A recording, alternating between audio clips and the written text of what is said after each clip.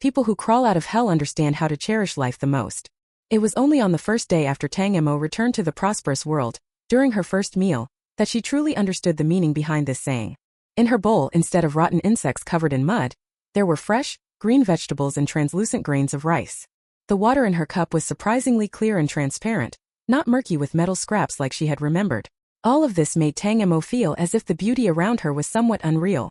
Forgetting the shock of being reborn, she immediately threw herself onto the table, slowly and continuously finishing 3 bowls of rice before finally putting down her chopsticks with satisfaction.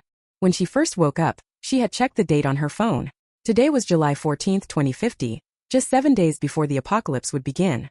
For a modern woman who lived in a high-tech era and had watched countless sci-fi and fantasy films, rebirth was somewhat unbelievable, but not entirely impossible to accept. It only took Tang Mo 5 minutes after waking up to accept that she had been reborn to the time before the apocalypse.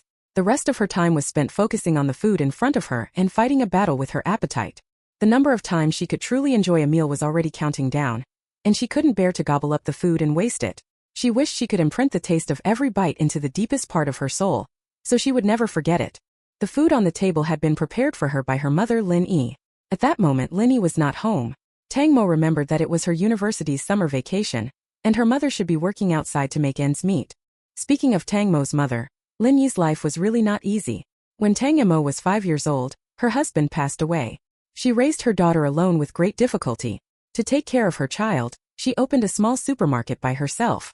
Now that Tang Mo was older and could help watch the store during vacations, Lin Yi still had to work outside to earn money, saving for her daughter's dowry. The hardships she endured were not something outsiders could understand. Thinking about the mother who loved her most in the world, Tang Mo's eyes dimmed. Tang Mo was beautiful, all of it inherited from Lin Yi. At 40 years old, Lin Yi showed no signs of aging.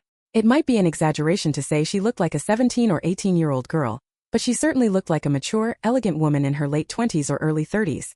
The years of raising her daughter alone had not worn her down, but instead had given her a unique, gentle and resilient aura. She still remembered that in her past life during this time, her mother had mentioned she was seeing someone and if Tang Mo had no objections, they were planning to get married. At that time Tang Mo, who had always been sheltered in a protective bubble, couldn't understand her mother's struggles. She thought remarriage would be a betrayal to her father, and that she would become a child without a home, so she desperately opposed it. In the end, Lin Yi broke up with her boyfriend to avoid hurting her daughter's feelings. But who would have thought that just 3 days after the breakup, the apocalypse began?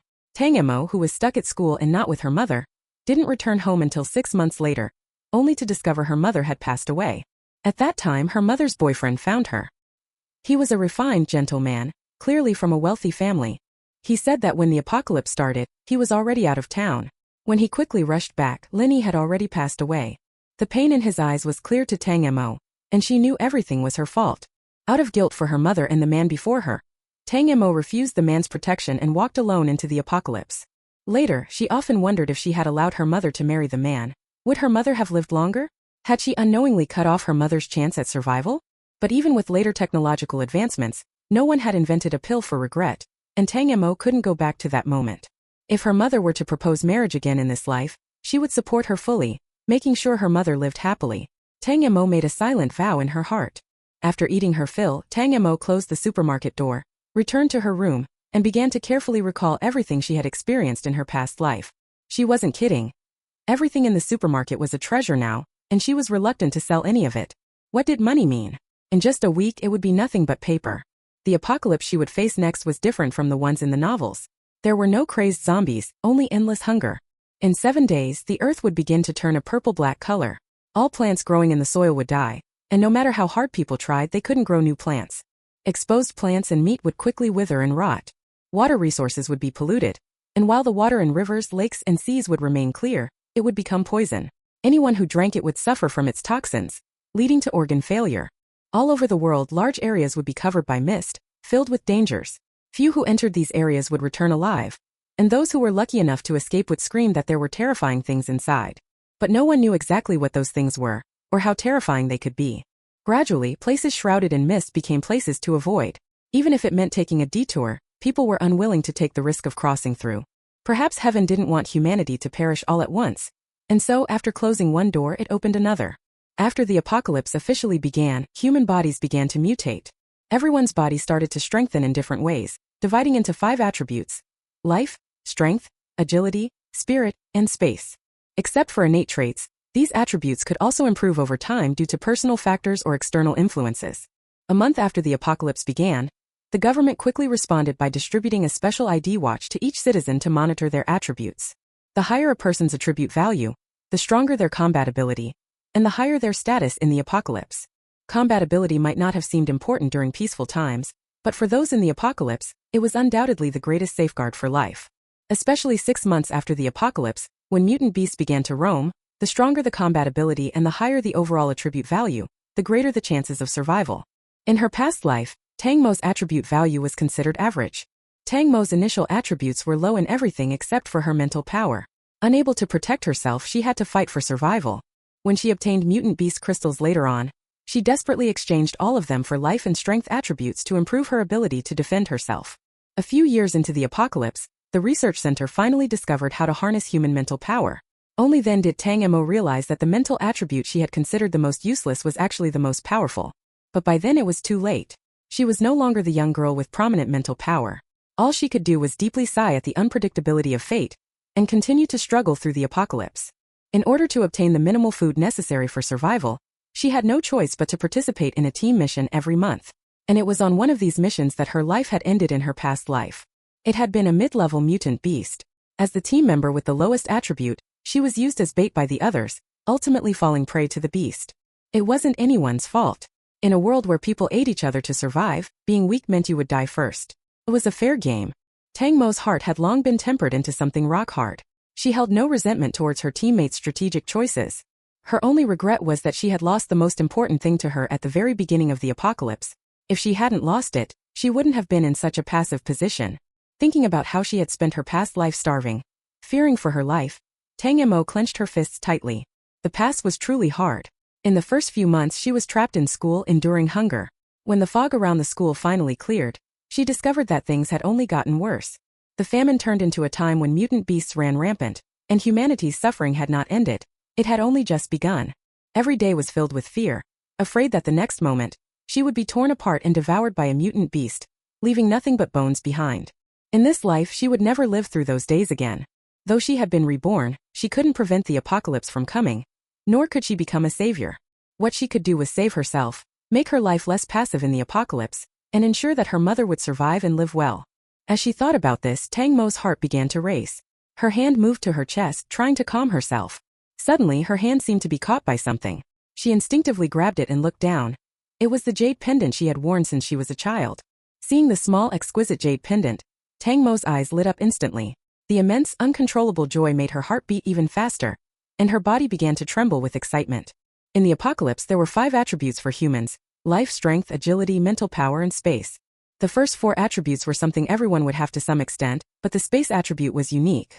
Only a small percentage of people possessed it, the chosen ones, while most had no space attribute at all.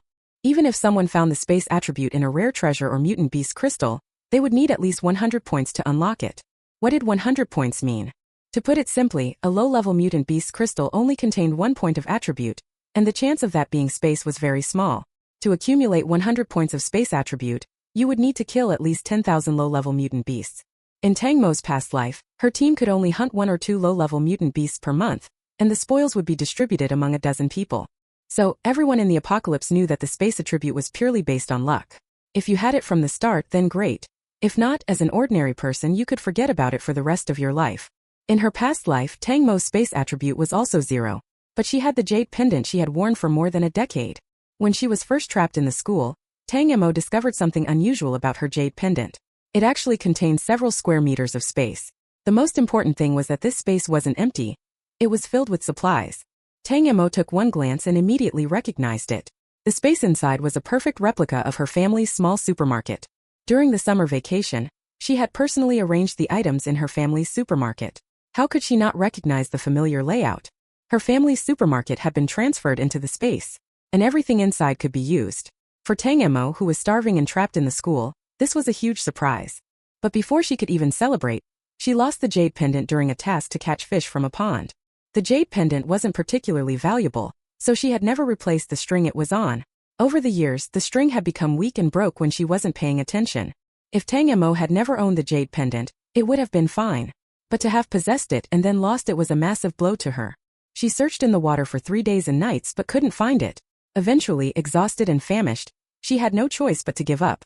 A few days later, she lost contact with her mother. After that, Tang Mo fell into a haze, unable to summon any energy or enthusiasm for anything, let alone missions. Her classmates started to get frustrated with her. The following 6 months were the hardest of Tang Mo's life, and the food she received became scarcer and scarcer. Now, holding the jade pendant she hadn't lost, Tang Mo repeatedly stroked it. This was such an important item, she would never ever let it slip away again, even if it meant she had to lose everything else.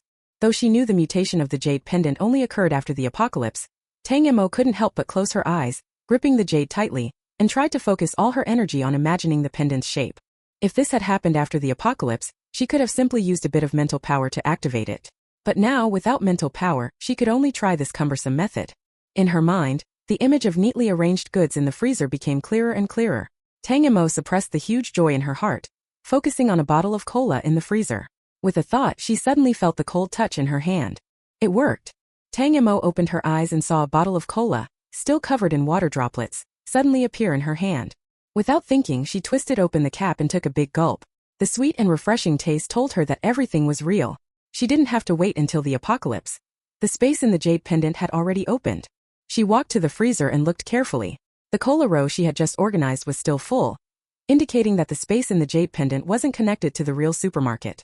Tang Mo had always been curious about this in her past life but had no way to verify it. So when she first got the jade pendant, she didn't dare to take too much from it. She was afraid that if the spaces were linked, taking too much would leave her mother with nothing. She made up her mind to only take what she needed, but before she could take anything, she lost the pendant. Suddenly, Tang Mo seemed to have thought of something. She opened the shop door, ran to the supermarket across the street to buy a bottle of water, then quickly returned and placed the water on the shelf. She then closed her eyes and entered the space. The shelves in the space remained unchanged, and no extra bottle of water had appeared. Tang Mo opened her eyes, held the bottle in her hand, and thought about placing it into the space. As expected, when she entered the space again, the bottle of water appeared in the corner of the supermarket, in a blank spot without any shelves. This was where the checkout counter would be in the real supermarket, but clearly there was no checkout counter in the space. Tang Mo mentally controlled the bottle to move, but it could only move within a 3 square meter area. Tang Mo understood now. It seemed that the places where goods were neatly arranged in the supermarket were ready-made supplies she could use. The only space left for her to store other items was just 3 square meters. But that was enough. Tang Mo was satisfied. Her family's small supermarket, though tiny, had everything it needed. From bags of rice, flour, oil and sealed snacks to instant noodles, it had enough food to last her for years.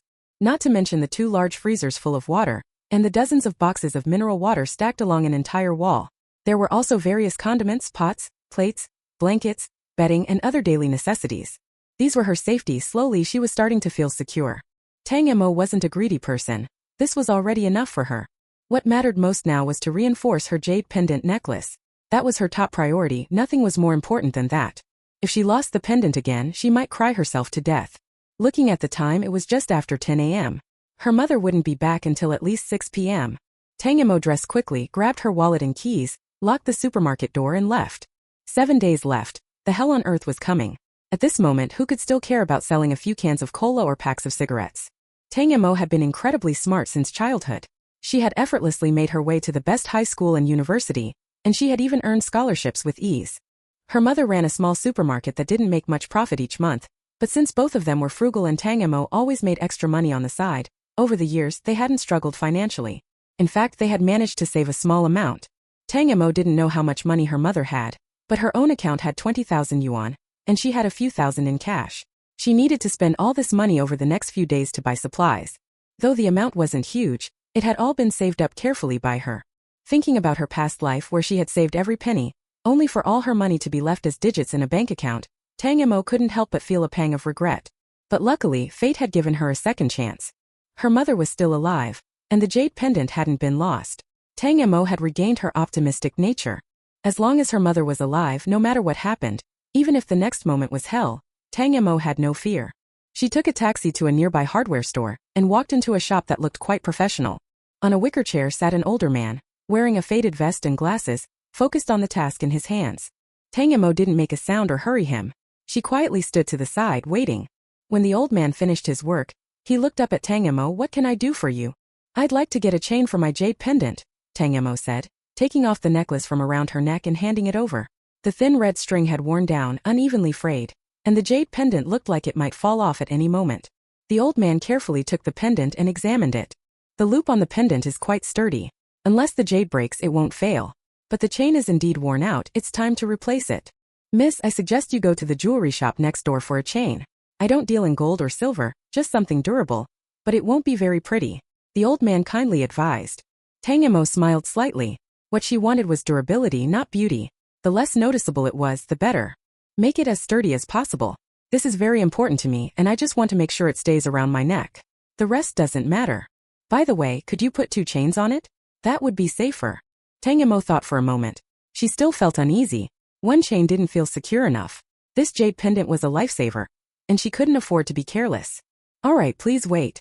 This will be quick. In less than an hour, the craftsman handed Tang Mo the newly fitted necklace. Indeed, 2 chains were now attached to the pendant. One was an especially fine metal snake chain, and the other was a black leather cord, giving it a unique and stylish look. Both chains were incredibly sturdy, and the clasp had been modified by the craftsman. It was now very difficult to remove, ensuring that the pendant would not fall off easily. The length was also designed according to Tang Mo's specifications, short enough that it wouldn't be too noticeable, but long enough to be convenient for movement. The length was just right.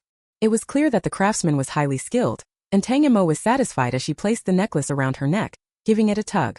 Not only was it sturdy, but it also looked quite fashionable. Tang Mo felt that her heavy metal double chain design was almost ahead of the fashion curve, silently congratulating herself in her mind. After paying, she felt a great weight lifted off her shoulders. With everything she had to prepare, she wasn't as anxious anymore. Then, as she thought about the 3 square meters of space left in the jade pendant, a sudden idea popped into her mind. The 3 square meters was just the ground space, but the height was also something she couldn't waste. After carefully considering the height of her family's supermarket, Tang Mo placed an order with the shop owner for 5 shelving units, each 8 meters tall. Since items in the space were retrieved using mental power, the height didn't matter, and the taller the better. The shelves would be made of removable aluminum panels, allowing Tang Mo to freely arrange items of various sizes, making the best use of the 3 square meters of space.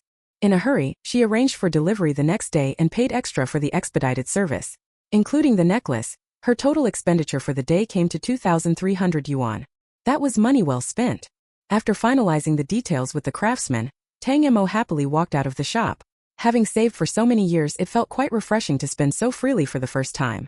Checking the time and assessing how much money was left in her pocket, Tang Mo moved on to her next stop, the pharmacy. In the first half of the apocalypse, the mist had not yet lifted, and the beasts had not yet emerged. Humans, while enduring famine, did not yet lack medicine. But after 6 months, when the beasts began to roam and entire buildings collapsed, replaced overnight by ancient trees and grass sprouting from the earth, medicine became a rare and precious resource. Hunters who frequently went out to hunt were especially in need, as blood and injuries had become commonplace, and an infection without medicine could be fatal.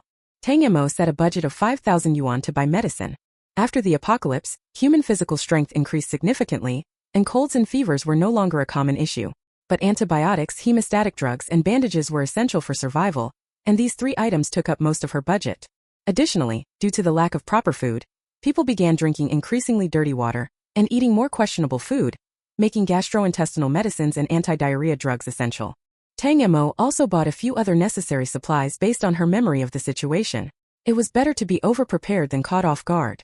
After buying the medicine, she went to a sports goods store to purchase a few sets of practical athletic clothing and shoes, along with 2 sports backpacks. Tang Mo had always dressed in a more feminine style, with skirts filling her wardrobe in the summer. She remembered that in her previous life when she was trapped at school, wearing skirts was incredibly inconvenient, easily dirted, fragile, and a hindrance when the group had to move quickly. It wasn't until she left the school and found some long clothes and pants that weren't a perfect fit, that she finally stopped suffering from this disadvantage. She vowed never to make the same mistake in this life. After purchasing the clothing, she immediately went next door to a barber shop and had the stylist give her a short, clean cut, with some thinning for a more practical and simple look. "Miss, aren't you cutting it a bit too short? You won't be able to wear skirts like that. Long hair looks better, don't you think?" The stylist, trying to be considerate, advised Tang Mo. "Cut it, it doesn't matter if it's not pretty," Tang Mo replied, sitting down in the chair. Watching her long hair, which she had carefully maintained for years, fall strand by strand onto the floor, Tang Mo slowly lowered her gaze. What use was beauty? In the apocalypse, without powerful strength as a backup, the most miserable and helpless people were the beautiful girls. Tang Mo was beautiful, but she had weak abilities. In the apocalypse, this was a huge disadvantage. Fortunately, she had sharp instincts and had realized this early. After the apocalypse began, she had adjusted herself, adopting a dirty and hunched-over appearance to avoid trouble. It wasn't that Tang Mo thought too much. It was just that when the world lost its normal legal order, humans slowly returned to a survival of the fittest system. Those with strength took more resources. This was the unspoken rule. All the virtues, propriety, integrity, and chivalry disappeared. As morality crumbled, people tore off their hypocritical masks, leaving only raw human nature. Everyone struggled to survive in the apocalypse.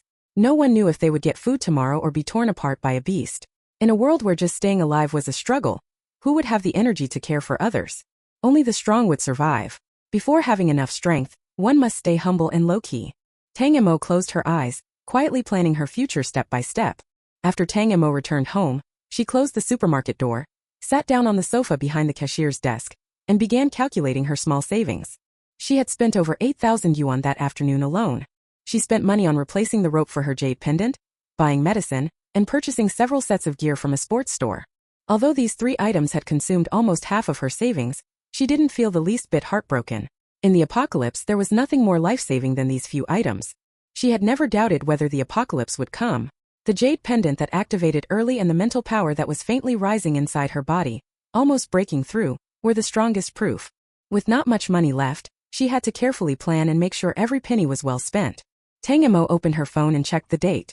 There were only 7 days left before the apocalypse, and she had to return to school on the last day. For her, time was precious and there was no room for waste. In her previous life, although her time at school had been difficult, she hadn't come away empty-handed.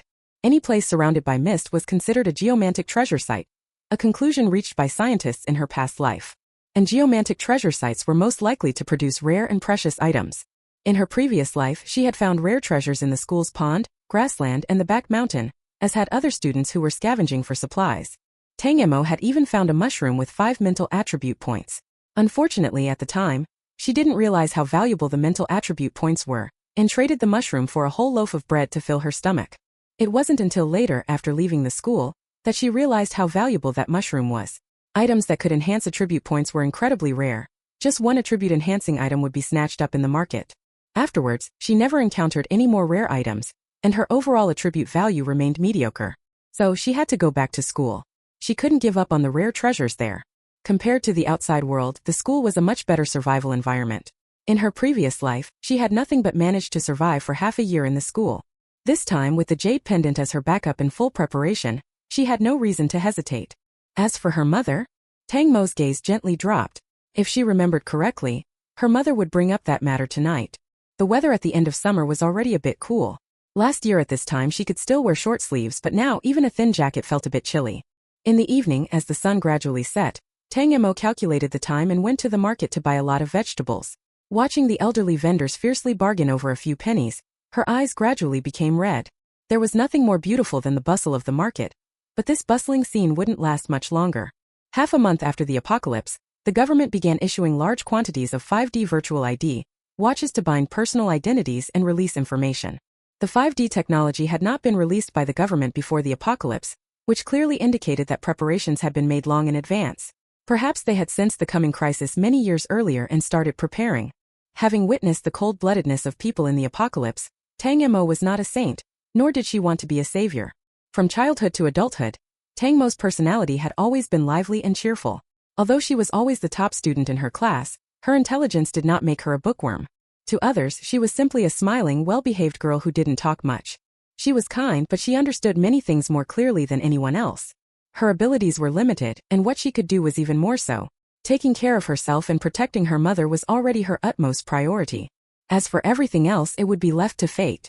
After returning from the market, Tang Mo went into the kitchen and spent a long time preparing a meal. She made 4 dishes and 1 soup, waiting for her mother to come home to have dinner together. When Linny hurried back home and was about to head into the kitchen, she was greatly surprised to see the dinner table already set. A sense of "my daughter has grown up" suddenly filled her heart. The two of them sat at the dinner table, eating and chatting warmly. Looking at her beautiful mother sitting across from her, Tang Mo's hand trembled slightly as she held her chopsticks. She missed her mother so much. In the apocalypse, she had thought countless times that she would give anything, even her life, to see her mother one more time, but her wish had not been granted. Now, her mother was sitting right in front of her. If she weren't worried about scaring her, She would have gone over to hug her and never let go. Mo, there's something I need to tell you, Linny said as she set down her bowl and chopsticks, looking somewhat awkwardly at Tang Mo. Here it comes. She hadn't been mistaken. It was tonight. Tang Mo knew what her mother was going to say. She put down her bowl and chopsticks and looked seriously at her mother. It's like this. When you were in college, I met someone and I didn't tell you because I was afraid it would affect your studies. Now that you're about to enter your senior year and start your internship, I was thinking maybe you could meet Uncle One and have a meal with him. If you don't mind, I'll marry him. What do you think? After saying this, Linny nervously looked at her daughter. Mo's father had passed away many years ago. Although she had lost her father when she was very young, Mo had always been deeply attached to him. Linny didn't know how her daughter would react. But she and Wen Jianshu had been dating for 2 years. If she didn't marry him now, it would be unfair to him. Linny had already made up her mind. Her daughter was about to start working, and it was time to bring this up. But if Mo really didn't approve, then she would have to break up with Jianshu. After all, they had been depending on each other for more than 10 years. She and Mo were the closest people in the world, with no one else coming close. Seeing her mother look so nervous as if she had done something wrong, Tang Mo suddenly let out a soft laugh. Mom, go ahead and marry him. I trust your judgment when it comes to people. After saying this, Tang Mo playfully winked at Linny. You child, you're so inconsiderate, Linny said, finally feeling relieved. After dinner, she called Wen Jianshu to arrange a time for dinner. Before going to bed that night, Linny, her face flushed, pushed open Tang Mo's bedroom door and told her that dinner with Wen Jianshu was scheduled for the next day. Tang Mo smiled and nodded. With time being so tight, it was clearly Wen uncle who had been pressing to set a date. It seemed that in the previous life, his care and affection for Lin Yi were genuine. Tang Mo had some understanding of Wen Jianshu from her past life. The Wen family was a hidden aristocratic family that only stepped into the spotlight after the apocalypse, working together with several other powerful families to maintain order in the post-apocalyptic world. They made significant contributions to humanity's survival after the end of the world and later formed the alliance government with the other major powers when the original rulers collapsed. Wen Jianshu was the second son of the Wen family, directly descended from them. Despite being in his 40s, he had never married. However, his career had been built on his own efforts rather than relying on the family, and he had done very well for himself, leaving no room for criticism. Tang Mo remembered that she had often seen reports about Wen Jianshu in the Alliance Star News later on. He had achieved great things, and with her mother temporarily in his care, Tang Mo felt reassured. The next day, Wen Jianshu arrived early at Tang Mo's house to wait for the mother and daughter. Once they arrived at the restaurant, he acted somewhat courteously, serving Tang Mo food and inquiring about her studies and life situation. Tang Mo nodded inwardly. This man looked much younger than the last time she saw him, with fewer signs of weariness.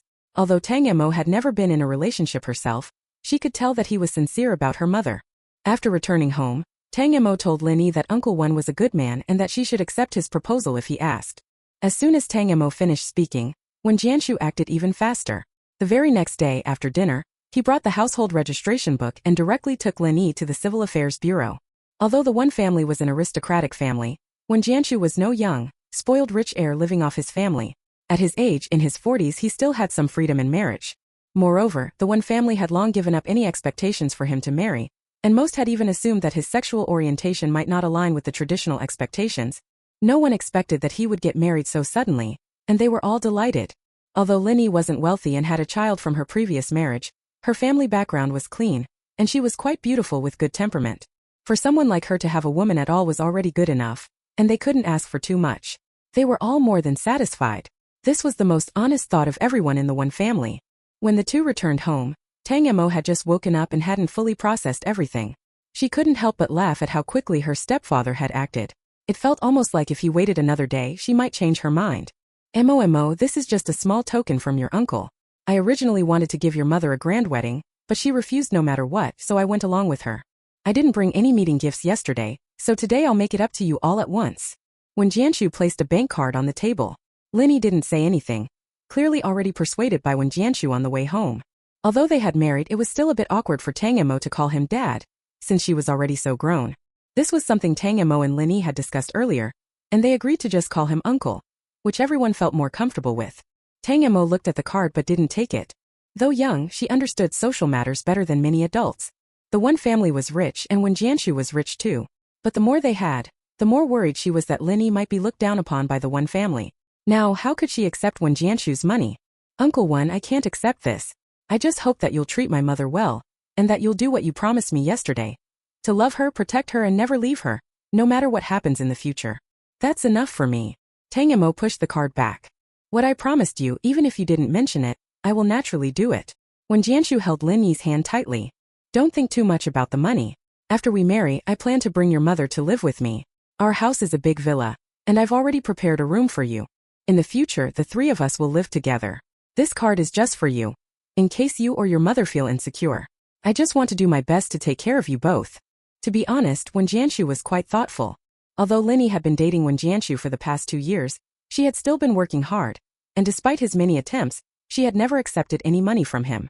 Now that they were married, Wen Jianshu could no longer stand seeing his wife working so hard. This money was meant to ease Lin Yi's worries. Hearing the words "the three of us," Tang Mo's heart softened. Uncle, I still can't accept the money. If you insist, then give it to my mother. But I have 2 things I need your help with. What do you need? Just tell me, Uncle will definitely help you. Wen Jianshu said as he saw Tang Mo push the card away again. He understood she wasn't going to accept it, so he picked up the card and handed it to Lin Yi. The first thing is that I'd like you to reinforce the supermarket at home, and replace the door with the most secure fingerprint-locked one. Also, take down the sign for the supermarket. We won't be running it anymore. But this place is my home, the one I've lived in all my life. Even though Mom and I won't live here anymore, I hope we can protect it well. Tang Mo's family lived in a 2-story house. The first floor was the supermarket, and the second floor had 2 bedrooms. She had lived here since she was a child, and the attachment to the place was deep. But only she knew that the main reason she wanted to reinforce the supermarket was to protect the supplies. While the things in the supermarket didn't seem valuable now, after the apocalypse they would be a massive fortune.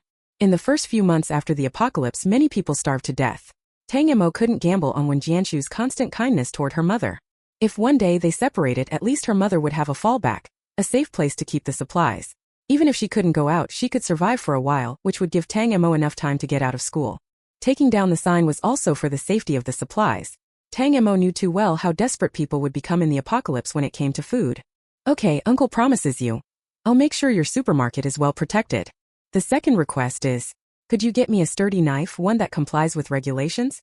Not for me, but because it's just been me and Mom living here for so long, and I've always been afraid. When I was little, my biggest wish was to have a knife at home. I may not live here anymore, but I want to leave it here under my bed. It feels like there's always someone protecting me and Mom. At this point, Tang Mo lowered her head slightly, feeling the weight of her own words. She knew when to be strong and when to show vulnerability. Tang Mo understood how to achieve her goals in the simplest way. Her words touched both Wen Jianshu and Lin Yi deeply, their eyes reddening. This child, after so many years of growing up alone, had no sense of security, so she came up with such a way to protect herself and her mother. Lin Yi had certainly suffered all these years. Wen Jianshu silently vowed to protect her from now on, and make sure she never lived in fear again. Wen Jianshu's gaze toward Lin Yi grew more tender, and Lin Yi, who had been moved, stood up and sat next to her daughter, tightly holding Tang Mo's hand. Feeling the warmth of her mother's hand, Tang Mo, who had been acting, felt a lump in her throat. Her feelings were real, and for a moment she really wanted to cry. Knives weren't easy to obtain. The ones she could buy in the market were of mediocre quality, and the good ones were too expensive. But in the 6 months at school, she needed a weapon for self-defense. Afterward, when facing the beast that would roam the world, a good knife was something she desperately needed. Though the story about the knife was fabricated, her real fear of being alone at home, trembling with uncertainty, was true, and the emotions were all real. When Jianshu, seeing the sincerity in Tang Mo's words, agreed without hesitation. Don't worry, I'll take care of it for you. After a family dinner, when Jianshu reluctantly left to go back, reminding them to pack their bags, as he would be back the next day to take the mother and daughter to his villa. The next few days passed quickly. Tang Mo and her mother moved into Wen Jianshu's villa. He had been living alone for years, and there were no complicated family relationships to deal with, which relieved Tang Mo. She understood her mother very well. Though she appeared gentle deep down, she was stronger than anyone else, or she wouldn't have been able to raise Tang Mo so well on her own. Tang Mo's room was on the second floor of the villa, decorated in a simple, elegant light blue that perfectly suited her taste. She didn't need to guess. It was obvious that Lin Yi had thoughtfully designed it. The bed and bathroom were fully equipped with all the essentials, ready for Tang Mo to move in. However, she didn't unpack her things but instead transferred them directly into her space. She was going to live alone at school for 6 months, so she needed to carry all her valuables with her.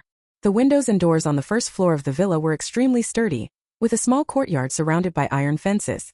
The neighborhood was affluent, and the security was impeccable. Tang Mo felt reassured, knowing that with her mother and Wen Jianshu living there for the first half of the apocalypse, the house's high security was a good thing. Tang Mo's major at university was biological science. Recently, during a conversation with Wen Jianshu, she casually mentioned that her professor had noted how strange the climate was and suggested preparing extra food just in case. Wen Jianshu didn't dismiss her words as the ramblings of a child. Instead, he thought about it seriously. The next day, Tang Mo found a large shipment of food arriving at the villa, filling several rooms. Linny kept saying that they were just making a fuss, but since she was used to Wen Jianshu's tenderness, she didn't stop them. After all, food would never go to waste. Tang Mo didn't believe that Wen Jianshu would make such a big move just because of her words, but the way he reacted that day made it seem like he was already prepared for something. Wen Jianshu's actions were always swift. Within 2 days, Tang Mo's family's supermarket was reinforced. The windows were replaced with stronger metal ones, and the door was upgraded to a fingerprint-locked one. The door was almost impossible to open by brute force, with the fingerprint access set for Linny and Tang Mo. With the supermarket secured, Linny was safer in the apocalypse, and Tang Mo felt much more at ease. Wen Jianshu quickly brought the knife to Tang Mo, and she was pleasantly surprised when she saw it. The blade wasn't long, but it was light and sharp with a dark bronze color. The handle was wrapped with red cloth, and subtle, ancient patterns could be seen in the design. It looked like a weapon forged for serious use, not just a decorative piece. Wen Jianshu had initially planned to get her a fancy but non-functional knife, something symbolic. After all, he didn't want to accidentally hurt Tang Mo with something too sharp, especially since it was meant to be more of a gesture. But after some thought, he decided that things might not be as peaceful as they seemed.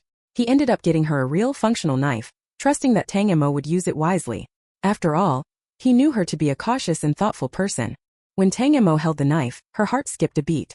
She recognized it instantly. This was a legendary weapon, once wielded by one of the top 10 strongest survivors in the apocalypse. That woman had used this very knife to slay countless mutated beasts, becoming a near-mythical figure among the common people. Tang Mo couldn't help but run her fingers over the blade, feeling the excitement rise within her. This knife wasn't just any tool. It was a symbol of survival, a rare item that only the most powerful could possess. With it, her chances of surviving the coming chaos increased dramatically. The final days before the apocalypse arrived were spent preparing. Tang Mo focused her energy on acquiring prepared foods.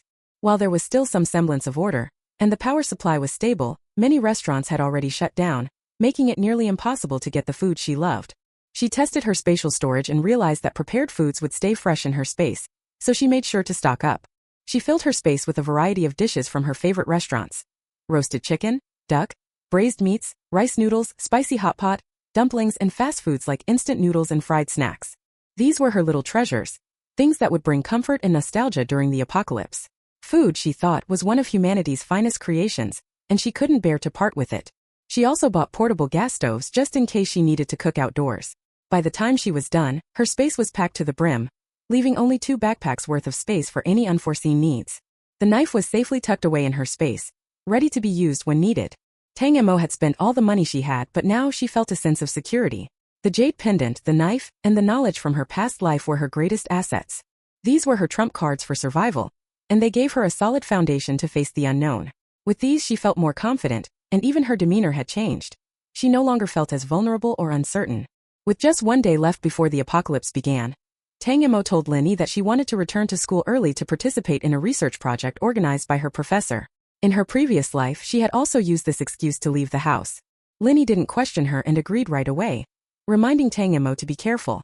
Before she left, Linny transferred 5,000 yuan to her account. This time, Tang Mo didn't reject the money. Instead, she casually brought up another matter. "Mom, we should stock up on more food and medicine. My professor said the situation is becoming more unstable." "Oh, but hasn't Uncle Wen already bought quite a bit?" Linny responded casually, not seeing the urgency. "It's not enough though. We need more.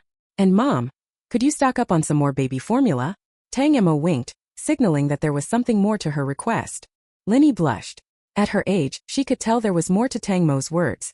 While it wasn't explicitly said, the meaning behind it was clear. Tang Mo was concerned about the future, fearing that Wen Jianshu and Linny might want to have children, and she wanted to make sure there was enough formula on hand in case of any such plans. Even if they didn't have a baby, the formula would still be useful for adults in the apocalypse. It was a practical suggestion, one she didn't feel comfortable bringing up directly with Wen Jianshu. "Don't talk nonsense, child," Linny replied, slightly embarrassed but still understanding the intent behind her daughter's words. Linny, while considering having a child with Wen Jianshu, was initially hesitant, thinking it might be too late since Tang Mo was already grown. However, after hearing her daughter's subtle hints about preparing for future uncertainties, Linny felt a bit relieved. Perhaps stocking up on formula wouldn't be such a bad idea after all. In fact, it might even bring some good luck. Tang Mo sensed that her suggestion about the formula was most likely going to be accepted, and with that, she decided to leave the matter be. She went back to her room to finish packing for her departure. The approach of the apocalypse wasn't exactly sudden, Tang Mo thought. It had been coming for a while now. The weather had suddenly turned cooler at the end of July, a change that had made everyone happy. But to Tang Mo, it was just another sign of what was to come. Only 20 hours left until the world changed forever. Tang Mo packed light for her trip back to school, fitting most of her belongings into her space.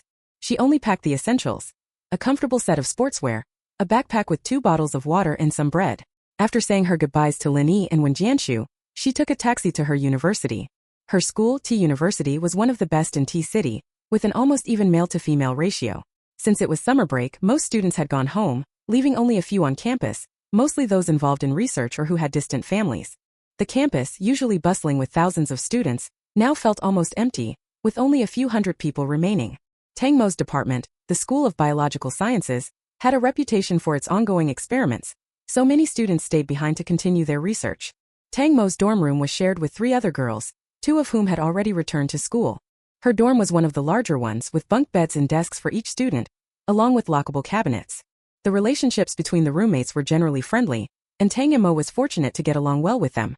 Though they weren't best friends, their bond was stronger than the average dormitory dynamic. After settling in, Tang Mo decided to make use of the last bit of her available cash. With the apocalypse just a day away, her mother had sent her 5,000 yuan, and she didn't want it to go to waste. She went to the campus supermarket and purchased 10 boxes of bottled water, each containing 24 bottles. Even though she already had plenty of water stored in her space, enough to last her through the worst of it, this water would be kept visible in her dorm for appearance's sake. Tang Mo was careful not to reveal the true extent of her space abilities, as other people might start to wonder about her. Next, she focused on stockpiling long-lasting, high-calorie foods like compressed biscuits, instant noodles, sausages, and chocolates. She bought another 10 boxes of these. By the time she was done, she had spent almost all the money her mother had sent. Tang Mo was satisfied with her purchases, and to avoid any suspicion from the staff, she explained that the food was for a student event. The supermarket workers bought the story without question and promptly delivered her haul to the dorm. As Tang Mo unpacked and stored the food in her dorm room, she cleared out her cabinet and locked everything in. She also set aside a few boxes of food, like water, biscuits, and chocolates, on her bed for easy access. Her bed had a privacy curtain, so the contents of her space would remain concealed. When her roommates returned, Tang Mo invited them to the supermarket. Using the excuse of end-of-summer discounts, she encouraged them to buy more food and water. One of her roommates, Li Lanlan, couldn't help but comment on how excessive it was to buy so much. "Tang Mo, you can't really think we're hamsters, can you?" she joked, surprised at how much Tang Mo had bought. Tang Mo simply smiled and replied, "Our professor is a workaholic. Who knows if we'll have time to shop or eat once the experiments start. It's better to stock up a bit in advance." As she spoke, she continued adding more snacks and nuts to her shopping cart, determined to spend the last of her money before the apocalypse began. In those final moments before the world changed, Tang Mo was preparing herself as best as she could. She knew that whatever came, she would be ready. Tang Mo's roommates, Song Qing and Li Lanlan, reacted differently to her preparations. Song Qing, a top student and the more reserved of the group, didn't question her. Instead, she quietly went about her own shopping, understanding that stocking up on supplies was indeed a smart idea. Li Lanlan, ever the straightforward one, couldn't help but remark on the absurdity of the situation as she watched her roommates turn into little hamsters piling up supplies. As Tang Mo looked at the food and supplies they were buying, her thoughts turned to the past. In her previous life, her roommates had been a source of great support. They had pulled her out of many difficult situations, fought for her when she couldn't get food, and stuck by her through thick and thin. In this life, she knew she couldn't save everyone, but she could at least help her roommates by preparing them for what was coming. She was determined not to forget the kindness she had received. Song Qing, noticing the situation, suggested they buy some supplies for Professor Tian, an elderly professor who had always looked out for Tang Mo. In her past life, he had even gone as far as to protect her using his dwindling authority. Tang Mo felt a pang of guilt for not having considered him earlier. "Good idea," she said, immediately thinking about how much Professor Tian had helped her. However, after calculating how much money she had left, she quickly realized it wasn't enough. But she had a solution: the credit card. After all, once society collapsed, money wouldn't matter anymore. Food would become the only currency, and the credit card debt wouldn't need to be repaid. She made a quick decision and ordered more supplies for Professor Tian's dorm, having the supermarket deliver them directly to his room. Later that night, after everything was settled and the deliveries were made, Tang Mo decided to treat her roommates to a meal at a local restaurant. "It's on me today. Don't hold back," she said as she swiped her credit card with abandon. 2 whole grilled fish, a variety of side dishes, and drinks. She made sure to order more than enough food to fill their stomachs. Li Lanlan and Song Qing were both stunned at the spread of food that arrived at their table. "Tang Mo, I figured it out. You're not a hamster at all. You're a pig," Li Lanlan joked, her eyes wide as she looked at all the food. Song Qing nodded in agreement, and both of them couldn't help but laugh. But Tang Mo was too focused on the task at hand, eating as much as she could. She was determined not to repeat the mistake she had made in her previous life, where she had skipped dinner the night before the apocalypse began, all because she was watching her weight. This time she wasn't holding back. She knew that this meal might very well be her last before everything changed. Li Lanlan and Song Qing didn't argue any further. They too dug in, knowing that Tang Mo had a point. The food might be the last taste of normalcy they would get for a long time. That night, after washing up and getting into bed, Tang Mo found it hard to sleep. Her mind kept racing, thinking about the past, the future, and what she had done to prepare. She had taken care of her mother, who had her own retreat, and she had Wen Jianshu to rely on. Most importantly, she knew she couldn't just stand by and hope for the best. She needed to become stronger. The first few months of the apocalypse would be harsh. If she didn't have the strength to protect herself and her loved ones, all the plans in the world wouldn't matter. She had the space jade, the protective weapon, and enough supplies to survive.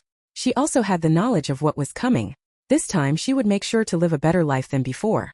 As she lay in bed, her fingers brushing the edge of a box of instant noodles she had placed next to her, she closed her eyes and drifted into a restless sleep.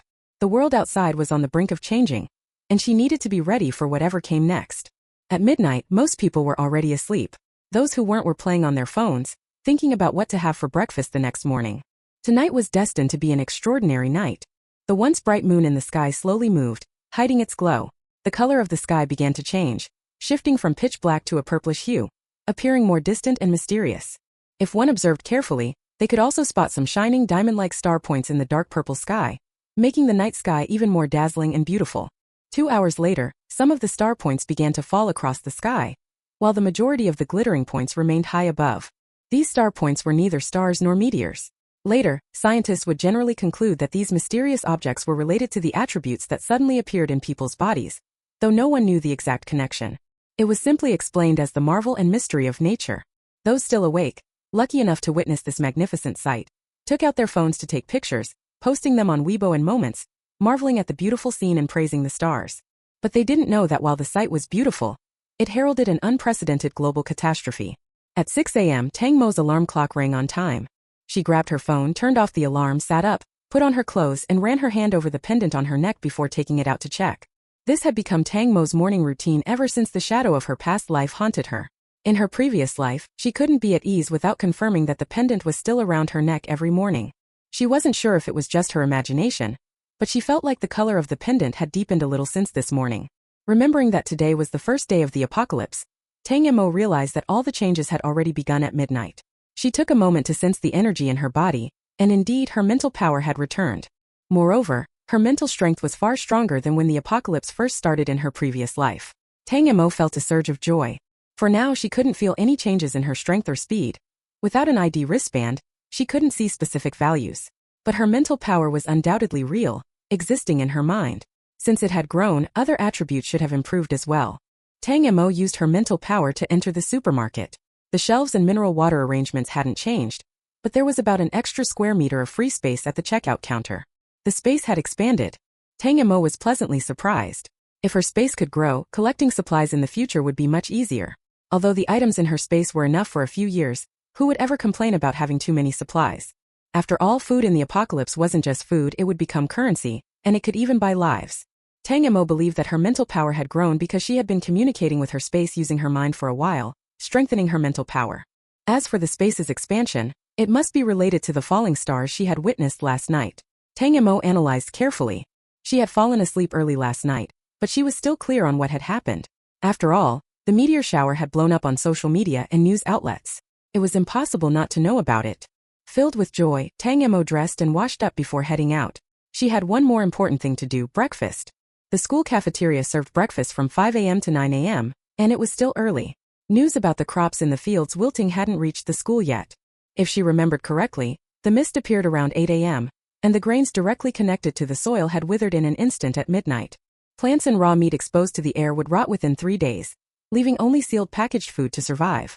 It was now 6:30 a.m., and while people hadn't yet realized what was happening, she still had time to get breakfast at the cafeteria. Once noon came and people realized something was wrong, getting a meal would be much harder. At the cafeteria, Tang Mo ordered steamed dumplings, porridge, and an egg. After eating, she also packed 2 breakfasts for her roommates. Then, after thinking for a moment, she packed another 10 servings of steamed dumplings, 10 bowls of century egg and lean meat porridge, 10 cups of soy milk, 20 eggs, and 20 flatbreads. With the extra space in her storage, Tang Mo decided to pack more of her favorite breakfast items, taking care to avoid raising suspicion. She found an empty corner and put the packed food into her space. Then she went into the supermarket and ordered several boxes of water, various food items, and fruits. After the supermarket staff helped her carry them to the dormitory hallway, she moved them into a secluded corner and transferred them into her space. Seeing that the extra space in her storage had been filled, and only the 2 large luggage-sized empty spots remained, Tang Mo felt satisfied. Perhaps, as Li Lanlan had said, she really was like a hamster. When Tang Mo returned to the dormitory, it was already after 8 a.m. Li Lanlan and Song Qing were awake, both sitting on their beds, staring motionlessly at their phones.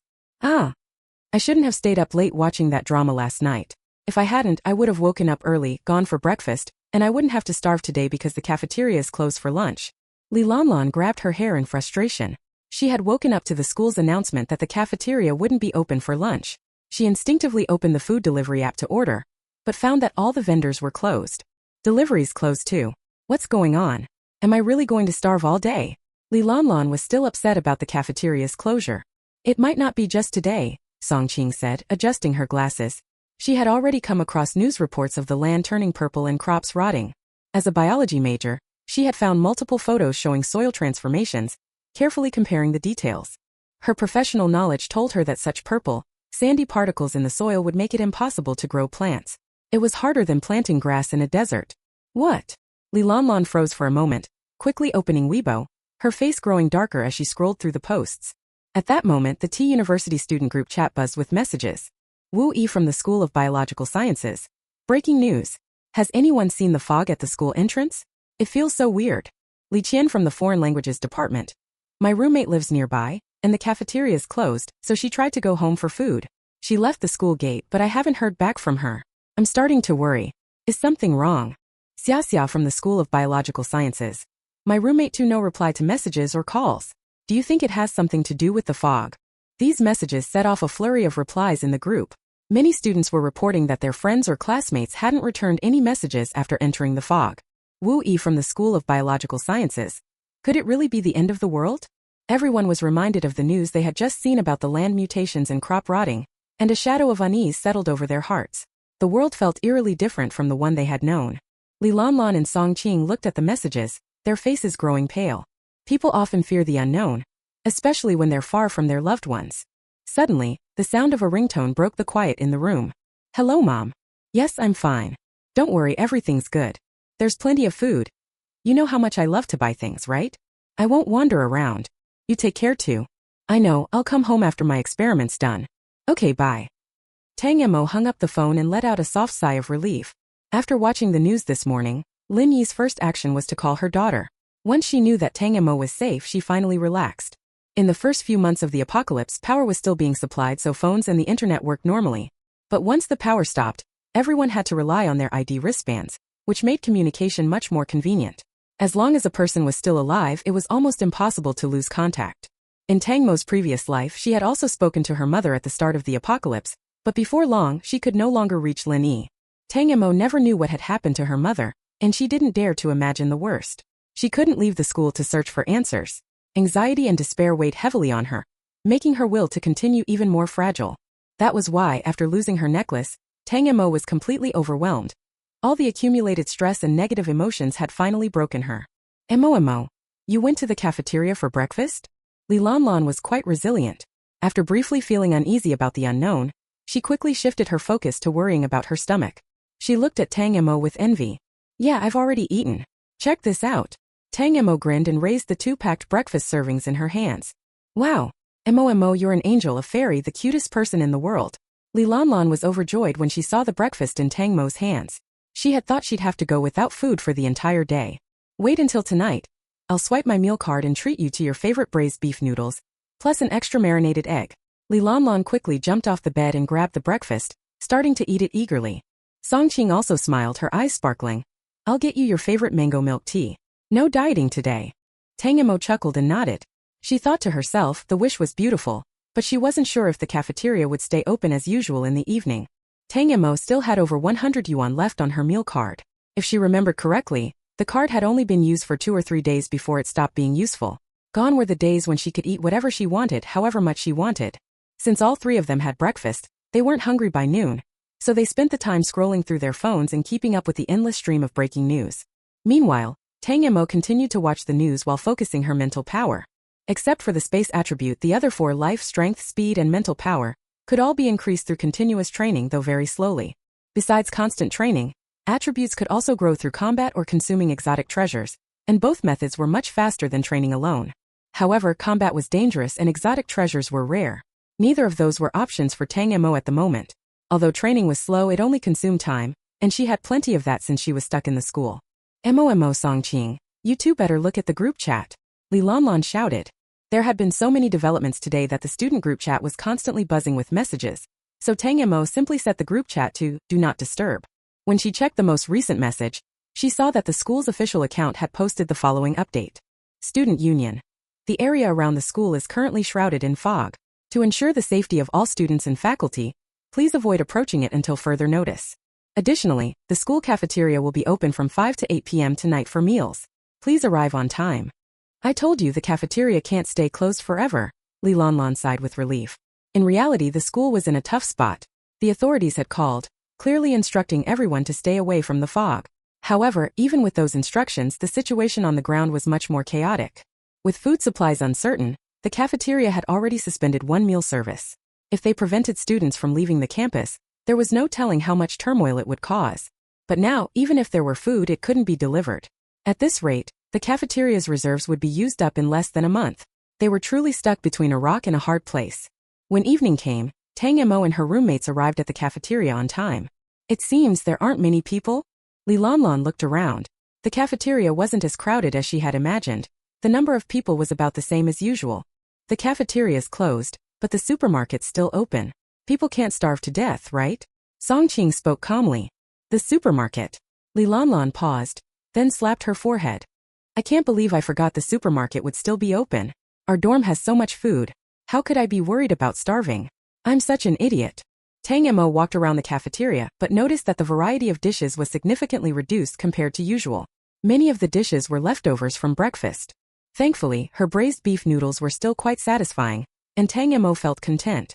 These small joys were enough to make her happy. When the 3 of them went to buy milk tea afterward, they were shocked to find the supermarket doors closed, with a note on them. Sorry, all food products have been sold out. This supermarket is temporarily closed. There were 3 supermarkets on T University's campus, and they were all relatively large. Tang Mo and her roommates went to all of them, and each one had the same situation. The supermarkets only had a limited amount of products on display, but the real bulk was in the storage rooms behind them. Since all the supermarkets were university-owned, the school hadn't stopped the students from hoarding supplies. Everyone knew that stockpiling food was one of the most reassuring things for the people of China. If the school had prevented purchases, it would have caused even greater chaos. Once the shelves were cleared, the supermarkets closed their doors and stopped restocking, leaving a significant amount of resources locked inside.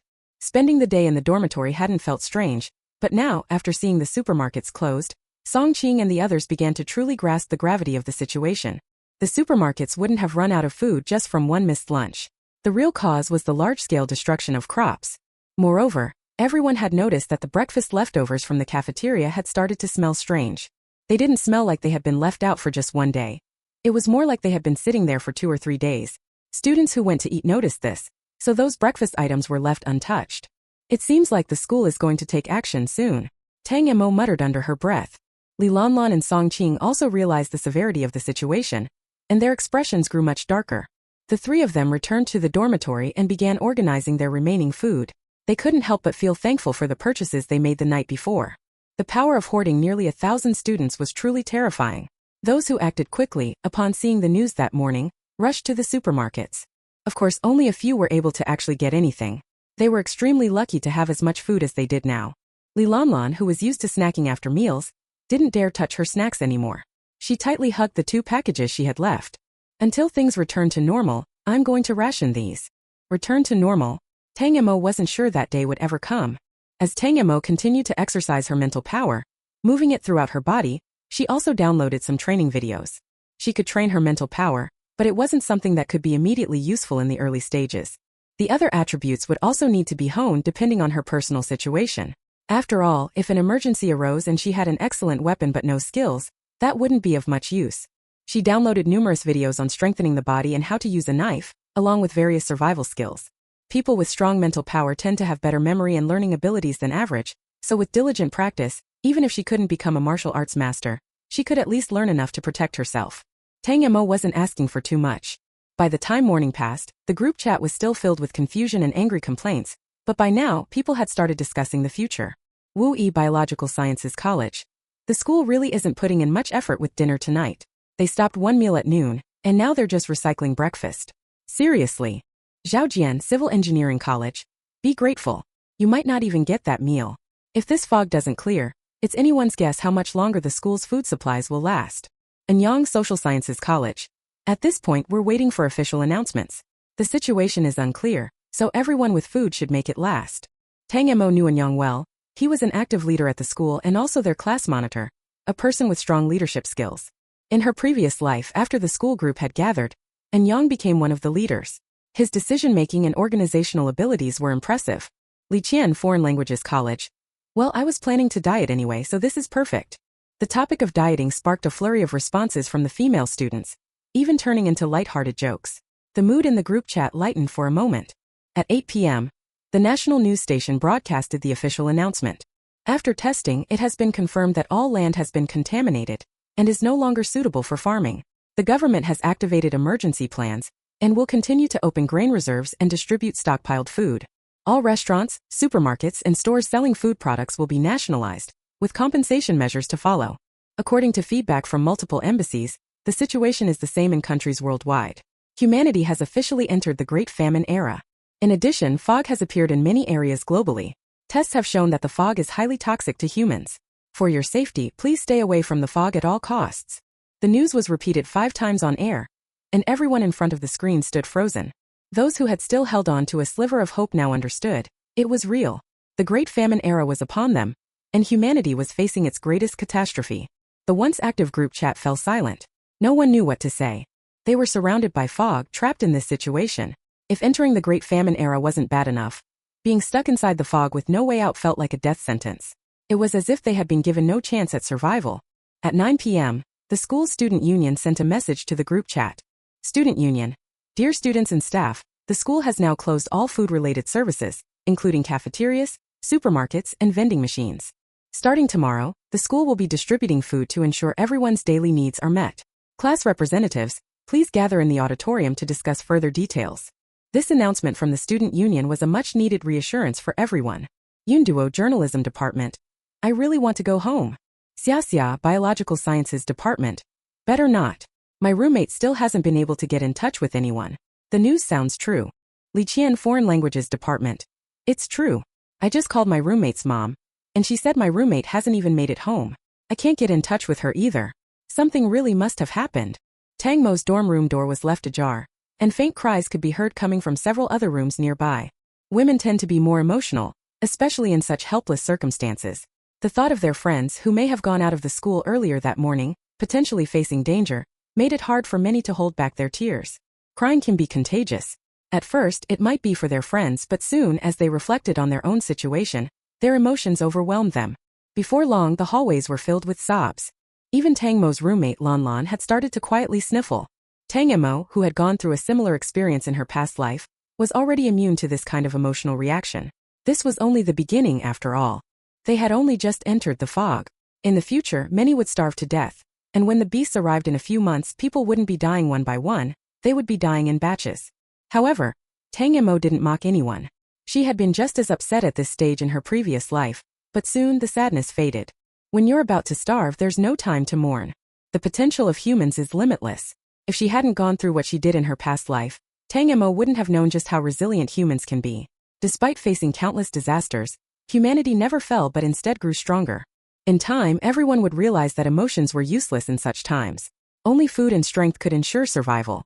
Tang Mo quickly changed into her outdoor clothes, grabbed her phone and left the dorm, heading straight for the area behind the supermarket warehouse. This place was quite hidden. If it weren't for the time she had chased a stray cat, she wouldn't have even known it existed on campus, despite being here for 3 years. Now, however, it was the perfect spot for her to practice with a knife. During the day, she could train her mental power whenever she wanted, but other attributes required more focused training. Therefore, the night was the best time to focus on physical training. The darkness didn't bother her. She could enhance her vision with her mental power, allowing her to see better in the dark.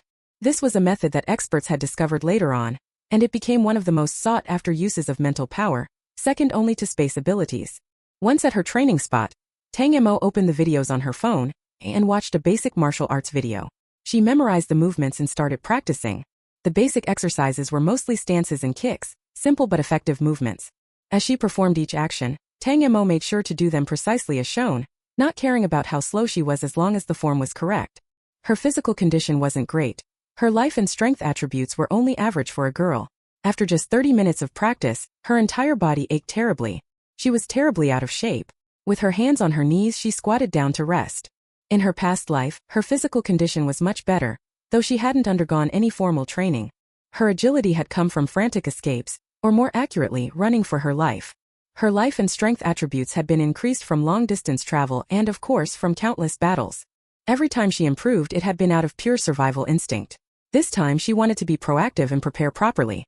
After a 5-minute break, Tang Mo began her next set of training. She completed 4 sets of exercises, each lasting 30 minutes, followed by a set of stretches before going for a run.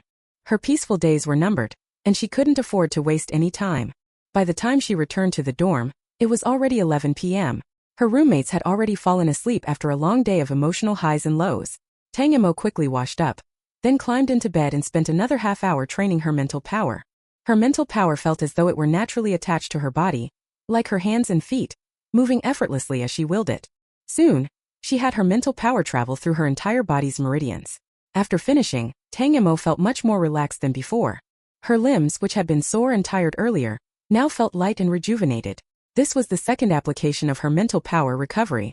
Recovery was actually the first use of mental power discovered by humans. However, this recovery could only restore her own fatigue.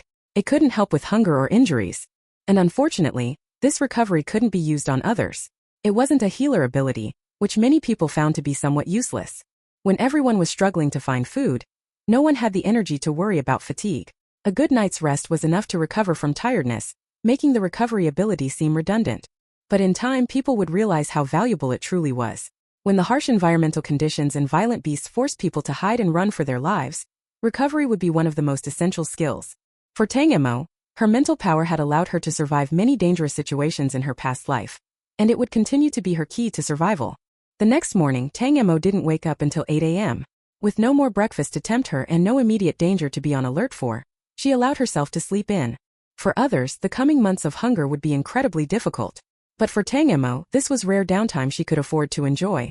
The student union sent a message at exactly 9 a.m., instructing everyone to gather at the school's sports field at 10 a.m. for the distribution of breakfast and lunch. The school had decided to combine the 3 daily meals into 2, in order to conserve food. Since the students were stuck on campus and had no physical activity to speak of, 2 meals a day would be sufficient for now. Li Lanlan, gathering at the sports field? This meal seems a bit scary to me, she grumbled while changing clothes. Tang Mo, not eating, she teased with a smile. Li Lanlan, I'll eat of course. Even if it's just steamed buns and pickled vegetables, I'll eat 4 or 5 of them. And sure enough, the food handed out was exactly that. Steamed buns and pickled vegetables. But there wasn't quite the bounty Li Lanlan had hoped for. Each person only got 1 bun and a small portion of pickled vegetables. Fortunately, the buns were large enough to fill a girl's stomach. The boys, however, with their bigger appetites, would have to fend for themselves.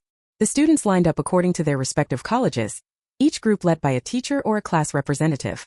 Professors who hadn't gone home for the break also stood with their departments to receive food. After exchanging greetings with Professor Tian, Tang Mo and her friends obediently stood in line to receive their food. There was no place to eat at the field, so everyone was expected to take their food back to their rooms to eat. T University had 17 departments, and though it was the holiday, Tang Mo could see that the crowd at the sports field, though large, was only around 600 or 700 people. The larger groups, like those from the biological sciences department, had about 70 to 80 people, while the smaller departments only had 40 to 50, with some as few as 8 people. The leaders in charge of overseeing the food were the school's remaining administrators, and the class representatives were in charge of distributing the food. There were about 20 or so representatives, and Tang Mo's sharp eyes immediately spotted two boys at the head of the line. One of them was Yang, the class representative from the social sciences department, who had reassured everyone in the group chat the previous day. The other was Tang Lianwei from the art department, a greasy-looking guy wearing tight pants. Tang Mo had heard quite a few rumors about Tang Lianwei.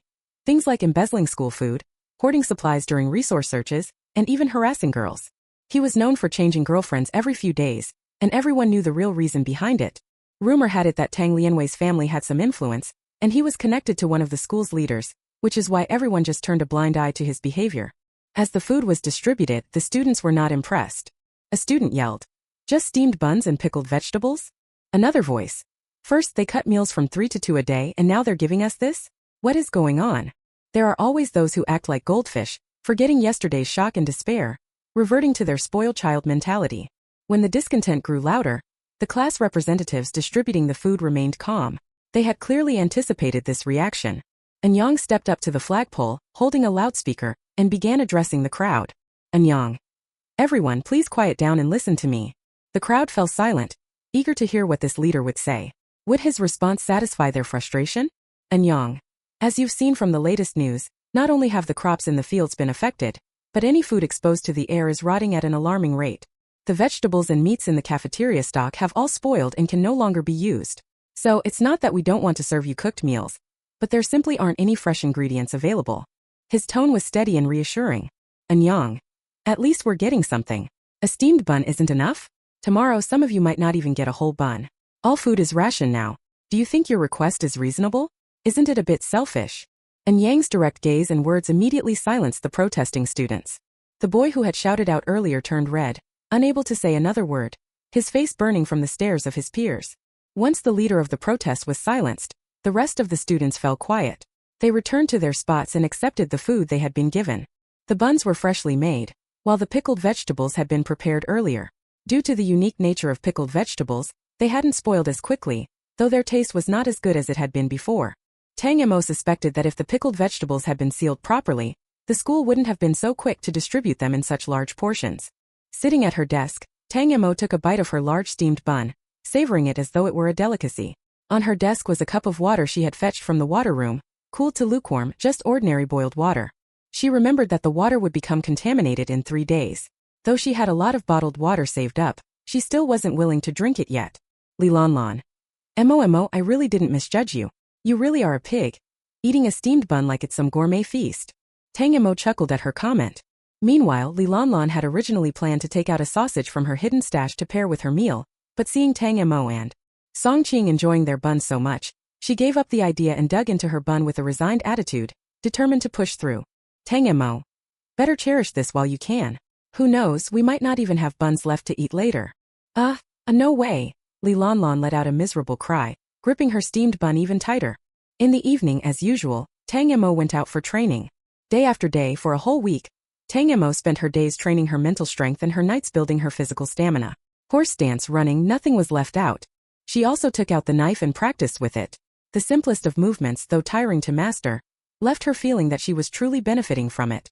Though she couldn't feel the increase in power or life attribute values, she was definitely becoming more skilled with the knife. At first she could barely hold on to it, let alone swing it, but now she rarely dropped it. She wasn't exactly agile yet, but she felt that if she kept practicing like this, she'd soon be able to handle it much more skillfully. However, after a few nights of training, Tang Mo noticed a problem. The school served meals at 10 a.m. and 4 p.m. For students who were stuck in bed all day, that might be enough, but for someone like Tang Mo, who was exercising intensely at night, it didn't seem sufficient. As the days grew shorter, Tang Mo adjusted her training time, ensuring that she could return to the dorm around 10 p.m. each night, quickly shut the door, and make herself a bowl of instant noodles to eat. Tang Mo's midnight snacks were a real pain for her roommates though. Not only did they have to endure hunger, but they also had to put up with Tang Mo's torture every night. Who could bear that? So Tang Mo changed her strategy. She started sneaking to a small patch of open space behind the warehouse to eat her snacks in peace, filling her stomach before returning to sleep. Tang Mo felt a bit sorry for herself every time she indulged in these extra meals, but the progress she was seeing in her physical endurance made her happy. She could only helplessly tell herself that her increased stamina and strength were all thanks to the food, and she had to accept it. As for the long nights she spent training, Tang Mo explained to her roommates that her mother was worried about her, so they had to video call every night for a long time. She'd go outside so as not to disturb their rest. Li Lanlan and Song Qing were both somewhat familiar with Tang Mo's family situation, but since they were on good terms and didn't pry into each other's personal lives, they never doubted her explanation. Tang Mo could offer help and reminders when needed, but when it came to life or death matters like this, she couldn't afford to tell anyone the truth. And so the days passed without much excitement. Though students were trapped in school, they weren't entirely isolated. They still had teachers and classmates around, and they could communicate with their families online so they didn't feel too lonely. The food was sparse, but it was enough to fill them up. Eventually, they got used to it, and the human ability to adapt proved stronger than they had imagined. On the 32nd day of the Great Famine, the government officially released the ID wristwatch, supported by 5D virtual technology. This watch would clearly track each person's physical condition and vital signs, making it easier for the government to conduct population surveys and release important information. In the future, major news and announcements would be directly delivered through these ID wristwatches. People could also create contact lists and have 3D video calls with family and friends in real time, an unmatched convenience compared to mobile phones. Of course, these were just the basic functions. In the future, the system would also offer a real-time power ranking, allowing every strong individual to become a hero of the alliance and a role model for countless others. However, what Tang Mo liked most about the wristwatch were two other features. One was the map function. In the later stages of the apocalypse, the surface had been severely damaged, buildings collapsed, and towering trees and plants had grown in their place. So, even in her own hometown, it was hard to tell whether turning right and walking 800 meters would bring her to the former convenience store, or to a newly formed clear lake. In this case, the ID wristwatch's map function was crucial. With satellites no longer working, all maps were now updated based on missions released by the Alliance or mapped out by individual survivors, constantly updated in real time. The map would even show where dangers were located, and where rare treasures had been found. The second feature Tang Mo liked was the treasure identification function. By placing the watch in front of any object you wanted to identify, and activating the function, a special beam of light would shine on the item. The information about the item would then be displayed on the screen of the watch, clearly showing its attribute values and points, making it obvious to anyone. Of course, this was only possible because of the unique substances found in rare treasures. The watch could not identify anything else. However, at present, these two functions that Tang Mo liked the most only showed their icons and had not yet been developed. Without any labels, most people didn't know what the small icons meant. In her previous life, the official announcement regarding rare treasures didn't come until 2 months after the apocalypse began. When she first arrived at the school, she went to the hill where she had discovered the mental strength mushrooms, but didn't find any growing. She thought the timeline the officials gave might be accurate. Once the ID wristwatch was bound, it was locked to a person's wrist. Unless taken to a special government facility with special equipment, it couldn't be removed by force. Its waterproof, shockproof, and durable functions made it nearly indestructible, which also helped avoid many problems.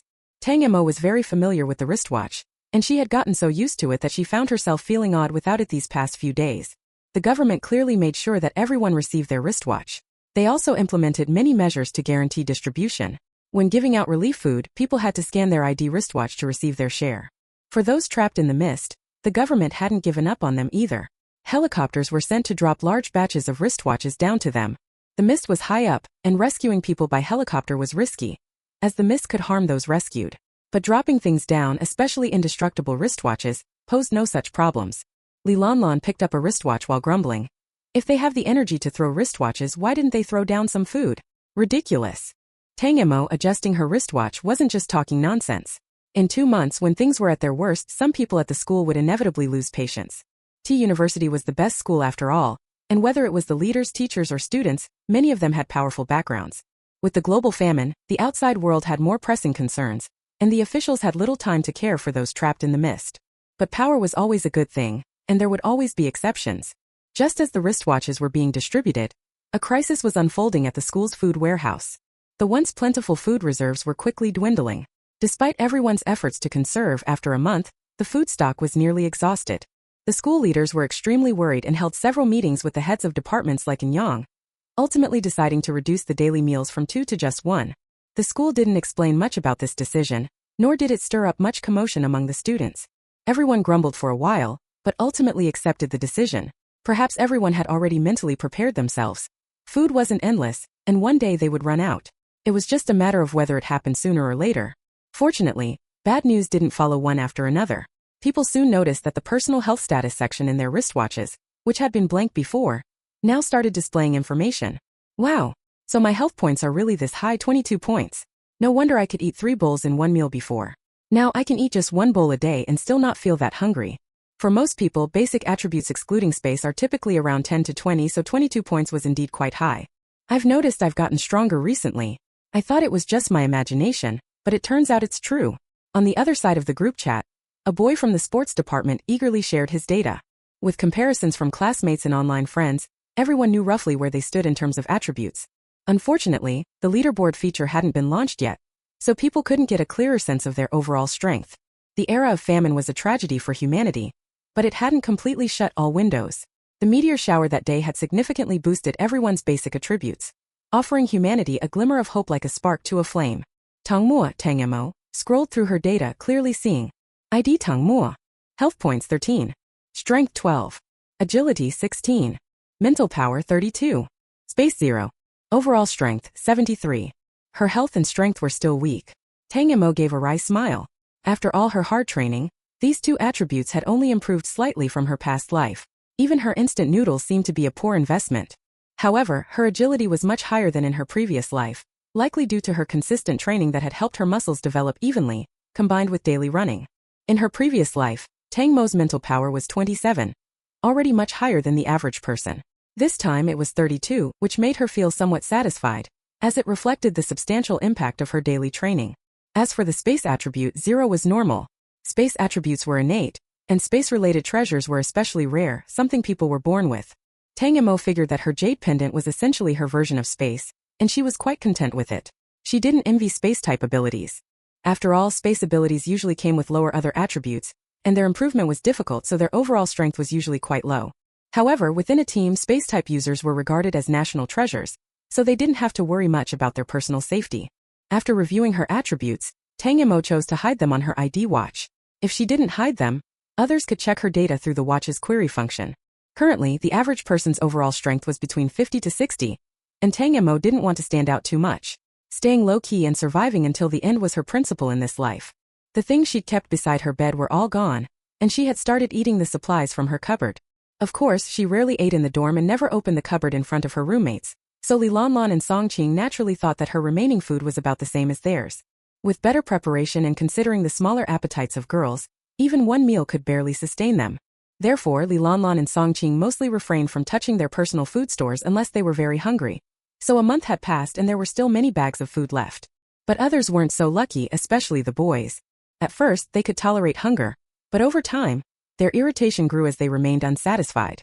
Eventually, those with higher strength began to use violence to threaten the weaker students and force them to hand over their food. In normal circumstances, such violent bullying wouldn't happen at a prestigious school. But in a special time like this, when people couldn't even satisfy their basic need for food, who had the energy to maintain peace or manners? The survival of the fittest gradually began to show its face. Such incidents started to happen more frequently, and the mood in the school became increasingly uneasy. Everyone began to gather in groups when picking up food, fearful that someone might snatch their share.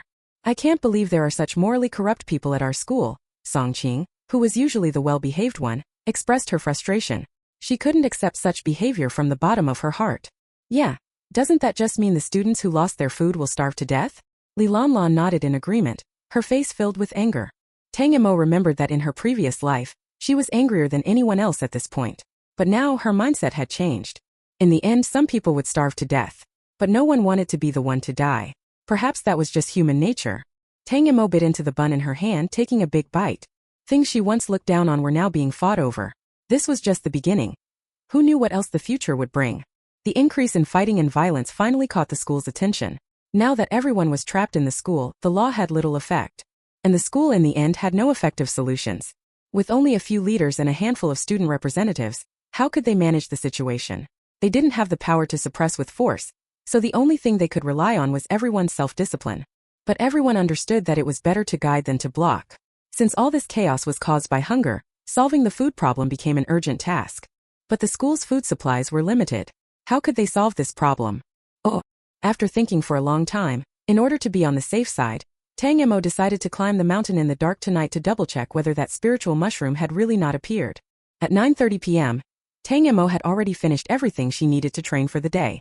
After running a few laps and doing some stretching, she sat on the steps beside her and started eating a small steamed bun she had taken from the drawer in her space. These were ones she had bought from the store earlier. When she brought them out of her space, they were still piping hot and smelled amazing. Tang Mo almost ate one in a single bite, finishing the entire bun in 3 minutes. The bun was incredibly fragrant. Tang Mo was so happy as she ate. Even her eyes became a bit red, tears of joy. The white dough was soft, and the juicy meat inside was delicious and fragrant. With every bite, her taste buds were filled with happiness. She wanted to eat another one. No, I can't. Tang Mo shook her head. Because of the space size, she only had about 20 trays of these buns stored. And once they were gone, there would be no more. Being a girl raised during famine, she had learned to be frugal. This month, to save money, she mostly ate the stuff she had bought from the supermarket and stored in her dorm. The stock in her space hadn't been touched much. Only when she couldn't resist the craving would she eat some of the cooked food stored there to savor the taste of happiness. After packing up her things, Tang Mo grabbed a flashlight and went up the mountain. The mushroom was located behind a large rock halfway up the mountain, and if the rock wasn't moved, it was impossible to find anything. All rare treasures grew in such large areas, making them easy to spot. In her past life, Tang Mo had been so famished that she had thought the rock below might have moss, so she had struggled to move it. Thanks to her increased agility, it didn't take much effort, and she climbed up, moving the rock. As expected, there was nothing beneath it. It seemed the 2-month claim was true. Tang Mo moved the rock back into place, not knowing the exact day the mushroom would appear, so she could only come back every day to check. Just as she was about to descend the mountain, she suddenly remembered something and turned back to look at the rock. After 2 movements, the ground around the rock had some clear scuff marks. She knew there were 2 conditions for the appearance of rare treasures. One was that it had to be in a place rich in spiritual energy, and the halfway up the mountain location, surrounded by mist, was a good spot. The second condition was that it had to be a place that was hard for people to find, like a station. These 2 conditions were both necessary. Looking at the scuff marks on the ground, Tang Mo was instantly covered in cold sweat. When she first arrived at the school, she had moved this rock. Since she had moved it, the spot should no longer be special. Would the rare treasure still choose to grow here? The more she thought about it, the colder her heart became. She hadn't been thorough enough in her consideration, and now she was going to lose the treasure that was meant to be hers. This was a rare treasure worth 5 mental points. Tang Mo felt a deep pain in her heart, her mouth turned bitter, and the lingering taste of the small steamed bun seemed to vanish. A bitter sensation spread down her back. After dazing for a while, Tang Mo wasn't willing to give up. She knew she wouldn't be able to sleep if she went back, so she might as well keep searching. Maybe there was another surprise waiting. Thinking this, Tang Mo started searching around the mountainside. It was after 10 p.m., and the night had become pitch dark. The mountain was desolate, with no plants in sight. The cold wind made Tang Mo's skin prickle. She tightened her skirt with one hand and held the flashlight with the other, not bothering to shield herself as she wandered around the mountain. Suddenly, Tang Mo saw a rock. She stopped and walked over to it. The mountain was full of rocks, but this one was special. It was identical to the one where she had found the rare treasure before. How could this be such a coincidence?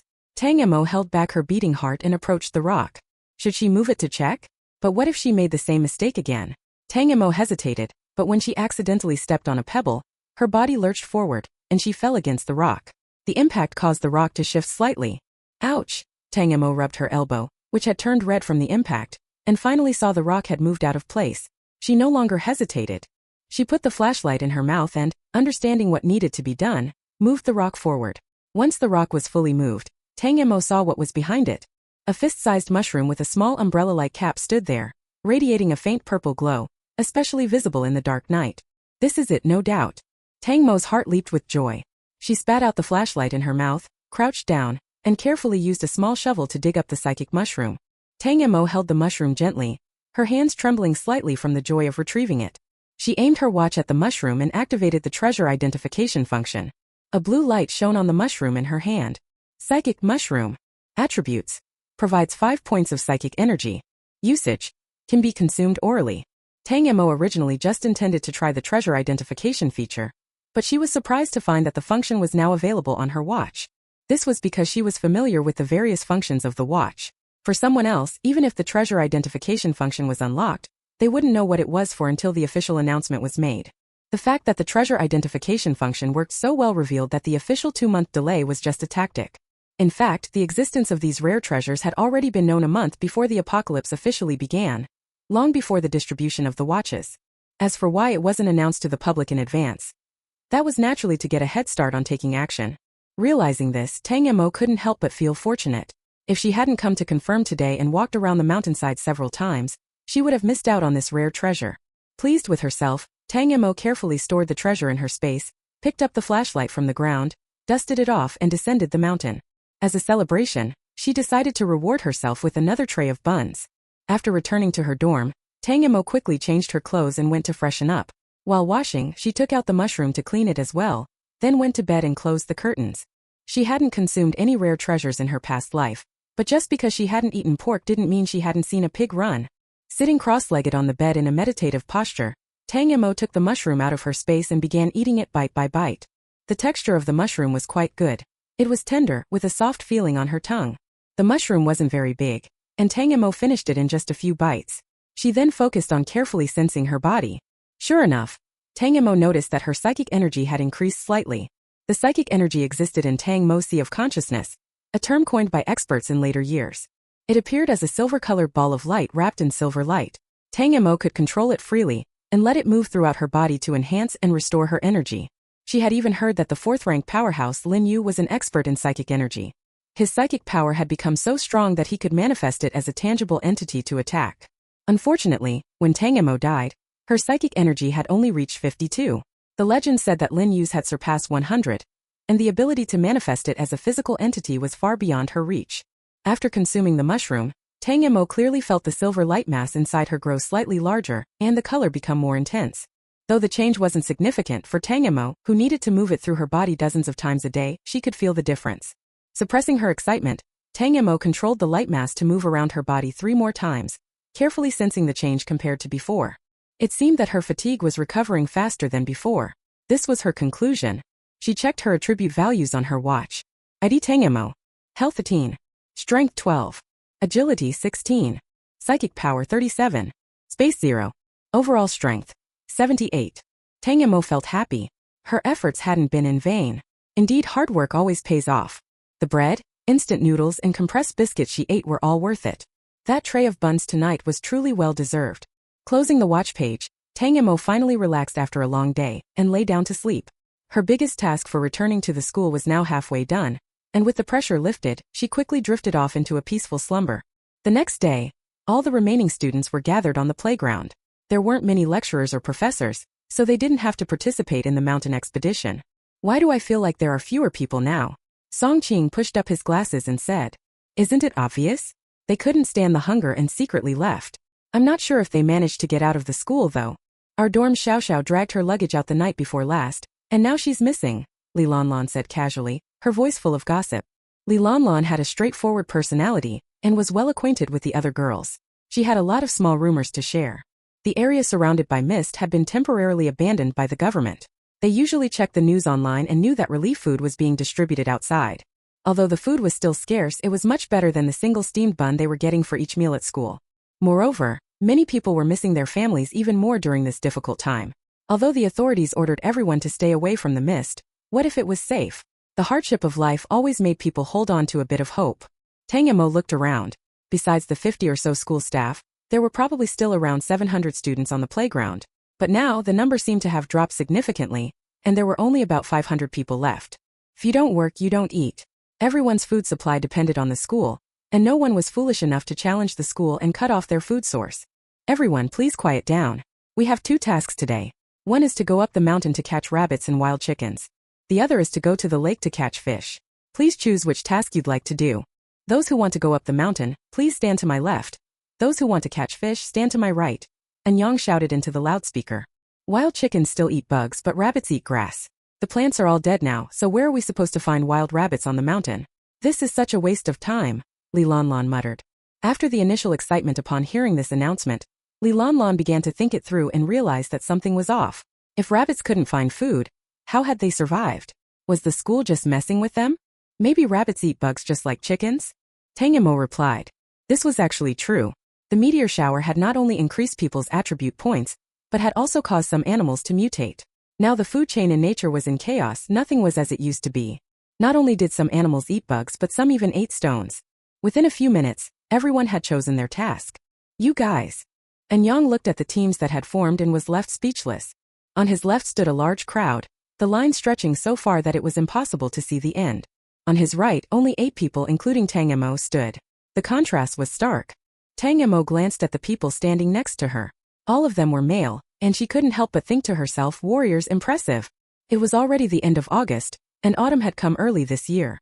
Everyone was wearing thin jackets and feeling chilly. With the task ahead of them, the cold would only intensify once they entered the water. Yes, entering the water. The lake on T University's campus wasn't deep, just about to a grown man's chest, but it was vast. Catching fish in it wasn't just like searching for a needle in a haystack, it was going to be difficult. Though the school had 2 small boats, there were no fishing nets, nor was there any bait. Catching fish would depend entirely on personal skill. Who would want to spend all day in freezing water? That was just asking for trouble. Tang Mo couldn't understand why the brave guys beside her were so determined to go into the water. If it weren't for her special reason, she'd be out of her mind to choose that option. Going up the mountain was so much better. Even if they didn't catch any wild chickens or rabbits, at least they could sit down and relax for a bit without anyone noticing. Students choosing to go up the mountain will have to work 5 days a week. For those going to catch fish, due to its special nature, you only need to work 1 day a week, Anyang said, noticing the huge difference in numbers between the 2 teams. The truth was, they weren't sure if there were any animals left on the mountain, but there were definitely fish in the lake. Every day when passing by the bridge, they could see schools of fish happily swimming beneath. Everyone think it over carefully and make your final decision, Anyang said. After hearing this, whispers spread among the crowd. One by one, more boys walked from the big group to stand with Tang Mo. Li Lanlan and Song Qing were both on the other side of the crowd, anxiously stamping their feet.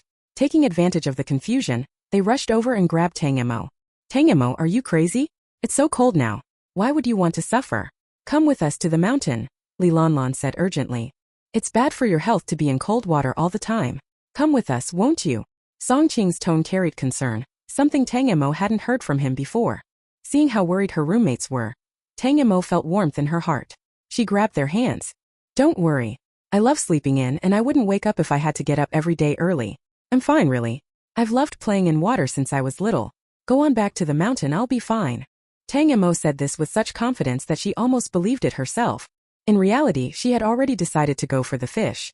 There was something in that lake that she had to get her hands on. Every time a rare treasure appeared in the apocalypse, it caused a big stir. In her last life, the school had seen 3 such treasures appear within 6 months. One was the psychic mushroom she had already consumed, and the second was a silver koi in the lake. The koi had been caught by a boy in the 3rd month of the apocalypse, after the official announcement of the rare treasures had been made. With such an unusual fish, anyone could tell it wasn't an ordinary creature. The boy secretly hid the fish and cooked it for himself. If it hadn't been for his roommate reporting him, no one would have believed that you could catch a rare treasure in the lake. According to the boy, that koi added a full 10 points to his agility. It was one of the highest attribute boosts for any rare treasure in the early days of the apocalypse. Tang Mo wasn't sure she would be lucky enough to catch that same koi, but the treasure hadn't been officially announced yet. If she stayed alert and kept an eye out for anyone else catching it, her chances of getting it were far from impossible. Even a 1% chance was worth trying. With 10 points of agility, she'd be unstoppable. Whether it was swimming in the lake or charging through battle. Seeing that Tang Mo had made up her mind, Li Lanlan and Song Qing reluctantly let go of her hands and returned to the mountain team, turning back to look at her with concerned eyes. Tang Mo couldn't help but smile at their worried expressions. After waiting another 20 minutes, it seemed like most of the teams had settled. The fishing team, which had started with only 8 members, had now grown to over 80 people. Anyang seemed satisfied with the numbers. He discussed something briefly with Tang Lianjia, and then grabbed the microphone to speak. As soon as Anyang raised the microphone, he instinctively scanned the crowd. Suddenly, his gaze froze when he saw Tang Mo standing in the middle of the boys, standing out like a crane among a flock of chickens. This young lady, have you thought it through? Going into the water is not that convenient for girls, is it? Anyang was thoughtful and considered all aspects of everything he did. Tang Lianjia, following Anyang's gaze, was momentarily struck by Tang Mo's striking appearance. Although she had cut her hair short and wore simple sportswear, her delicate face and tall, slender figure stood out in the crowd, drawing all eyes to her. Especially among the rough and tumble boys, her short hair fluttering in the wind gave her a graceful and heroic aura. Tang Lianjia's lecherous gaze didn't escape Tang Mo's notice, and she felt a brief flash of disgust in her eyes. I'm fine, I've made up my mind, Tang Mo said, and her appreciation for Anyang grew. Some people were just born leaders. Anyang had the demeanor of someone who would go on to do great things. His composure reminded her of the leaders of small bases she had encountered in her last life, though she couldn't remember hearing about him in any of the bases she visited. All right, everyone can disperse now. Tomorrow morning we'll gather at the playground on time, and we'll head out together. After giving the reminder, Anyang saw it had no effect, so he stopped speaking, respecting Tang Mo's decision, and announced the team's disbandment. The next morning, everyone gathered again at the school's playground. To avoid missing out on lunch, which they might not have time for, the school decided to distribute today's meal quota early, so everyone could carry it with them and manage their lunchtime as needed. Anyang and Tang Lianjie each led their respective teams, one heading to the mountain, the other to catch fish. Tang Mo looked at Tang Lianjie, who was standing at the front of her group, feeling a bit helpless. It was unlucky that she got assigned to him. The school had 5 small boats, all manual rowboats, each holding about 6 people. So the fish-catching group was automatically split into 2 teams, alternating every hour. "Everyone, take off your clothes and get in the water," Tang Lianjie said, settling himself comfortably on a chair by the shore. Each boat would have 6 people, 2 rowing and watching over things, while the remaining 4 would go into the water. Tang Lianjie wouldn't participate in this, he just supervised from the shore. As the boys began removing their shirts and leaving only their pants, Tang Lianjie's eyes shifted toward Tang Mo, who was standing on the boat. His gaze grew somewhat lecherous. "Tang Mo, you stay and watch the oar. I'm going in." One of the boys who had been rowing stood up, tossing the oar aside and preparing to undress. Tang Mo squinted her eyes as she tried to remember the boy. She recognized him. He was from the Department of Biological Sciences, and the class monitor in her class. They didn't interact much, so their relationship was more like acquaintances. Xian, despite being the class monitor and part of the student organization, still had to do the required tasks. Not everyone could sit around like Tang Lianjie, acting like a lord. As a member of the student organization, Xian had interacted with Tang Lianjie more, and had noticed his intentions toward Tang Mo. In the spirit of protecting his fellow classmate and acting with chivalry, Xian stood up. "Here's the continuation." "Thank you, class monitor, but it's fine. I can get in the water." Tang Mo expressed her thanks before quickly removing her outer jacket to reveal a black long-sleeve swimsuit with long pants underneath. The swimsuit was from the supermarket, and Tang Mo had deliberately chosen a larger size. The loose-fitting clothes hid her delicate figure, making her look a bit bulky, so none of her curves were visible. She neatly arranged her jacket and shoes on the boat before stepping barefoot into the water. Since she had chosen to catch fish, she wasn't going to be picky. In the apocalypse, there were no rules for boys to accommodate girls. Those who prided themselves on being precious often perished the fastest. The autumn lake water was indeed bone-chilling. Even though Tang Mo was wearing long sleeves and pants, her body shuddered as soon as she stepped in. She immediately used her spiritual power to warm herself. Once her spiritual power had circulated around her body, she felt much more comfortable, the cold water no longer affecting her. Whoever said spiritual power was useless obviously didn't know its true potential. It was an essential tool for both living and killing. Tang Mo silently defended her precious spiritual power. In her hands, Tang Mo held a mini fishing net made from a canvas bag. Small holes the size of fingers had been cut around the bag, allowing water to drain out when catching fish. While she carefully searched for the fish, she kept an eye on the others, making sure she could see their progress. For safety reasons, the boats weren't too far apart and were all within her line of sight. Honestly speaking, the school stocked the lake with plenty of fish each year, but no matter how many fish they stocked, it didn't matter because the lake was simply too large. 10 minutes passed and no one had even seen a fish, which made their initial excitement for fishing dwindle. They started to slack off a bit. This wouldn't do. If no one was proactive, how would her treasure appear? If, like in her past life, the announcement about the treasure came 2 months later, and she didn't catch it by then, the difficulty of getting it would increase drastically. Thinking quickly, Tang Mo remembered a bag of breadcrumbs she had found at the supermarket. While she didn't have fish food, fish probably liked this, right? She left the packaging in her space and with a thought, a large handful of breadcrumbs appeared in her hand. She clenched her fist and slowly released the crumbs through her fingers into the water. Tang Mo walked around in the water, pretending to search for fish while secretly scattering the breadcrumbs. Sure enough, it wasn't just the people who were hungry, fish were starving too. As soon as they caught the scent of the food, they quickly gathered in the area. "I see fish," one of the boys nearby shouted excitedly. Everyone turned their attention to the spot, and sure enough, dozens of golden red carp were swimming around, seemingly fighting over something. "What are they doing?" someone asked, confused. "Maybe they're just playing in the water," Tang Mo replied with a little laugh, feeling a bit embarrassed. She had learned her lesson and decided not to scatter so much next time. She hadn't known that breadcrumbs were so attractive to fish. Once they spotted the fish, everyone immediately regained their enthusiasm. The group quickly surrounded the fish and used various items, bedsheets, plastic bags, even badminton rackets to trap them. Later during a break, Tang Mo couldn't help but ask the boy who had used a badminton racket why he chose it as a tool. He shyly explained that he planned to use the racket to knock the fish out when he saw them. Well, Tang Mo was a bit speechless, but it wasn't the worst idea. It really was true that everyone had their own ways of doing things. Through teamwork they managed to catch 8 carp. Although several fish escaped, everyone was still pleasantly surprised with their haul. "Here, wipe off with this," Tang Lianjie said, holding out a towel when he saw Tang Mo returning to the shore. Thanks, but no need, Tang Mo replied coldly, ignoring him as she walked past him to her backpack. She pulled out a large bath towel and began to dry herself. Surrounded by her spiritual power, she wasn't cold at all. Her short hair made it easy to shake off any water, and she only needed to wipe off the beads of water from her outer swimsuit. Tang Lianjie stood there awkwardly, holding the towel, still not understanding what had just happened. His eyes darkened and he muttered to himself, "Dish pretending to be high and mighty. Next time, I'll throw a couple of instant noodle packets at your head and see how you like that." Tang Mo didn't fear him. She wanted to keep a low profile, but that didn't mean she would let him bully her.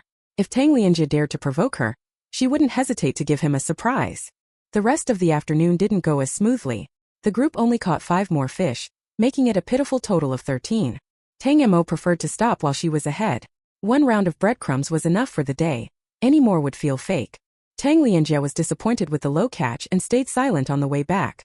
However, when they met up with Yang's group, they learned that they had caught even fewer, only 3 chickens and 2 rabbits for several hundred people. This made Tang Lianjie feel a bit better, and his attitude toward the others lightened up.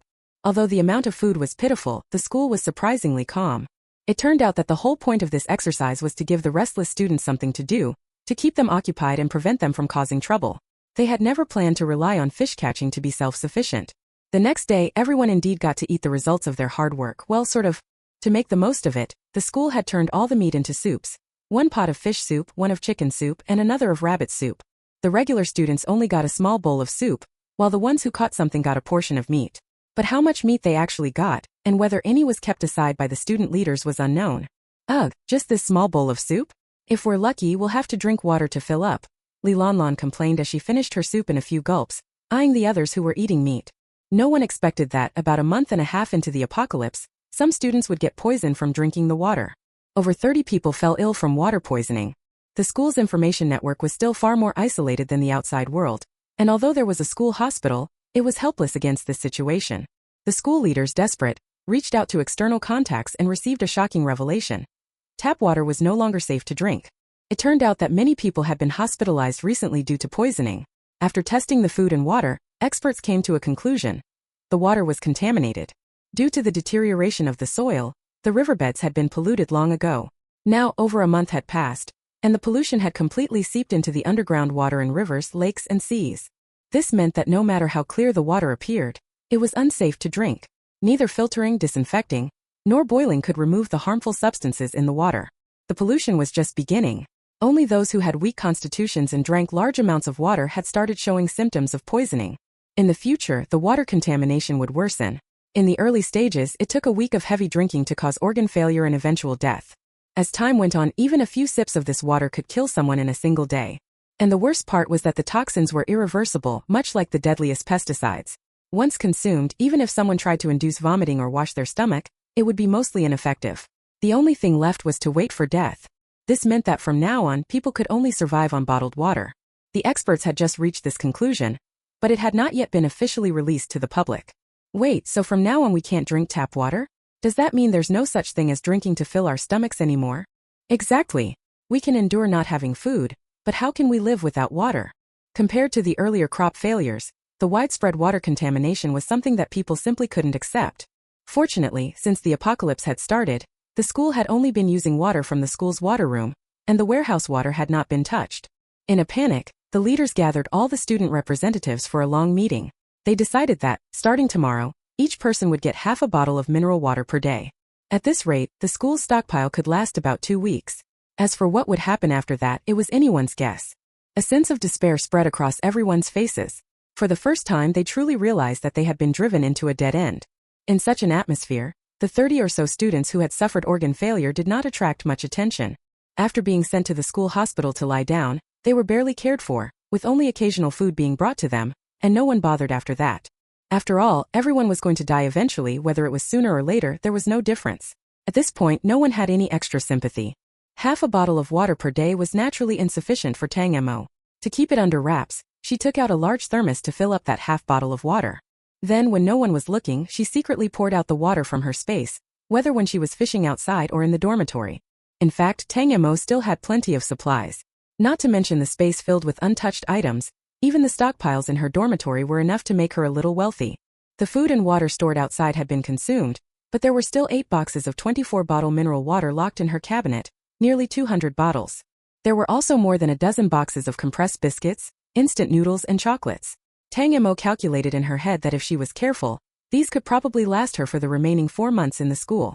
She wouldn't even need to touch the items in the jade pendant space, except for the cooked food, which she kept for herself as a way to satisfy cravings, an important tool to maintain a good mood. Tang Mo cherished every meal of hot food, usually only having 1 portion a week. There were still hundreds of portions left, and she calculated carefully that, if she rationed, they could last her for several years. Even though she was being cautious with what was visible, it was impossible to hide everything from her roommates. Everyone knew there were things in Tang Mo's cabinet, but they weren't sure how much. Song Qing and Li Lanlan were not greedy people. While 1 meal a day was a bit of a stretch, it was enough to prevent them from starving. Even though their own supplies were running low, they were not yet at their wits' end. Moreover, they assumed Tang Mo probably had only a few bags of supplies, which wasn't much compared to the 2 dormitories next door. College students are often full of resourceful business minds, and Tang Mo's neighbors were just that. Earlier in the semester, those 2 dormitories opened small convenience stores, each selling drinks, marinated eggs, sausages, instant noodles, and other late-night snacks. With just 1 phone call, the delivery would be right to their dormitory doors. The 2 dormitories sold different yet complementary items, so their business was booming, and they had stocked up quite a bit. In the dormitory next door, only 2 people stayed during the holidays on the left side, while 3 stayed on the right. The stockpile was enough to last them for quite some time. Now they were the real wealthy ones, and no one in the building wasn't envious of them. There were even people who shamelessly went to their dormitory to beg for food. After many rejections, people gradually stopped, but the resentment and jealousy remained. With the water no longer drinkable, the school had fewer and fewer trips up the mountain. It went from 5 days a week to just 1. Climbing the mountain made them thirsty, but now there was no water to drink. The mountain trips, now reduced to once a week, were just like fishing in terms of treatment. So, students who had originally chosen fishing to avoid hard work returned to the mountain trips.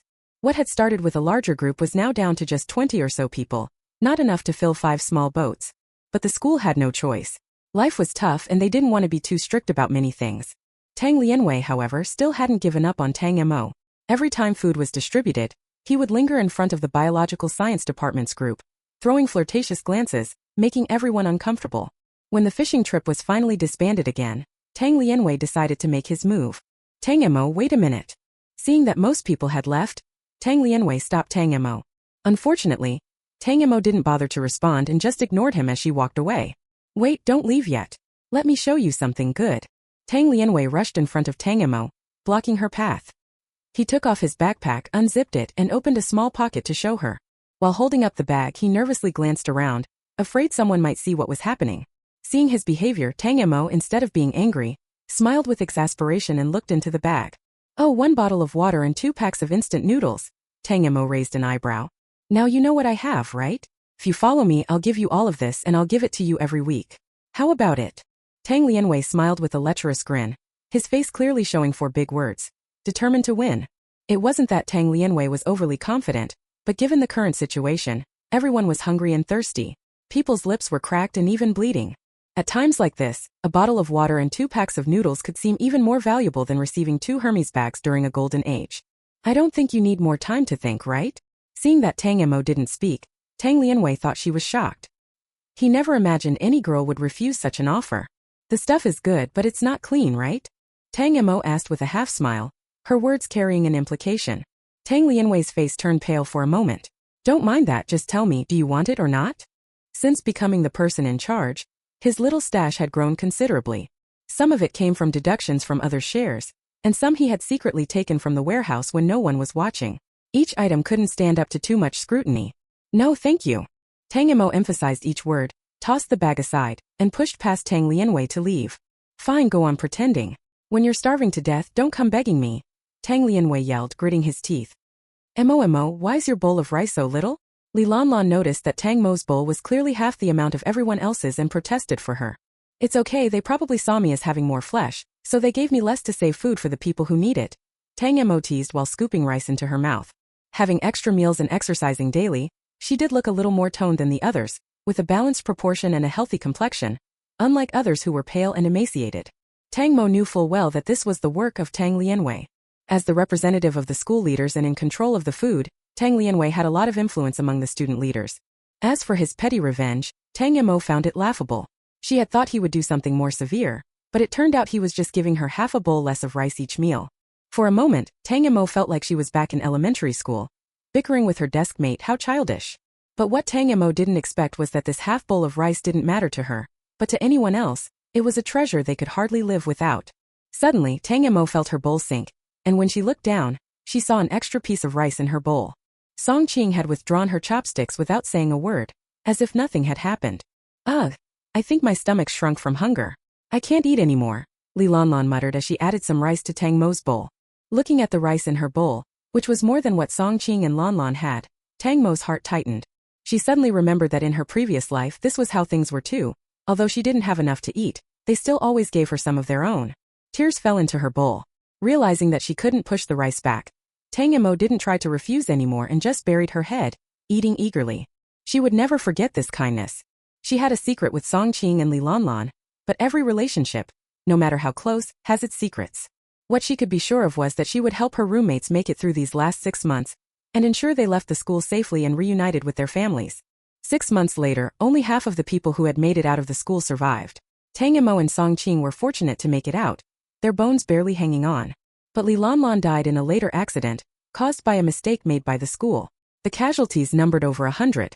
To prevent infection, the school immediately cremated the bodies of the deceased. Those whose families could be contacted received a message, while those who couldn't be reached simply disappeared as missing persons. There was no rescue, no law, everyone was trapped there. This time she may not be able to save everyone, but she would make sure to keep her 2 roommates safe. In the face of a stubborn and uninterested Tang Mo, it didn't take long before Tang Lianwei turned to another girl and started showing up every day, hugging and kissing her in front of everyone. The girl was Li Wei, a classmate of Tang Mo. She looked a little more mature, and with her usual dress and curvy figure, she was indeed quite an alluring beauty. Seeing Tang Lianwei touching and fondling Li Wei outside every day made Tang Mo and her friends feel like their eyes were about to pop out. How could someone lower themselves for just a little food? If it were me, I couldn't even eat looking at that face of Tang Lianwei, Li Lanlan scoffed. The news came from Li Wei's roommate, who revealed that Tang Lianwei gave Li Wei half a bottle of water and a pack of instant noodles every week, and Li Wei was flaunting it proudly. There were practically no secrets in the girls' dormitory, so once the news got out, everyone knew the reason why Li Wei and the greasy Tang were together. When Li Lanlan first shared this news with Tang Mo, she spat out her water. Wow, looks like the treatment has dropped. Half a bottle of water and a pack of instant noodles? He really took a discount, huh? Since it was mutual, Tang Mo didn't have much to say about it. But Li Lanlan and Song Qing shot her angry looks and strongly condemned her wastefulness with the water. If you're really going to lower yourself, why not go for Yang instead of Tang Lianwei? Tang Mo and Li Lanlan were both shocked. They hadn't expected such words from the usually serious Song Qing. And Yang wouldn't even look at her. Haven't you heard? Our campus goddess Xiaowei has been pursuing Yang for a long time, but he hasn't even bothered to acknowledge her.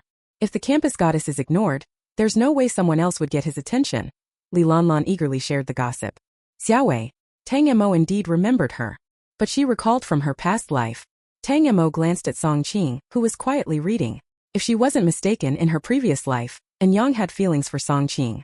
That had happened much later, and it was because of Song Qing that Tang Mo had survived that fatal accident and ultimately escaped death. But for some reason those two had never ended up together, and Tang Mo never understood why. The two of them seemed so perfect for each other, and if given the chance, Tang Mo truly wanted to play matchmaker and make sure these two ended up together this time. At 6 p.m., Tang Mo went to her secret base to practice. By 6 it was already dark, and if you walked far enough on the road, you couldn't even see people's faces. You've made up your mind? If you take it, you can't change your mind. Tang Mo heard Tang Lianwei's greasy voice, a sound she had been hearing for a month now, making it impossible for her not to recognize. Tang Mo shook her head and was about to leave. She had no interest in whatever scheme that scumbag was trying to pull with some innocent girl. It wasn't that Tang Mo was indifferent. The thing was, although Tang Lianwei was sleazy and perverted, he still had some principles. He only did what was mutually agreed upon and never forced anyone. So even if Tang Mo wanted to intervene, the girl might not thank her and might even blame her for causing trouble. Instinctively, Tang Mo glanced in that direction, and just as her foot was about to lift, it came back down. That girl. She knew her. Tang Mo had an exceptional visual memory, enhanced by her mental power, which she used when she came out at night to train. Her eyesight was surprisingly good, and she immediately recognized the girl opposite Tang Lianwei as someone she knew. Tian Shishir, the daughter of Professor Tian. Professor Tian had a son and a daughter both at T University. His son Tianjun was a counselor, and his daughter Tian Shishir was Professor Tian's daughter born late in his life. She was a second-year student, and Professor Tian pampered her greatly. Tang Mo knew from her interactions with Professor Tian's family that Tian Shishir was not the type to sell herself out for a little food. No, she had to intervene tonight. You've made up your mind? Hand it over. Tian Shishir stretched out her hand, her face clearly showing disgust. Someone like you is really smart. After being with me, you'll never go hungry. Tang Lianwei handed over a bag. Meet me here at 6 tomorrow, don't forget. Tian Shishir responded in a flat tone and was about to leave. Shishir, what are you doing? A boy suddenly appeared, his loud voice startling Tang Mo. Brother, don't get involved. Tian Shishir, who usually had a calm expression, looked flustered now. She grabbed her brother Tianjun's arm and tried to leave. I'm not going to stay quiet. Are you just going to watch your sister ruin herself for food? Tianjun's voice grew louder as he grabbed the bag from his sister's hand and threw it to the ground. Take your things and get lost, get lost. Tianjun yelled at Tang Lianwei, who was still stunned. He had been uneasy when he saw his sister earlier, and after following her out of worry, he discovered that his sister was willing to destroy herself for food. How could he, as her older brother, not be angry? Fine, you guys just wait. Tang Lianwei, who was physically smaller than Tianjun, didn't dare to confront him. He muttered a threat and quickly grabbed his bag of food and left. Brother, I did this for what? I didn't want you and Dad to starve. Tian Shishir broke down in tears, her sobs falling to the ground. Seeing his sister like this, Tianjun clenched his fists tightly by his sides, but he didn't say anything. He knew why his sister was doing this, but he didn't know what to say anymore. Excuse me, may I ask why Professor Tian would starve to death? Tang Mo came out from behind a tree and asked curiously. Sorry, I was just passing by and heard you mention Professor Tian's name. She really didn't understand. Although school staff only got 1 meal a day, it was much better than the students. And considering the food she had sent to the professor's family earlier, even if they weren't full, there was no way they would starve to death. It's you, Tang Mo. Upon seeing Tang Mo's face, Tianjun and his sister immediately relaxed their wary expressions. Tang Mo was a prize student of Professor Tian and often visited their lab, so the siblings had seen her before. Moreover, most of the supplies that came later, their father had told them were sent by Tang Mo, and they had to remember her kindness. If it weren't for Tianjun finding out that Tang Mo was doing okay, Professor Tian insisted on returning those supplies afterward. Has something happened to Professor Tian? Tang Mo continued to ask. Seeing that Tang Mo wasn't an outsider and had a sincere, urgent expression, the brother and sister took a moment to compose themselves. Then, one after the other, they explained the entire situation to Tang Mo. Tang Mo finally understood where the problem lay after listening to their explanation. The issue was with Professor Tian himself.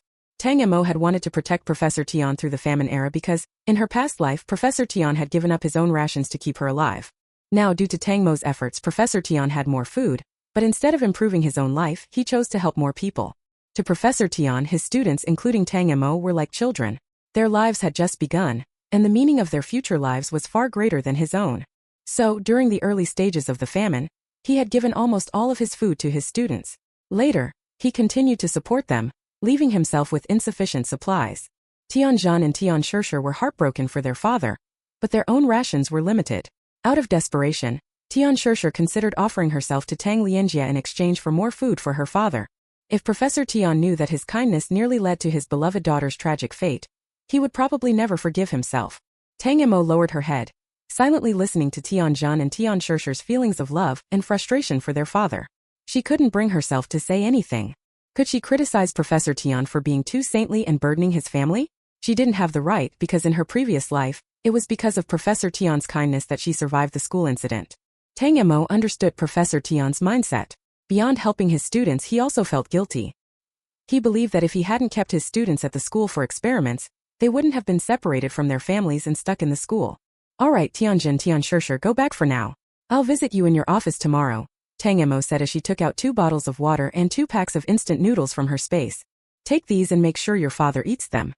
He's older now, and if he goes without food for too long, his health will deteriorate. Tang Mo shoved the items into Tianjun's hands. This is... Tianjun looked down at the items in his hands. No, I can't take these.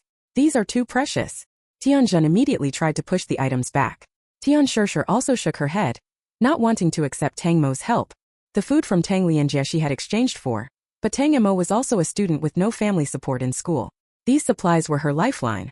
It was clear that Tianjun and Tian Shishir had been well raised by Professor Tian. They must be taken. If you won't, I'll just throw them away. I won't keep them either. See you tomorrow, Tianjun, Tang Mo said. leaving the items with them and running off without looking back. The next day, Tang Mo visited Tianjun in the school administration office. It was the time of famine, and with many faculty members abandoning their posts, only a few professors who viewed science as life continued their work in the labs. Others, like Tianjun, stayed to provide psychological counseling for students on the edge of collapse. Tianjun was alone in the large office. When Tang Mo entered and sat down, she got straight to the point. These are some supplies I had stored. I'm sure if I left them with Professor Tian, he'd just distribute them to the students in his lab. Leave them with you so you can bring him some every day, and make sure he eats them.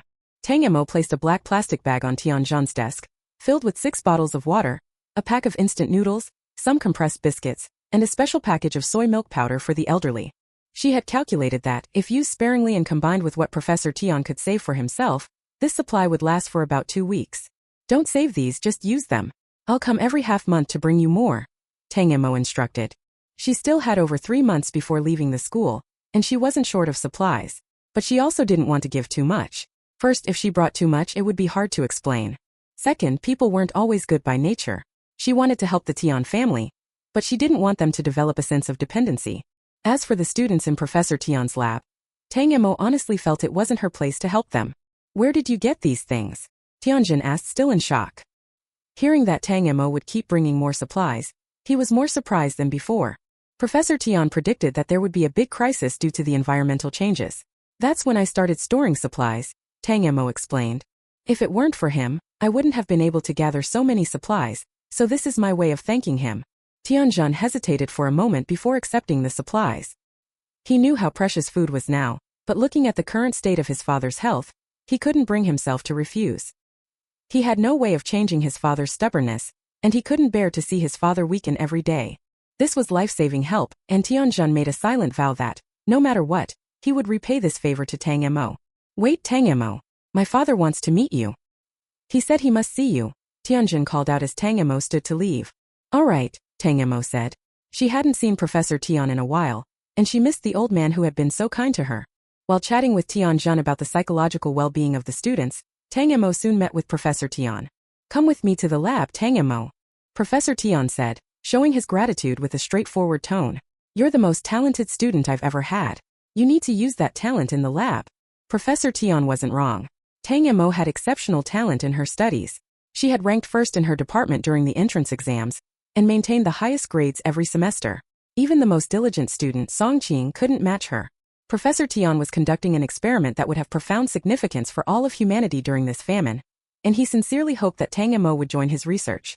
During regular terms, Tang Mo often went to Professor Tian's laboratory to help out, conducting research alongside many of his graduate students.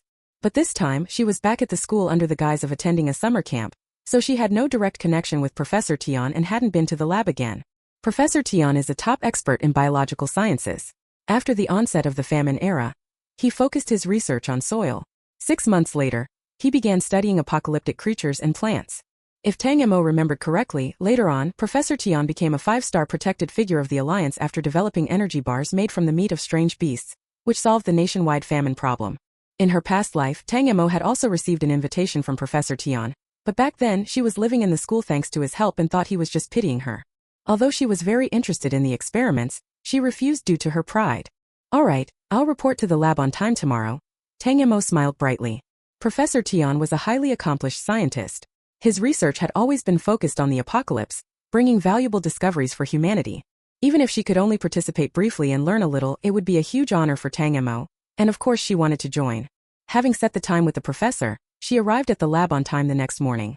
Professor Tian's lab was the most well-equipped lab at T University, and apart from him, there were 6 students, bringing the total to 7 including Tang Mo. 4 of the students were graduate students that Professor Tian mentored. The other 2 girls were undergraduates from the Department of Biological Sciences. Tang Mo quickly scanned the room. She didn't recognize the boys, but she knew the girls. One was her roommate Song Qing, who was the second highest GPA student in the entire school, so Tang Mo wasn't surprised to see her there. The other was Wen Qing, who would later become famous in the school as a goddess-level figure. Objectively speaking, Wen Qing's appearance was only a 6 out of 10, and even Song Qing, who always dressed plainly and didn't care much about her appearance, was more attractive. Not to mention when compared to Tang Mo, whose features were exquisite. Wen Qing's rise to fame was simple. She was a space-type ability user. Of course, her ability was just to store things, which wasn't anything special in the school now. What made her truly valuable was that her space contained a farm and a small stream, which could produce food and water. In a world where people were waiting to die, what could be more precious than these two things? However, now that Tang Mo also had a jade pendant space, she couldn't help but suspect that Wenqing might not be a space ability user after all, but someone who, like her, possessed a spatial treasure. At least, in the following years, Tang Mo never heard of any other space ability user whose space could grow crops. This is Tang Mo. From now on, she'll be doing experiments with everyone, Professor Tian introduced. Hello everyone. Please take care of me in the future. Tang Mo smiled modestly and greeted them. Songqing paused when she saw Tang Mo, then nodded with a look of relief.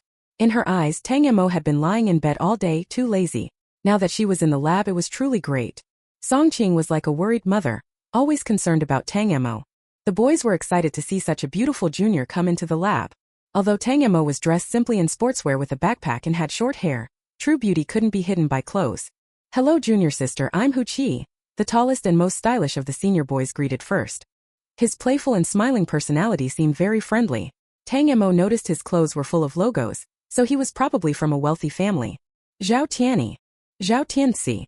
The second pair of twins introduced themselves next. They were both chubby and quite amusing. Hello junior sister, I'm Li Guodong. The last one introduced himself. He was dressed simply, speaking somewhat awkwardly, as if he didn't talk much to girls. Tang Mo nodded and greeted everyone. However, Wenqing's attitude was somewhat cold. She just said her name and turned her face away. She had always thought of herself as the prettiest girl in the lab, and her senior brothers had always treated her well. Now with Tang Mo here, she didn't feel too happy seeing the seniors being so attentive to her. What was the use of being pretty? She would still starve. Let's see if she'll still be smiling in a few days. Wenqing touched the bracelet on her wrist. If it weren't for the fact that it wasn't the best time to reveal things, she would definitely make Tang Mo pay. Tang Mo couldn't be bothered with her and changed into lab clothes to start getting familiar with the experiments. Professor Tian's lab was currently working on soil analysis. Every 3 days they would collect soil samples and analyze them. They discovered that, at the beginning of the apocalypse, the molecular structure of the soil began to change. It could no longer provide the nutrients plants needed to grow, and would even damage their root systems. What was most frightening was that the molecular structure of the soil didn't stabilize on the first day of the apocalypse. It kept moving, splitting, and changing. No one knew what it would eventually turn into. Professor Tian had been researching how to alter this structure to restore the soil to a cultivable state. He also had a bold idea. The rapid division of molecular structures in the soil might not be a bad thing. If properly harnessed, it could one day become the best fertilizer for plants. Tang Mo's expertise was solid, and she quickly understood Professor Tian's intent and got involved in the experiment. She wasn't sure whether manipulating the soil's molecular structure would speed up plant growth, but this research might have a significant connection to the legendary gene serums that could quickly enhance human attributes. Could Professor Tian also be involved in researching gene serums? Due to the difficult circumstances, even during lunch breaks, everyone had to go to designated places to pick up their rations and water, then return to find a place to eat. It had been nearly 3 months since the famine began. The school had run out of most food supplies. White flour and pickled vegetables were long gone, and only some rice remained. Students were given half a bowl of thin rice porridge every day to survive. Making porridge required a lot of water, so the amount of water allocated to each person had been reduced from half a bottle to a quarter of a bottle. Such days couldn't last much longer. Songqing was sitting in a small room in the lab, sipping the rice soup from her bowl. I've been looking for you for ages. This lunch spot is really hidden. Tang Mo pushed the door open, looking around. There's even a small bed. You really know how to enjoy yourself. I don't have the habit of resting at noon. You can sleep now, Songqing said, knowing that Tang Mo had a habit of staying up late for training and might have trouble adjusting to waking up early. Here, I saved half for you. It's wasteful to eat it all by myself. Tang Mo handed her half of the flaky pastry. Songqing didn't stand on ceremony, taking it and taking a bite. Having lived in the same dorm, she knew that Tang Mo had stored far more food than they had imagined, so she wasn't shy about accepting it. As the soft pastry melted in her mouth, she felt something wasn't right. The bread they had now had been stored for several months, and although it hadn't passed the expiration date, it wouldn't have such a fresh taste. The bread Tang Mo had just given her tasted as if it had just been made, fresh and moist, causing her mouth to water uncontrollably. She quickly hid the strange look in her eyes. Songqing was a person who knew when to keep her thoughts to herself. If others didn't want to talk about their secrets, she wouldn't pry. Oh, a week passed quietly, and the 3rd month of the famine era had arrived. By this time, the school had almost run out of supplies. Food was distributed in such small portions that each person could only have a couple of bites, and water was barely enough to sustain life, just enough to moisten the lips. The school had become very quiet. No one was willing to waste energy talking. Everyone lay in their dorms, looking like dried-up husks conserving strength. There were only 3 months left before they could leave. Tang Mo calculated the time in her mind. At this point, she had already opened her cupboard, revealing 5 boxes of water and 7 or 8 boxes of food. These supplies were enough for her, Song Qing, and Li Lanlan. Mo, you actually saved so much. Li Lanlan's eyes widened in surprise when she saw the cupboard for the first time. Like Song Qing, the two hesitated for a long time before they eventually accepted Tang Mo's kindness. Better to keep the mountain green than to fear running out of firewood, they thought. They would remember Tang Mo's kindness and if they survived, repay it in the future. Even so, with the supplies laid out before them, both Song Qing and Lanlan were very restrained. No matter how much Tang Mo insisted, each of them only drank a quarter bottle of water a day, with just a little bit of dry food. One extra bite and they wouldn't eat again. Life continued peacefully until a disturbance occurred during the school's food distribution. As usual, everyone gathered in the playground to collect their share of food, and was about to leave when suddenly a high-pitched female voice shouted, "Everyone, I have something to say." When Qing pushed through the crowd and walked up to the flagpole, her face tilted upwards, stepping lightly. The students who had been about to leave stopped in their tracks, curious about what she had to say. After such a long period of quiet, even the smallest stir was something they eagerly awaited. "Could I borrow the microphone?" she asked Yang, who was nearby. Seeing that she was in good spirits and far from the gaunt, yellow-faced appearance that everyone else had, and Yang hesitated briefly but then handed over the microphone. "Here's the thing," when Qing continued. "I'm sure most of you have a space attribute value of 0, right?" She had confirmed this when the attribute values first appeared. "But I'm different. I have space-type abilities. My space is like a farm with a clear spring, and it grows a lot of food. I can take it out and share it with everyone to help us get through this crisis." When Qing finished speaking, threw the microphone aside, and tilted her head, waiting for the admiration and praise from the crowd. "Since you have food in your space, why didn't you take it out earlier?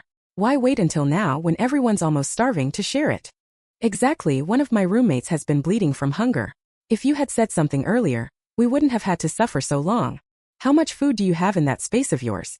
Is it enough for all of us?" A loud buzz of discussion broke out among the students. While everyone was happy to hear about the food, there was also a great deal of dissatisfaction. The attribute values were only introduced recently. Even if they hadn't realized it before, the watches had been synchronized for a month now. When Qing claiming she just discovered the abilities of her space was insulting their intelligence. As they looked at Wen Qing's rosy complexion, a stark contrast to their own hollow faces, the students felt even more uneasy. "You." Wen Qing didn't expect this reaction at all. Her face turned bright red, and she was left speechless. She had planned to reveal herself as a savior during the hardest time, to gain the best results, but things hadn't gone as expected. Tang Mo couldn't help but laugh. In her past life, she had been like a walking corpse, completely forgetting about this drama. Had Wen Qing taken them for fools? Everyone here was a top student and their minds were sharp. Such a petty trick might work on elementary or middle school students, but certainly not on them. Tang Mo was becoming more curious. She wanted to see how long Wen Qing's act of being a savior would last. "Everyone, please head back for now. We'll investigate the situation with Wen Qing and make a detailed announcement once we have all the facts," said Yang, sensing the situation was getting out of hand. If Wen Qing's claims were true, he couldn't allow the situation to escalate into a full-blown conflict between her and the other students. This matter was a bombshell for everyone. The school leaders immediately convened an emergency meeting and invited Wen Qing to the conference room to clarify the situation. For 2 full hours after hearing Wen Qing's account and answering various questions, they were able to get a clearer understanding of her space. Wen Qing's space was roughly the size of a small playground. Half of it was planted with simple vegetables like cabbage, radishes, and potatoes, while the other half was planted with wheat. Everything in her space was manipulated at will, so planting, watering, harvesting, and grinding the wheat into flour could all be done instantly without her direct involvement. The plants in her space grew quickly, wheat could be harvested every month, and vegetables every half month. Her space was now filled with mature crops. Regarding seeds, Wen Qing claimed that her family was from the countryside. She had helped her family buy seeds online, but had not had the chance to deliver them before the apocalypse began. Several leaders exchanged skeptical glances. They were experienced enough to know not to trust such a story outright, but no one called her out at this moment. The clear spring Wen Qing mentioned was a small pond beside the farm, but the water was stagnant. She had tried raising fish there but failed. However, she confirmed that the water was drinkable and had been using it herself for both drinking and bathing. Wen Qing could fill her space with objects, but living creatures didn't survive inside.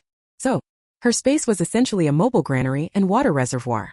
Everyone immediately realized the immense value hidden within Wen Qing's space.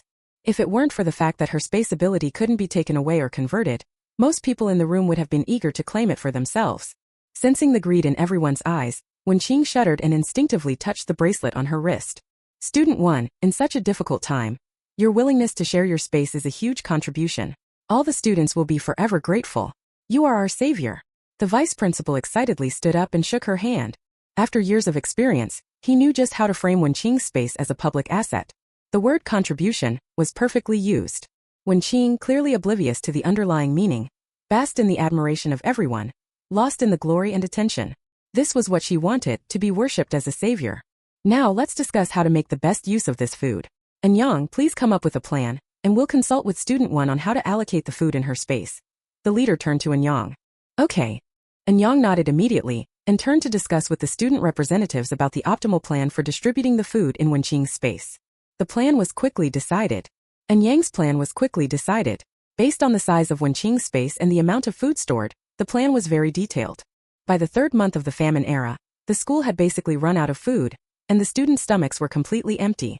To calm everyone down, the plan was to change from 1 meal a day to 2 meals. The amount of food was still limited to 1 steamed bun per person, but vegetables could now be supplied to everyone.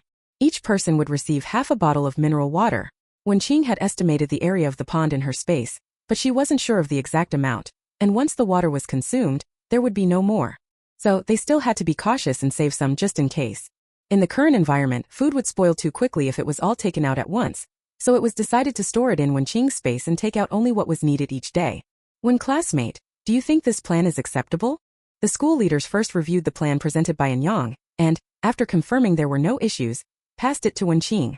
Just go ahead as you've suggested, but I have one request. Looking at the plan, Wenqing felt a headache. After all, the food in her space could regenerate, so she didn't care much about the details. There are some people in the school with whom I don't get along, and I don't want to give them any of my food.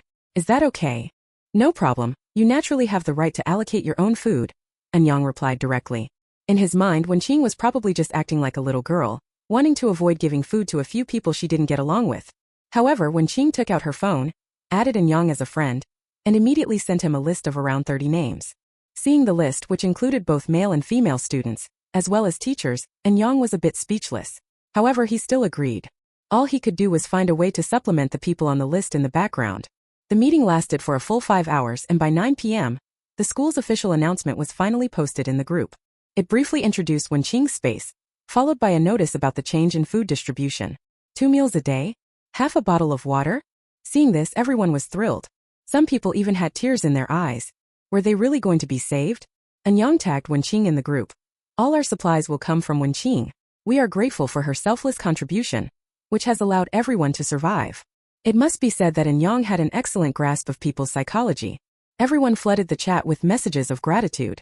Once the tangible benefits were distributed, no one cared whether Wenqing had any ulterior motives. Who would have thought? Wenqing is quite selfless. Li Lanlan stared at the words 2 meals a day, her eyes slightly dazed, and joined the group of people expressing their gratitude. Songqing and Tang Mo remained silent. They both knew what Wenqing was like. Songqing was clear about her nature, and Tang Mo didn't need to say anything. Selfless? Maybe, but probably not that noble. Wenqing's actions were driven by vanity. She enjoyed the feeling of being the center of attention. It had nothing to do with genuinely caring about whether people survived. Lanlan was probably thinking too much, but no matter her motives, Tang Mo was still grateful for her actions. Not everyone could reveal their secrets just to gain a good reputation. If it weren't for Wenqing, the school wouldn't have survived as many people in the previous life. But the next day, Tang Mo wasn't in such a good mood. She was genuinely a bit helpless. Did you guys mess up the distribution? We're missing a portion. Songqing, as the dorm leader, checked the food they received. No, everything's correct. The student cadre in charge of distributing food flipped through the list. Food was so precious now, they wouldn't make a mistake with anything. There's a student named Tang Mo in your dorm, right? She doesn't have her portion. Why? Our Tang Mo isn't from T University. Why is she being treated differently? Li Lanlan was the first to get upset. I don't know. If you have a problem, you can ask Anyang. The male student pointed towards the flagpole. Thanks, I understand. Tang Mo stopped Li Lanlan, who was about to confront them. Forget it, Lanlan. It's got nothing to do with them. If the food is from Wenqing, it's probably her decision. In her previous life, Tang Mo didn't know Wenqing, so she hadn't missed out on food when it was distributed. This time, the butterfly effect made her meet Wenqing earlier in the lab, but she wasn't sure what went wrong. Wenqing seemed to dislike her. Tang Mo thought carefully. She and Wenqing didn't have any real interactions, right? She knew from her previous life that Wenqing would withhold food from anyone who offended her during the distribution. It didn't matter if you talked to Enyang, since the food wasn't entirely from the school. It was mainly Wenqing's personal contribution. Tang Mo never imagined that she'd offended Wenqing because her appearance attracted more attention from the senior students in the lab. This is too much. You didn't offend her. Did she get jealous because you're pretty? Li Lanlan pouted, unintentionally hitting the mark. Just eat mine. Anyway, we got more. I'll get a bowl for you when we go back to the dorm. I'll give you some too. I'll divide it between Lanlan and me, and that's 3 portions. Songqing added. Tang Mo still had some food and water left, but the distributed food now included vegetables. Vegetables? How long had it been since they'd eaten any? Their skin had become so dry.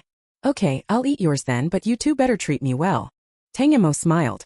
Her relationship with her roommates was now almost like mutual care, so she didn't mind sharing. As for her feelings towards Wenqing, Tang Mo was a bit helpless, but didn't take it to heart. She was a very clear-headed person. Wenqing had the freedom to give her food to whoever she wanted. Besides, whether in the past or now, she was still eating the food from Wenqing's space and benefiting from her favor.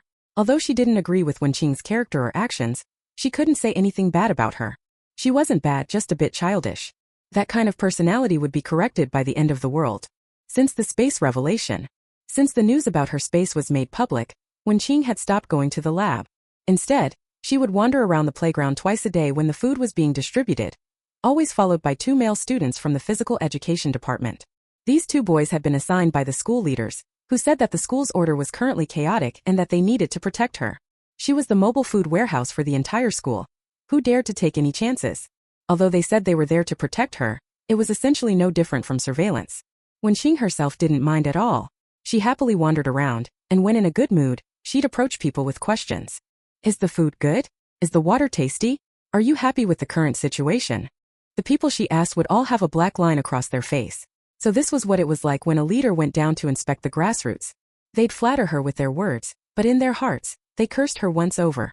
Everyone was thankful for the food, but her attitude, constantly acting like a god looking down from above, made it hard for them to truly respect her. However, they could only complain behind her back. If she ever found out who knew, she might even add them to her blacklist. Wenqing was not someone anyone could afford to offend now. Seeing Tang Mo directly take out a bowl of spicy hot pot, even Qin Ling, who had been prepared, was momentarily stunned. He hadn't expected this girl to be so straightforward after her secret was exposed. He thought they'd have to play a little cat-and-mouse game, but this was both interesting and cool. How about I trade you a package of stuff? Qin Ling raised the bundle he was holding. Deal. Tang Mo agreed immediately. She had eaten plenty from Qin Ling in her past life, so she knew what was inside. Chocolate biscuits, soda, and her favorite beef jerky. Aren't you even going to ask what's inside? Qin Ling placed the bundle on the ground, took the hot pot from her, and ate it without showing any sign of displeasure that Tang Mo had eaten half of it. Oh, what's inside? Tang Mo smiled at him while watching him eat. After leaving the school, she had only seen him in the Alliance Daily and on the leaderboard, and by then he was no longer the cheerful person he was now. He always had a frown and didn't look cute at all. Nothing much, but I promise you won't be disappointed. If you ever need anything, just come find me. As long as it's cooked food, I can get anything for you. Qin Ling wasn't bluffing. In these chaotic times, he really could get his hands on just about anything. All right. Tang Mo agreed. She returned to the dormitory, not like usual where she'd immediately wash up and go to bed, but carefully placed the bundle at the back of her closet. Hey, you're not just out calling your mom, are you? Looks more like you went on a date with a boyfriend. Li Lanlan teased. Don't tell me this stuff is from some young guy. At first, Li Lanlan was just joking, but she didn't expect Tang Mo to answer so seriously. Is it really from a guy? Li Lanlan put down her phone, and even Songqing turned to look. A lot of people had pursued Tang Mo during her university years, but no one had ever heard of her receiving gifts, let alone being in a relationship. Who is he? Lanlan asked eagerly. The person I like. Tang Mo dropped the sentence and went to the bathroom. While others might skip a shower, she couldn't. She sweated a lot every day, and no matter how precious water was, she needed to clean herself. Li Lanlan and Songqing were left in the dorm, exchanging glances, unsure of which lucky guy had caught Tang Mo's attention. The next day was Monday, and as usual, Tang Mo woke up early to gather and go fishing. The weather was getting colder, and fewer people could handle going into the water. Tang Lianwei stood on the shore, with his new girlfriend, rumored to be the beauty from the foreign languages department, in his arms. He had long forgotten about Tang Mo. Not long ago he had tried to pursue Wenqing, but she never looked at him seriously, only chatting with Enyang, the old officer. If it weren't for your space ability, I wouldn't even be interested in your looks. Tang Lianwei tightened his hold on the beautiful girl in his arms and spat. This is. After a while in the water, Shi Xian, who was standing beside Tang Mo, suddenly exclaimed, "Why is this fish silver?" Hearing this, Tang Mo immediately understood what was going on and waded toward Shi Xian. There, swimming beneath them in the clear water, was a silver fish standing out clearly. "Catch it!" Tang Mo called to her class leader. The only ones nearby were her and Shi Xian, while Tang Lianwei, far on the shore, was too busy flirting to notice anything. Without Tang Mo needing to say anything, Shi Xian had already made a move. This was a valuable catch and everyone knew that. Thanks to her increased agility, Tang Mo was quick with the cloth bag, but unfortunately, her tools couldn't match Shi Xian's speed. Shi Xian used a tennis racket and swatted it right at the fish's head. With that strength, his physical power must be quite high, Tang Mo thought to herself. That hit would leave anyone dazed, let alone a fish. As expected, the fish flipped over, and Shi Xian quickly scooped it up. But once he had it, he was in trouble. With his current clothes, where could he hide the fish? If he put it in his pants, it would be too obvious and really disrespectful. Doing that in broad daylight would be like assuming people were blind. How about you give it to me first, and I'll give it back to you later? Tang Mo suggested. Shi Xian didn't hesitate and handed her the fish. Since Tang Mo was in a full body suit, it wouldn't be noticeable no matter where she hid it. Moreover, being a girl, even if others had questions, it wouldn't really matter. After all, could a group of men really search a girl's body? Tang Mo slipped the fish down her pants leg, but in reality, she had placed it into her space. Since her legs weren't in the water, Shi Xian couldn't see clearly. Fortunately, they weren't far from finishing. After they came ashore, they exchanged a look and walked toward a nearby teaching building, entering an empty classroom and locking the door behind them. This should be a special treasure. Class leader, try it with your watch. In the third month of the apocalypse, the government had already announced the existence of special treasures, and the treasure identification feature on the watch was officially released to the public. This fish definitely looks special. Tang Mo didn't need to say anything misleading. No one would believe it, and it was better to just be honest. Shi Xian activated the treasure identification feature on his watch, and a beam of light shone on the still unconscious fish. Soon, a string of text appeared on Shi Xian's screen. Agile silver fish. Attributes. Can provide 10 agility attribute points. Usage. Consume to gain attributes. It really was a special treasure, and neither Tang Mo nor Shi Xian were surprised by this result. Given the way things had developed, if this fish weren't a special treasure, that would be way too out of place. However, the name of the fish left both of them speechless. So this agile silver fish, which had been knocked out by a tennis racket, was actually supposed to be agile? That was a bit of an exaggeration. But in truth, it wasn't the silver fish's fault. If anything, it was because people had discovered it too late. The lake's life was too comfortable, and it ate plenty of smaller fish, which made it fat. Its laziness had prevented the fish from being agile, leaving it to accept its fate of being knocked out. Class leader, you found this fish and caught it, so it's yours. But I really want it. How about you sell it to me? Tang Mo had no objections about the fish's ownership. It rightfully belonged to Shi Xian. Well, Shi Xian hesitated. He didn't particularly need the 10 agility attribute points. He had high strength enough to protect himself. At school he didn't need to run or anything, and it didn't really matter whether he walked faster or slower. The people at school were pretty isolated and didn't understand how valuable special treasures were. For Shi Xian, the fish's nutritional value was more important than the 10 agility points. Shi Xian wasn't opposed to selling the silver fish, but the question was, what could Tang Mo use to buy it? He looked at the skinny girl before him, his thoughts tangled. Money had long become useless due to its inability to circulate. Only food had real value now. But did Tang Mo have any? How much could she offer in exchange for this fish? How about we just forget it? Shi Xian suggested after thinking it over. Don't. Tang Mo's voice grew urgent. This fish wasn't important to others, but it was incredibly crucial to her. 10 points of agility, it was the best tool for survival. I've stockpiled a lot of food since the famine, class leader. Just name your price, don't be shy. As if sensing that Shi Xian was hesitant to ask for a price, Tang Mo encouraged him, her tone making it seem like she was saying, I've got the money, go ahead, take advantage of me. How about 5 meals worth of food and water? The type of food doesn't matter, Shi Xian proposed after a moment's hesitation. He was quoting a price that was slightly inflated, thinking that Tang Mo might want to haggle, and he could lower the price a little then. No problem, deal. Tang Mo immediately agreed, not wasting any time. This was a special treasure after all. In her last life, she had sold a loaf of bread and regretted it for years. Now, as she had the chance to buy from someone else, she didn't feel like haggling. Then come with me to the dorm, and I'll get it for you. Tang Mo could actually retrieve items from her space by using her bag. But no one would carry so much food and water around every day. It just wasn't practical. Can I keep the fish for now? She hesitated before asking. It didn't sit right to take it before they had fully traded. Technically, the fish wasn't hers yet. But she had waited so long for this fish, and it was too valuable. Now that she had it in hand, she didn't want to risk any further complications. No problem, take it with you, Xian said casually. He didn't have any reservations about it. After all, she was his classmate and a known top student in the school. He couldn't imagine anyone running off with a fish. At that moment, they were trapped at the school with no immediate danger, and the beasts hadn't emerged yet. No one knew just how important these attribute points could become. However, things would soon change. When the beasts appeared, people would kill each other for treasures like this fish. A truth that Xian couldn't foresee. Tang Mo happily slipped the fish into her bag, and then into her space before leading Xian back to the dorm. She asked him to wait outside the dorm building while she went upstairs alone. Opening her closet, she thought for a moment about what to give. Most of the items in her space were just some snacks from the restaurant, nothing she'd used up yet. As for the items in the closet, she couldn't touch the package at the very back, but she rummaged through the rest, taking a bag and filling it with supplies. 5 packs of instant noodles, 10 packets of compressed biscuits, and 5 bottles of mineral water. That wasn't 5 meals worth. By the current ration system at school, it was more like 10 meals. This silver fish was worth it. Besides, Xian had helped her out before. Anyone who helped her, who treated her well, Tang Mo would remember. No one owes anyone kindness. Gratitude was a lesson Tang Mo had long learned. After stuffing the plastic bag into her backpack, she went back downstairs. But when she reached the bottom, she saw Xian standing uneasily with someone next to him. Someone reported that you two have been hiding a fish. Just now, Xian admitted it. Hand it over.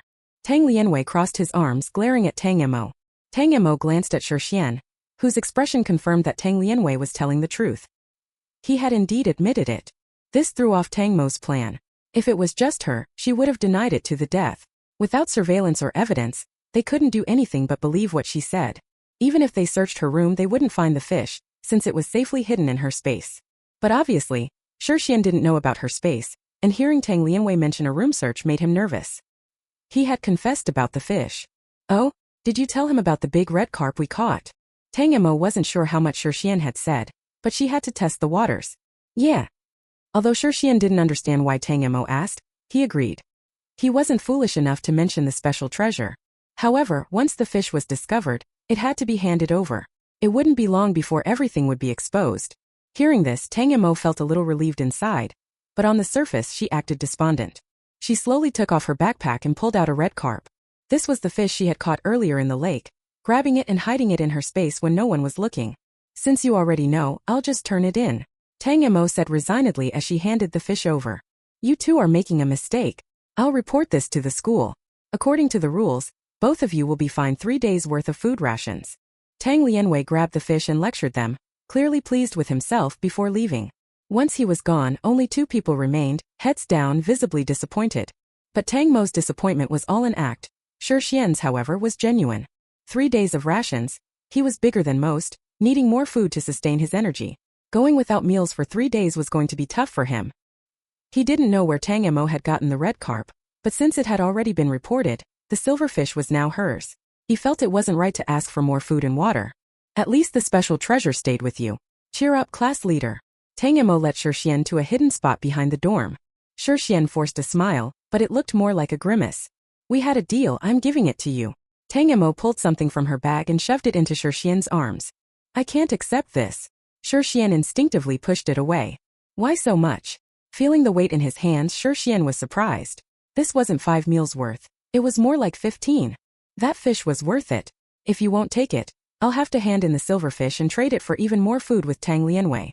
Who knows how much he'll ask for? I'll be lucky if I ever see that fish again.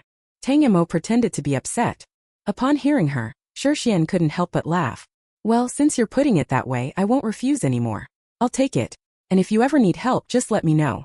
I'm not much, but I've got strength. Xian accepted Tang Mo's gesture, and with that, his sorrow over losing 3 days of rations was quickly forgotten. The two ended their trade on a good note, satisfied. As they made their way back to the dorm, however, Tang Mo suddenly saw a familiar figure ahead. Qin Ling. Date. Qin Ling put his hands in his pockets. Although they had only met once, for some reason, when he saw her walking with another guy, he felt a discomfort deep inside that he couldn't explain. I'm leaving now, Tang Mo. You two chat. Xian, being the class monitor, had good awareness. Once Xian left, Tang Mo spoke up. Bought the fish. Are we having fish for dinner? 3 packs of beef jerky. Yes, when? Ling's eyes lit up. He didn't know whether he was excited because there was fish or because Tang Mo had distanced herself from the other guy. Alright, wait for my message tonight. After saying that, Tang Mo turned and went upstairs. There were still 2 red carp left, but she couldn't bring herself to give Ling any of the silver fish. Ling's family was wealthy, and when he went out, rare treasures were practically handed to him.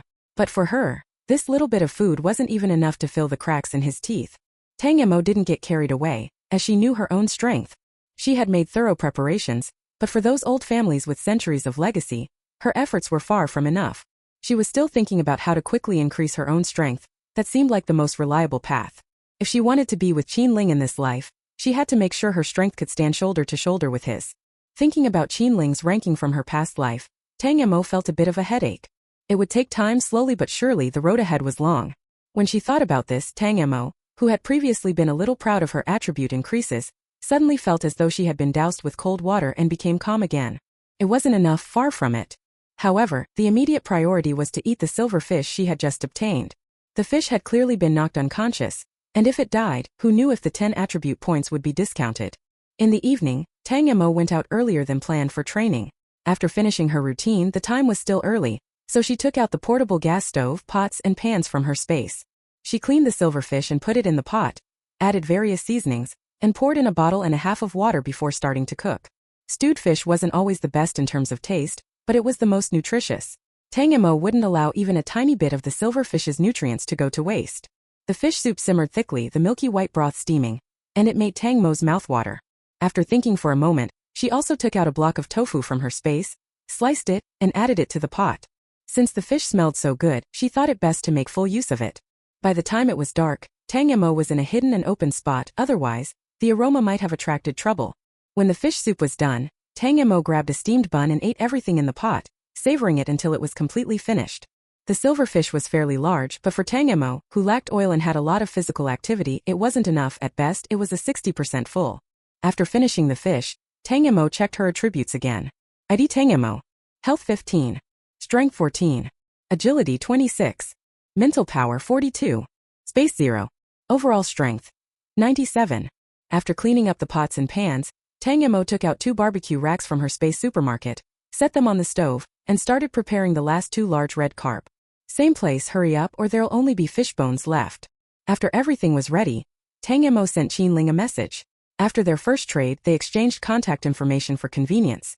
Ling arrived quickly, and Tang Mo even suspected that he had been lurking nearby, waiting for the fish to cook before coming out. This fish smells really good. Ling boldly sat next to Tang Mo, sniffed the fish, then took a big bite. The fish Tang Mo grilled smelled great, of course, since she used spring onions, ginger, garlic, cooking wine, salt, and no other seasoning could compare. After tasting her own grilled fish, Tang Mo nodded in satisfaction, thoroughly confident in her cooking skills. Only 3 packs of beef jerky? She really gave him a bargain. After finishing one fish, Ling clearly wasn't full and stared at the half-eaten fish in Tang Mo's hands with eager eyes. Tang Mo turned her head, deciding to intermittently go blind until she finished the fish. How can you eat so much? You didn't go to get your meal in the afternoon? Ling said angrily, feeling that Tang Mo was being inconsiderate to her benefactor. No, when Qing's food wasn't mine. Tang Mo finished the last piece of meat from the fish tail, narrowing her eyes in satisfaction. You offended her too? Ling raised his eyes. Why too? Wasn't it yours? Tang Mo didn't know about the conflict between Ling and Wen Qing. Oh, it's nothing major. She once passed me a love letter. I just threw it to my roommate. Ling didn't care much.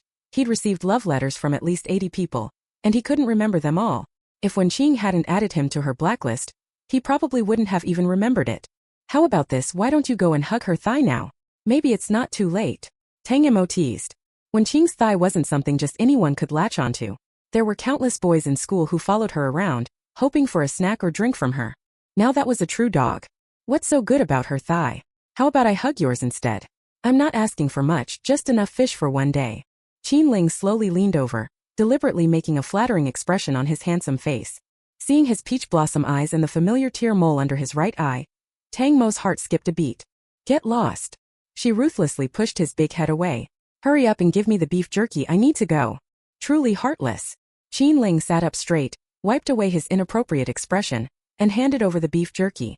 If you're still hungry, come find me, Qinling said as Tang Mo focused on putting the jerky away. If anything happens, also find me. I've got your back. For some reason, Qinling added this last sentence. He wasn't the type to meddle in other people's business, but for some reason he felt the urge to say it today. Okay. Tang Mo lowered her head, putting the jerky away, her entire face hidden in the shadows of the night. I've got your back. This was the second time Tang Mo had heard Qinling say this. How nice. She could still meet him again, still hear him say these words. She had never understood what the meaning of reliving this hard world was, but now she felt that maybe the apocalypse wasn't so bad, and the future days might be quite pleasant. Tang Mo secretly smiled. More than half a month later, Tang Mo's life had been revolving around the same routine. She no longer went fishing, and of course with the exotic treasures in her possession, it was easier to just follow the crowd up the mountain. Then there were experiments and training. Occasionally, Tang Mo would lure two fish with breadcrumbs and join Qinling to satisfy their cravings. She would also encourage Qinling to come up with a way to steal a chicken, so they could eat roasted chicken legs together. Even when she was in the dormitory with her roommates, she didn't feel that the apocalypse had disrupted her life much. The first half of the apocalypse was just a transition period, that's what she always thought. If it wasn't for the strange smell coming from the neighboring dormitory, perhaps everyone's life would have remained peaceful. It was one evening when Tang Mo finished her training as usual. She wiped her body with water and went to bed. But after a while she, along with Song Qing and Li Lanlan, tossed and turned, unable to sleep. I can't stand it anymore. What is that smell? It's disgusting. After turning over dozens of times, Lanlan simply sat up.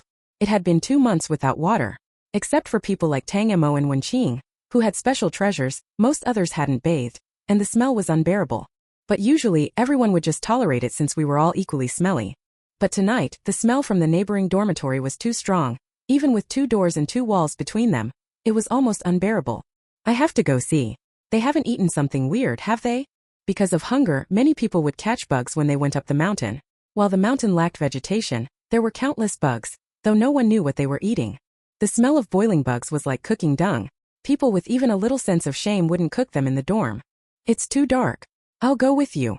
Song Qing got up from her bed. Tang Mo grabbed her flashlight and followed behind them. It was already past the lights-out time at 11 p.m., and the dormitory building was pitch black. Is anyone there? They were worried that Lanlan's bad temper might upset someone. Song Qing, known for her kind and gentle nature, had become the dorm's diplomatic ambassador. Tang Mo was clever and always looked cheerful, but those who knew her a little better realized that she wasn't the kind of person who always played nice. When she got serious, her combat power could be even more terrifying than Li Lanlan, who appeared more intimidating. Is anyone there? Song Qing knocked again. As Tang Mo stood at the door, the closer she got, the stronger the foul smell became. It seemed that it wasn't just the smell of boiled bugs, but also something else, a familiar scent from her past life. Bang! Almost instinctively, Tang Mo raised her leg and kicked open the dormitory door. The dorm's door was made of wood, and with Tang Mo's increased strength, it was easy for her to kick it open. Tang Mo, you. Li Lanlan's mouth dropped open in shock. If anyone called her violent again, she would definitely argue with them. Those who called her violent had clearly never seen Tang Mo. Kicking open the crooked door, a huge wave of foul smell hit them. Tang Mo covered her nose and mouth with one hand while shining her flashlight inside with the other. Ah! Li Lanlan screamed, and the quiet dormitory building was immediately filled with the echo of her voice. Just when we were finally falling asleep from hunger, who did this? Are they trying to die? The girls, who had been startled awake, cursed, but they were clearly frightened. They hurriedly wrapped themselves in clothes and rushed into the corridor to see what had happened. Everyone crowded in front of the dormitory where Tang Mo and the others had entered. Those in the front, using the flashlight's light, saw the scene inside. It was 2 highly decayed corpses, covered with wriggling maggots and unidentified bugs feeding on the flesh and blood. Both corpses had sunken cheeks, and there were clear signs of vomit stains by their mouths. Next to them was an alcohol lamp, and a small pot was scattered on the ground, its contents a mess of bugs and decayed remnants mixed together, resembling soup, but now it was just a dry lump. There was no blood on the floor. They must have eaten poisonous bugs and died from poisoning. Tang Mo observed the scene and quickly understood what had happened. The bugs not only smelled bad, but there were also many different kinds. Ordinary people couldn't distinguish whether they were poisonous or not. If they hadn't been so hungry, no one would have eaten them. Tang Mo found An Yang's contact on her watch and video called him directly. An Yang was now in charge of managing student matters. A group of girls was pale with fear, their hunger making it hard for them to stand, but when they saw the scene, several of them collapsed to the ground in fright. They weren't unaware of the recent deaths due to water poisoning, when over 30 people had suddenly died. But they had never faced death so directly before. It was right in front of their eyes, unavoidable. After returning to the dormitory, Tang Mo fell silent. She had become used to such scenes. Perhaps it was because life had been so easy lately that she had forgotten how hard life had been for ordinary people in the past, how easy it was for them to say goodbye to life. In her past life she had been one of those struggling people. Doesn't the school give 2 meals a day now?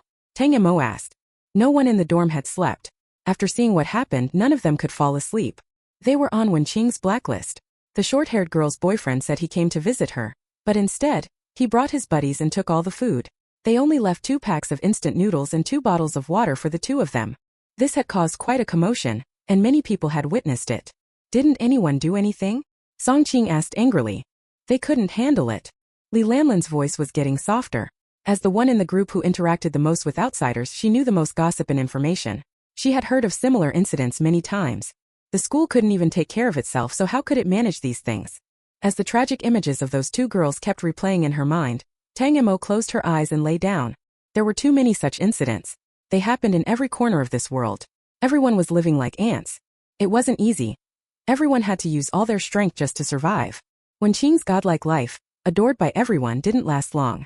Soon, the food in her space couldn't sustain the entire school's needs. She hadn't lied about the size and maturation time of her space, but what she hadn't anticipated was how large the school's consumption would be. Vegetables matured in half a month, wheat took a month to mature, and the land wasn't small. Originally, Wenqing hadn't calculated the exact numbers. She only knew that the supply was inexhaustible. But she didn't realize that, while she could likely never use it all in her lifetime, the supply was insufficient for a whole school. The school still had over 500 people, and each person needed 2 meals a day. That meant 1,000 single servings of meals daily, and it had to be this way every day. In just 1 month, Wenqing could no longer keep up with such output. After one more harvest, it still wasn't enough, so she decided to harvest before the next batch of vegetables matured. But this had serious consequences. After she harvested the immature vegetables, she noticed that the growth rate of the crops in her farm had slowed down. She observed that the vegetables now took a month to mature, and wheat took a month and a half. This terrified Wenqing. Finally, overwhelmed by the pressure, she confessed everything to Enyang. Wenqing's issue was a food issue, and food was the most crucial matter. The school quickly called an emergency meeting. After much discussion and planning, they finally decided to go back to 1 meal per day. This caused an uproar among the students. By now, everyone knew about Wenqing's farm space and had gotten used to 2 meals a day.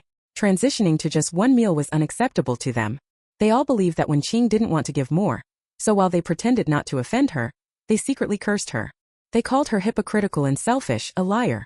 Although Tang Mo didn't like Wenqing, she really didn't understand why others hated her so much. Before, and even now, no one had been deprived of what she had offered. They ate her food and then cursed her behind her back. Tang Mo couldn't help but wonder how Wenqing would feel if she heard those words. It's hard being a good person these days. In the 4.5 month of the Famine era, the authorities announced that, based on their continuous explorations, the danger within the mist had been confirmed as an unknown dangerous creature. These creatures only existed within the mist. Anyone who entered the mist would be attacked by them, and they were highly dangerous. The authorities dubbed them Yi So, otherworld beasts. However, there was also some good news. It was discovered that some of these creatures had crystal cores within them. Different colored crystal cores corresponded to different attribute points. Eating them would improve a person's attribute values. Each crystal core could directly improve 1 point of the corresponding attribute. 1 point of an attribute was a big deal. Only Tang Mo knew how hard it was to increase an attribute by just 1 point. It took sweat and time, there was no room for shortcuts. The authorities also cautioned that they did not encourage people to go into the mist to hunt these beasts, advising everyone to act within their abilities. But to those who were clever, this was nonsense. If they truly didn't want people to hunt the beasts, why would they reveal such information? Did the leaders not realize that, when the temptation was strong enough, people would dare to take any risk? The crystal cores were incredibly valuable. Even if they didn't use them, they could sell them to wealthy people in exchange for food or other goods. How could anyone resist? It wasn't long before the news spread, and soon, Wenqing's space could no longer provide enough food for the daily meal of over 500 people. They relied on a small amount of stockpile left by the school to survive, but after months of hunger, their bodies were completely drained. Starvation became a common occurrence at the school, but no one was shocked anymore. The school held multiple meetings to discuss how to ensure that most of the students could survive. However, no solution was forthcoming. Their food source relied entirely on Wenqing, but obviously, overharvesting was causing her farm to deteriorate. The school didn't know how much longer they would be trapped, and they couldn't let the situation worsen any further. In the end, they made a bold decision to send students into the mist. However, their goal wasn't to hunt the beasts for crystal cores. Instead, they hoped to break through the mist and escape their predicament. Helicopters in the sky had clearly identified the boundary of the mist, and the leaders made use of them to assess the situation. According to the helicopter feedback, the thinnest part of the mist surrounding the school was at the front gate. From there, entering the mist and walking out without getting lost would only take 500 meters. In other words, if they were lucky and didn't encounter danger, they could make it out in 5 minutes. Although those who had previously tried to escape the mist hadn't succeeded, this time was different. They would form a team to deal with the beasts, and now that everyone had gained attribute points, their physical strength had greatly improved. They were somewhat confident about walking out. The school's thinking wasn't entirely without merit. Staying behind would lead to death anyway, so it might be better to take a chance. If they gathered enough people, their strength would increase. Even if they failed, so what? Dying in the mist would save food for those left behind in the school.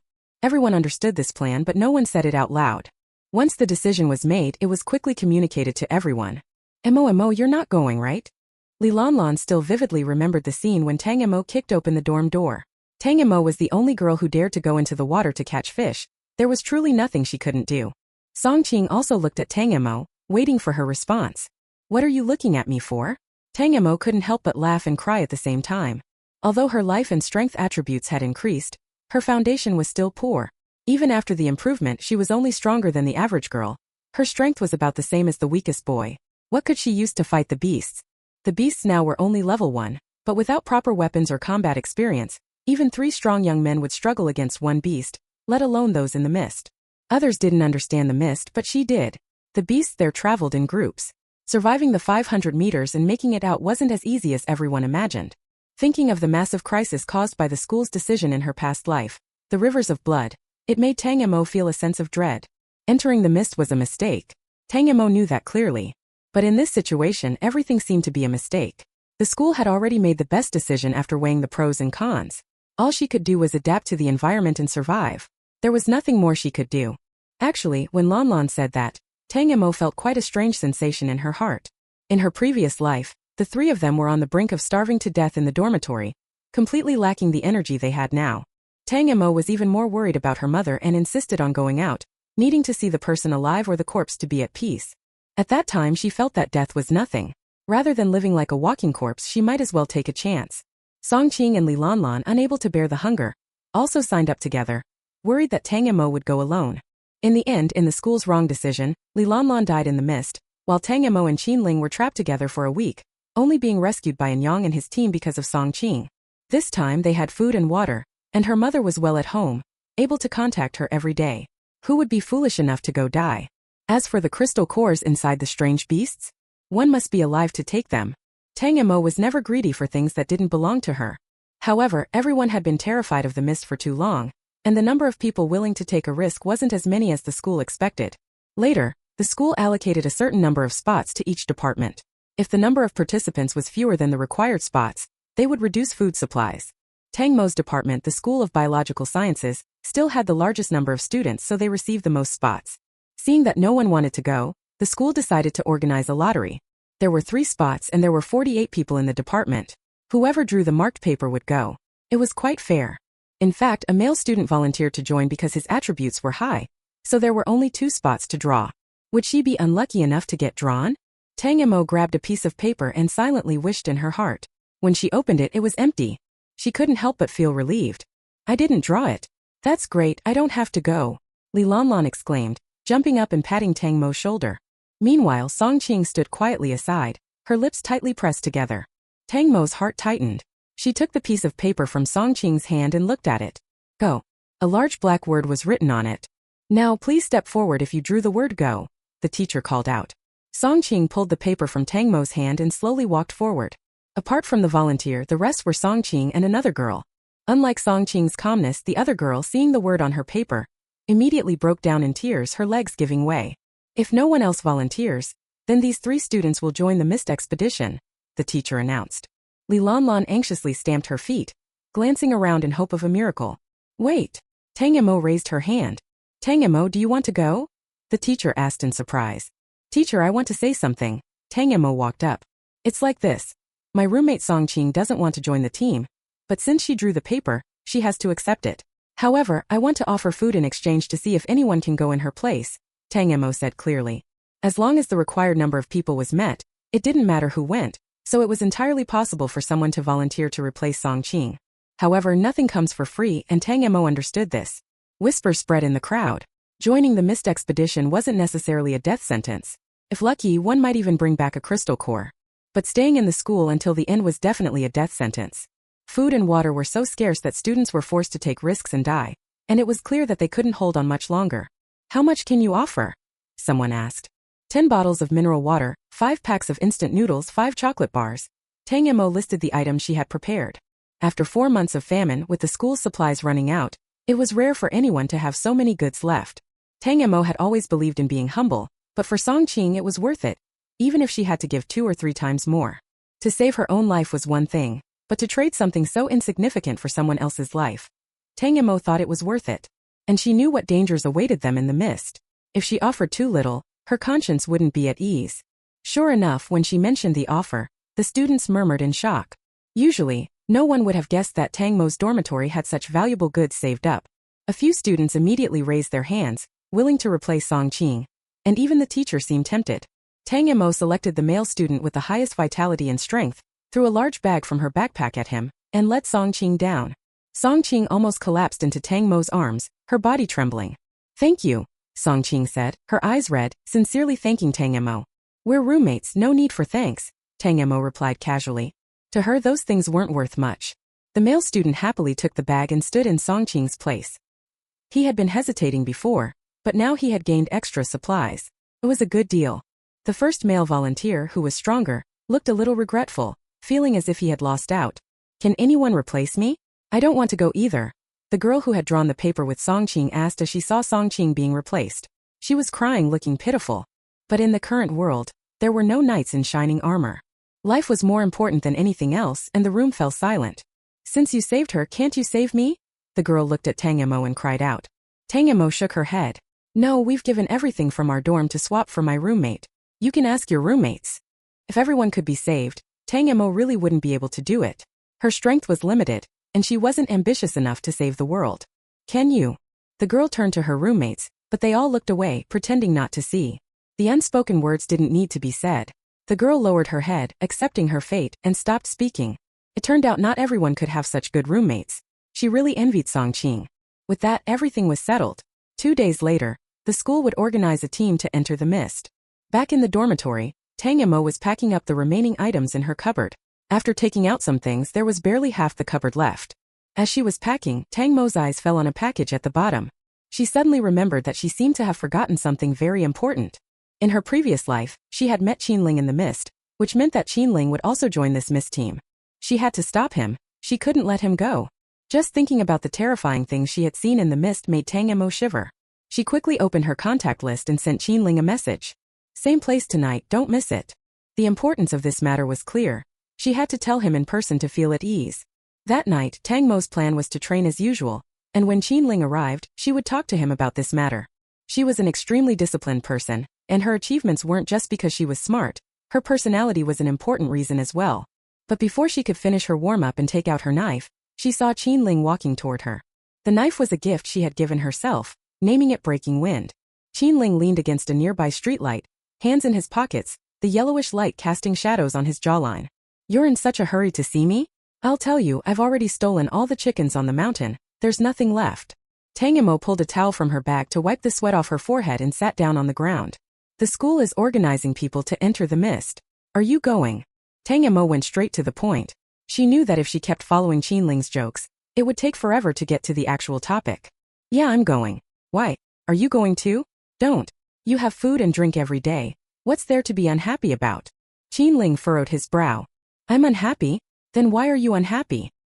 Hearing that Qinling was going, Tang Mo suddenly felt uneasy. I have my reasons, you're different. Qinling walked over and sat down next to Tang Mo. You're a girl. It's very dangerous over there. Qinling hesitated for a moment before speaking. Tang Mo stayed silent. Qinling meant that he was aware of the dangers in the mist. Given his background, he probably knew even more about it than Tang Mo. Do you really have to go? Tang Mo asked after thinking for a moment. I have to go. Qinling's eyes were no longer playful, his face carrying an uncommon seriousness. Ling's serious expression reminded Tang Mo of the times when they were together. Back then, he had been just as serious, seriously protecting her, seriously thinking about taking her away, seriously considering their future together. Or maybe that was his true self. Fine, you go then. Be safe and contact me if anything happens. Tang Mo pointed to her ID watch. Ling was determined to go for his own reasons, and Tang Mo held back all the words she wanted to say to convince him. Once someone has made up their mind to do something, it won't be changed easily. Could you not go? Ling looked up at Tang Mo. Perhaps it was the dim light, but there seemed to be a trace of pleading in his gaze. I'm not going. The news said there are mutant beasts in there, and I'm not good at fighting. Tang Mo shrugged. That's good. Ling secretly let out a sigh of relief, his face returning to its usual carefree expression. Here, this is for you. He tossed something to Tang Mo. After hurriedly catching it, Tang Mo looked carefully and saw that it was a gun, along with a small bag of bullets. Do you know how to use it? Seeing Tang Mo's clumsy reaction, Ling was in a good mood. He had specifically sent 2 guns from his family just for her. He wasn't sure why, but he really wanted to protect her. Thinking about it, Ling scratched his head. He suspected that his high stats after the apocalypse might have caused him to lose his common sense. Why couldn't he understand his own feelings? I don't want it. You're going into the mist, so you should keep it. Tang Mo pushed the gun back without a second thought. Keep it. I specifically got it for you. I still have more. Ling quickly stood up, patting his bottom as if he were about to slip away. Figure it out on your own. Don't call me if you don't know how. He vanished from sight. Tang Mo held the gun and the bag of bullets in her hands. This was probably the first gift Ling had ever given her, and it was so unique. He really trusted her, letting her learn how to use a gun on her own. That was really something. Tang Mo skillfully took the bullets out of the bag and loaded them into the gun. Holding the gun with her right hand, she raised it. In her previous life, her psychic attribute value had been higher than others, making her a good shot. Aside from running away, her best ability was her marksmanship. After loading the gun and placing the bullets in her space, Tang Mo took out her knife and began her training for the day. Her skills with the knife had improved significantly.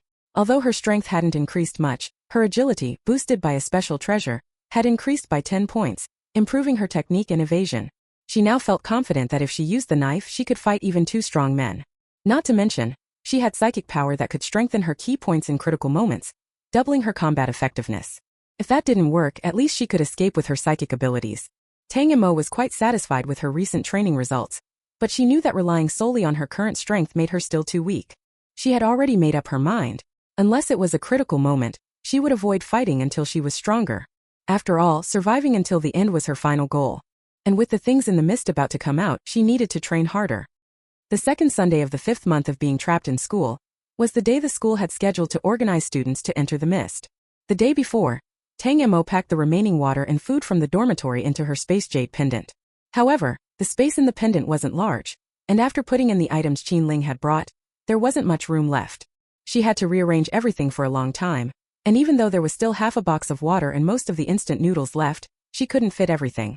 She took out her usual backpack and stuffed 3 bottles of water, 5 packs of instant noodles, and some daily necessities inside. Then she placed the bag on her desk, leaving the remaining water and instant noodles on the table for the next couple of days. She had already made preparations.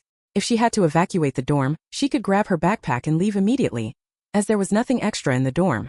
On Sunday, all those entering the mist gathered at the school gate, with Yang leading the team to get ready. Whether voluntary or not, everyone's faces showed hope.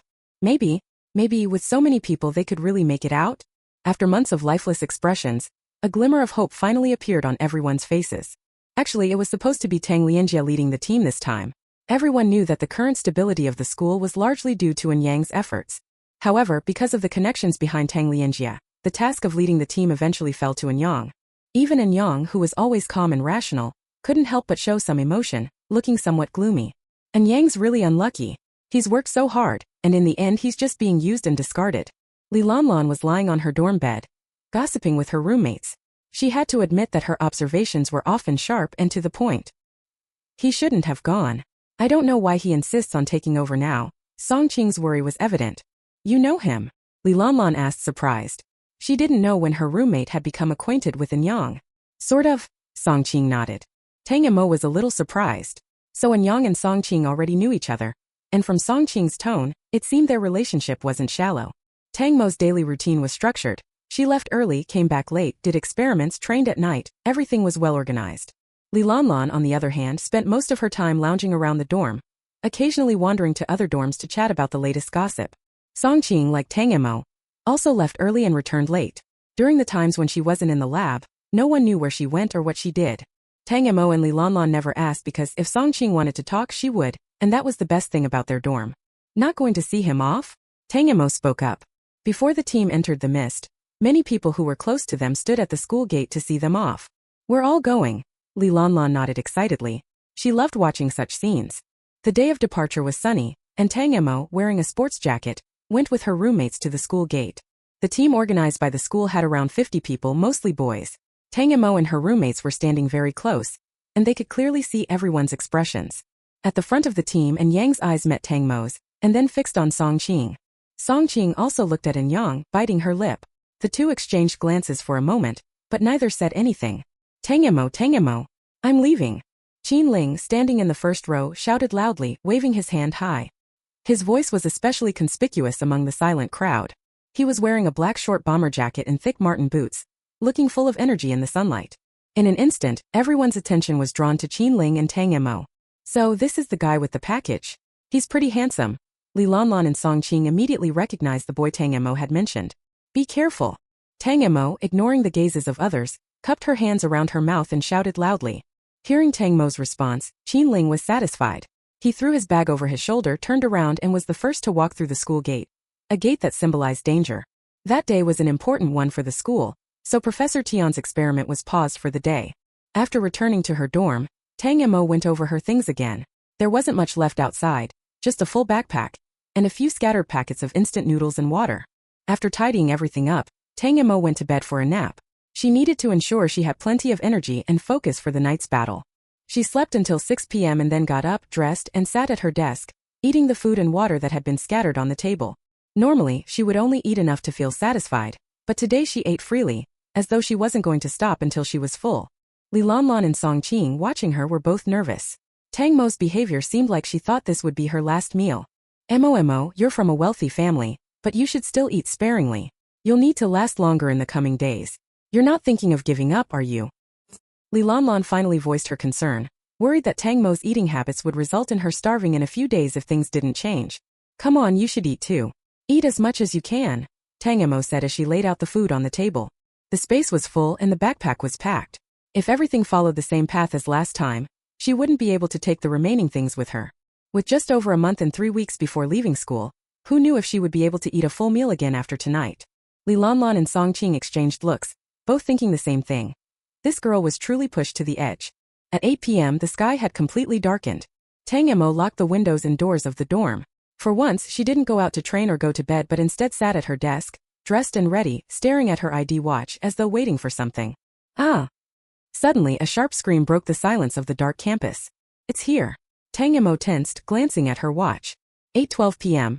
Exactly 1 minute off from the last time. Tang Mo knew exactly what was going to happen tonight. She had prepared the whole day for this moment. Earlier that day, 50 people had entered the mist. If things went the same way as before, they would soon encounter a group of mutant beasts, not just one but many. If it had only been one beast, they might have stood a chance, but facing a group, running was the only option. No one had told them that there were so many mutant beasts in the mist, and how terrifying they were. The crowd quickly dispersed, with most of those fleeing dying, while the rest who ran back to the school brought the beasts with them. In the first 6 months after the apocalypse, mutant beasts were hidden in the mist and couldn't appear. But what people didn't know was that mutant beasts could still enter areas surrounded by mist. Normally, they were trapped in the mist, unable to use their senses, making it hard to break out. But now, with people leading the way, the beasts were rushing in after the crowd. What is that sound?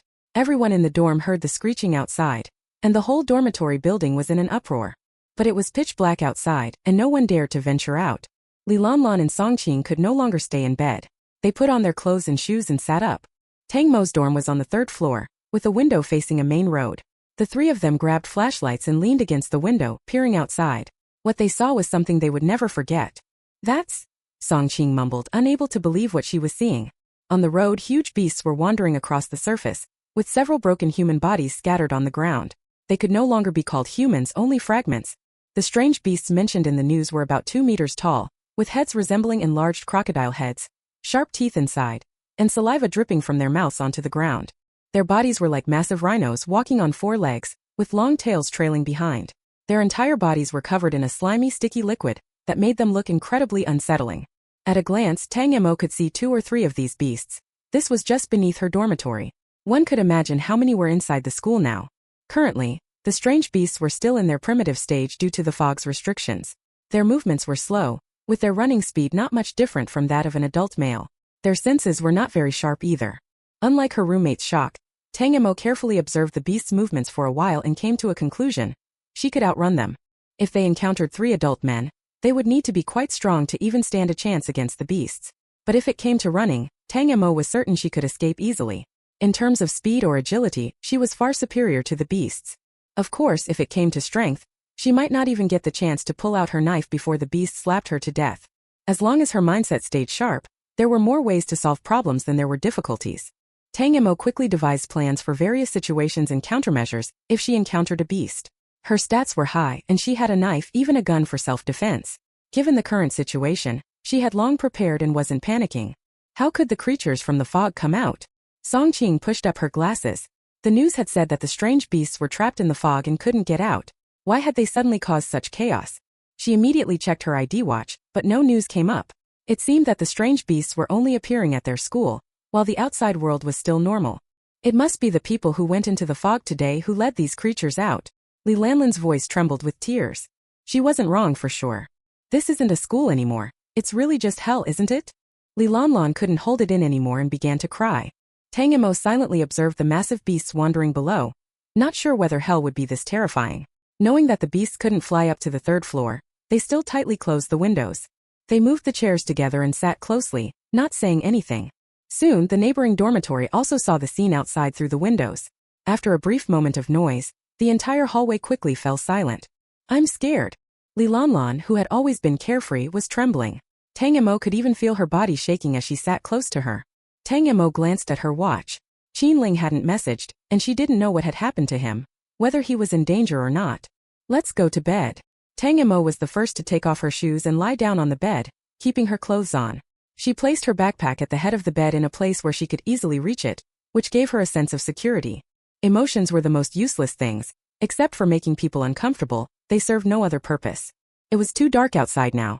No one dared to go out.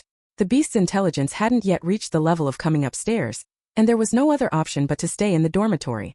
Everything would have to wait for the school's arrangements tomorrow. The next day, everyone waited until noon, but the school still hadn't issued any notices. People's emotions were growing more panicked. The beasts were wandering outside, and they were trapped in the dormitory with no food or water, not even any updates. Many people's emotions were on the verge of breaking. One girl, unable to bear the immense pressure of being alone in her dorm, jumped from the building. The loud bang echoed throughout the building, and everyone heard it, but it seemed like they selectively ignored it, as if nothing had happened. The strange beasts, attracted by the smell of blood, quickly surrounded the area, sniffed it, and slowly began to feed. Tang Mo understood why the school hadn't acted yet. It was because Enyang wasn't around. Previously, all matters related to students were handled by Enyang, but now the only leader left was Tang Lianjia, who was an ineffective figure and couldn't do anything. Meanwhile, the school leaders were too busy with their own problems to care about the students. Tang Mo sat in the chair, silently training her mental strength. She wasn't sure if she had misjudged, but since the beasts broke out of the fog last night, her mental strength seemed to be a little restless. When she trained her mental strength today, she clearly felt it was growing much faster than before. She speculated that the beasts might have brought some special substances from the fog. So, she seized this opportunity to train even harder. There was no chance to practice her knife skills tonight, so she focused all her time on her mental strength. Lanlan, are you there? A knock came at the door. Hearing the sound, Tang Mo quickly hid her backpack under the desk and swept the food and water on the table into the drawer. After she had tidied everything up, Li Lanlan stood up to open the door. It's Li Qian, what's up? Li Lanlan greeted the visitor, letting her in. Song Qing and Tang Mo also knew Li Qian, as they were all from the Department of Biological Sciences. Their dorms were 2 rooms apart, and although they didn't have much interaction, they were familiar with each other. However, Song Qing and Tang Mo didn't interact much with other students. Only Li Lanlan was a little closer to her. Lanlan, I really can't take it anymore. The monsters outside are so terrifying, and the school hasn't given us any food or water. I really can't hold on much longer. Li Qian burst into tears as she spoke. Unfortunately, neither Tang Mo, Song Qing, nor Li Lanlan responded to her words. What she said was true, but now, who wasn't in the same situation in the school? Who could sympathize with anyone else? Seeing no one responding, Li Qian wiped her tears and continued. I want to borrow some food from you, just a little, a bottle of water and a pack of instant noodles, or maybe biscuits. I'll eat anything, I'm not picky. A bottle of water and a pack of instant noodles. That was the amount of food a person in the school could survive on for 4 days. But borrow? What could she give in return? Li Lanlan, decisive as always, opened her own cabinet door. It's not that I don't want to lend it to you. It's just that we really don't have any. No one has food, not just you. Then Tang Mo? Li Qian turned her gaze toward Tang Mo. She knew that Tang Mo had generously given food to Song Qing before, so she didn't believe that Tang Mo would be stingy enough to keep all her food for herself. This time she came mainly to ask Tang Mo. Secretly pinching her leg, Li Qian's tears flowed again. She had cried so badly. As a classmate she couldn't just stand by and do nothing, right? I don't have any either. Tang Mo shook her head, not saying any more. She had no connection with Li Qian, and even if her cabinet was empty, there was no reason for her to open it for her. She could, but there was no need to do something unnecessary. But if I don't eat, I really will die? Li Qian continued to cry. What do you want me to do about it? Tang Mo suddenly smiled, her tone as gentle as usual. Even she herself didn't realize it, but at this moment, her demeanor was eerily similar to Qin Ling's. Perhaps at their core they were both the same type of person. When dealing with those who didn't matter, she wore this indifferent attitude, which was incredibly polite, yet her heart felt as cold as ancient ice, making it impossible for anyone to get close. Looking at Tang Mo's smile, Li Qian froze for a moment. She had expected Tang Mo to be cold and maybe argue with her. At that point she was ready to give up all dignity and just stay in their dorm forever. But Tang Mo's attitude made her somewhat confused. Our dorm's food has all been traded for me, so are you going to eat me? Song Qing said seriously. There's nothing else to discuss, just leave. It's easier to get hungry if you keep walking around. Li Lanlan pushed the dazed Li Qian out the door, then slammed it shut and locked it. Neither Song Qing nor Tang Mo had any food or water, and the only reason they were surviving was because of Tang Mo's help. They didn't have any supplies to give to others. As for Tang Mo, she couldn't care less about anyone other than those she cared about. Why should she care about someone like Li Qian? They spent another day in the dorm and finally the school sent a message. To be precise, Yang sent a message. From the Social Sciences Institutes in Yang. Due to the appearance of alien beasts in the school, I've taken the team that went into the mist to the second floor of the cafeteria. There are about 30 of us, please come to the second floor and gather with us if you can. When Qing is with us. When Yang's message appeared in the group, it exploded. How are we supposed to get out with alien beasts outside? Yeah, and Yang, can you come and pick us up? I'm really scared to go out. I'm the farthest from the cafeteria. This is like sending me to die. With alien beasts outside, not everyone had the courage to go out, let alone walk all the way to the cafeteria. Everyone's dorms are too spread out, and we don't have enough manpower to come and get you individually. Please group up and come on your own. Of course, if you're too scared, staying in your dorm is also okay. Just do what you can. And Yang's words shut down everyone's complaints. Yes, if you don't want to come, you don't have to. No one is forcing you. But everyone knew that if they stayed, they would eventually starve or die of thirst. If they went to the cafeteria with Wenqing there, at least they'd survive with a mobile food supply. This was the brilliance of Yang. When he led the big team back to the school, the first thing he did was go to Wenqing's dorm to rescue her and bring her along with them. Without Wenqing, everyone would starve, and he couldn't let her be in danger. As for the school leaders, Yang didn't care anymore. Since they had him replace Tang Lianwei to lead the team, his relationship with the school leaders was completely severed. From then on, everything he did had nothing to do with the school. Everything was in Yang's decision. When Song Qing saw the news in the group, she was the most excited. Always calm, she excitedly paced around the room before stopping. Then she immediately received a video call from Yang. Qing, are you okay? Where are you? I'll come pick you up. I'm in the dorm, I'm fine. Song Qing's video was on speaker, and as soon as she heard Yang's words, her face turned red. Good, wait for me, I'll be there before dark. After saying that, Yang hung up. What's going on? Li Lanlan was stunned. This wasn't just a simple acquaintance. There was clearly a story here. They're not even together yet, so hurry up and pack. Song Qing said, blushing. After that, she ignored Li Lanlan and started packing her things. If Yang said he would come to pick her up, she would definitely bring her roommates along. So she had to hurry and get ready. Tang Mo wasn't surprised at all and had a smile on her face. Yang was a good guy. If things really worked out with Song Qing, they'd definitely benefit from his connections. She never imagined that in this second life, she would end up being the one with connections. How delightful. Yang moved fast.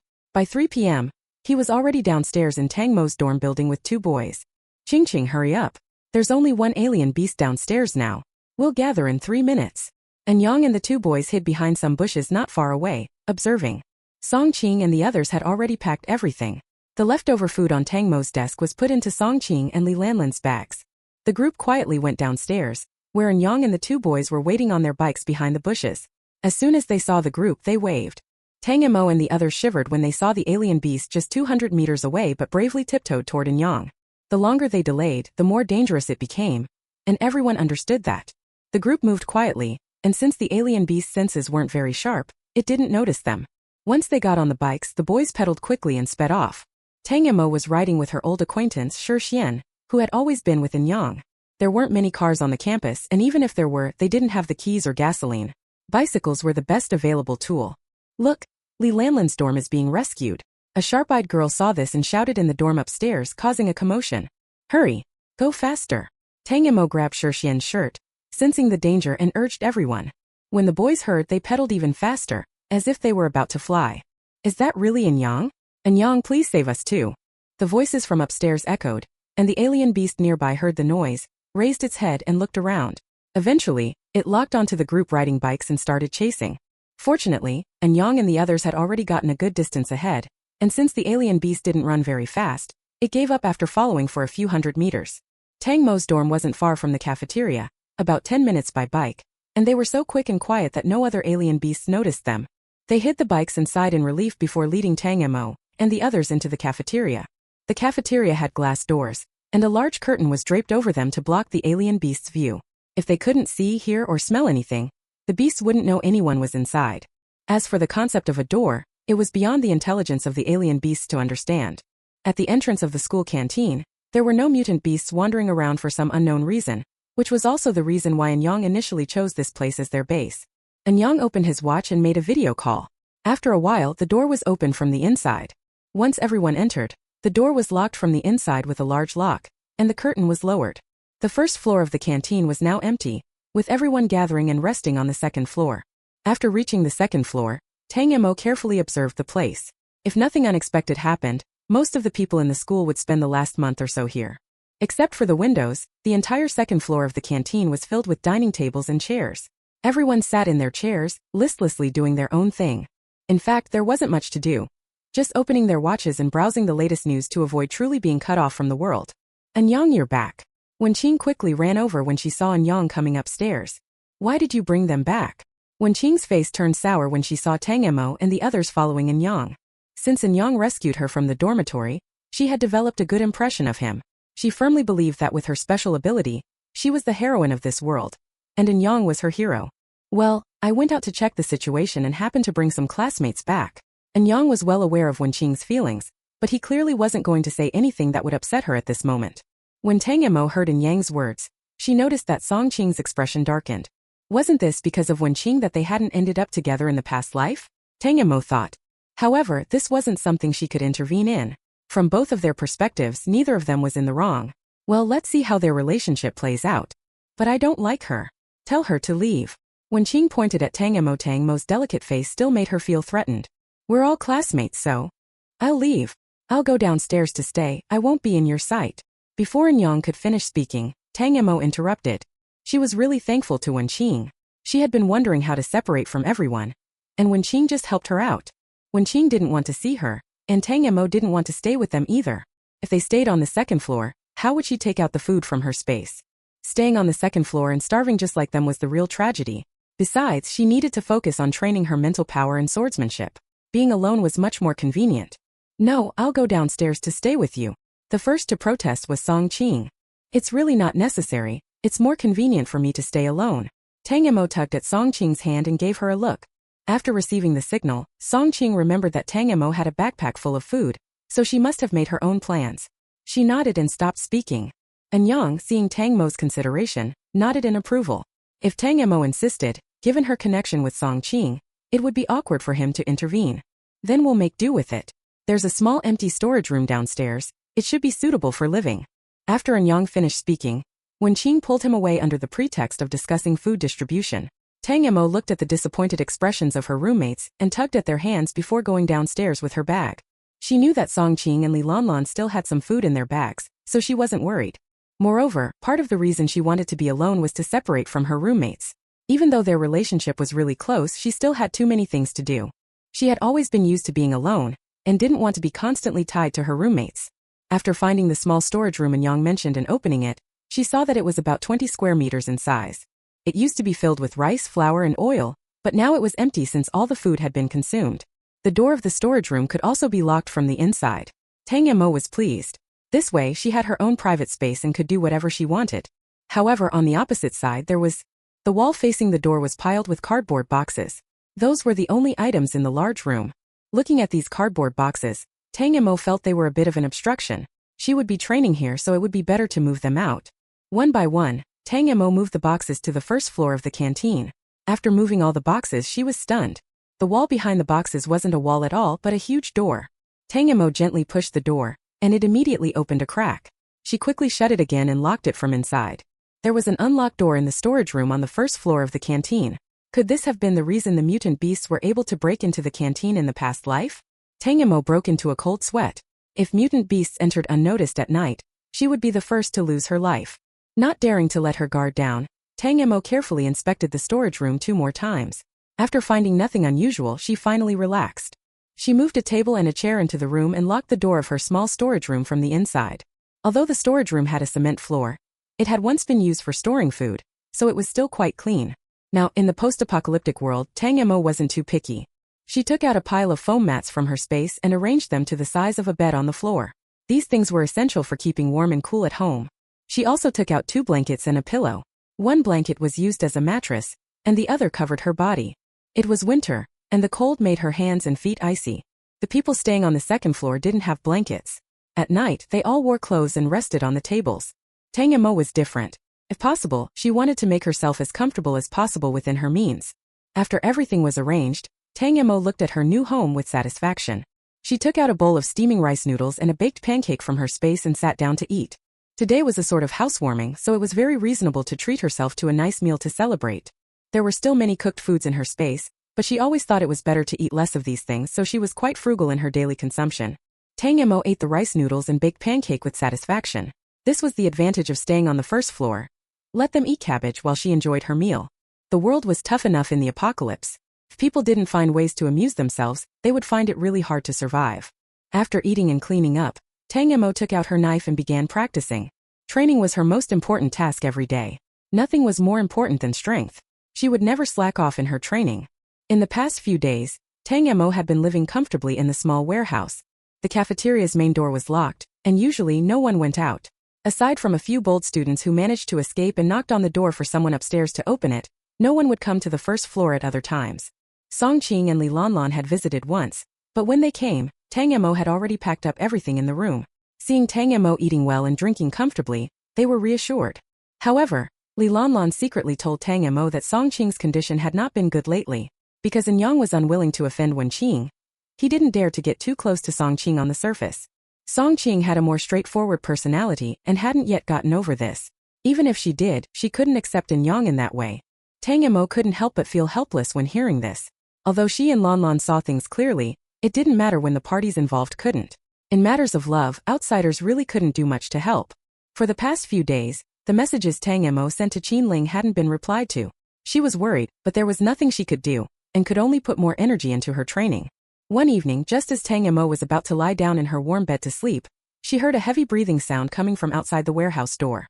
Tang Mo crept closer to the wall and listened carefully. It was definitely an exotic beast. Tang Mo listened for a moment. There was only one. Knowing that an exotic beast was just on the other side of the wall, Tang Mo couldn't sleep soundly anymore. Instead, she sat on her bedding and started training her spiritual energy. Her spiritual power had been increasing rapidly in the past few days. While practicing with the knife, she had figured out a way to focus her spiritual power into her right arm, making her knife skills more agile and improving her combat ability. However, with her current spiritual power, she couldn't maintain it for long. 10 seconds could change the tide of battle, and Tang Mo wasn't greedy. She was steadily improving herself. Perhaps with her current strength she might have a chance against an exotic beast. Hearing the sounds of the exotic beast outside, Tang Mo suddenly had a bold idea. Once this idea took root in her mind, she couldn't suppress it anymore. Perhaps, should she give it a try? If she couldn't win, she could always escape, right? She was full of spiritual power now, and not only did she have a knife, but she also had a gun. Besides, this was the weakest stage of the exotic beasts. Tang Mo had been training herself for so long, and she was eager to know where her abilities stood right now. Tang Mo quietly approached the warehouse door, crouched beside it, and placed her knife at her feet. She pressed her ear against the door, enhancing her hearing with her spiritual power. At this moment, Tang Mo could clearly hear the beasts breathing. She had encountered exotic beasts in her previous life, but it had always been in a team setting. This was her first time facing one alone. Despite the fact that this beast was over 2 meters long and had a terrifying appearance, Tang Mo wasn't completely fearless. But like her attitude toward death, she knew that even if she was afraid, she had to face it. If she didn't overcome her fear, she couldn't move forward. She picked up the knife, gripped it tightly, stood up and slipped to the side of the door. At that moment, she really hoped her spiritual power could be stronger. That way, she could send it out to check the situation outside, which would be much safer for her. But now she only had one option: to open the door and face the beast. Taking a deep breath, Tang Mo gently opened the door a crack and peered outside. Indeed, the exotic beast was lowering its head, searching for food. Fresh flesh was always on its menu.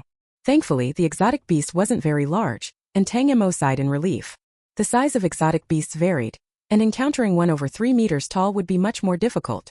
At this time, the primary exotic beast had just emerged from the mist, and its senses weren't very sharp. It hadn't noticed Tang Mo's movements yet. Tang Mo tightened her grip on the knife, circled behind the beast, and stabbed at its soft belly.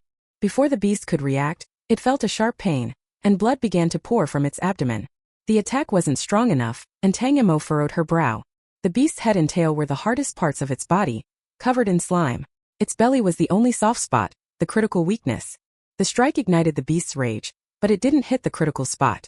Instantly, the beast's full combat power was triggered, and it swung its 4 short legs with 3 toes toward Tang Mo, quickly crawling toward her. Tang Mo swiftly jumped a few steps, bent down and avoided the beast's swinging tail. Relying on her agility and flexibility, she circled to the other side of the beast and, with a powerful jump, thrust the knife into its belly. Using her body's momentum, the knife sank deeply into the beast. It was a risky move, but without it, her strength alone couldn't inflict a fatal blow on the exotic beast. The longer the battle dragged on, the more her stamina would be consumed, which would be disadvantageous to her. The intense pain caused the beast to raise its head and let out a deafening roar. The sound was especially shrill at night and could be heard by everyone hiding in the cafeteria, but no one dared to come out. People still had an innate fear of exotic beasts, and even if there were many of them, it was hard to summon the courage to face one.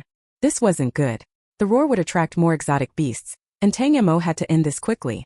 Within an instant, Tang Mo gathered all her spiritual power, focused it on her arm, and pulled the knife down with all her strength, creating a larger wound in the beast's abdomen. The pain caused the beast to lose its sanity and fall into a frenzy. Its large, fang-filled head lowered as it opened its massive mouth and lunged at Tang Mo. Tang Mo quickly assessed the distance and didn't pull the knife out. Instead, she leaned back to dodge while putting more force into the knife. Due to the angle, the beast's wild attack missed. Its sharp teeth grazed Tang Mo's arm, leaving a bloody mark. Tang Mo gritted her teeth and remained silent, pulling the knife forcefully. With a loud sound, the beast's abdomen was torn open, spilling its innards onto the ground. Suppressing her disgust, Tang Mo quickly reached into the wound with her uninjured arm. In no time, her eyes lit up. She found it. She grabbed what she found and, with the knife in hand, slipped into the warehouse in just a few seconds, locking the door behind her. Less than 3 minutes later, the sound of several exotic beasts' footsteps and heavy breathing reached her ears. Tang Mo lay on the ground facing the door and didn't dare to breathe too loudly, fearing that the beasts outside would hear her. Fortunately, their sense of smell was still dull. After circling around for a few moments, they stopped, and the sound of them chewing could be heard. Until the outside noise from the Yiso, mutant beast, ceased, Tang Mo remained sitting, unable to rise. During the fight, she hadn't noticed it. But now, as she relaxed, she realized that both her physical strength and mental energy had been completely exhausted in those brief minutes. Her arm throbbed with pain. Looking at the scratch left by the Yiso's teeth on her arm, still sticky with the beast's bodily fluids, Tang Mo felt disgusted. The left arm, which had reached into the Yiso's belly to extract the crystal stone, was also covered in blood and mucus, though the blood wasn't hers. Unable to tolerate her condition any longer, Tang Mo gritted her teeth, took a large bottle of mineral water from her space, stripped herself down and wiped herself clean with a towel. Once she felt refreshed, she changed into a new set of clothes and began bandaging her wounds with medicine and gauze. Though the wound looked terrifying, people's bodies these days were much stronger than before, and there was no need to worry about infection. Moreover, she had her mental power. By treating her wound a few times each day, it would heal in 2 to 3 days, without even leaving a scar. After sorting herself out, Tang Mo finally had the time to examine the crystal stone she had taken from the Yiso's belly. Not all low-level Yiso had crystal stones inside them, so Tang Mo considered herself lucky. The crystal stone was red, which represented strength, a common type. Tang Mo held the stone in her palm, and with a slight squeeze it shattered. The liquid that flowed out of the crystal stone quickly seeped into her skin. Although the increase in strength was small, Tang Mo, being precise about her body's capabilities, could feel the change.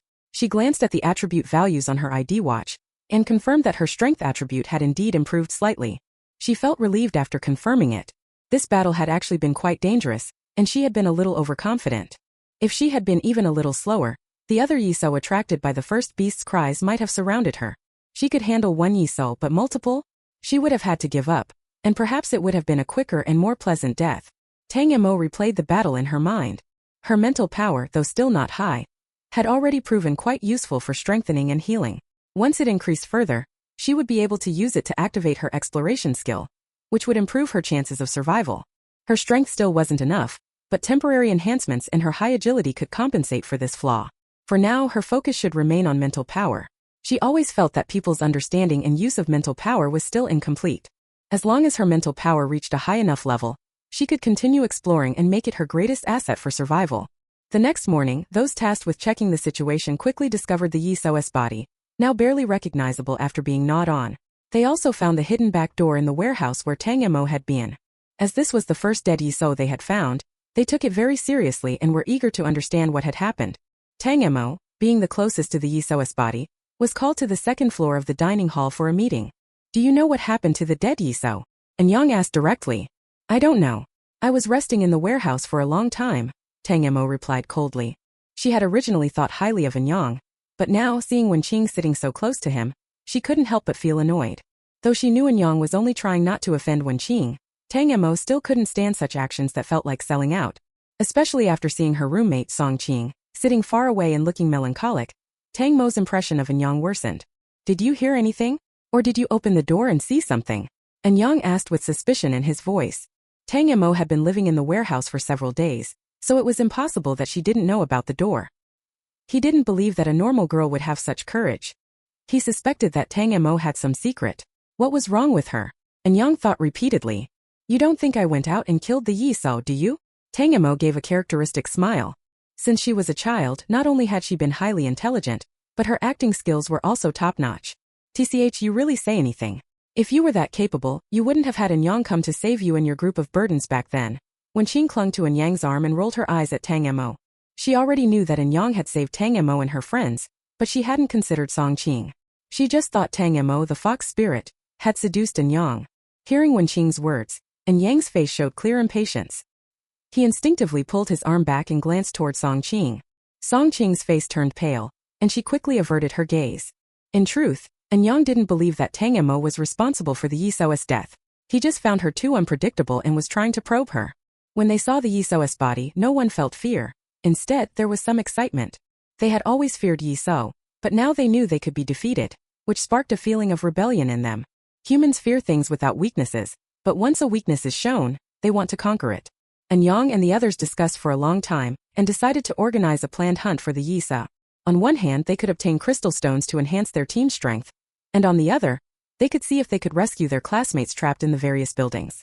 Over the past few days, many students had managed to sneak into the dining hall in pairs, but most were still in the dormitories, unable to overcome their fear and open the doors of their hearts.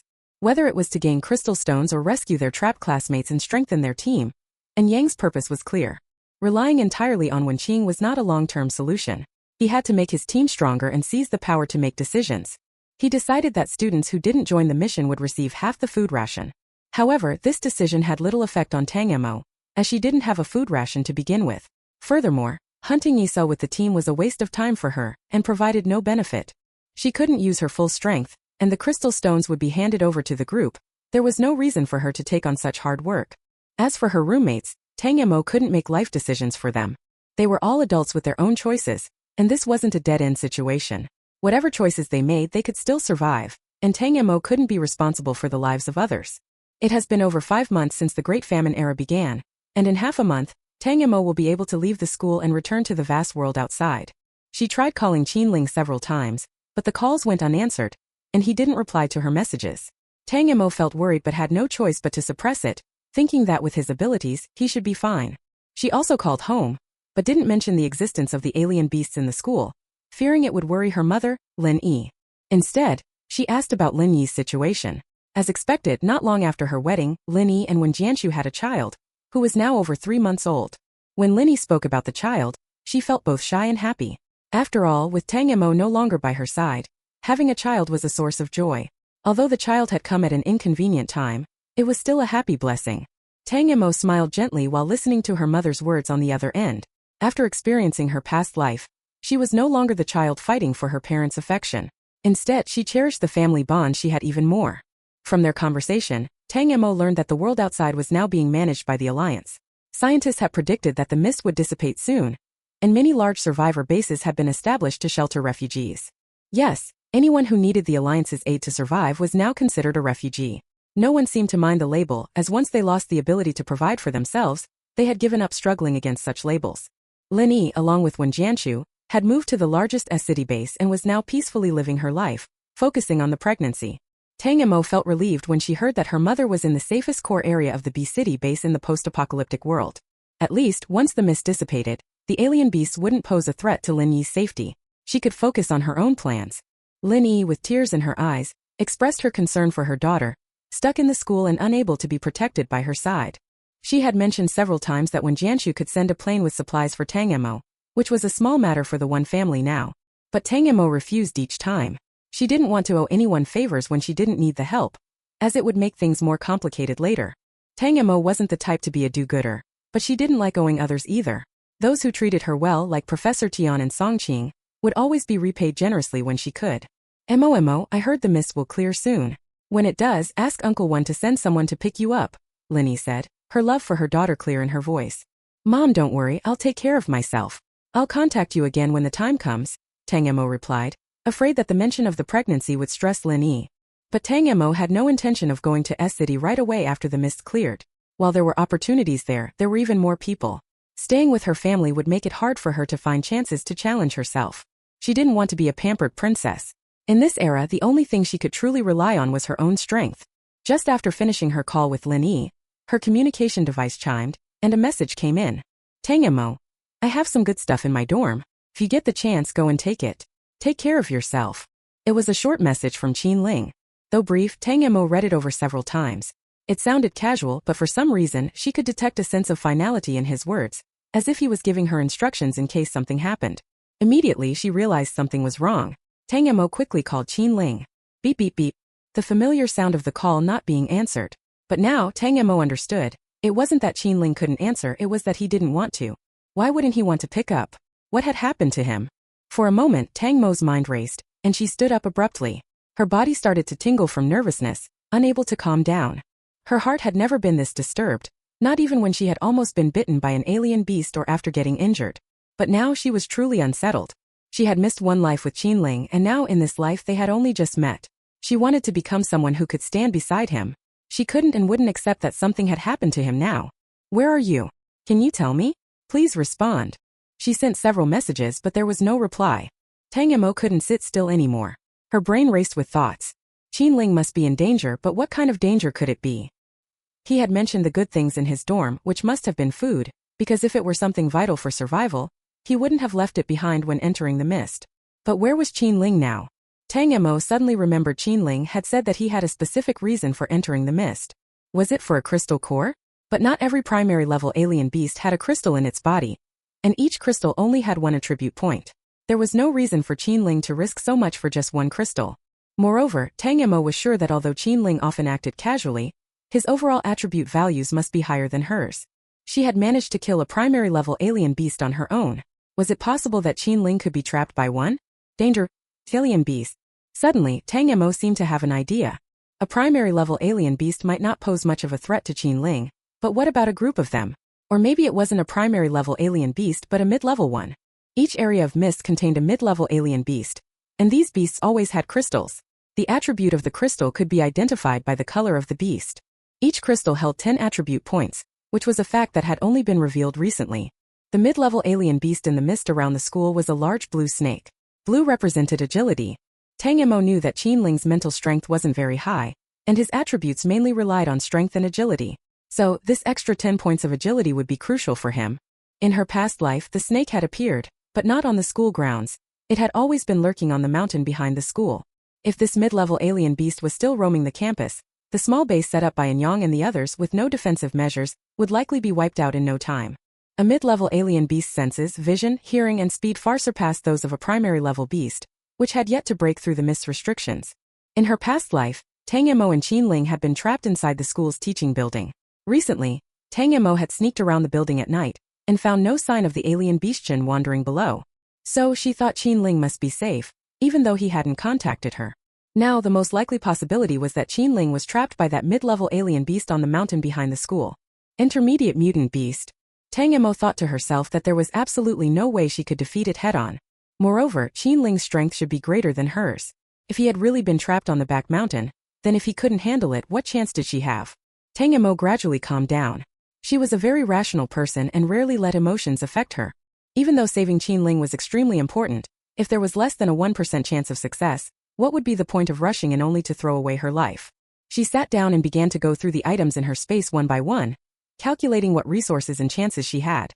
Although she hadn't encountered the intermediate mutant beast at school in her past life, it was better to be prepared for any potential unknown situation. Even though it was a mutant beast, not an existing species on Earth since it was a snake-shaped creature, it would still have some characteristics of a snake. What is the snake's greatest fear? Realgar and fire. Tang Mo had prepared plenty of realgar wine in her space, and as for fire, she had 2 large barrels of gasoline, things that could prove very useful in a critical moment. Despite Qin Ling's superior personal strength compared to hers, when it came to equipment, his overall combat ability might actually be weaker than hers. The most important thing was that Tang Mo's goal was never to defeat the intermediate mutant beast, but to rescue Qin Ling. Or, at the very least, be trapped together with him. She had already confirmed that Qin Ling had run into trouble and was trapped, otherwise, he wouldn't have failed to return to school. It had already been more than 10 days since they were supposed to leave the school. By now, he must have run out of supplies. Thinking about this, Tang Mo's face showed a hint of anxiety. As she was going through her space, her mental focus seemed to falter for a moment, and her movements grew faster. Realgar wine and fire were both used to deal with snakes, and as for self-defense, she also had several trump cards. Her breaking wind technique, which she had been practicing for so long, had achieved some success. Her mental power was now much more proficient, and if it came to a critical moment, escaping was certainly a strong suit. Plus, there was the self-defense gun Qin Ling had given her, though it wouldn't do much against an intermediate mutant beast. However, if she managed a sneak attack or used it to block her escape, it could have unexpected results if used properly. She quickly calculated in her mind. There was a chance. Tang Mo estimated the chances of success for this mission. At least 70% or higher. Actually, even if it were only 70%, as long as it wasn't 0%, Tang Mo would still give it a try. Because Qin Ling was someone she had to protect. The mountain was too dangerous at night, and Tang Mo didn't dare take any risks. She had no choice but to sleep first and wait until daylight to act. The next day, Tang Mo packed all her things from the small warehouse into her space, leaving only a simple backpack on her back before sneaking out through the small door and heading straight to the back mountain. Her mental power was now far greater than that of an ordinary person, and her 5 senses were much sharper than normal. She managed to avoid direct encounters with the mutant beasts along the way. Even if she accidentally came across one and was discovered with her speed, she could easily outrun most beasts. So she reached the foot of the back mountain smoothly. Tang Mo found a relatively safe spot to hide, and then began to send messages to Qin Ling. I've reached the back mountain. If you don't want me to die too quickly, you better share your location with me now. She knew that Qin Ling had been receiving her messages all along, but he hadn't replied because he didn't want to worry her. If he was still conscious and not unconscious, he would definitely reply to this one. Tang Mo was certain of this. Soon, a new message appeared on Tang Mo's smartwatch. Tang Mo opened it and sure enough it was from Qin Ling. It showed a frantic expression along with the message. You're really here? After a night of worrying, Tang Mo finally felt a little relieved. He was still alive, that's all that mattered. She took a picture of the surroundings with her smartwatch and sent it without saying a word. Quickly, Qin Ling's location was sent. Qin Ling understood that Tang Mo was serious. If he didn't tell her, she would really start climbing up step by step, searching for him little by little. At that moment, Qin Ling's mind suddenly went blank. It was gratitude, warmth and something else gradually filling his chest. A snake-shaped intermediate mutant beast is blocking the entrance to the cave. Be careful. If you see it, retreat. He knew that if he didn't stop her, she would never give up. So he might as well let her come up. If necessary, he would create some noise to draw the mutant beast's attention away and give Tang Mo a chance to escape. It wasn't impossible. He had made up his mind. If Tang Mo was willing to go this far for him, then he too would be willing to sacrifice himself for her. After all, this prolonged situation was bound to end in death sooner or later. Gratitude was gratitude, warmth was warmth, and trust was trust. But Qin Ling had never considered what might happen between Tang Mo and the giant snake. The difference in strength was too great. It seemed like even fighting would be a waste of time. Tang Mo quickly analyzed the location Qin Ling had sent. She knew the cave he referred to. When she had been collecting the mental power mushrooms on the mountain, she had run up and down the mountain more times than anyone else, so she was more familiar with the terrain than anyone else. Qin Ling was located at a spot halfway up the mountain, on the steep western side, where there was a small cave with a narrow entrance. Tang Mo quickly climbed to the halfway point of the mountain, found the location, hid in a concealed spot, and began thinking of a plan as she observed the giant snake several hundred meters away. Although she had heard about it before seeing the creature, about 10 meters long and as thick as 3 people could wrap their arms around, still shocked Tang Mo. If that snake swiped her off the cliff with a single strike, she'd likely have no chance to struggle. She would be saying goodbye to this beautiful world right then and there. At this moment, the giant snake was coiled on the side of the cliff, its head raised high as it stared intently at the cave not far away, guarding it without moving. The constant flicking of its tongue and the long venomous fangs were clear signs that it was no ordinary, easy-to-deal-with creature. Tang Mo shrunk her body further and focused her mental power, trying to reduce her breathing to the lowest possible level, fearing that the massive creature might sense her presence. After all, intermediate mutant beasts were not like their lower-level counterparts. Their senses were much sharper, and their speed and strength were much greater. At this moment, Tang Mo didn't dare take any chances. What if she tried to stay a bit farther away, fired a shot to draw the snake's attention, and then Qin Ling could escape while it chased her? Tang Mo considered this possibility in her mind. But soon she dismissed it. No. With the snake's size, it could easily catch up to her and swallow her before turning around to chase Qin Ling. That would happen in no time. So what could she do? Even if she could get into the cave, that would work too. Tang Mo's brain was working at full speed, trying to figure out what she could do right at this moment to break through this predicament. Perhaps. Tang Mo gazed at the jutting cliff. The giant snake was huge, coiled on the edge of the cliff, with the steep drop beneath it. The cliff jutted out about 50 meters, and the giant snake was about 200 meters away from the cave. If Tang Mo charged straight toward the cave, it was highly likely that the snake would stop her. So the only option was to outwit it. After mentally reviewing the plan she was about to execute, ensuring everything was foolproof, Tang Mo took the gasoline out from her space. Holding a gasoline can, she charged out, but her direction wasn't toward the cave where Qin Ling was, but rather the horizontal line between the cave and the giant snake. For Tang Mo, the 50 meters was nothing more than a few seconds. As she ran, she poured gasoline along the ground. Though the seconds were brief, to the giant snake with its sensitive senses, it was long enough. The snake quickly reacted to the presence of a strange human nearby. Its once stone-like body suddenly began to move as it chased after Tang Mo. Just as the snake was about to reach Tang Mo and open its bloody mouth, a burst of flames forced it to retreat a few meters. Seeing the tactic work, Tang Mo tossed away the lighter and sprinted toward the cave. Without the snake chasing her, Tang Mo quickly entered the cave. She didn't have time to assess the inside but immediately grabbed a jar of realgar wine from her space and poured it at the entrance. The fire and realgar wouldn't be enough to take the life of the giant snake, but they could slow it down, making it wary. The fire would soon extinguish, but with realgar at the entrance, even if the snake didn't leave, it would likely coil back at the cliff's edge. After setting everything up, Tang Mo clapped her hands in satisfaction and finally took the time to survey the cave. The entrance was small, barely wide enough for a person to bend down and enter. This was one of the main reasons why the giant snake couldn't enter. But once inside, it was a completely different world. The cave was about 10 square meters, with a stream still flowing inside, making the atmosphere damp and cold. At that moment, Qin Ling was slouched in the corner of the cave, his face pale with his eyes shut. Seeing that Qin Ling was indeed there, Tang Mo hurried over and checked on his condition. Luckily, he was still alive. However, although he was alive, Qin Ling's condition was far from good. A bandage was tied around his thigh, but the blood had soaked through, and with the blood loss, lack of food, and the cold, damp environment, Qin Ling's face was nearly devoid of color. If he were an ordinary person, he'd likely have died by now. It was a miracle he had survived this long. Noticing the water droplets had almost soaked through Qin Ling's clothes, Tang Mo furrowed her brow. She took out foam mats from her space, laid them out to form a bed-sized area, then placed dry bedding on top. In no time, she removed Qin Ling's soaked outer clothes, then gently placed him onto the bedding. Due to her haste, Tang Mo's actions weren't particularly gentle, and when she started removing his clothes, Qin Ling instinctively tried to struggle. But as soon as he opened his eyes and saw it was Tang Mo, he relaxed and closed his eyes again.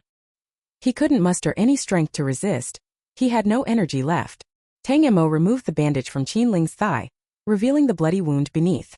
Although the wound looked gruesome, Tang Mo couldn't help but feel a sense of relief. It was just a normal mutant beast scratch. Though serious, it wasn't life-threatening. She had been worried that it might have been a bite from the giant snake outside. If its venom had gotten into his system, she wouldn't have had a way to cure it. The wound had only been simply wrapped in a bandage, and it hadn't been treated for a long time. The wound hadn't healed, and it even looked infected and starting to rot. Tang Mo disinfected a fruit knife with alcohol, cleaned the pus from the wound, applied some anti-inflammatory and hemostatic medicine, then rewrapped the wound with clean gauze. Next, she found a set of men's outdoor clothes and sports pants from her space and dressed Qin Ling. Finally, with a sigh of relief, she rummaged through her space again and took out a pot of hot vegetable shrimp porridge.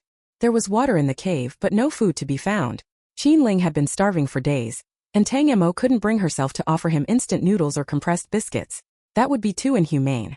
With the pain in his leg reduced and the dampness replaced by warmth and dryness, Qin Ling's tough body soon regained some strength, and he opened his eyes. The first thing he saw was Tang Mo sitting beside him, holding a bowl of porridge, and the tempting aroma filled his nostrils. "Are you an angel?" Qin Ling couldn't help but ask. "I thought I was going to die. How did you get in? Did the snake let you in? Did you bribe it?" Tang Mo rolled her eyes. He still had the energy to joke around. What a huge heart. She dipped a spoon into the bowl and directly handed it to Qin Ling. "Eat up.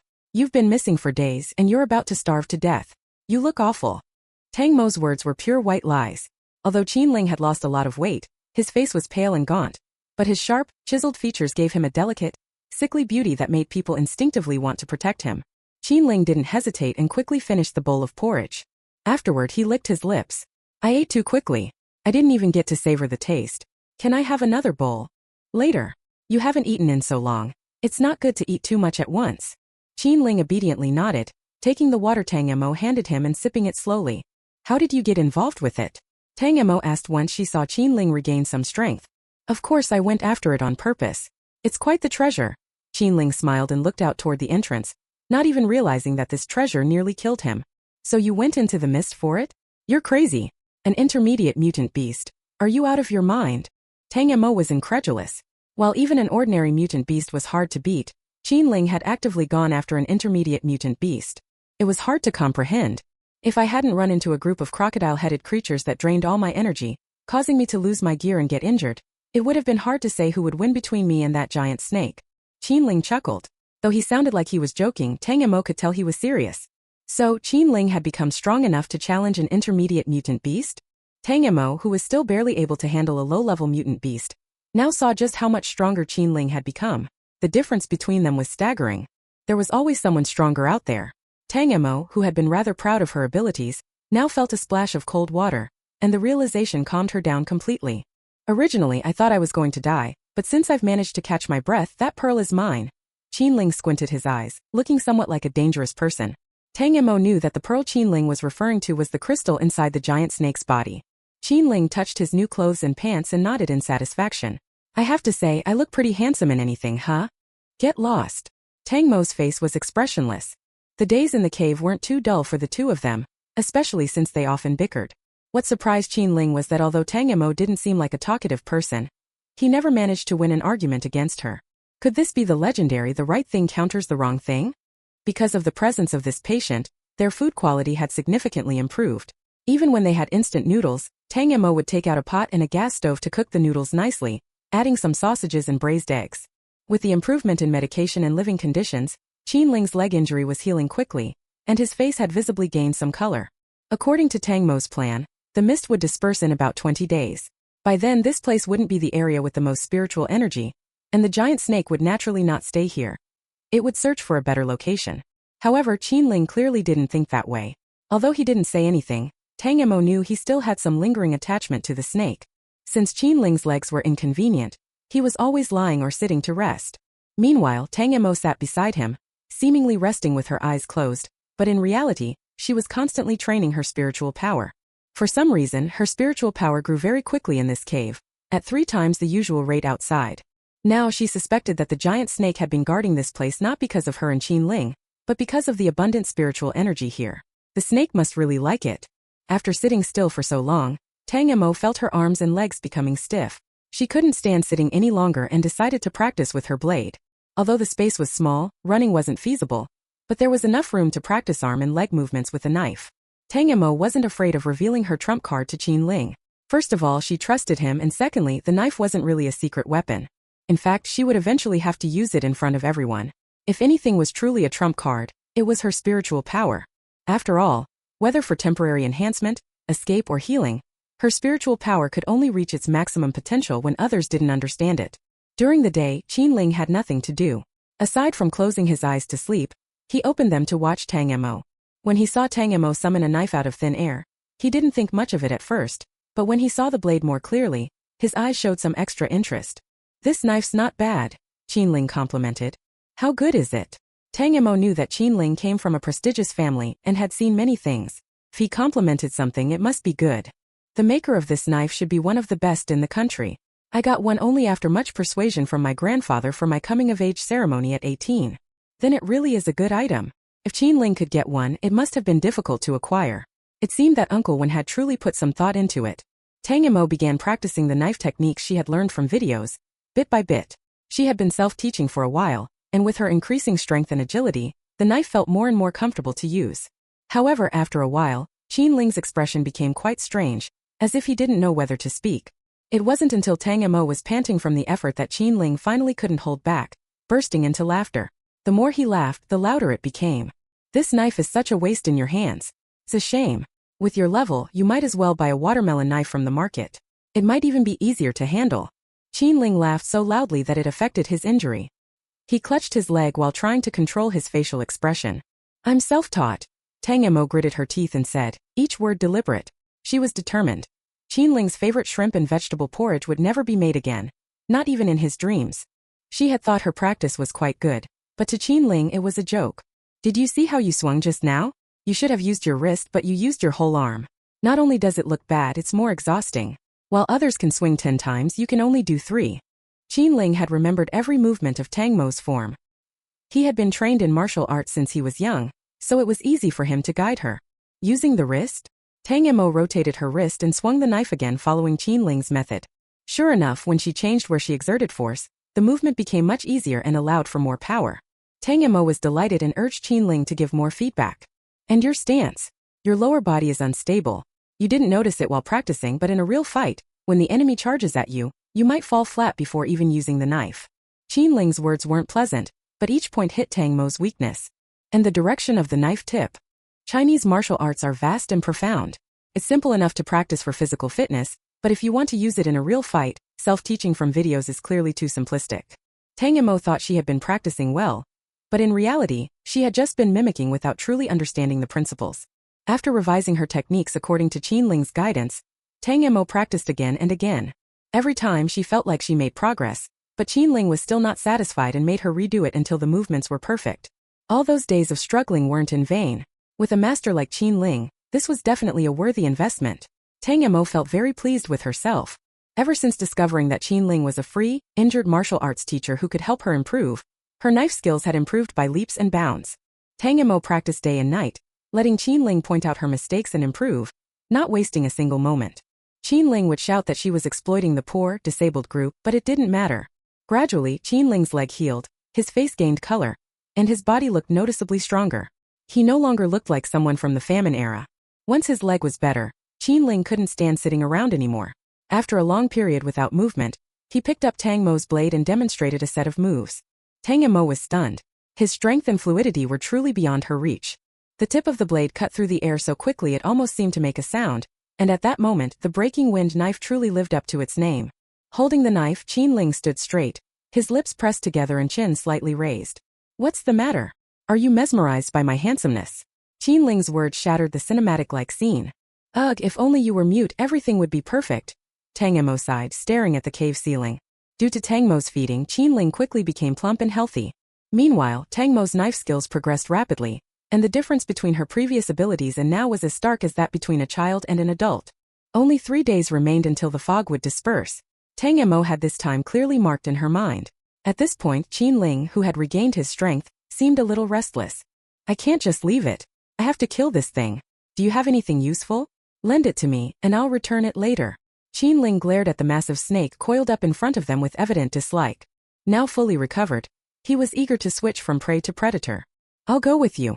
I still have some gasoline and realgar wine. The gun you gave me last time is still here, and you can use breaking wind. What else do you need?" Tang Mo calmly began pulling out the items that might be useful. She had already prepared for the fact that Qinling would want to tackle this big task.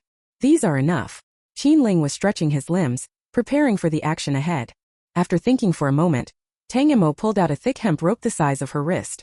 The rope was long, and she had acquired it during Lin Yi's supply run. She soaked it in the gasoline barrel. You need to wrap the rope around the snake when the time comes. Unlike Qinling, Tang Mo was always more cautious and meticulous, prioritizing their safety above all else. They decided to carry out the snake-catching plan the following day, hiding behind the stone cave's entrance like two sneaky little mice. You think I'll get eaten when I try to wrap the rope around it? Qinling asked, glancing nervously at the massive snake, which was currently yawning, exposing its fangs. Tang Mo's plan was well thought out. Qinling would take the initiative to strike, and when the snake retaliated, he'd climb onto its body and wrap the gasoline-soaked rope around its head. Then they would light it on fire, and once the snake was on fire, Tang Mo would spread realgar wine around it to limit its movements. Finally, they would work together to kill the massive snake. The plan was solid, and as long as nothing went wrong, they had a high chance of success. You're the one who insisted on fighting it. Don't get cold feet now, Tang Mo teased, giving him a look of disdain. Was this the same iron-willed Qinling she read about in the League Daily? I'm not backing out, I just wanted to double-check something. What about the snake's teeth? Before Qinling could finish his sentence, Tang Mo kicked him out of the way. The sudden move startled both Qinling and the snake, which had been calmly resting with its eyes closed. Upon realizing it was the tiny human, the snake opened its mouth wide and slithered toward them. Calming himself, Qinling held the rope in one hand and breaking wind in the other, not dodging but instead charging straight toward the snake. The last time he had fought the snake, he was exhausted and injured. Now fully recovered, Qinling felt confident in his strength. Quickly and skillfully, Qinling leaped onto the snake's back, climbing and dodging as he wrapped the rope several times around its head. The giant snake went wild, shaking violently in an attempt to shake off the persistent human, but it failed each time. Meanwhile, Qinling continued to wrap the rope and stab the snake with breaking wind, infuriating the creature. Though the injuries weren't fatal, they certainly pushed the snake to the brink of rage. Tang Mo watched closely, her eyes fixed on Qinling. It was the first time she had seen him in action during battle. No wonder Qinling was ranked number 1 on the combat strength leaderboard in the previous life. His talent was unmatched, and his efforts were evident in every move. In the early stages of the apocalypse, he had already displayed such incredible strength, and Tang Mo couldn't even imagine how powerful he would become in the future. She had thought he was overestimating himself by trying to venture into the fog to kill mid-level mutated beasts, but now she realized how wrong she had been. Time always flew during a battle. In less than 3 minutes, Qinling had completed all the preparations Tang Mo had assigned to him. However, just as he was about to light the rope, an unexpected problem arose. Perhaps their plan had been too well structured, and they had forgotten to test the equipment. The lighter Tang Mo had given him couldn't ignite the gasoline-soaked rope. This rope won't catch fire. Should I just go in directly? Qinling waved at Tang Mo from atop the snake, holding the lighter in his hand. Oh no. Tang Mo's face changed instantly when she heard Qinling's words. The giant snake was already fully enraged. If they didn't light the rope now and went for the snake directly, Qinling would definitely be at a disadvantage. Seeing Qinling precariously perched on the snake, Tang Mo didn't hesitate. She dashed out of the cave. I have an idea. Get down and cover me. Without waiting for a response, Qinling launched an attack on the snake, while Tang Mo took the opportunity to climb onto the snake's back and grab the hemp rope. It looked easy when Qinling did it, but now that she was trying it was much harder. Tang Mo pulled out the long kitchen lighter she had retrieved from her space, then activated her spiritual power to isolate the moisture in the air near the rope. She lit the lighter and aimed it at the rope. It worked. As the flame sparked, Tang Mo leapt off the snake's back, rolling twice on the ground before coming to a stop. She had never tried to keep the air dry with her spiritual power before, but upon thinking about it, she felt it might work, and it did. Her spiritual power really had so many unexpected applications. Now's our chance. Kill it. Tang Mo shouted. The giant snake, now burning, rolled on the ground trying to extinguish the flames. However, as it rolled out of range, it caught the scent of realgar wine and found itself trapped in a chaotic, passive state. Seizing the moment, Qinling wielded breaking wind and charged at the snake's eyes. Tang Mo was also not idle, using the knife she had taken from her space to aim for the snake's weak spot. They struck almost simultaneously. However, Tang Mo's knife failed to penetrate even the snake's skin, facing resistance. She awkwardly withdrew her hand. Alright, she had overestimated herself. Hand-to-hand combat with a mid-level mutated beast was clearly beyond her ability. On the other hand, Qinling's breaking wind stabbed deep into the snake's eye socket. The snake howled in pain, its struggles becoming even more frantic. Its thick tail swept at them, sending both Tang Mo and Qin Ling flying to the ground. They exchanged a glance, picked up their weapons and ran toward the cave. The snake was now at its most vicious, and provoking it in its current state was unwise. The flames on its body would keep burning for a while, and the Realgar wine's effects would last too. It was better to wait for it to tire itself out before delivering the final blow with minimal effort. The giant snake, writhing in pain, continued to roll on the ground. Before leaving, Tang Mo poured a bucket of gasoline over it. Under the firelight, its scales were gradually charred, giving off a strong burnt odor. "Maybe we'll get to eat some meat soon," Tang Mo said, watching the struggling giant snake, as though a chef looking at the meat on their cutting board, already imagining various ways of preparing it. Qin Ling didn't expect Tang Mo's first thought at this moment to be about eating. Shouldn't a normal girl be nervous or scared in this situation? What kind of thought process is she having? "Let's go, or the meat will be overcooked," Tang Mo said, stepping out of the cave with her knife first. Fire alone wouldn't be enough to kill the giant snake, but the continuous bleeding from its eyes had significantly reduced its health and combat ability. Seeing the two humans who had injured it come out again, the giant snake angrily waved its tail, wishing it could make them die immediately. Unfortunately, its long struggle had already drained a lot of its energy, and its current combat ability was not even half of what it had at its peak.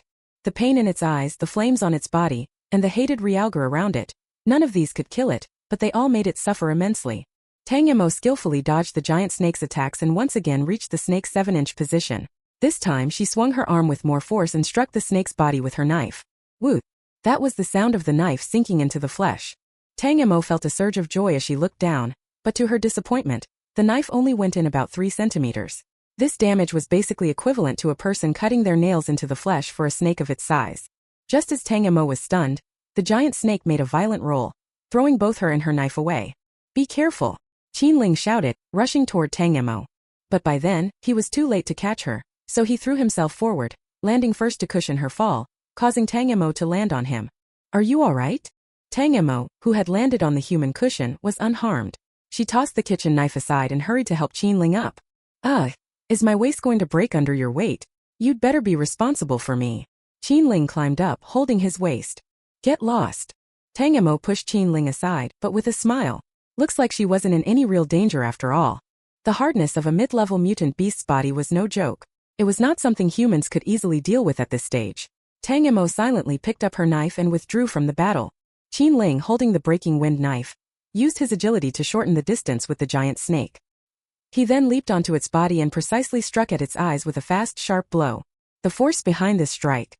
Tang Mo was certain that Qin Ling's strength attribute was definitely higher than his speed attribute, and by quite a bit too. The now blind giant snake let out its final screech. Unable to see anything, it was a spent force, its body twisting, waiting to be slaughtered. Soon Qin Ling walked around the giant snake, striking at each vital spot with several blows before retreating to Tang Mo's side. The giant snake continued to struggle for a full 3 minutes before slowly collapsing to the ground, finally dying. Only then did Qin Ling and Tang Mo approach, carefully examining the massive creature. Qin Ling circled the snake with his breaking wind knife, still unsure where to strike. "How about this spot?" Tang Mo suggested, gesturing below the snake's head with her kitchen knife. She knew Qin Ling was trying to find the spiritual stone. The snake was enormous, and finding a small bead inside such a huge body was clearly a big job.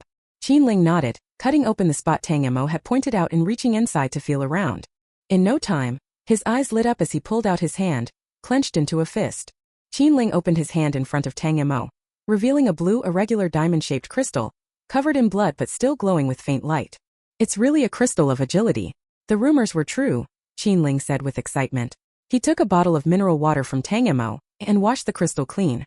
Red represented strength, blue represented agility, green represented life, white represented mental power, and yellow represented space. Official data had long been released. However, the blue crystal Qin Ling held was much larger than the red spiritual stone Tang Mo had previously found in a low-level mutant beast's body. The low-level spiritual stone only had 1 attribute point, while the mid-level mutant beast had 10 attribute points. This explained why teams risked their lives to hunt mid-level mutant beasts. The rewards were far greater than the risks. Tang Mo had seen mid-level spiritual stones in her past life as well, but during that battle, many members of their team had died. Even in the later stages of the apocalypse, hunting mid-level mutant beasts was not an easy task. But this battle could be considered a perfect combination of timing, location, and luck. Both of them were in the best mental state, well-equipped, and had the best terrain. Of course, the most important thing was Qin Ling's strength. In the real fight, he had done almost all the work, while Tang Mo had hardly been able to contribute. After all, with her current strength, she couldn't even cut through the giant snake's body. Thinking of this, Tang Mo wanted to bury her face in embarrassment. It was really too shameful. Here, this is for you. Qinling casually tossed the crystal to Tang Mo. Tang Mo, who hadn't reacted in time, fumbled and caught it. After realizing what it was, she exclaimed, "This is for me? Are you crazy?" During this battle, she had hardly helped, and Qinling was not like Shixian. She didn't believe that Qinling didn't know how precious this spiritual stone was. If he didn't, he wouldn't have risked his life entering the mist and nearly dying. Your strength is too weak. It's dangerous. You'll live longer if you're faster. Just take it as your food for the past few days. Qinling said matter-of-factly. My agility is already higher than yours, and my strength is stronger too. You need it more. Consider it the cost of the food from these past days. That was some expensive food. Most people wouldn't be able to afford it. But didn't you come here specifically for it? Tang Mo was puzzled. She and Qinling should be the same type of people, and for people like them, strength was more important than anything else. To be precise, I came for it. Qinling pointed at the completely cold giant snake. When I received the message, it said higher-level mutant beasts would appear in all the mists and advised me not to act rashly. I just wanted to prove to them that, even if I'm stuck here, I'm not useless. Qinling smiled wryly. Being stuck here meant he had lost access to many resources his family could provide. Although he would never be abandoned because of his status, he didn't want anyone to underestimate him. Now this is enough. Besides, there are many things and people more important than this crystal. At that moment, Qinling's eyes sparkled, even brighter than the crystal in his hand, and he fixed his gaze intently on Tang Mo. Do you like me? Qinling's words exploded in Tang Mo's ears, instantly setting her face ablaze. The surprise was much greater than the blue crystal she held in her hand. What did he say? Do you like me? Shouldn't he have said, I like you? Why ask her? Did she seem too proactive lately, making him think that she liked him a lot? Oh no, this is so embarrassing. In an instant, a whirlwind of thoughts filled Tang Mo's mind. Although she had high emotional intelligence, this was her first time dealing with feelings, and she had no experience, so she couldn't come to any conclusions that would be helpful to herself. Even in her past life, although she knew that she and Qinling liked each other, it was never clearly stated, and there was no confession. Did you steal my line? Do you like me? Tang Mo decided to take the initiative, waiting to see how Qinling would answer. What if he's different this time, and she shouldn't be too presumptuous? Yes, I like you. Qinling answered without hesitation. In matters of love, it seemed like boys were naturally better at it. And you? Qinling didn't give Tang Mo any chance to avoid the question. He already knew his own heart clearly and now just wanted an answer from her, confident it would be the same as his. Tang Mo nodded, opening her arms to hug Qinling's waist. This time she wanted to be brave. She didn't want to keep saying things that weren't true and hurt herself or the person she liked. To Qinling's surprise, Tang Mo took the initiative to hug him. He froze for a moment, not knowing what to do. But when he realized what had happened, a joyful smile appeared on his face, and he tightly embraced Tang Mo. Tang Mo stood at 170 centimeters, tall for a girl, but Qinling was taller, at 185 centimeters, and his head rested perfectly on her shoulder. If Tang Mo could see Qinling's expression right now, she would definitely tease him for looking like a fool. Then does this mean we're together now? After they pulled apart, Qinling asked again. Tang Mo nodded again. Then after the mist clears, come home with me. I'll protect you and your family too. They'll all be under my protection. Qinling eagerly began to dream about their future life together. He was receiving constant messages from home. He knew that soon the mist would clear, and he would be able to go home. However, upon hearing Qinling's words, Tang Mo, who had been caught up in the moment, gradually calmed down. She pulled Qinling's hand and led him to a nearby rock to sit down. I want to talk to you about this. After the mist clears, let's each go back to our families first. Once our strength is enough to live freely in the apocalypse, then we can be together, okay? Tang Mo had been thinking about this for a long time. She knew her own heart and was sure she liked Qinling. But this was the apocalypse, and it wasn't a time to focus on love and make it the center of life. Qinling's family was powerful, but that was his family. She couldn't and wouldn't entrust her and her mother's lives to someone else's hands. No one knew better than her that in this world, the key to survival was to become stronger. She didn't distrust Qinling, but his current strength wasn't enough to contend with the apocalypse or even his own family. In the end, they were both too weak right now. If I go home with you, will we just stay in the survivor base and be a couple? Just become ordinary people who need protection? Is that what you want? Seeing that Qinling was still somewhat excited, Tang Mo gently explained. She knew that she and Qinling were similar people, and he would understand. Qinling slowly calmed down, starting to carefully think about what Tang Mo had said. It had to be said that Tang Mo's words made sense. With his family's power, protecting a few people wouldn't be a problem. But was that the kind of life he wanted? No, he couldn't accept that. Do you want to go out and explore? Qinling asked. Yes, only through experience can one grow. Tang Mo sat beside Qinling, lifting her head, her eyes full of light. For a moment, Qinling was mesmerized by this version of Tang Mo. It was because of her essence, that very thing about her, that he had fallen for her, and he couldn't help but be drawn to her. Okay, 1 year. After a year we'll live together. But you have to promise me, take care of yourself, and if you're in any danger message me right away. I'll come to you as fast as I can. Qinling finally gave in. 1 year was also the time he was giving himself. He had the confidence to grow strong within that year. Grow strong enough to protect the person he loved with his own strength. Okay, it's a deal. Tang Mo looked at Qinling's profile and smiled, her eyes turning into crescent moons. Let's both work hard. We'll meet again at the top of the mountain, Tang Mo said, gently leaning in to kiss his face. No more running away. Let's give each other a chance, face things together, and grow together. The regrets from the past life were finally put to rest in this one. The golden light of the setting sun bathed the two young people, wrapping them in a layer of happiness. But unfortunately, harmonious times are always short-lived. Qinling, are you stupid? You're going to cut the snake's skin and it'll break. Be careful. This thing is useful to me. Tang Mo stood on the giant snake's body, directing Qinling as he worked. I can't help it, I'm just too strong to control it. Qinling rolled up his sleeves and got to work. The snake's size was enormous, and Tang Mo lacked the strength to do the final work, leaving it all to Qinling. Intermediate beasts were precious things. Their entire bodies were valuable. The snake skin could be used to make defense gear, and the venom in the fangs could be sold in the alliance for a good amount of crystal stones. And the snake meat, it's not easy to get meat these days, and the meat from intermediate beasts is beneficial for the body, strengthening it and even boosting attributes. Although the increase in attributes was minimal, every little bit helped. Be careful, don't break my broken wind. You'll have to pay for it. Don't worry, if this knife could break, there wouldn't be a strong knife in the world. Qinling rolled his eyes. Now that they were officially together, the last barriers were gone. Their relationship became even easier, and they were constantly bickering, always arguing, never having a moment of peace. Sometimes, Tang Mo even wondered if the day Qinling confessed was the only warm and romantic moment they had. Tang Mo, take good care of this knife. I have another one. When you see it, you'll understand that it was destined for us to be together, Qinling said, thinking about the knife at his house, the same origin as the broken wind, and couldn't help but smile. Some things maybe they really were destined. The snake skin and venomous fangs from the giant snake were given to Tang Mo by Qinling, as he was heading back to the base, where resources would not be lacking. However, Tang Mo was about to go out and explore, with nothing in hand, which made him uneasy. The giant snake was so large that Tang Mo only allowed Qinling to cut the large chunks of meat, while the rest of the smaller bits were discarded. The two spent a long time cooking the meat and storing it as cooked food in Tang Mo's space. There were barbecued, steamed, and all sorts of varieties, making it easy for Tang Mo to switch up her tastes. Originally, the supplies in her space had dwindled, but the snake meat supply replenished it, filling it up again. For the remaining meat that couldn't fit, the two sat on the ground and ate heartily. Being able to enjoy cooked food in the apocalypse was a huge blessing.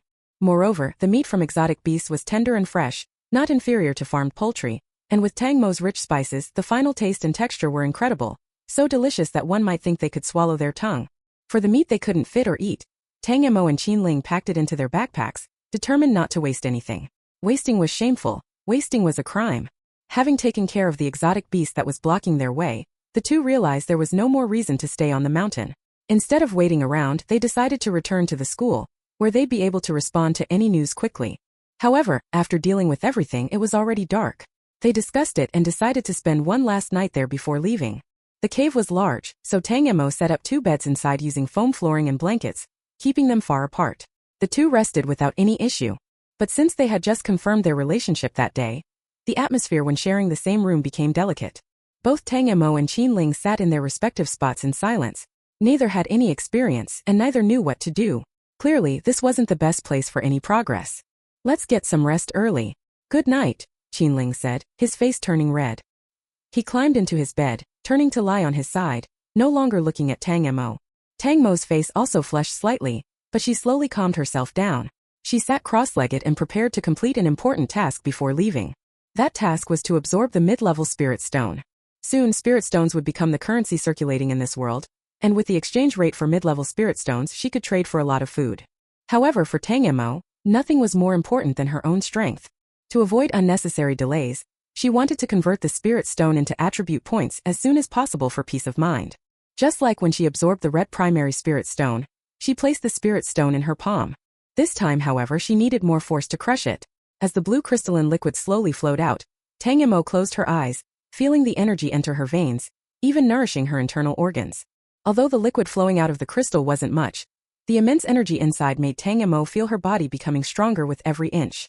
Blue represented agility, but the spirit stone didn't just increase attribute points. It was also a physical enhancement for the user. The effect of the previous primary spirit stone had been subtle, but the changes brought about by this mid-level spirit stone were almost visible to the naked eye. Tang Mo opened her eyes and, feeling the distinct muscle lines on her waist and abdomen, was very satisfied. No wonder mid-level spirit stones were so coveted in the future. The things they brought were indeed enough to make people envious. She opened her ID watch to check her latest attribute values. ID Tang Mo. Health 21. Strength 22. Agility 43. Mental power 57. Space 0. Overall power 143. Her overall attribute value had surpassed 100. Tang Mo was thrilled. In her previous life, her attribute value reaching 100 should have been after a year into the apocalypse. By then, she had gone through dozens of battles, gradually improving her attributes. This time she had absorbed 2 exotic treasures, 2 spirit stones and continually trained, allowing her to surpass 100 in overall attributes while still at school. Since absorbing the primary spirit stone, Tang Mo hadn't checked her attributes again. The growth of her attributes had been unusually fast. But she wasn't surprised because the abundant spiritual energy in the cave was impossible to ignore. Training her mental power here was incredibly effective. In addition, she had been constantly training and had fought a few battles. Combat was one of the most effective ways to increase attribute points. However, what surprised her even more wasn't just the attribute growth, but the changes in her body and space. Tang Mo felt that every muscle in her body seemed to be under her control, achieving 100% control over every part of her body. As for her space, she discovered that after completely absorbing the spirit stone, her space had actually expanded a little. Though the change wasn't very noticeable, the space that used to be a bit crowded now seemed more spacious, with some extra room. After roughly estimating, Tang Mo realized her space had increased by a whole square meter. Perhaps she hadn't paid much attention when she absorbed the exotic treasures before. Her physical condition had been too weak at the time to notice much effect. Her focus had been on her overall attributes, so she didn't realize that her space had expanded slightly. The changes from the primary spirit stone were too subtle to notice, but the mid-level spirit stone's effects left Tang Mo in great excitement. Space could be expanded with spirit stones or exotic treasures, which meant she could store even more things in the future. This undoubtedly made her foundation even more solid, making survival in the apocalypse a little easier. However, after a brief moment of joy, Tang Mo calmed down. She still hadn't forgotten the embarrassing moment when her knife couldn't even cut through the giant snake's skin. There was always someone stronger somewhere beyond the mountains. Now, Qinling's attribute value was probably over 200, so how many strong people were there in the outside world? Tang Mo knew that the alliance would soon open the combat power leaderboard. At that time, the top 10 with the highest total attribute points in the country would be revealed. Then, they would know just how strong the true experts were and how big the gap between her and them was. Tang Mo's eyes were full of anticipation. She tidied up her bed and lay down. After a long day, the two quickly fell asleep. The next morning, Tang Mo and Qinling had a hearty meal of roasted snake meat before heading down the mountain together. They planned to go to Qinling's dorm first to retrieve the food he had stored there, and then head to the cafeteria to spend the remaining time before the fog cleared. As they walked through the campus, Tang Mo noticed that, in just a few days, the students had managed to escape the predicament of being hunted by alien beasts. They had formed small teams to hunt down stray alien beasts, though unfortunately, some of these creatures, like the crocodile-headed alien beast, were still covered in the mist's constraints, making them too slimy to be used as food. Anyang, leading his team, had been rescuing the survivors from the dorms, while also gathering them in the cafeteria. Because of this, when Tang Mo and Qinling arrived at his dorm, they didn't encounter many people. "This is the first time you've been to the male dorm, right?"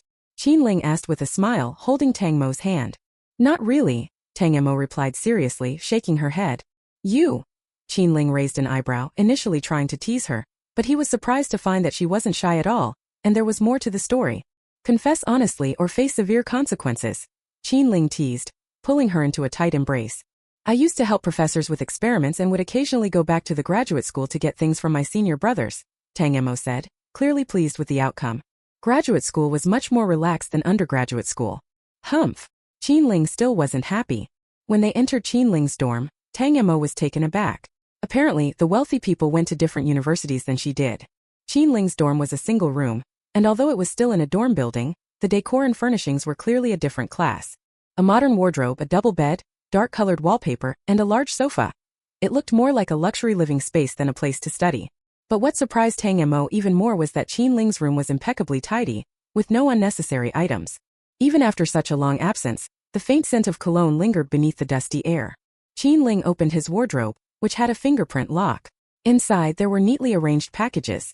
Tang Mo knew exactly what was inside: 2 bottles of mineral water, some beef jerky, compressed biscuits, and candies. It looked like there were at least 60 packages. "You won't take these with you, will you?" Tang Mo asked, eyeing the large amount of food. "What would I take them for? I'll definitely return to the base. Things are a mess at home and I need to take care of things quickly," Qinling replied, his eyes darkening. He came from a large family with complicated relationships, and things weren't simple. "Once I get back home I won't need these. They're all for you. You're out here alone and I'm worried you might go hungry or get bullied," Qinling added, pinching her cheek. If he didn't know Tang Mo's ambitions and intelligence, he would never feel comfortable letting her go out alone for a year. "Don't worry, I'll just focus on not bullying anyone," Tang Mo said, swatting away his hand with a smile. Thanks to the earlier absorption of the intermediate spirit stone, Tang Mo's space had expanded enough to store these items. Otherwise, if she had seen them and couldn't store them, she would have been frustrated. After storing everything in her space, Tang Mo's storage was completely filled again. Then the two of them left the dorm and headed to the cafeteria. Along the way, they didn't make a conscious effort to avoid the alien beasts.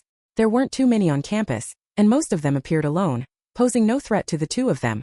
In fact, they almost wished more would appear so they could collect more spirit stones. As it turned out, they managed to obtain 4 spirit stones during the trip, 2 red, 1 green and 1 white. Qinling promptly handed all of them to Tang Mo. Tang Mo couldn't help but feel speechless. She almost felt like she was shopping with a rich kid. Oddly, she also felt a strange sense of joy. This might just be what being a woman is like. Qinling's intention was to help Tang Mo accumulate some resources by collecting spirit stones during their outings over the past few days. But Tang Mo knew that such opportunities would be rare now since the fog would clear the next day. When they arrived at the cafeteria, they easily entered. The cafeteria's doors were wide open during the day, and with Yang's team having already cleared out the nearby alien beasts, they weren't afraid of any sudden attacks. The most important thing was that people had now lost their fear of alien beasts. Courage had become humanity's greatest asset in the past month. The second floor of the cafeteria was already crowded, with many people sitting in the first floor hall resting. Now that it was winter, everyone was bundling up in their last remaining layers of clothing. Those who didn't have winter clothes were layering multiple jackets to keep warm. Tang Mo had already foreseen this change in the weather. She and Qinling had long switched to thick, warm jackets and boots suitable for both movement and warmth. When they reached the small warehouse where Tang Mo had been staying, she found that it wasn't just the usual people inside. Professor Tian and his son and daughter, Tian Shishir and Tianjun, were also resting there. Unlike the lightly packed individuals, Professor Tian had many books and equipment piled around him, the most precious resources he had gathered over time. No matter how others advised him, he insisted on keeping them with him. "Professor, what's wrong?" Seeing Professor Tian lying weakly on the cold ground, his face pale and gaunt, Tang Mo hurriedly asked. "Dad's sick. He's older and his health isn't great. The cold weather and the lack of medicine have made it worse," Tian Shishir said softly, holding her father's hand in an attempt to warm him. "Where are the medicines? Didn't the school hospital have some?" Qinling asked. The medicines were moved back by Yang and his team, but when Qing said those would be hers as a trade for the food she gave to everyone. "I tried asking her for some but she refused," Tian Shishir explained. Tianjun, standing nearby, clenched his fists, frustrated. His father was seriously ill, his sister was hungry, and as the head of the family, he felt powerless to do anything. As a man, this made him feel deeply constrained. "Wenqing." Tang Mo's voice carried an unusual anger. Previously, when Wenqing had put her on the blacklist, Tang Mo hadn't thought much of it, nor had she been angry. But now, with Professor Tian so ill and on the brink of death, Wenqing, who had so many medicines, still refused to help, it was this that instantly ignited Tang Mo's fury. She could ignore Wenqing's actions towards others, but Professor Tian was different. He was someone who had once shown Wenqing kindness.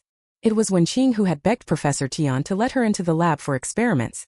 Inside the lab, Professor Tian had taken good care of Wenqing, because he thought that a delicate, on the surface, young girl like her must have had a tough time on her own. Even when Wenqing later revealed that she had a space, Professor Tian didn't ask her for any help. Instead, he warned all the senior students in the lab not to contact Wenqing privately for anything. How could she be so cold-hearted toward an elder who had once helped her?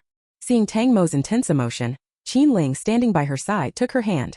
"I'll contact someone to send some medicine," Qinling said, trying to find a solution. He could tell that Professor Tian was an important figure to Tang Mo. "It's fine, I have some medicine. I just feel—" "Never mind," Tang Mo said as she took off her backpack.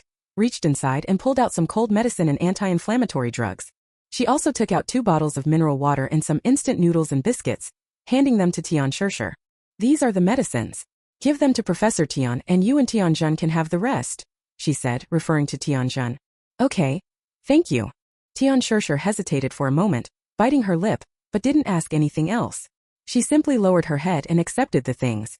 Though her face didn't show it, her trembling hands as she took the items revealed her underlying anxiety. Her father was saved. After all, Tianjin was just a 20-year-old girl, and the events of the past days had overwhelmed her. She hadn't even dared to cry, fearing that once she started, she might collapse and never get back up. Tianjin looked at the items Tang Mo had handed over, his eyes turning red. He suddenly knelt in front of her. "Tang Mo, what you've done for our family, we will never forget. I don't know how to repay you, but if there's ever a day when you need anything from us, we will give our lives without hesitation." Tianjin's words were heavy, and they startled Tang Mo. She quickly helped him up, offering some comforting words before it was over. What she had done was to repay a past kindness and she didn't seek anything in return. Since Professor Tian's family had moved into the warehouse, Tang Mo's space was no longer as convenient to use. Although the matter of the space would eventually be exposed with the fog clearing tomorrow, everyone would be going their separate ways. She didn't want to bring up unnecessary complications. Using her backpack as cover, she took out 2 small blankets. One she threw to Tianjin to place under Professor Tian, while the other she folded and sat on with Qinling. She knew they could leave tomorrow, so for now they would make do. Sigh. His arm was warm, and as Tang Mo clung to Qinling's arm, she felt a warmth spreading through her heart. "Can you contact someone from the Alliance's Research Institute? Professor Tian is currently researching the sudden changes in soil and animals during the famine era. He's already made some progress. There should be breakthroughs in planting and meal substitutes in the future." Tang Mo didn't know how many hardships Professor Tian had gone through in her past life to make it into the Research Institute and later contribute so much. In this life she wanted to make that path a little easier. Planting and meal substitutes? Qinling looked at the books and equipment beside Professor Tian, his eyes lighting up. Though he was stuck here, he was still aware of the outside world. His family had been spending heavily to find valuable researchers. Everyone knew how valuable such research was in this era of famine. "Don't worry. Leave it to me. I guarantee that they'll be picked up by the base the day the fog clears. They won't have to worry about food and water." Once this was done, it wouldn't be a favor from him to Tang Mo. It would be Tang Mo helping him. He had been away for too long, and contributing to his family would be one of his ways to establish himself again. Qinling opened his watch and immediately contacted the relevant people. He wasn't surprised that Tang Mo thought he had connections with the Alliance. He didn't ask and she didn't question. It was as though they both understood each other without words, just like Tang Mo should have known. That evening, Tianjin's family received the food distributed by Yang. Each person got a quarter of a steamed bun and a sweet potato the size of a finger. Looking at the size of the sweet potato, Tang Mo realized that when Qing was probably barely holding on, her space was likely on the verge of being overused. Since there were outsiders present, Tang Mo and Qinling couldn't take out the snake meat to eat, so they had to make do with mineral water and biscuits. Qinling pouted, clearly unhappy, but Tang Mo patted his head in a symbolic gesture of comfort. Ever since the two of them confirmed their relationship, Qinling had become much softer, often acting spoiled with Tang Mo. Tang Mo didn't find it strange. In fact, she enjoyed and cherished it. Her personality was cool and independent, not prone to being spoiled. But with Qinling like this, she felt warmth, and she even began to imagine what it would be like to live this way forever, all cozy and loving. Besides, she had seen in the newspaper what Qinling looked like in her past life. Compared to the cold and ruthless Qinling, she much preferred the version of him who was her little boy, even if he only showed this side of himself in front of her, relaxing and doing whatever he wanted. That night passed quickly. Due to the cold weather and their prolonged hunger, everyone had lost the energy for noise and arguments. It was completely silent, as though no living beings existed. Tang Mo held onto Qinling's arm tightly and rested her head on his shoulder, sleeping peacefully. The cotton coat they had taken out was mostly draped over Tang Mo, while Qinling's long legs curled up slightly from the cold. Yet there was a content smile on his lips. The next morning, Qinling and Tang Mo were awakened by the sounds of commotion. Qinling slowly opened his blurry eyes. His first reaction was to look at the person beside him.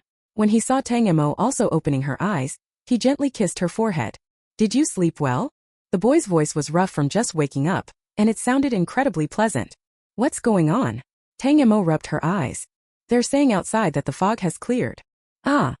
Their calmness was in stark contrast to the noise outside. Professor Tian's family had already gone out early in the morning, at 6 a.m., to wake up Qinling and discuss the clearing of the fog. But at the time, Qin Ling simply put a finger to his lips and gently shook his head. How about some wontons for breakfast? I want wontons. Qin Ling's eyes became moist, looking at Tang Mo like a puppy. He knew Tang Mo couldn't resist when he looked at her like that. Okay. Tang Mo smiled and agreed, bringing her hands up to rub his beautiful face. After having breakfast slowly, Qin Ling and Tang Mo packed their things and left the warehouse, holding hands. All the survivors in the cafeteria, or rather, all the survivors from the school, gathered on the first floor, noisily discussing the situation outside, especially the dispersal of the mist. A large number of news updates exploded on their watches that morning. With the appearance of the alien beasts, the world outside was already experiencing these creatures. This meant that the alien beasts in the mist were no longer confined to it, and were freely running out to harm the people. Compared to the panic outside, the mood of the people at the school, who had been trapped in the mist along with the beasts for so long, was difficult to describe. It was complex. The contrast made them realize that they had been thinking they were the most unfortunate, but now with the whole world suffering the same fate, they found it a little easier to accept the world that had become a purgatory. Everyone gathered there had one goal, to leave. They had been away from home for too long and hadn't seen their families. Now that the people outside had been relocated to various survivor bases, the people at the school naturally wanted to go to the base where their families were. I'm going to base S. If anyone else is heading there, we can go together and watch out for each other. If you're going elsewhere, form your own teams, said Enyang, who had grown accustomed to taking charge. When Qing stood to the side, unusually silent. She had already contacted the person in charge of Base S and arranged for a helicopter to pick her up at noon. Base S was the largest base, where the Alliance headquarters was located, and Qin Ling was also headed there. Those with powerful family backgrounds could get picked up by helicopters, and as the best university in the province, the school was full of talented people. When Qing, an ability user who could grow crops in her space, would be warmly welcomed by the base, even without any power. From the attitude of the contact person at the base, when Qing knew how important she was to the Alliance. So she no longer cared about Enyang. She believed that someone like her with her abilities was more suited to be with a second-generation rich person or a political family member in the Alliance. When Enyang spoke, those who were headed to Base S felt a sense of joy. Over the past few days, Enyang had become their pillar, and being with him felt safe. But those not heading to Base S started lamenting. The world outside was full of alien beasts, and who knew if they'd even survive until they got to the base. Your family should be coming to pick you up, right? Tang Mo asked Qin Ling. Yes, I just got the news. A helicopter will come at noon, and Professor Tian's family will be leaving with me. What about you? Changed your mind and planning to come back with me? Qin Ling's family had been monitoring his situation, and as soon as the mist dissipated, they made arrangements to ensure Qin Ling's safety. Go back and do your best. Maybe next time we meet I'll have surpassed you, Tang Mo said, not letting go of his hand and leading him toward Song Qing and Li Lanlan. Seriously, where are you going next? Qin Ling asked as they walked. I don't know, I haven't decided yet, but I won't sit idle. Comfort leads to stagnation. Tang Mo knew that Linny was now living with Wen Jianshu at Base S, and she wanted to go back to see her mother, but she couldn't. Once she returned, it would be hard to leave again. Plus, with her current abilities, even participating in tasks would be restricted by Lin Yi. She didn't want to be like a pet rabbit, so she had to apologize to her mother. Tang Mo, you're back. Li Lanlan, who saw Tang Mo approaching, joyfully hugged her. Tang Mo had sent a message to her roommate before leaving, so they weren't too worried about her safety. This is. Li Lanlan's eyes slid over to the hand that Tang Mo was holding tightly with Qin Ling, her gaze playful. This handsome guy looks familiar. Hello, let me introduce myself. I'm Tang Mo's boyfriend, my name is Qin Ling. Please take care of me. Qin Ling introduced himself in a friendly manner, smiling innocently and changing from a big bad wolf to a harmless little bunny. After Li Lanlan and Song Qing introduced themselves, Tang Mo blushed and changed the subject. Alright, enough about me. What are you two planning to do next? Song Qing was about to speak but was interrupted. Qing, I found you. Come with me. And Yang pushed through the crowd and stood in front of Song Qing and the others. After realizing that Wen Qing wouldn't be accompanying him, Yang felt a bit disappointed, having lost a mobile food warehouse, but at the same time he felt relieved. Now he could do whatever he wanted without having to consider anyone's opinion. No, thank you, Song Qing politely refused, her face clearly distant. Let's go together. There's strength in numbers and it's safer on the road, Yang said, having gotten rid of Wen Qing, immediately seeking out Song Qing. Was this deep affection or indifference? Yang's actions were very decisive. Tang Mo shook her head inwardly. Love was indeed too complicated. She had once thought she could help them mend their relationship and make up for the regrets of the past life. But now she realized that the complicated emotions between them couldn't be understood by outsiders. Even she, who had lived through a rebirth, couldn't figure it out. At least with Qin Ling things were simpler. If it weren't, her head would really be in a mess. No, someone from my family will be coming to pick me up, Songqing still refused. Hearing this, and Yang was stunned. He hadn't known that Songqing had this background. His eyes grew complicated, but it was unclear whether it was regret or something else. Tang Mo too hadn't known about Songqing's background. She was really hiding it well. And Yang was perceptive enough to realize that continuing the conversation would be pointless. He nodded and left. Tang Mo, why don't you bring your boyfriend and come with me to base S? Songqing invited. Lon Lon and she had different destinations, or else they could have gone together. No, we have other plans. You two stay safe and we'll meet again sometime. Tang Mo smiled and declined, saying a proper goodbye. In the post-apocalypse, every farewell had to be taken seriously. No one knew if it would be the last time they met. By noon, the sound of helicopters landing from the playground and rooftops gradually filled the air. One by one, people with weapons arrived at the cafeteria to pick up those they needed to take. Everyone watched with envy as they left. No matter when, wealth, power, and influence could make life safer, more dignified, and more respectable. The people coming to pick them up were all armed with guns, and this made those who had been at the school for so long more deeply realize that the outside world was truly different from before. When Qinling left, Tang Mo didn't go out to see him off. Their farewell was as simple as saying goodnight. After all, farewells that were meant for a reunion didn't need to be grand. Separation was for a better reunion. They both knew they would meet again. The people in the cafeteria gradually left one by one. They had been trapped here for more than half a year, and the once beautiful ivory tower now felt like a prison to them. A prison full of dangers, where death could come at any moment. No matter how dangerous the outside world was, no one wanted to stay here for another second. Tang Mo didn't rush to leave but made a call to her mother. With the mist lifting all over the world at the same time, she wasn't planning to return to S-Base to find Linny just yet. She didn't want to worry her. She needed to make a call first. As expected, when Linny heard Tang Mo's plan on the video call, she immediately got angry. She had been worried about her daughter for half a year, and now that she finally had the chance to see her, Tang Mo said she wasn't going home and was going out for some training. Linny couldn't accept that. Training. Thinking about the terrifying things outside, Linny was so anxious that she almost cried. Mom, don't worry, I'm really strong now, really. Tang Mo reassured her mother on the other end of the call. I promise I'll definitely come back when the baby is born. Okay? Linny's pregnancy was only 4 months along, and there were still 6 months before the baby was born. To calm her mother's emotions, Tang Mo gave her this temporary comfort. Linny wiped away her tears on the other side. She knew her daughter's personality. Once she had made up her mind, there was no use in trying to persuade her. Mo, I'm one uncle. If you don't want to come back for now, you have to protect yourself while you're out there. If you encounter any danger, call me right away. Don't be scared. I'll bring people on a plane, and we'll come to you immediately. When Jianshu, who had been living alone for over 40 years, had already come to regard Tang Mo as part of his family, he was very protective of his loved ones. As one of the leaders of the alliance, he understood and even admired Tang Mo's decision. A child with aspirations like hers was the kind of person who could achieve something in the apocalypse. All he could do now was protect and support her. Although he could have protected her like a delicate flower, what Tang Mo wanted to do now was what he truly admired. I'll go too, Linny said, wiping her tears. Wife, don't go, I'm capable of protecting Mo. You stay home and take care of yourself, when Jianshu said weakly. No, I'm going. I'll go even if I have to give birth on the plane, Linny insisted. There was no room for negotiation when it came to Tang Mo's matters. Fine, we'll all go, even Zimajiang will go, we'll all go. When Jianshu, a man who always listened to his wife, quickly agreed. Tang Mo couldn't help but laugh at their conversation. Zimajiang was the Labrador that her mother raised, and she often chatted with Linny, so she was well aware. After giving a lot of instructions, Tang Mo finally ended the call. Although she sounded impatient, her heart felt warm. She now had Qinling, her mother, her unborn younger siblings, Uncle Wan and Zimajiang. Having people and dogs waiting for her and a home to return to felt truly great. Even if what lay ahead was even more brutal, she wasn't afraid anymore. Love made her braver. Maybe that's what they meant by that. Taking advantage of the quiet, Tang Mo organized her space again. Her original space was already full, and after the upgrade, she had stuffed more supplies from Qinling's dorm into the extra space. Now there was no more room left. As usual, Tang Mo stuffed 2 bottles of mineral water, some biscuits, bread, candies, and a few daily necessities into the backpack she always carried. She hadn't teamed up with anyone and had chosen to leave on her own. There wasn't any specific destination.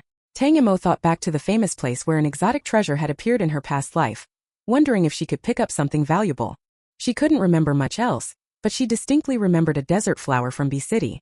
The person who acquired it had exchanged it for 12 mid-level spirit stones. 12 mid-level spirit stones with different attributes added up to 120 attribute points. But why would someone offer such a price for that exotic treasure?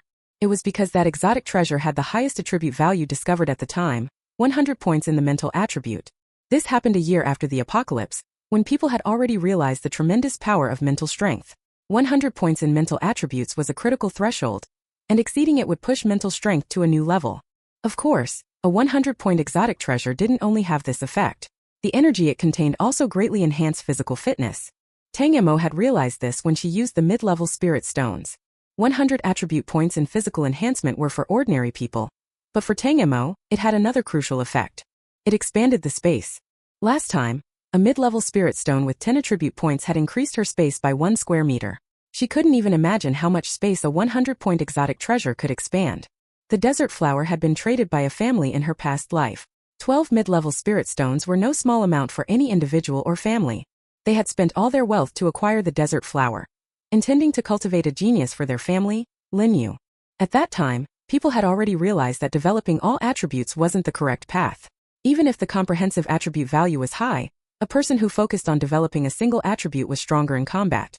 The comprehensive attribute strength rankings were just based on the size of everyone's attribute points, and didn't necessarily mean the person ranked first could beat the person ranked 10th. There were too many factors to consider, such as the person's physical fitness, muscle coordination, flexibility, etc. Also, the person's equipment, weapons, and strategic thinking were all factors that influenced a battle. Linyu had been a famous figure in her past life. Originally a genius in mental strength, after obtaining the desert flower, no one knew just how powerful he had become.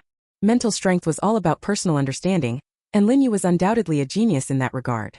If I could get that desert flower. Tang Mo briefly fantasized but quickly snapped out of it. That was the legendary treasure from her past life. She shouldn't have such illusions anymore. But S-City was right next to T-City where she was now. Due to significant geographical changes, it had turned into a vast desert. She didn't have a specific destination anyway, so it wouldn't hurt to go there and check it out. The map function on her ID watch ensured that, even in the current situation, Tang Mo still had accurate references and directions to avoid getting lost.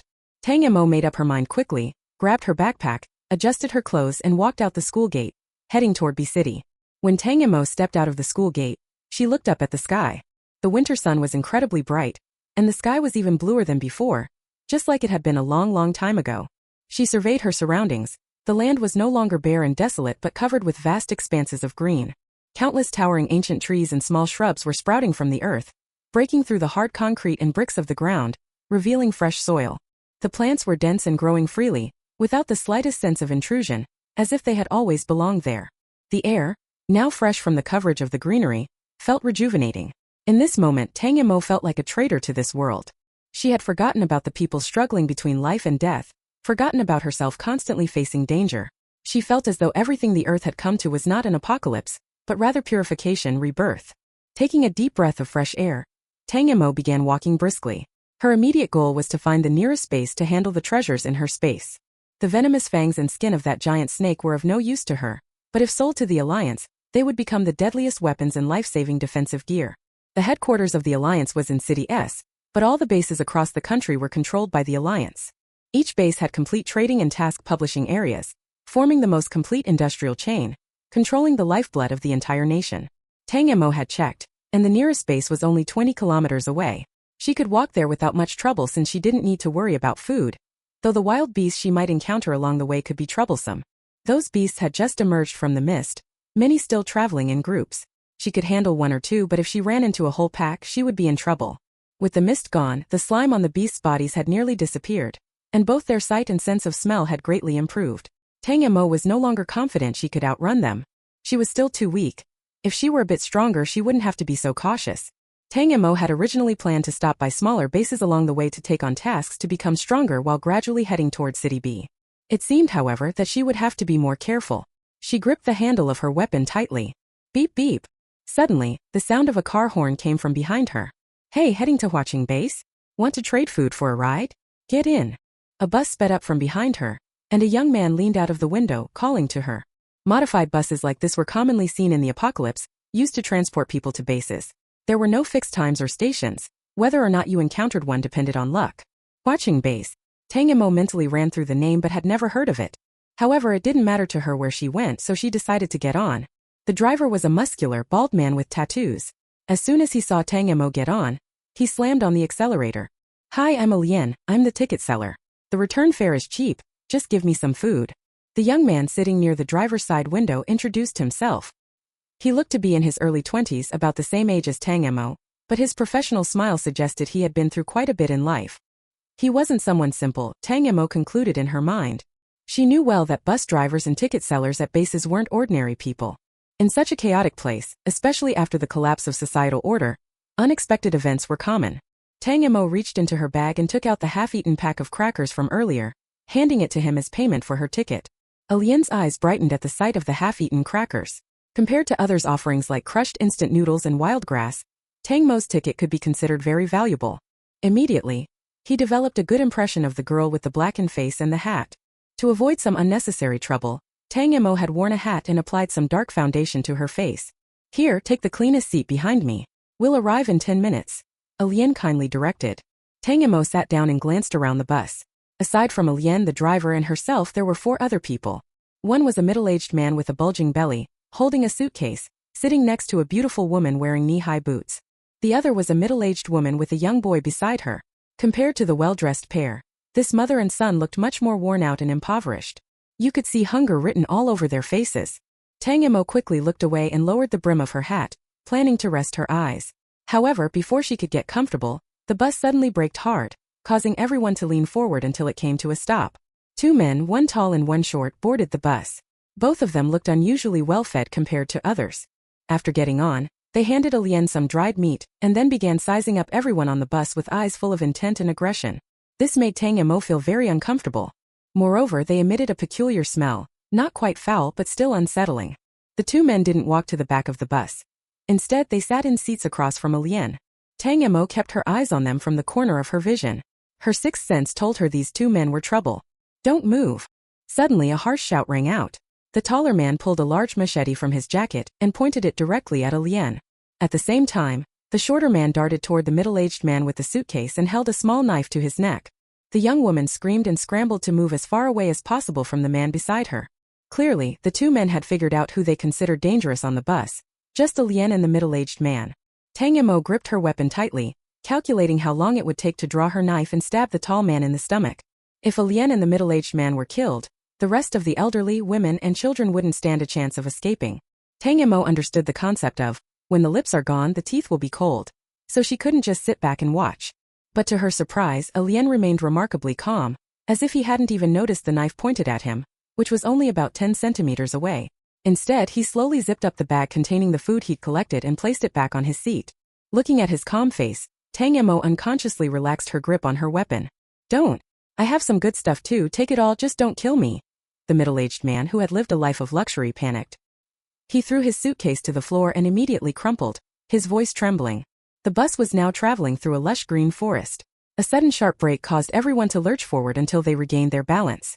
Before the tall man had time to react, the bald driver who had been in the driver's seat lunged forward with surprising speed. He suddenly had a sharp triangular bayonet in his hand and with great force, drove it into the tall man's back from behind. The knife was long, piercing the man's body and releasing a flood of blood from the wound, splattering all over Alien. Even though Tang Mo had lived 2 lives, she had never seen such a torrent of blood spraying everywhere. However, Alien sat there with a calmness that seemed almost unnatural, casually wiping the blood off his face. Huda, you really have no taste. You always get my clothes dirty. Do you know how scarce water is in the base now? Alien complained to the bald driver. The tall man's body gradually went limp, and the driver casually tossed him aside. Don't come any closer. If you do, I'll kill him. The fat man, who had been holding the middle-aged man hostage, was now completely panicking, seeing his companion so easily killed. Then kill him if you want, the driver said indifferently as he wiped the blade, walking toward the other thug. To the fat man, the driver's slow step seemed like death itself, creeping toward him with every step. I really did it. The fat man's body trembled just like the middle-aged man he had been holding. After a few seconds of struggling, the fat man seemed to make up his mind and thrust the fruit knife into the middle-aged man's body with force. Perhaps because he was not very skilled, the fruit knife didn't penetrate deeply enough to hit the man's vital organs, but it only made his struggles more violent. The woman sitting across from them quickly covered her child's eyes, while the seductive beauty who had come with the middle-aged man shrank back, trying to lower her presence as much as possible. At this moment, everyone was too frightened to know what they feared more. The calm, unflinching demeanor of the driver and the ticket seller seemed more unsettling than the thugs. Despite the blood splattering, the driver did not stop his steps. He walked slowly and steadily toward the now trembling fat man, and with one swift motion, ended the fat man's life. Once the middle-aged man was briefly freed, he quickly covered his wound and fled from the thugs. "Hey, do you need bandages and medicine? You can trade your suitcase for them," the driver said, pointing at the middle-aged man's suitcase, which he was still holding. Clearly he had been eyeing it for a long time. All right, I'll trade." The middle-aged man reluctantly loosened his grip and pushed the suitcase forward. At this point, even a fool would know he couldn't keep his suitcase. The driver was pleased with his food prize, grabbed the suitcase and pulled out some bandages from his pocket, tossing them onto the ground. He then turned back to the driver's seat, started the vehicle, and drove off as if nothing had happened. At this moment, Alien strapped his bag back on and began counting his tickets, showing no signs of being a survivor of a robbery. Perhaps Tang Mo had left a good impression on Alien with her calmness earlier. Alien turned to her and gave a harmless smile before patiently explaining. "People like us who earn this kind of money are used to encountering similar situations every day. We've long stopped getting shocked." Tang Mo nodded. In this world, anyone running a bus service was definitely no ordinary person. In today's chaotic society, moral righteousness and justice had long since vanished. Only those with real power had the guts to make money this way. They aren't good people either. Did you smell the stench on them? That's the smell of our kind. People today have gone mad trying to survive. Alien's words were not entirely clear, but Tang Mo understood. In a world where food was scarce, people would eat anything to survive. Whether it was dirt, paper, cotton, or even their own kind. Those who had eaten human flesh could no longer be called human. They were worse than mutant beasts. To survive, they would do anything, just like demons emerging from hell. Tang Mo nodded at Alien to show she understood. Alien didn't participate in the fight, but Tang Mo had already assessed the ball driver in her mind. While his overall attributes might not be higher than hers, his strength was certainly very high. If it had been her, Tang Mo reviewed the battle in her mind. She wasn't afraid of these two men, but if she had to deal with them, she certainly wouldn't have been as quick and decisive as the ball driver. Alien didn't participate in the fight, but from his calmness and the driver's respect for him, Tang Mo suspected that Alien's strength might even surpass the ball driver's. In this era, people only respected the strong. That was an ironclad rule. The 10-minute ride didn't take long, and the bus soon stopped at the entrance of the Flower City base. "When we get off, come with me. I've been at this base for a long time, so I can be your guide. How about I charge you half a packet of biscuits?" Tang Mo didn't understand why Alien's attitude toward her was so different from everyone else. At the moment, she had short hair and a baseball cap covering her eyes. Her face was dark, and she had no beauty at all. All right, it's a deal. She planned to stay at the base for a while, and she also needed to go to the Alliance's trading post. Having a guide wasn't a bad idea. The passengers on the bus got off one by one at the entrance of the Flower City base. Since this base was still in its early stages, all major bases were accepting survivors for free and provided some food each day. However, later on, Tang Mo knew that entering and leaving the base would require paying 1 or 2 crystal stones. Food would also only be available by completing tasks. There's no such thing as a free lunch in this world. The beautiful woman had already separated from the middle-aged man, standing far apart. After all, the middle-aged man, having lost his suitcase and been injured, was now just a burden to her. Can the base hold so many people? Looking at the flow of people coming and going, Tang Mo couldn't help but wonder. The Flower City base was just a small one, and even though it was called a base, it only covered the area of 2 small districts. However, the outside walls were tall, and watchtowers were built at the 4 corners, giving a view of the distant surroundings. There were guards at the city gate 24 hours a day, holding guns, which made the people inside the base feel very secure. Now, with vegetation growing wildly, the ecological environment had changed dramatically. Many of the buildings in the community were already being toppled by suddenly growing towering trees, making them look ready to collapse, and no repairs could be done. The buildings where people can stay are few now, but at this point no one cares about that. They just pull a piece of cloth and sleep on the ground. Alien seemed indifferent to Tang Mo's curiosity. It was common for first-time visitors to be shocked by the sights here. Tang Mo had seen the state of a base before, but Flower City base was the smallest she had ever visited, with the largest flow of people. So she was somewhat curious. At the entrance, Alien had already arranged the distribution of their loot with the ball driver. Each of them would get 1/3, while the remaining third would go to the base, as the bus was a shared vehicle. Walking through the gate with Alien, Tang Mo quickly understood just how common it was to sleep on the ground here. The base no longer resembled a residential area, but more like a massive forest park with a few intact buildings scattered among endless grass and trees. "How long do you plan to stay here?" Alien asked. "About half a month," Tang Mo replied after thinking for a moment. She needed time to take care of her things and prepare for her next goal. Food is distributed once a day. As for housing, there are 3 options. First, there are a few intact buildings, but their rent isn't cheap. Second, there are tents of various sizes on the grass. Rent is daily and food is enough. Third, you can sleep on the ground with nothing but the sky above you. But since you're a girl, it's better not to do that. Alien patiently explained. Currently, the mutated beasts had only recently emerged, and crystal cores were very valuable. Each attribute point was something people didn't want to waste, so crystal cores hadn't become a circulating currency yet. How is the rent for rooms inside the buildings? To be honest, Tang Mo had just left school and didn't have a solid sense of the people's strength outside. She wasn't sure if her current attributes were enough to keep her safe. If she had the choice, Tang Mo wanted to live in a place that offered more security. I can rent a room for 10 kilograms of rice or equivalent food for 1 week, or pay with a crystal core for a month. But I suggest you save any crystal cores you get for yourself. Using them for something else isn't worth it. Tang Mo nodded silently without saying much. Those 2 small villas over there? They're the best houses in the base. One is the Alliance Exchange, the other is the Alliance Task Center. Every base has 2 such buildings used for taking tasks in exchange for food and crystal cores, and selling valuable items. If you need anything, you can check them out. Following Alien's gaze, Tang Mo saw the most important destination of her trip. Flower City base wasn't large. In about 15 minutes, Alien had shown Tang Mo around the entire base. Besides a few buildings, the Exchange Center and the Task Center, there were tents scattered everywhere with people sleeping on the grass. There were many stalls along the roadside, selling a hodgepodge of items, home appliances, clothes, luxury goods, even Chinese currency. People had laid out everything they owned, hoping someone would pick something to exchange for food. What do people eat here now? How do they get water? Tang Mo asked Alien. Food is still easy. Many of these unidentified plants have fruit. Once the research lab tests them for toxins, they can be made into food for everyone. It may not taste good or have much nutritional value, but it'll keep us from starving. As for water, the Alliance has distributed purifiers to all bases. The purified water is fine for washing and bathing, but for drinking you should drink less. It won't kill you, but if you drink too much, you'll die. Tang Mo's mouth twitched. How did she not realize that Alien had a knack for telling dark jokes? After settling the payment for Alien's guidance, Tang Mo parted ways with him. Alien stayed in the tent area, but Tang Mo wasn't planning to live in a tent. She walked into a residential building that seemed to have relatively intact facilities, and easily found the leisurely manager sitting in the lobby. Here to find someone? This isn't allowed. The manager didn't even lift his head, used to seeing the poor coming in looking for relatives or friends. No, I want to stay here for half a month. How much is the rent? The manager looked up at the tall, ordinary-looking girl before him. 10 kilograms of rice. If you don't have that, equivalent food works.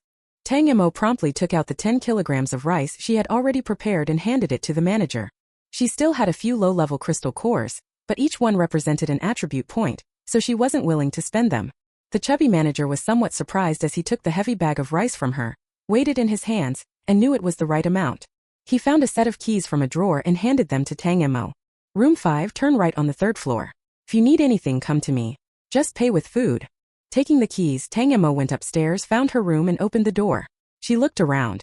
It was a basic 1-bedroom apartment with a living room, kitchen and bathroom.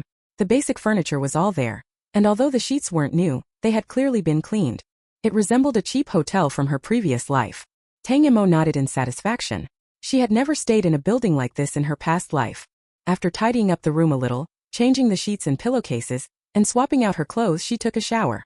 She put the clothes she hadn't been able to wash in a while into the washing machine and cleaned them. Feeling refreshed, she went to the kitchen and made herself a bowl of noodles. The water for washing clothes and bathing came from the base's tap water, but she used mineral water from her space for drinking. The base could only filter water for living use. She didn't trust it for drinking. Of course, for those who were on the brink of death from thirst, it wasn't an issue. A little poisoning didn't matter to them. As long as they didn't die immediately, they were willing to risk it, hoping to live another day. After finishing her noodles, she hung her clothes on the balcony to dry. Tang Mo finally felt at ease and lay down on the bed to catch up on some sleep. It had been a long time since she had slept in a bed. Beds were truly humanity's greatest invention. They made people feel secure and happy. She decided to leave the rest of the tasks for later and slowly closed her eyes, sinking into the soft blankets as she drifted off to sleep. When Tang Mo opened her eyes again, it was already evening. The sun outside had set, and the night had painted the world in a misty hue. Tang Mo tidied herself up and prepared to go out. The most important task of the day hadn't been completed, and the day would not be considered finished until it was. She was used to keeping things with her, and there was almost nothing left in the room that belonged to her. However, she still locked the door as usual. Appearances had to be maintained. Just as Tang Mo was locking the door and turning to leave, she suddenly met a pair of large eyes. It was a girl dressed in a white nightgown, probably around 14 or 15 years old, who was peeking out from the half-open door next door. Her large eyes were fixed on Tang Mo, and she was holding a somewhat worn teddy bear. "Hi, I'm the new neighbor," Tang Mo greeted the girl warmly. The girl seemed to shrink back at Tang Mo's response, but her eyes remained fixed on Tang Mo from a distance, silent. Those eyes were pure, and Tang Mo didn't detect any unfriendliness in them. She didn't mind the girl's silence, smiled, and was about to leave. "Xiao Mo, why are you opening the door in your nightgown? Hurry up and go back inside." A woman suddenly appeared in the corridor, carrying a basket. The woman didn't look very old, but she appeared to be in her 40s or 50s. Her clothes were torn, but she still looked clean. However, her yellow, emaciated face couldn't be concealed. Following the girl's gaze, the woman saw Tang Mo. "Sorry, my daughter has mild autism and doesn't interact much with others. I apologize for bothering you." The woman quickly bowed and apologized to Tang Mo, her words sincere. "It's all right. I'm new here. I have to go now," Tang Mo said, and then left. The woman's attire and her yellow, emaciated appearance made it hard to believe she could live in an apartment. The child seemed a little odd too. Tang Mo mentally marked her neighbors with a question mark. However, the most important thing now was to head to the Alliance Trading Center. Tang Mo's curiosity about things unrelated to her was always limited. The Alliance Trading Center was located very close to the apartment where Tang Mo was staying. These few well-preserved buildings were all in this area, clearly separated from the tent district on the other side. This Alliance Trading Center really is as grand as ever. Upon arriving at the entrance of the trading center, even Tang Mo, who had seen it countless times, couldn't help but exclaim. The villa had been remodeled in a traditional Chinese style, with an air of solemnity and reverence. There were even a few stone pillars at the entrance inscribed with words. It was hard to imagine how much effort the Alliance had put into such facade projects in today's world. However, Tang Mo could understand why the Alliance had put so much effort into refurbishing the trading centers and task centers in every base. In a world full of ruin, they had left behind a sacred and perfect place for people. At least it gave them some hope, which was far better than a view of desolation. Spiritual encouragement was indeed a very useful thing for people. There were very few people in the trading center in the evening, only a handful. Around the first floor hall, dozens of small enclosed spaces had been marked out. Tang Mo randomly chose one and walked in. Inside the space was just a machine and a chair. Tang Mo pulled out the chair and sat down, then began rummaging through her space for items. A few low-level beast cores, the skin of a large snake, and its poisonous fangs. Tang Mo didn't plan to trade the beast cores. She took them out just to test their current value attributes. Please place the items you wish to trade on the trading table. This trading center only accepts items from beasts, beast cores, and special items like exotic treasures. The machine reminded her after she delayed in taking action. Tang Mo placed a crystal on the trading table. A red light swept over the table. Strength attribute low-level beast core. The following items can be exchanged for it. The seller may choose one item for trade. A series of items appeared on the machine's screen, most of them food. 20 pounds of rice, 5 packs of instant noodles, various compressed biscuits, snacks, beverages. There were also some daily necessities like clothes and tents, but the selection was limited. After looking at the trade items, Tang Mo understood. The rent for the apartment was 10 pounds of rice per week, which would total 40 pounds for a month. A beast core could also be used to rent an apartment for a month. But in the trading center, a beast core could only be exchanged for 20 pounds of rice, which made it clear that the Alliance didn't consider the beast cores as valuable as most people thought. That made sense. Many of the tasks in the task center now were related to hunting beasts, and beast cores were constantly entering the trading center. But food was limited, and once it was traded away it was gone. Tang Mo took the crystal off the table and placed 2 poisonous fangs from a mid-level beast on the table. This trade exceeds your permissions and cannot proceed. Please bring the trade ticket to the second floor for a manual transaction. We apologize for any inconvenience.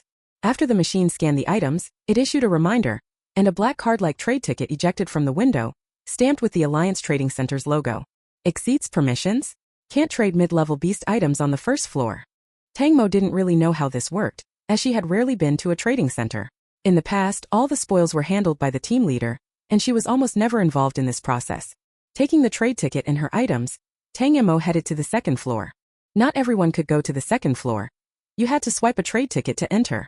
The second floor was very different from the first. If the first floor was designed for high foot traffic and convenience, the second floor was more refined and compact. There were about 5 rooms on the second floor, each with an open door and a staff member in a suit with a smile. This was Tang Mo's first time on the second floor of the trading center. She randomly chose a room and entered, closing the door behind her and sitting in front of the staff member. She placed the trade ticket and the snake's poisonous fangs on the table. "These are the items I wish to sell," Tang Mo said directly. The man sitting across from her was a middle-aged man wearing gold-rimmed glasses. He took the fangs, placed them on a machine behind him, and pressed a few special buttons. Soon the machine displayed some text. The man printed it out, read it carefully, then returned the fangs to Tang Mo. Her ID watch also had an appraisal function, but it was clearly not as comprehensive and powerful as the machine at the trading center. I'm not sure what the young lady wants in exchange. Beast cores, food, or permissions? Permission. Food and crystal cores were things she could understand, but this permission was the first time she'd heard of it in the alliance exchange. It's like this, the well-mannered staff member explained patiently to Tang Mo. The items you're selling can be exchanged for a universal permission across the entire alliance. Based on the value of your items, you can be given the status of silver, gold, or diamond VIP. What is this permission used for? Tang Mo really had no idea about this. It was clear that her previous life had been lived on the lowest rungs. The VIP status grants certain privileges within the bases. For example, you can enter and exit the base more easily and for free, enjoy the best accommodation and meals, receive discounts at the exchange, and have priority at the mission center. There are many benefits depending on the level of your VIP status. You can explore these privileges more once you become a VIP. The higher the level, the greater the privileges, right? Is there anything above Diamond VIP? Tang Mo had the feeling that this person was particularly eager for her to exchange for this permission. Above Diamond VIP, there's the Glory VIP. However, this is not something that can be exchanged for items. Only those who have made significant contributions to the alliance can qualify for this status. Currently, only a few of the top families in the alliance have limited slots for Glory VIP. Your items can be exchanged for Silver VIP status. Would you like to proceed with this? The staff member added. Looking at the man's smile, which reminded her of a pyramid scheme, Tang Mo hesitated. No, please just help me calculate how many crystal cores I can get for these. The idea of permission seemed too distant and impractical for Tang Mo. She didn't need an identity right now. Increasing her strength was the way forward. Oh, if you're interested in crystal cores, these 2 venomous fangs can be exchanged for 8 basic crystal cores each. You can select the attributes for the crystal cores, except for space attributes. If Tang Mo wasn't mistaken, she saw a fleeting look of disappointment on the man's face. 8 crystal cores per fang. And 2 fangs meant a total of 16 crystal cores? Tang Mo felt a surge of excitement. The mid-level beasts were indeed valuable. The materials on their bodies were worth more than their core. Also, help me calculate the price for this. Since the exchange had given her a decent price, Tang Mo took out the complete skin of the Jiao, a mythical creature. The appraiser's eyes lit up when he saw the material. This complete mid-level beast skin was the first of its kind he had ever seen during his work. This was perfect for making defensive gear. He quickly took it and scanned it, printing out a report. 20 basic crystal cores. After thinking for a moment, he gave the price. Honestly, this wasn't a low price, but Tang Mo felt that there might be a better deal. How about this? Tang Mo suggested. I want to use these materials to make a poison dagger and a Jiao skin defensive vest. I'll sell the rest to you. After deducting the cost of making these 2 items, how much would I have left? Tang Mo's idea wasn't without reason. While attribute points were important, if her equipment didn't match up, fighting barehanded would still put her at a disadvantage. The Alliance Exchange, apart from purchasing items, also sold processed equipment. She might as well use the materials she had to set herself up first.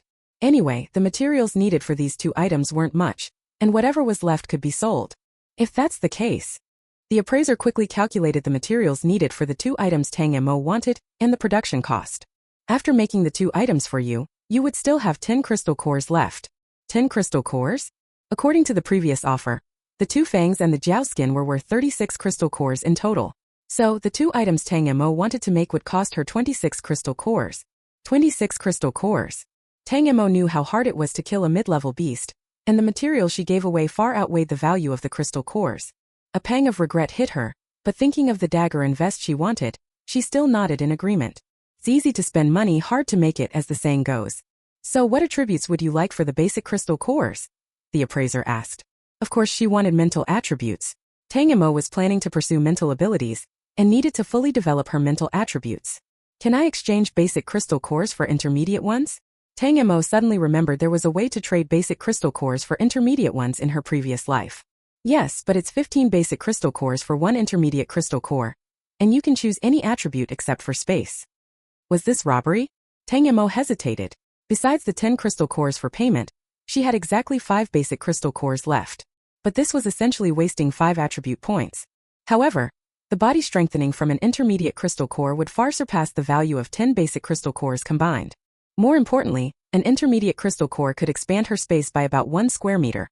which was crucial since her current space was already full and needed to be enlarged urgently. Okay, exchange them. Tang Mo gritted her teeth and handed over her 5 basic crystal cores. She silently cried in her heart. This trip had been a loss.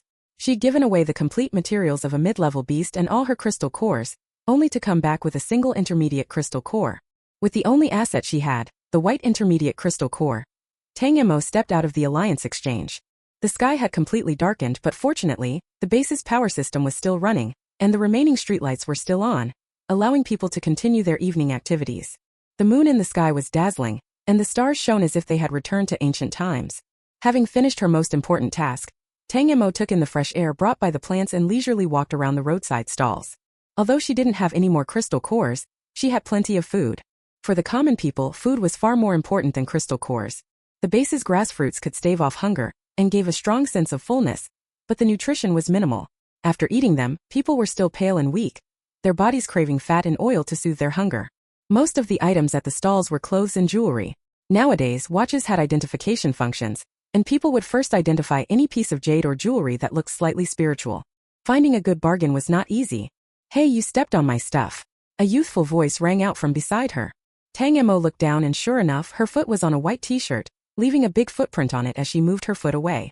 Using that trick again really thinks people are fools. The middle-aged man nearby, who was running a stall, rolled his eyes in disdain. The boy, sitting behind his stall, bit his lip tightly, holding onto a panting golden retriever. Noticing the dog, Tang Mo couldn't help but glance at it a few more times. In this era of famine, except for people like Uncle One, who kept a dog to please his wife, ordinary families couldn't afford pets anymore.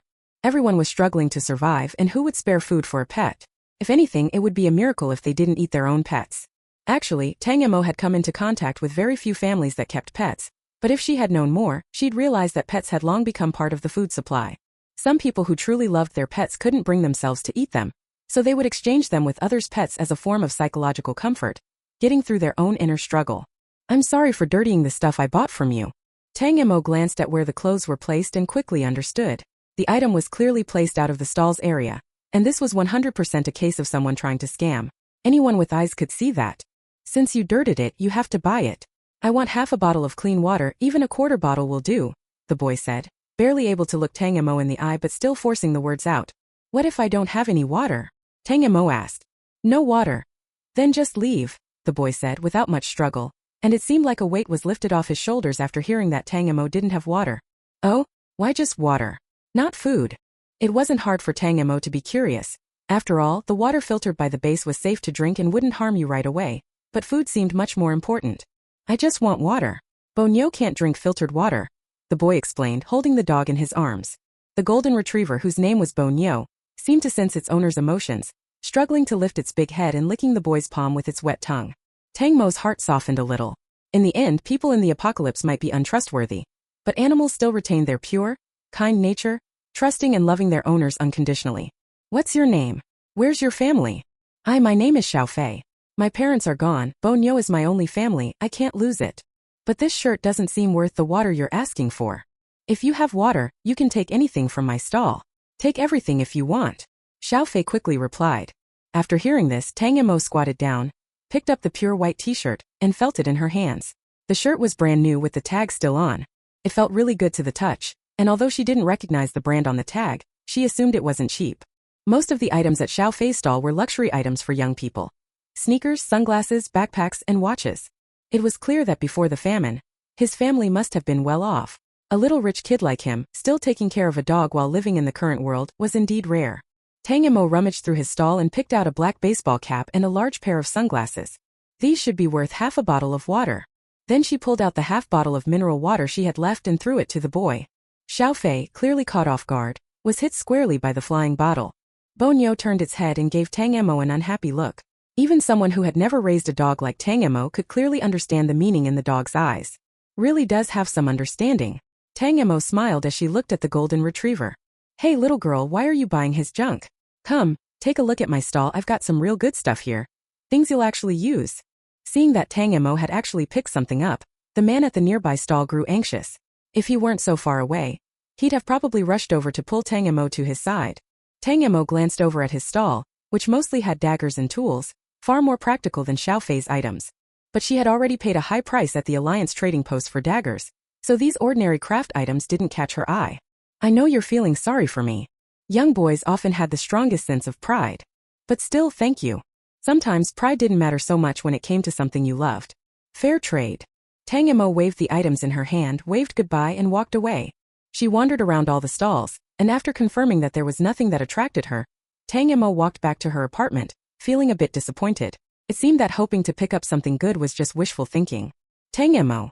At the bottom of the apartment, Lian, who had come to the task center to look for suitable jobs, saw Tang Mo holding a bunch of things. Went shopping. No clean clothes, so I exchanged some leftover jewelry, Tang Mo replied casually. You live here? Lian's eyes turned toward the apartment building. The rent here? Yeah, I'm pretty tired. Nothing else to do, I'll go first. She had already walked this far, denying it would be too obvious. Lian's comment made Tang Mo feel a little uncomfortable, so she greeted him quickly and left.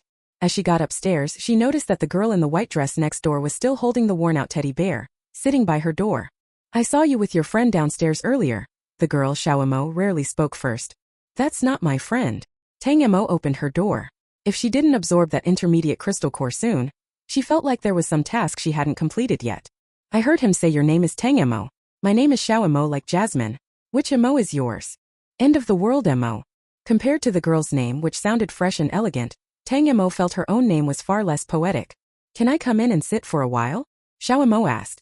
Tang Mo was taken aback when she opened the door. This Mo didn't seem like the kind of child with autism her mother had described. Come in. Tang Mo opened the door and stepped aside to let the girl in.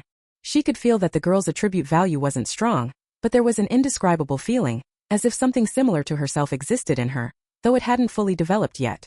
Once inside, Mo politely sat in a chair, placing the teddy bear neatly on her lap. How old are you? Tang Mo casually asked. 12. You don't look like you're 12. Tang Mo thought Mo was at least 14, as she had already developed and her slender, long legs were visible under the white nightdress. Uncle also says I don't look 12. He promised my mom that he'll be with me when I turn 15. When Mo said this, her tone was very flat. Tang Mo couldn't tell if the girl understood the deeper meaning behind her words. Who is the uncle? If she were an ordinary little girl, Tang Mo would have already lost interest in asking. In this time of famine, who isn't struggling desperately to survive? The men, women, and children sleeping on the lawn, the ambiguous sounds coming from the tents. Everyone's life is hard. At least Mo could still live in an apartment, enjoy air conditioning, and wear a skirt in the cold winter, far better than most. The uncle is my mom's boyfriend. After entering this space, my mom met him and brought me to move in. Mo's words still showed no emotion. Tang Mo recalled the woman who had greeted her. Though worn down by life, she still had beautiful features, and even beneath her plain clothes, her graceful figure couldn't be hidden. Mo must have taken after her mother in this regard. Tang Mo didn't really look down on Mo's mother. Everyone has their own choices, and no one has the right to interfere. But as a mother, bringing her child into the jaws of a tiger, such is not the way of motherhood. Do you want me to help you? I may not be able to do much. Though Tang Mo felt sympathy for the girl, family matters are difficult to judge, especially in the apocalypse. Should she criticize Mo's mother from a moral high ground? What then? What would she ask? For the mother to take Mo back to the lawn to live a life of hunger and hardship? What right did she have to make such a request? No, I just want to be friends with you. To Tang Mo's surprise, Mo didn't cry or beg for help. She just wanted to be friends. Why? I don't know, sister. I really envy you. Why is my life so hard? Every day in that house I don't want to say a word. I thought if I pretended I didn't see or hear anything, time would pass faster, but it's still so hard. Every minute, every second is unbearable. Mo's fingers gripped the toy bear tightly. She didn't have autism. She just let her heart escape. Tang Mo wasn't sure why this little girl she had just met was telling her all this, but she didn't find it unpleasant. She could tell that even while struggling in the mud, this girl hadn't given up hope and was using her own way to protect herself. Tang Mo finally understood where she saw herself in Mo. It was the stubbornness, the unwillingness to give up. Mo, have you ever climbed a mountain? Mo looked at her in confusion.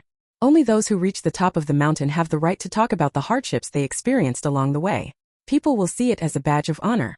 But the suffering of those who didn't make it to the top will go unheard. When they speak of it, people just laugh, as if they're making excuses for their failure. Tang Mo, rarely willing to speak like this, said it because Mo had touched a chord deep inside her. If she could, she wanted to help her in her own way. So, I shouldn't talk about my suffering? Mo asked, half understanding. No, what I mean is that you need to reach the top. When you're strong, the things you've gone through won't be suffering anymore. You can give them meaning. After hearing Tang Mo's words, Xiao Mo's eyes suddenly lit up. After thinking for a while, it seemed that the things she couldn't understand before had been unlocked, and the end of the darkness was no longer endless, but a faint light. Thank you, I understand now. Xiao Mo got off the chair to leave. She turned at the door and asked, So sister, are we friends now? Yes, Tang Mo smiled and nodded. Watching Xiao Mo leave, Tang Mo locked the door, then took out the white mid-level crystal core, placing it in her palm and absorbing it. Feeling the abundant energy flowing through her body, Tang Mo gradually settled her mind. Her words weren't just for Xiao Mo, they were also for herself. Only those who reach the top have the right to speak of their hardships. Those who haven't succeeded have no right to complain. From the moment she was reborn, every minute, Tang Mo had been working hard, filling herself up, improving, never allowing herself to relax. She only had a space and more experience from her past life than others. Her innate talent and strength were still limited. In the apocalypse, she couldn't rely solely on her abilities to protect herself. She still remembered everything from the bus incident.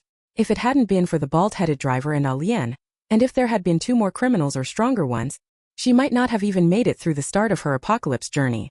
Because she understood her own weaknesses, she was humble and cautious, and worked even harder. Training her spiritual power was monotonous, but she practiced for hours at a time. Practicing knife skills left her confused, but she learned each movement from the video, frame by frame, forcing herself to master the entire set of techniques. At first, the knife fell repeatedly, and many times she injured her feet, but she didn't rest a single day, enduring it all.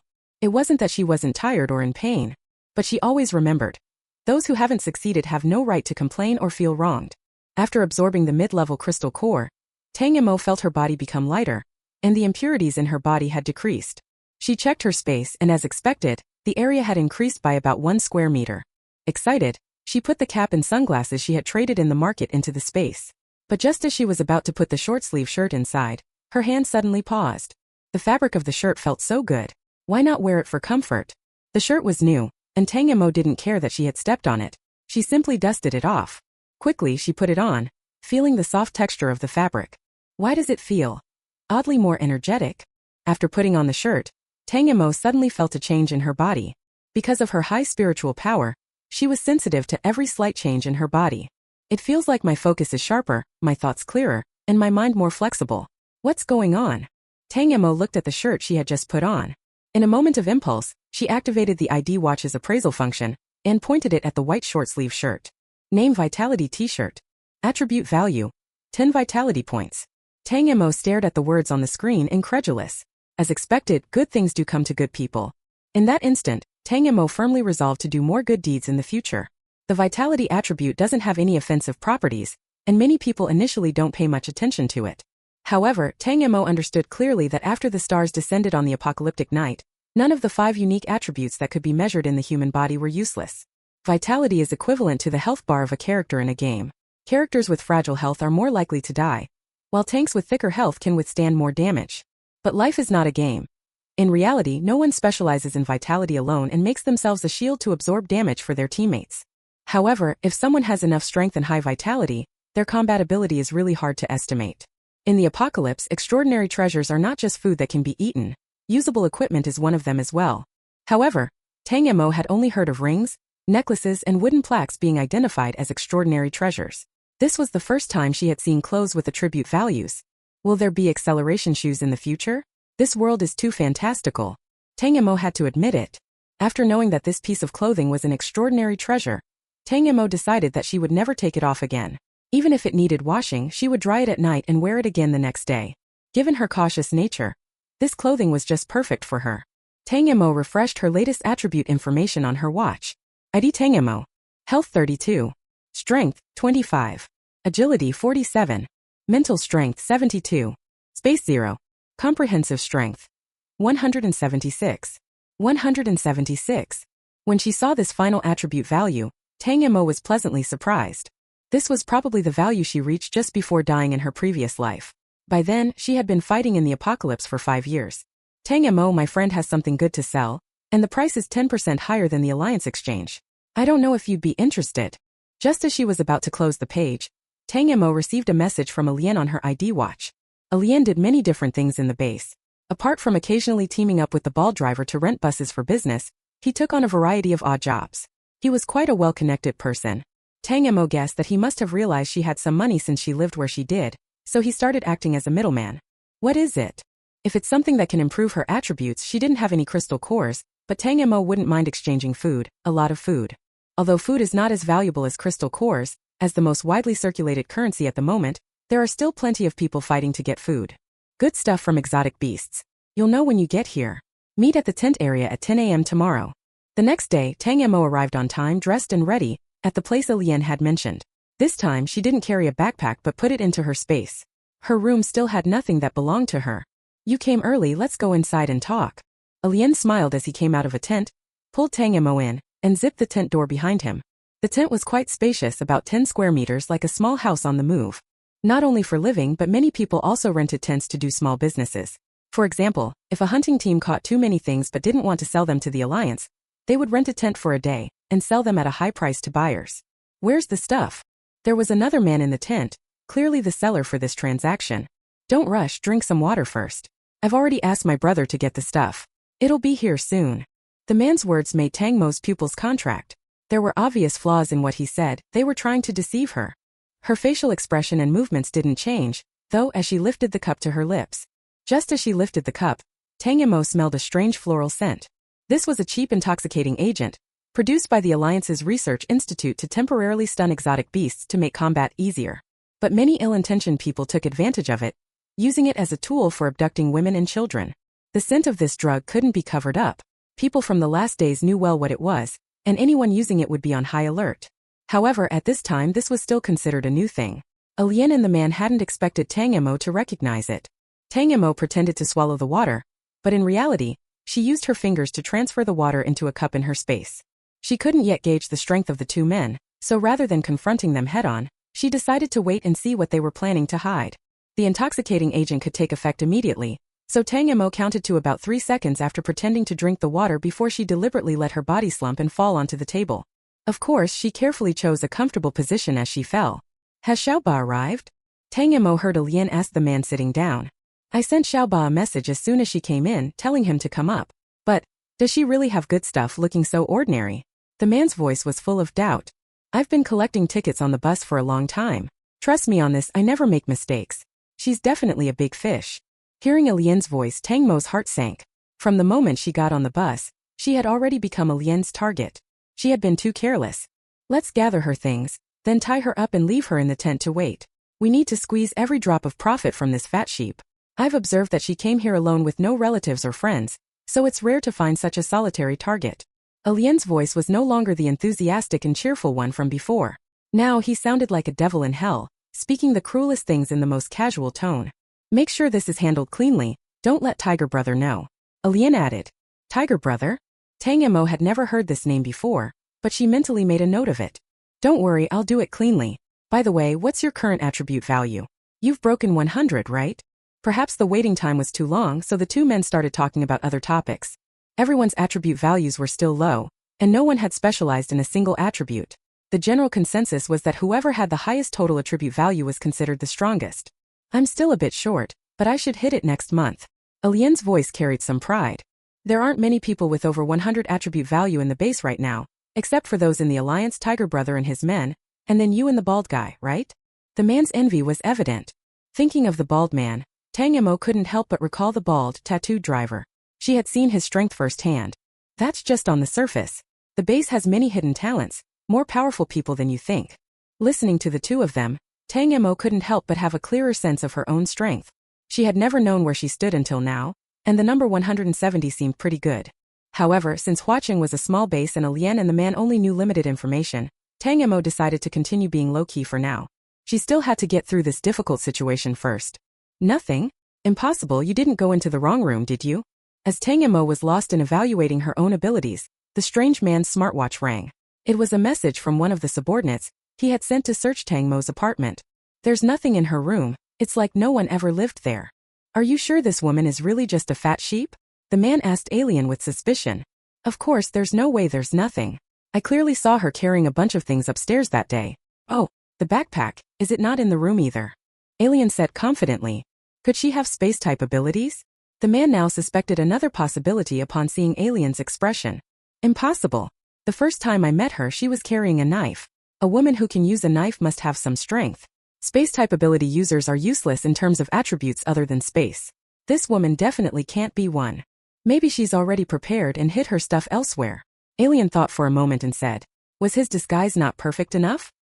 He had fooled plenty of people with this appearance, and he wasn't about to fail with this young girl. Tang Mo secretly felt relieved. Thankfully, people now hadn't seen much of the world, and they probably hadn't heard of space-type treasures. Otherwise, if they searched her, she would have been in a passive situation. Forget it. Let's wait for Sister Zhang to teach her a lesson. After a few days of suffering, she'll spill everything. As he thought about teaching her, the man's gaze turned lascivious as he looked at Tang Mo's face. However, upon seeing her dark and disheveled face and short hair, he quickly turned his eyes away, clearly disgusted. This kind of product wasn't even worth much. It was troublesome.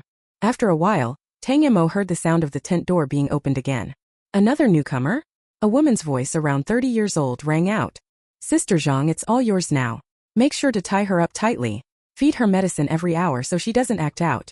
Let me know when she's trained, and I'll arrange for the clients. The man finished giving instructions to the newly arrived woman, and then left with Alien. The woman, who was called Sister Zhang, took out a rope she had prepared earlier and walked towards Tang Mo. The ropes they used now wouldn't restrain her.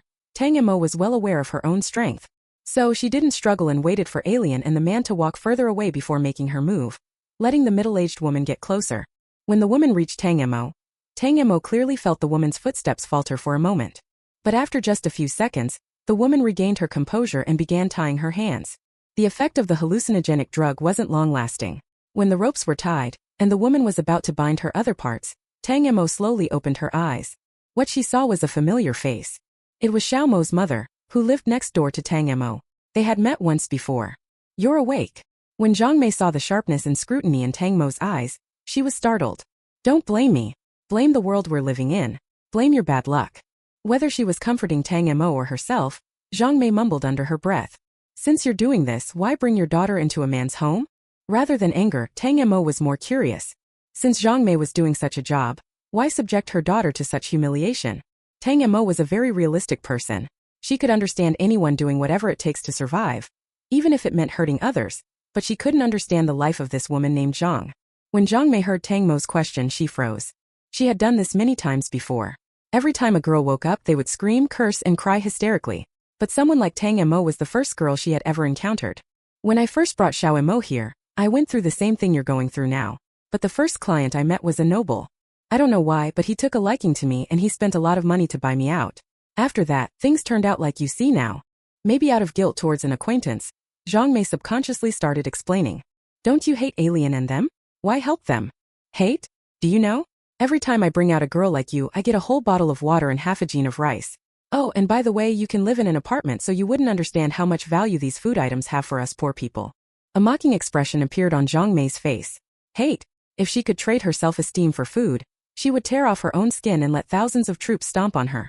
The hunger was unbearable, and the bullying was too much. If she had a choice, she would never want to experience that pain again, even if it meant becoming an accomplice to an abuser. Turns out I can trade a bottle of water and half a jean of rice for you, then that's fine. Tang Mo nodded understandingly. For such a lucrative deal, she understood Zhang Mei's choice. What about your daughter? Will she follow in your footsteps and submit to that man? If doing anything for oneself was understandable, could it be acceptable for a mother to make this choice for her daughter? Tang Mo had never been a mother, but she knew that if it were Lin Yi, she would never allow Tang Mo to suffer even a little, even if it meant risking her life. That's her fate. At least I have to live first. When Zhang Mei mentioned her daughter, her gaze darkened. In this world, being a parent didn't require any qualifications, and not all parents loved their children enough to sacrifice themselves for them. Perhaps because she had mentioned something she didn't want to talk about, Zhang Mei stopped responding to Tang Mo, and instead took out some tape to seal Tang Mo's mouth. She tied her to a chair, leaving her unable to move, and then turned to leave the tent. It was lunchtime at the base. Even though Zhang Mei and her daughter lived in an apartment, their meals still depended on the food provided by the base every day. Of course, there were also the extra earnings from Alien. Once Zhang Mei left, Tang Mo was left alone in the tent. Just as she was about to attempt to break free from the ropes around her wrists, the tent door was pulled open again, and a slender figure slipped inside. Shoo! Xiao Mo, wearing a worn but clean cotton jacket, made a shushing gesture towards Tang Mo before she started frantically untying the ropes that bound Tang Mo to the chair. Perhaps because of her small strength and lack of tools, Xiao Mo couldn't untie the ropes and was sweating with frustration. Seeing the little girl's flushed face as she struggled, Tang Mo suddenly felt a rush of emotion. Xiao Mo had been eavesdropping outside the tent all along. Tang Mo had noticed her tiny figure long ago. Although Tang Mo could have easily freed herself by gently pulling on the ropes, she didn't make any moves and allowed the girl to untie her. She wasn't someone who liked to owe people favors, but today she wanted to owe Xiao Mo one. Finally, Xiao Mo untied the ropes, threw them aside, and gently removed the tape from Tang Mo's mouth. Run quickly as far as you can. Those people have a lot of power here. You can't afford to offend them. Xiao Mo pushed Tang Mo urgently, her face dripping with sweat, too busy to wipe it off. At that moment, Tang Mo finally understood why Xiao Mo had looked so strange when she asked if Alien was her friend. She had known everything from the start. She knew it all. Do you hate her? Tang Mo tore off the tape from her mouth and asked. She wasn't in a hurry to leave. Alien and the man were out on a mission and wouldn't be back anytime soon. Also, Xiao Mo's mother had just left. Even if she came back early, with Tang Mo's strength, she wouldn't be a threat. The reason Tang Mo hadn't resisted earlier wasn't because she was afraid. Not really. It was just difficult when I wasn't sure if she loved me. I kept making things hard for myself, wondering if I wasn't good enough. But it's better now. I know it's not my fault. Xiao Mo's eyes were clear and open, and Tang Mo couldn't detect even a hint of sadness in them, maybe because Xiao Mo hid it so well. It's been 3 months. I can't keep making things hard for myself, right? Xiao Mo even smiled, the corners of her mouth curling up. Tang Mo smiled too. Whether genuine or not, a child who could smile at a time like this was someone who could survive. What about you? Being deceived by someone you trusted. Almost losing your life here. Does it make you sad? Sad? Tang Mo tilted her head and thought for a moment. She really couldn't find a point where she felt sad about this whole thing. She had never trusted anyone, not a single person. Sad? I'm sad that I wasn't smart enough. Tang Mo had already replayed this in her mind when she was pretending to be unconscious. She didn't blame others, she blamed herself. She had been careless. She hadn't been cautious enough, and she'd walked right into their trap. You're so cool. I want to be like you when I grow up. Xiao Mo looked at Tang Mo with shining eyes. Tang Mo patted Xiao Mo's head. She always felt something special about this child, like a smaller version of herself, and she felt that one day she would bloom. Are we still friends? Xiao Mo asked cautiously. After all, it was her mother who had tied Tang Mo up with the rope. Of course. If you ever need anything, just give me a video call. Tang Mo pointed to her ID watch. After saying goodbye to Xiao Mo, Tang Mo slipped out of the tent, changed into a jacket in a corner, put on a baseball cap, and headed to the Union Exchange. She couldn't go back to her apartment. It didn't have anything that belonged to her. But the exchange still had 2 of her treasures. Perhaps not many people had come to the 2nd floor of the exchange yet, so every order was processed quickly. Tang Mo successfully retrieved her dagger and armor. The dagger had blades on both sides, with one side coated in deadly snake venom, and the other side free of venom, making it suitable for cutting. Both sides were extremely sharp. The armor was made from the inner skin of a giant snake. The material was soft and comfortable, with strong damage resistance. The staff member who handed her the armor said it could resist some regular melee weapon attacks, and even bullets from a handgun. Of course, it wouldn't hold up against a hail of bullets from a submachine gun or rocket launcher, so she couldn't rely solely on it for safety. Tang Mo looked at her 2 pieces of gear, her eyes shining. These were undoubtedly good items, no need to even test them. Armor made from materials with no inherent attributes wouldn't carry any attributes either. The gear Tang Mo wore, like her Vitality half-sleeve, was a masterpiece from the starry cosmos, something human craftsmanship could never replicate. In the exchange, she took off her jacket, put the armor over her white short-sleeve shirt, and then put the jacket back on. She hung the dagger on the special belt she had gotten just for it, and then, satisfied, she left the Union Exchange. The moment she stepped out of the watching base, Tang Mo felt like a character in a game just leaving the newbie village. Though she had equipped herself, the road ahead still seemed long. The watching base was an accidental stop for her, and she didn't have a specific destination in mind. B City was a desert, and since the desert flower hadn't bloomed yet, it didn't make sense to go there too early. It was better to stay in a place with abundant resources to improve herself. As she thought about where to go next, she hunted down lone exotic beasts in the jungle. The environment had deteriorated back to the time when jungles were thriving. Or rather, saying deteriorated wasn't quite accurate. It was more like a restoration. Tang Mo's strength was enough to deal with a single low-level exotic beast, and she could even manage 2 or 3, but anything more than that would force her to run. The exotic beasts outside the school were much more varied. The ones in the Misty School area had crocodile heads, but in the jungle, the beasts came in all shapes and sizes. Mammal-type exotic beasts were stronger. Insect-type beasts were more numerous and agile. As for flying-type exotic beasts, they always brought disasters whenever they appeared, but Tang Mo hadn't encountered one yet. While hunting beasts, Tang Mo summarized her battle experiences. reflecting on her shortcomings and improving with each fight. Although she had lived 2 lives in her previous one, she had been a struggling ordinary person. Apart from some knowledge and experience from the apocalypse, she hadn't accumulated much in terms of battle skills. Everything had to be learned through trial and error now. She had learned that thinking ahead was the best fighting technique for her. Since mental strength was her greatest advantage, she could deeply enhance her vision during battle, magnifying and slowing down the movements of her opponents. People with strong mental power had the sharpest minds, able to react instantly with counterattacks, turning defense into offense, thus maximizing attack efficiency while conserving energy. This was foolproof. Everyone needed to summarize their own combat experiences, based on their unique characteristics, in order to fully leverage their strengths. Tang Mo never hesitated to use her brain. By day she would walk and hunt beasts. At night, she would sleep in a hunter's sleeping bag produced by the Union. These sleeping bags were designed for hunters who went after exotic beasts. At night they emitted a scent that exotic beasts hated and were incredibly tough, making them very safe to sleep in. The only condition was to avoid encountering any exotic beasts above the low-level category. Since professional hunters didn't always return to the base every day, the sleeping bag became a necessity. Tang Mo had bought one before leaving the Huaching base. Cost her a whole bag of 50 kilograms of rice, and that really stung. 3 low-level exotic beasts would yield 1 low-level crystal core. Unknowingly, Tang Mo had accumulated a dozen or so crystal cores of various colors. Just as she was about to continue hunting, she suddenly saw a familiar figure behind an ancient tree. Alien. Alien was fighting a brown bear. As a low-level exotic beast, the brown bear was clearly stronger than the other low-level beasts. At the moment, Alien seemed to have the upper hand, but his clothes, drenched in blood, showed that he hadn't completely overpowered the bear. Tang Mo held her breath, waiting for the battle to end. Just as the brown bear fell and Alien was about to extract the crystal core, Tang Mo quickly moved in front of him. Is it? Bang! Alien only managed to say the first word before collapsing into a pool of blood. Tang Mo wiped the gun barrel with a handkerchief and then put it away in her space. She walked over to Alien's body, picked up his backpack and the crystal core he hadn't yet stored, and threw them into her space. Now, while guns were not prohibited, ordinary people had no way of acquiring them. Only official personnel at the base were allowed firearms, and it wasn't acceptable to kill without cause. So in the base, Tang Mo was always cautious. Unless it was an emergency, she wouldn't pull out her weapon. But in the jungle, where survival of the fittest ruled, her weapon could finally come in handy. She hated the trope in TV shows where the good guy waits too long to kill the bad guy, letting him speak his last words and try to turn the tables. In Tang Mo's mind, there was no need for extra words. The people who deserved to die shouldn't live a second longer. For the strong, this apocalypse didn't seem like the end of the world. Losing order had instead given them freedom, and Tang Mo suddenly felt that way. Then she remembered that there was a famous village near T-City, known for being a paradise untouched by the apocalypse, still preserving the order from before the collapse. It had been a place full of surprises, but unfortunately, it had been engulfed by a wave of exotic beasts not long after its discovery. After thinking for a moment, Tang Mo decided to go check out this interesting place herself.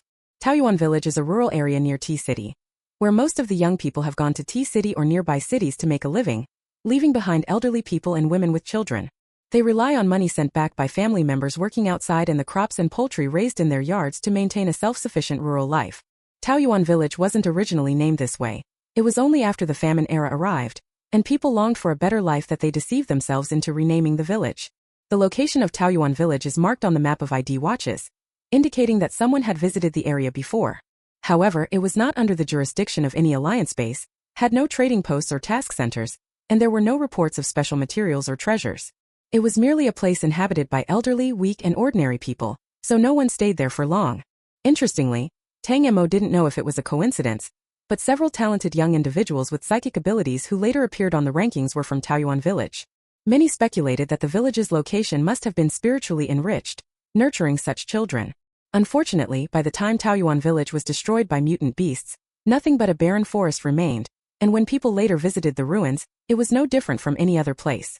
Currently, Taoyuan Village still exists, and as someone who particularly values psychic abilities, Tang Mo had no reason not to explore it. Following the map, she crossed the forest and grassland. Tang Mo was somewhat thankful for the current terrain, which allowed her to travel to a place that would have required a large detour in less than a day. Of course, this was also due to her high attributes in physical fitness. At present, intermediate mutant beasts were rarely seen, as they seemed to be lying in wait somewhere, recuperating. Tang Mo only needed to be cautious about avoiding groups of mutant beasts, and the journey proceeded smoothly. The terrain was so rugged that it was almost impossible to drive. Even cars with slightly lower chassis couldn't travel more than 200 meters, so Tang Mo gave up on the idea of using a car. This fast pace allowed her to hunt solitary mutant beasts, collect crystal cores, and improve her combat abilities while also enhancing her agility by constantly using her psychic abilities to strengthen her legs. The scenery along the road was mostly the same. Tall trees, dense or sparse forests, occasionally interrupted by a small forest. The trees and plants grew taller and more bizarre the closer she got to the foot of the mountain near the edge of the city. This place was far from the nearest base, and except for special missions, people didn't usually come this far to hunt mutant beasts. Tang Mo hardly saw anyone along the way. Just as she began to feel a bit bored, a tall and sturdy figure ahead caught her attention. It was a man at least half a head taller than Tang Mo, who was 1.7 meters tall, so the man must have been at least 1.9 meters tall. With his burly frame, he looked quite intimidating at first glance. At that moment, the man was swinging an axe to chop down a tree as thick as Tang Mo's waist. After a moment of thought, Tang Mo decided to greet him first. "Hey big brother, chopping wood?" Tang Mo flashed a warm smile, which looked very honest and sincere on her slightly dirty face. "Ah hehe." The man stopped his chopping as soon as he saw someone approach, holding the axe in one hand and scratching his head with the other. His smile was even more sincere than Tang Mo's, making her feel a little embarrassed. She lost, clearly her skill wasn't enough. She was far behind him. "Can I ask if Taoyuan village is nearby?" The map showed that Taoyuan village was around here, but after circling for a while, Tang Mo still hadn't found the entrance. Upon hearing the name Taoyuan village, the man showed an obvious reaction. "I'm from Taoyuan. Are you going there? I'll take you." His excitement was clearly evident. "That's too kind, I don't want to bother you. Don't let me interrupt your work. Could you just point me in the right direction? I'll go by myself." After the events at Alien and Watching bases, Tang Mo clearly couldn't trust someone like this tall man, who had obvious strength that surpassed hers. In this apocalypse, anyone who was this enthusiastic was either a fool or had ulterior motives. The man didn't respond to her words. Instead, he lifted the axe again. Bang! With just one swing, the tree that was only half chopped down fell to the ground. He put the axe in his waist, bent down to carry the tree on his shoulder, and turned around to give Tang Mo an awkward smile. "Let's go." So, it turns out the guy hadn't even used much strength earlier. He was just playing around. Tang Mo was speechless. She couldn't come up with any more excuses, and since she couldn't find the entrance to Taoyuan village on her own, she decided to follow the man carrying the tree. It was a matter of trying her luck. As they walked, Tang Mo chatted with the burly man about Taoyuan village. After a few sentences, she felt that the man was probably not trying to deceive her, but rather he really might be not very smart. "Why are you chopping wood?" "The village chief uncle said we need to surround the village to make it safer," the man chuckled. "Then earlier you didn't use much strength, why are you chopping like this?" "The village chief uncle said my strength is too great, I don't control it well, so when I chop trees I need to chop 10 times. I only did 6 this time." The man looked older than Tang Mo, but his face carried a childlike confusion after making a mistake, with his eyes drooping like a sad little dog. Tang Mo felt a little guilty upon seeing that, so she quickly moved on to the next question. "Trees like these are everywhere, why come so far to chop them? Isn't it troublesome to carry them back?" Before she knew it, Tang Mo had been walking behind the man for over 10 minutes. The man seemed to have no sign of fatigue as he carried the tree. "The trees are for surrounding the village. If I cut near the village, it'll be even more exposed and unsafe." The man looked at Tang Mo like she was an idiot, with a hint of sympathy in his eyes. Everyone said he was a bit silly, but no, this young girl seemed even more clueless. She was really pitiful. Tang Mo stumbled for a moment.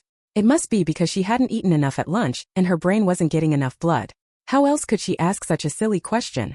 After going through who knows how many circles and crossing through an unusually dense forest, Tang Mo finally saw the village, surrounded by thick tree trunks. The village wasn't very large, but it had used countless trees for protection, showing how much care the villagers put into securing their lives.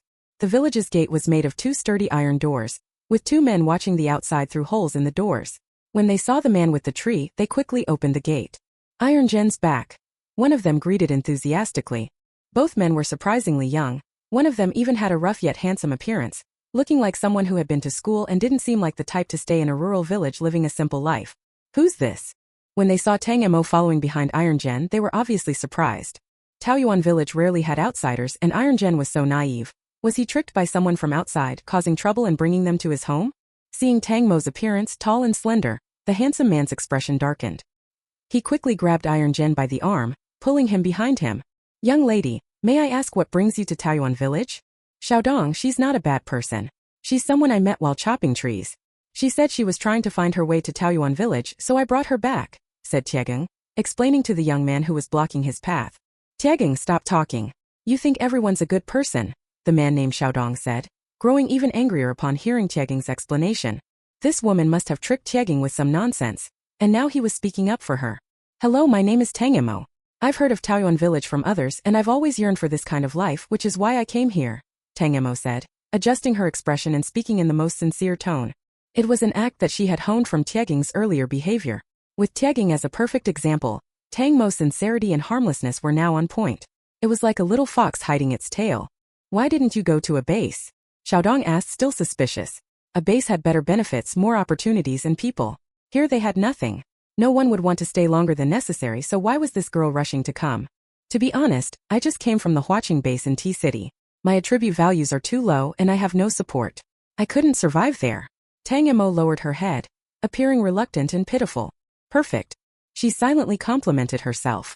In rural areas where deceit was less common, her appearance of vulnerability softened even Xiaodong, who had been the most distrustful of her. Then come on in. But I must tell you, the village is small, and there's limited food and housing. If you want to stay here, you'll need to contribute, Xiaodong said. Okay, I still have some food. I'm not sure how much I need, but I might be staying here for a while, Tang Mo responded, agreeing to his terms, finding them reasonable. If everyone just wanted to come and live for free, Taoyuan village couldn't possibly accommodate so many people. I'm not sure about the exact amount. I'll have to ask my dad. Xiaodong hesitated before answering. He had never encountered anyone asking to live here long-term. Xiaodong, your dad is the village head. Don't worry, Uncle Shin is a nice person. He won't ask for too much food, Tieging whispered, trying to ease Tang Mo's worries. Come here. Xiaodong shot Tieging an angry glare and dragged him back. Tieging is my future brother-in-law. If you ever need anything, just come to me. Tieging, you better be careful when talking to girls, or I'll tell Xiaoting to stop talking to you, Xiaodong warned, fearing that Tang Mo might take a liking to Tieging. Tang Mo found Xiaodong's worry a bit confusing. Given how difficult it was for Tieging to find a wife, why was Xiaodong worried that someone might steal her away? Don't tell Xiaoting, please, Tieging said with puppy dog eyes, filled with worry and pleading. He didn't say another word, standing far from Tang Mo, keeping his head lowered. Watching this scene, Tang Mo found it quite amusing. It seemed that Tieging really cared about his fiancée. She couldn't help but wonder what kind of person she was. Upon entering Taoyuan village and breathing in the first breath of fresh air, Tang Mo's expression changed instantly. However, she tried to control her emotions, suppressing them for the moment because of the people around her. The village head's house was located in the center of the village, one of the few brick and tile houses still intact. It was not easy for such a house to survive in this landscape. Surrounding it were small wooden houses. Though simple, they were much better than the tents she saw at the Huaqing base. The ground in the village was very clean, with weeds cleared away. They had planted new edible plants in designated spots, all arranged neatly, showing the villagers' attention to their living conditions. The seeds from the prosperous era could no longer survive the current land, but these post-apocalypse plants thrived and grew vigorously, many of them still edible by humans. What amazed Tang Mo most was that the village had pigs, cattle, chickens, ducks, and geese. This meant that even during the toughest period half a year before the apocalypse, the people here managed to keep some livestock, ensuring they didn't face extinction. This was no small feat during a time when people were nearly starving, and such decisions had clearly been made collectively. Tang Mo was even more curious about the village head now. Dad, there's a stranger in the village, Xiaodong called out as he opened the fence of his yard and led Tieging and Tang Mo into the house. After Tang Mo sat down, the village head, Shan Qing, walked out from inside. Dressed in a long robe, he looked like someone from ancient times. However, in the context of the green bricks, yellow earth and wooden houses, it suited him perfectly. Hello, young lady. I'm Shan Qing, the village head of Taoyuan village. May I ask the purpose of your visit? Shan Qing greeted with a calm and wise demeanor, similar to Xiaodong, but with a much gentler air. Tang Mo, with her high spiritual power, could sense that Shan Qing was observing her, but it wasn't uncomfortable. In fact, his gaze felt like a spring breeze. She repeated the same explanation as before, though this time, she didn't carry quite as much emotion. In front of an old fox, there was no point hiding her tail. Taoyuan village still has many newly built vacant houses, so staying long-term is not a problem, Shan Qing said with a smile after hearing her explanation, without any signs of hesitation. I have some food with me, and I'd like to offer it as compensation for staying here. Please take care of me, Tang Mo said, pulling out a package from her bag and placing it on the table in front of Shan Qing. You don't need to be so polite, Miss Tang. However, since you insist, I'll accept it. From now on, Xiaodong will bring your meals to you every day, Shan Qing said with gratitude but without rejecting her offer. Taking something without any exchange wasn't the custom of Taoyuan village. The package was sealed.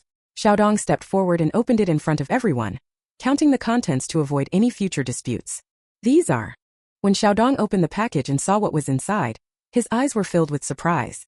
Inside the package were 5 packs of beef jerky, 5 packs of compressed biscuits, some loose candies, and 2 bottles of mineral water. These were the items that Qinling had left for Tang Mo earlier. She had many such packages. This is too much. You should take some back, Xiaodong said, not touching the contents but instead looking at Tang Mo. Even without having to leave the village, everyone knew how precious these items were in the current times. For a girl like Tang Mo, it wasn't easy to come by such things. If she was only staying for a few days, this was too much and they couldn't accept it. I've come uninvited and I really feel like I'm troubling you. If you won't accept these things, I truly won't feel comfortable staying any longer, Tang Mo replied. From the moment she stepped into Taoyuan village, Tang Mo's spiritual energy had been restless. It felt as if some great force was pulling her energy and causing it to flow through her body over and over again. Even without any active training on Tang Mo's part, those attribute points glowing white started to move on their own, dancing through her meridians. Her spiritual attribute grew passively, causing immense joy within her. She was ecstatic and in her heart, she silently thanked herself for coming to Taoyuan village. This place was a paradise for spiritual power. Tang Mo hadn't even had time to check how much her spiritual power had grown, or to observe the changes in her spiritual attributes. But the strange sensations inside her body told her clearly that if she could stay here for a while and guide it further, her spiritual power would grow at an astonishing speed. As long as Taoyuan village existed, she would love nothing more than to stay here forever. So what were these things? Even if she were given 10 or 20 times more, someone as careful and frugal as Tang Mo wouldn't care. This was simply the greatest bargain she could ever get. Candy. Iron Root, seeing the candy in the package, immediately jumped up and grabbed a handful before running out the door. His movement was so swift that Tang Mo could only blink in surprise. However, neither village chief Shenqing nor Shen Xiaodong seemed displeased. Instead, they looked at Iron Root's back with fondness. Even though Iron Root wasn't particularly smart, wasn't it a bit inappropriate to take so much candy? After all, high-calorie candy was a luxury in these times. The attitudes of the village chief and his son seemed a little strange. Noticing Tang Mo's surprise, Shenqing explained, "Don't mind him, Iron Root is a child I've watched grow up. Though not particularly bright, he's incredibly kind-hearted. He's the one who's contributed the most to Taoyuan village. It would be fitting for him to receive the entire package." Perhaps knowing that Tang Mo would be staying for a while, Shen Xiaodong began explaining Iron Root's background, so she could better understand his place in the village. It turned out that Iron Root wasn't originally from Taoyuan village. He had been abandoned here when he was just over a year old. At first, everyone wondered why someone would abandon such a healthy boy. But as time passed, it became clear that Iron Root had a delayed language ability, which explained why he was abandoned. Village Chief Shenqing had taken him to the hospital, where it was confirmed that Iron Root had a congenital intellectual disability, though it was relatively mild and couldn't be treated. He was then adopted by Shenqing and raised in the village, with the villagers treating him like their own child. Despite his intellectual challenges, Iron Root was exceptionally kind and pure-hearted, with incredible physical strength. Since he was old enough, he helped with various chores around the village, willing to do any task just by being asked. When the famine hit, many families in the village had enough food, and with the village chief's leadership, they managed to survive the hardest times. Only a few infants who lacked milk, and some sickly elderly couldn't make it through. With the village's labor force already small, Iron Root's strength skyrocketed, allowing him to build most of the fences and houses in the village, as well as fight off any beasts that attacked. It was safe to say that Iron Root was the protector of Taoyuan village. Without him, the village wouldn't be as peaceful as it was now. Thinking back to the large tree trunks she had seen surrounding the village, Tang Mo could hardly imagine how such a massive project was mainly completed by one person's effort. Plus, he had fought off beasts several times to protect the villagers. Tang Mo couldn't help but marvel. Iron Root truly deserved the title of the village's MVP. If this was the case, not just a few pieces of candy, but even all the village's resources could be given to him. Having such a son-in-law must make the village chief very happy, Tang Mo remarked politely. She now somewhat understood why Shen Xiaodong was so protective of his sister when it came to Iron Root. With such a reliable man, it made sense that he wouldn't want anyone to take him away. "My daughter and Iron Root are betrothed," Shenqing said with a smile, as if reading Tang Mo's thoughts. It's a bit embarrassing, but she was very mature for her age. At 8, she told us she would only marry Iron Root. Though dressed in a long robe, Shenqing's thoughts weren't at all like the rigid and conservative ideas one might expect from someone of his appearance. Instead, he found his daughter's childhood declarations quite amusing. "Dad, where did Iron Root get candy?" At that moment, a crisp female voice rang out from the distance. Shen Xiaodong, holding a handful of candy in one hand and tugging on Iron Root's arm, walked into the room. Tang Mo couldn't help but admire the girl who entered. She had inherited all of her father's good qualities. While not tall, she was slender with large eyes set in a slightly chubby face that made one instinctively feel protective. But her voice and movements were decisive, showing no hint of girlish weakness. Shen Xiaodong's attire was from a completely different era compared to her father's long robe. She wore a short jacket, cotton pants and small leather boots, very fashionable. Let me introduce you. This is my daughter Shen Xiaodong. Xiaodong, this is our guest Tang Mo who will be staying here for a while. These are the things she brought with her, Shen Qing introduced. Oh, you're the guest. Hello, I'm Shen Xiaodong. Shen Xiaodong put the candy she was holding on the table and extended her hand to Tang Mo for a friendly handshake. The candy is for you, you should eat it. When Iron Root saw that the candy he had brought was being set down on the table, he appeared a bit unhappy. What are you eating it for? I'm asking you, didn't I tell you to rest for a couple of days? What's going on? Shen Xiaodong snapped at him but didn't let go of his hand. I took a nap for too long, I was bored so I just went for a walk, Iron Root muttered, not daring to look at her. Xiaodong, be gentle with Iron Root. Don't always bully him. He's the only one like this. If it were any other man, no one would dare marry you with that temper. Don't scare Iron Root off, Shen Xiaodong's brother Shen Xiaodong scolded with a grin, knowing his sister's temper well. He wouldn't dare not marry me, Shen Xiaodong retorted, pulling Iron Root's arm close to her chest, raising her voice again. That's right, I'm not running away. I'll marry you. Iron Root patted her hand, giving her a reassuring, determined look. Seeing the bickering couple, Shen Xiaodong silently exited the group chat. It seemed he was unnecessary. Alright, stop causing trouble. Xiaodong, take Tang Mo to the place where she'll be staying and help her settle in. It's getting dark, and it'll be hard to see if we wait too long. The village chief gave orders for everyone to get to work. He had to go check on the chickens he was raising, so he told them to hurry up and leave him to it. Shen Xiaodong led Tang Mo out of the village chief's house. As they walked, he greeted the villagers they passed, introducing Tang Mo to everyone. All the villagers seemed very friendly. After walking for about 500 meters, they arrived at a small wooden house. Shen Xiaodong said, "This is where you'll be staying from now on. The doors are locked both inside and outside. The keys are on the table inside. This is a simple house, so it's not particularly warm. There are some bedding and quilts on the bed. If it's not enough, just come find me." Shen Xiaodong gave careful instructions. "I'll bring you lunch every day around noon. If you're going out, just send me a message and I won't come by. If you need anything, you can either come to me or ask Aunt Zhang next door. Everyone here is friendly and will help." After expressing her thanks, Tang Mo sent Shen Xiaodong off and quickly opened the door to her new living space, eager to get started on the task she had been putting off for too long. Upon entering the room, Tang Mo almost stumbled from the dust. This house seemed to have been unoccupied ever since it was built. It had originally been constructed for an elderly person, but the old man had passed away before he could live there. The house contained a wooden bed with a set of bedding, a wooden table, a chair and a small window. There was nothing else. The dust was so thick it was hard to stay inside. So Tang Mo took out cleaning supplies and a bucket of water she had collected from the Flower City base and began cleaning. The filtered water from the Flower City base wasn't suitable for drinking, but it was fine for bathing and daily use. Being meticulous about her living conditions, Tang Mo couldn't bear to use her bottled water for bathing all the time, so she had stored several large buckets of tap water in her space. After cleaning up the house, she neatly folded the bedding on the bed and set it aside, then replaced it with her own. Since she had the resources, she decided to create a more comfortable environment for herself. Once everything was in order, Tang Mo sat down in the chair and began to focus on her mental power. Her mental power, which had been running wildly, gradually calmed down under her guidance. With conscious effort, it began to move in a more controlled direction, speeding up without stopping.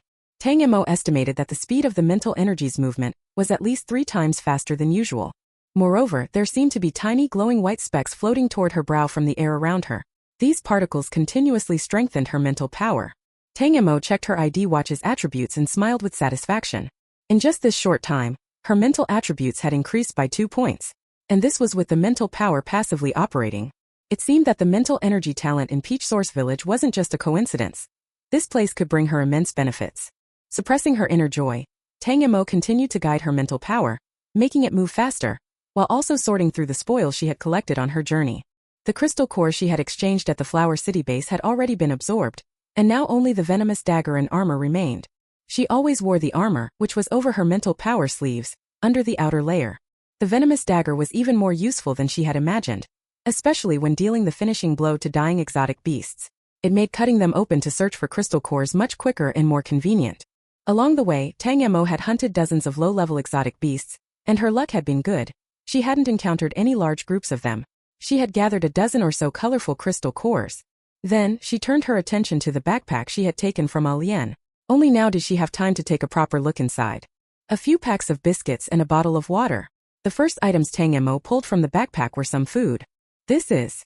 Next, Tang Mo reached into the backpack and pulled out a small bag. She opened it, and inside was a large quantity of crystal cores, far more than the small pile she had collected herself. Alien was indeed hiding his wealth well. These abundant low-level crystal cores shocked Tang Mo, but when she thought about it, it made sense. Alien worked as a bus ticket seller, as well as involved in shady dealings and constantly took on tasks. He must have some savings.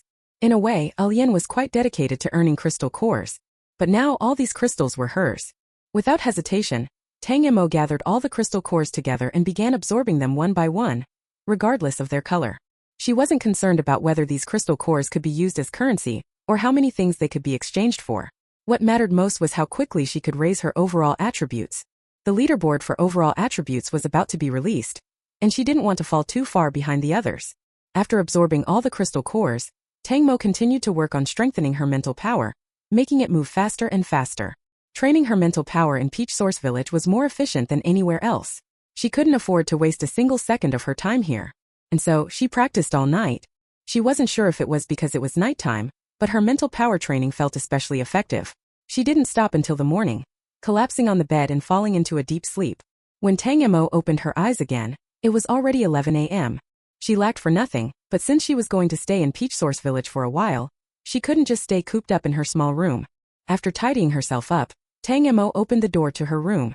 Perhaps because the surrounding forests were denser, the air in Peach Source Village was fresher than other places. Tang Mo took a deep breath, stretching lazily toward the sun.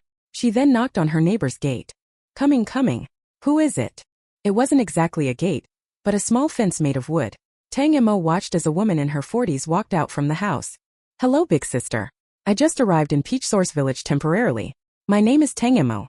Tang Mo greeted her with the sweetest smile. Come in.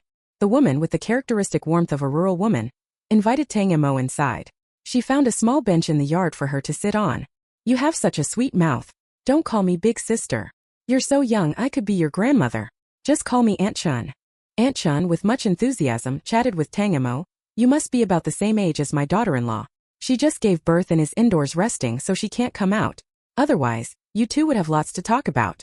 It was clear that Aunt Chun had a good relationship with her daughter-in-law. After congratulating Aunt Chun and chatting a bit about her newborn grandson, Tang Mo finally got to the main point. Aunt Chun, how does the village get its water? This was Tang Mo's main concern. Although she had plenty of water in her space, she felt reluctant to use it all the time. She hadn't found any tap water pipes in her house, so she decided to ask the neighbor. Water? You can go to the small building next to the village chief's house to get it. That's the only place with tap water. The water's been filtered, and the village chief said it's just like the old water, so it's safe to drink. Would it be safe to drink though? Tang Mo wondered to herself. She wasn't surprised that the village had installed a filtering system, but she was curious. How could they afford such a device? Even the S-Base in the Alliance Center didn't have one. How did Peach Source Village manage to get it? What about food? Oh, the plants you see in the fields, they look a bit different now, but otherwise life here hasn't changed much. We're living just like we always did. Aunt Chun spoke with ease, showing no signs of the exhaustion or panic that plagued people outside in the apocalypse. Tang Mo simply listened, not saying much. She had a feeling that something wasn't quite right here. Don't you ever worry about a beast attack? Tang Mo thought for a moment and asked tentatively. Beasts? You mean those strange-looking animals? They're no different from the cats and dogs we used to have. Aunt Lin spoke about the beasts with no trace of fear. If it weren't for Tang Mo's sufficiently sensitive spiritual power, allowing her to feel that Aunt Lin's attributes were not high, she might have thought that Aunt Lin was hiding some extraordinary abilities. Then, Tang Mo, lunch is ready. A somewhat hurried voice came from outside the fence, and Shan Xiaodong appeared, holding a bowl of something, loudly calling for Tang Mo. Well, I'll leave now, Aunt Lin. I'll come bother you again next time. Tang Mo politely bid farewell. Aunt Lin stood up to see her off to the gate and exchanged a few casual words with Shan Xiaodong. It was clear that the people in Taoyuan village had a harmonious and close relationship with one another. If you plan to stay here, don't tell the villagers about what's happening outside. Shan Xiaodong handed Tang Mo the bowl and said seriously. They don't know anything? Tang Mo asked in surprise. She had always felt that something was off, and now she realized what it was. Aunt Lin's reactions were completely unlike someone living through a famine. She seemed optimistic, as if living in a prosperous world. It turned out that she didn't even realize the world had ended. But that couldn't be right. There was no way the information wasn't available on the ID watches. Even if everyone stayed indoors, they shouldn't be this isolated. The people left in the village are mostly elderly and children. After the watches were distributed, the village chief didn't activate them for everyone. Since we don't receive relief, no one knows anything. Shen Xiaodong explained. What if people from outside come back? Tang Mo asked, unable to believe it. The base in the city is too far from us. So far, no one has walked through all that dangerous forest just to come here for some vegetable buns. If they want to contact their families, they can call the village chief. Shen Xiaodong's face showed a bitter smile. The name Taoyuan village was pleasant, but in reality, it was a place that had been abandoned by relatives. The elderly and children, once the most protected in prosperous times, were now the burdens in the post-apocalypse. Some had called to ask about their families, but when it came to taking their families to the base, they immediately gave up. Perhaps it was a matter of ability. When people couldn't even take care of themselves, everyone was struggling. Tang Mo could understand those people's thinking to a certain extent. Has the village chief ever thought about gathering the people in the village and taking them to the base? Or telling them the truth? They have the right to know. These people have no survival skills. Even if they manage to get to the base, we've heard that they're about to implement a food exchange policy there. These elderly and children can't do anything. They can still survive here with self-sufficiency, but if they go to the base, they'll die. Compared to dying, these vegetable buns are pretty good. Shen Xiaodong understood his father's helplessness. As the village chief, he felt that no one was as responsible as his father, Shan Qing, who was his pride. As for the truth, you'll understand after you've been here long enough. Shen Xiaodong's last sentence was spoken with a certain meaning. Tang Mo didn't fully understand, but she knew that now was not the time to ask more questions, so she decided to leave it for now. Shen Xiaodong brought Tang Mo 4 vegetable buns. Though they were called vegetable buns, they were actually made by wrapping the fruit of some plants in the leaves of another. The taste wasn't great, but it filled her stomach. After adding some salt, it was passable. Tang Mo didn't complain and ate all 4 vegetable buns seriously. After finishing her lunch, Tang Mo sat on the chair again and began to train her spiritual power. This time she lost track of time. For the next week, Tang Mo lived a regular life, running in the village every day to maintain her fitness, practicing her knife skills and going to fetch water for her home. In the evenings, she focused on training her spiritual power, sleeping only 5 or 6 hours a day, with the rest of the time dedicated to training. She demanded no relaxation from herself. After just 1 week of intensive training, Tang Mo's spiritual power increased at an incredible rate. The white dots in her mind were multiplying at an astonishing speed. Now her spiritual attributes were considered extraordinary. She was a rare talent, a 1 in 100 kind of genius. Her other attributes, nurtured by the crystal nuclei and constant training, were also steadily improving. During her time in Taoyuan village, apart from the vegetable buns, she ate the remaining snake meat from her space, which was incredibly nourishing for her body, causing her condition to improve even faster. One night, over a week later, Tang Mo was once again engaged in her battle with the white dots on the chair.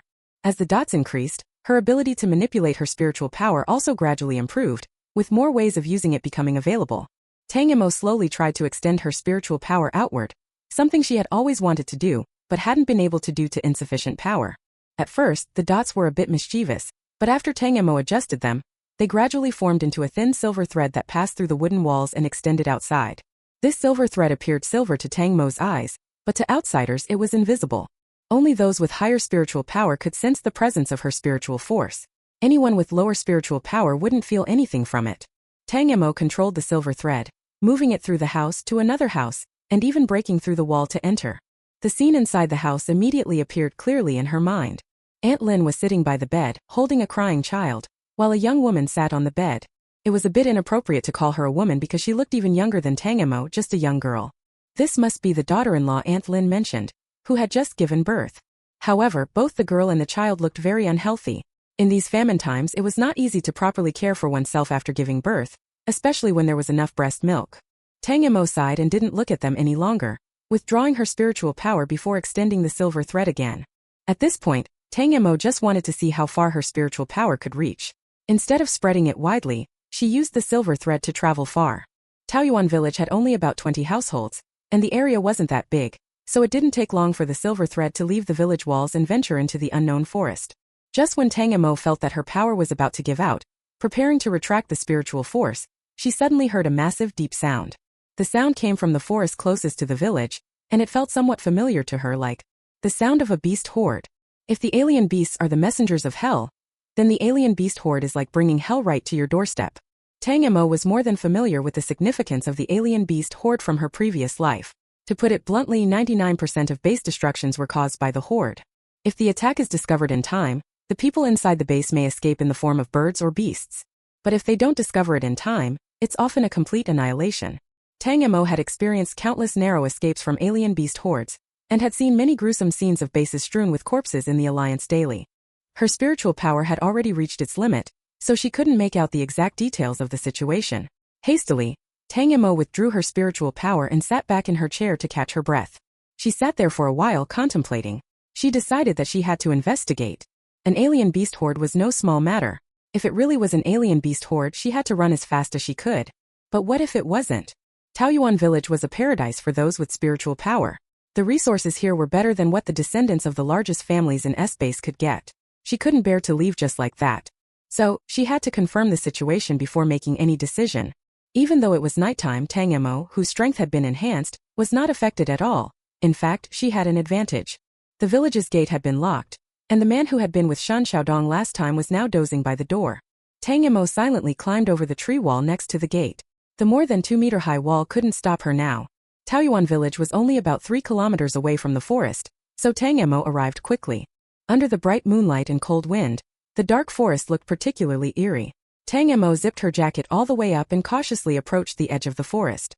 At the entrance of the forest, she stopped and extended her spiritual power deep into the forest. The images sent back by her spiritual power were like freeze frames from a horror movie. In an instant, countless glowing eyes seemed to be staring at an extremely tempting prey, her. In that moment, a chill ran through Tang Mo's skin as if countless needles were grazing it. Her hair stood on end. This was the closest she had been to death since her rebirth. Tang Mo instinctively took a few steps back to steady herself, but her spiritual power did not withdraw. Wait, if it were just a wolf pack, they wouldn't have missed Taoyuan village. They should have launched an attack by now. 3 kilometers was too close. Even a low-level alien beast could sense the scent of a densely populated area, which would be irresistibly attractive to them. With her body feeling weak, Tang Mo pushed her spiritual power further. Behind an ancient tree, she saw the reason the wolf pack hadn't attacked yet. It was a massive black wolf, 3 times the size of a normal wolf, lying there with its eyes closed, resting. When Tang Mo's spiritual power brushed against the black wolf, its previously closed eyes flickered open slightly. Its deep green gaze shot through the trees and grass directly at her. It seemed that the wolf wasn't fully energized yet, as it soon closed its eyes again and fell back into silence. Tang Mo, whose control over her spiritual power was still unstable, collapsed onto the ground. Her spiritual power rushed back to where it was supposed to be. That was an intermediate alien beast still asleep and not yet fully awakened. She didn't need the ID watch's identification. Tang Mo was certain that it was an intermediate alien beast. And it was stronger than the giant snake from before. The giant snake had still been in a dazed state in the mist, but now this intermediate alien beast had already accumulated energy while sleeping. Once it woke up, its strength would reach a new level. 1 intermediate battle wolf, plus countless low-level wolves. Tang Mo had no desire to fight. Her only thought was to hurry back and tell the village chief. If she didn't, everyone in Taoyuan village would die. They would all die. By now, the night had deepened, but when Tang Mo knocked on the Shun family's door, Shun Qing still politely greeted her and let her in. However, Shan Xiaodong, who opened the door, shot Tang Mo a glare full of resentment. Seeing the village chief's calm face, Tang Mo calmed herself. She explained everything she had seen about the wolf pack and the black wolf in detail. Shun Qing's face gradually became serious as he listened intently, not missing a single word. When she finished, there was a long silence. Miss Tang, I understand. Thank you so much. For your safety, it's best if you leave as soon as possible. Shun Qing's expression quickly returned to normal, calm to the point that he no longer seemed like a normal person. What about you all? Tang Mo asked, trying to clarify if Shun Qing understood the dangers of the alien beast horde. The villagers can no longer move. It's best they stay in their homeland. The village chief took a sip of tea, while Shan Xiaodong stood by with a pale face, not saying anything. Tang Mo, smart as she was, immediately understood the village chief's decision. He had already made up his mind. He had made the decision for the 20 or so households in Taoyuan village. After all, Tang Mo was just an outsider. She was only temporarily staying here, and had no right or qualification to comment on the villagers' choices. After leaving the village chief's house, Tang Mo kept wondering if the village chief's decision was the right one. She understood it was the best choice for the villagers, but the people of Taoyuan village had been deprived of their right to know about the outside world. Their fate had been decided for them in ignorance. Was that really fair? Was that really taking responsibility for their lives? Even if the truth was brutal, surely they would want to know at least before they died. But not long after, Tang Mo understood everything. It was then that she realized the village chief was the clearest and most aware person in all of Taoyuan village. She also came to understand the half-said words of Shun Xiaodong that day. As for Tang Mo's decision, she ultimately decided not to leave Taoyuan village just yet. Even though the Black Wolf's awakening was uncertain, the wolf pack wouldn't attack just yet.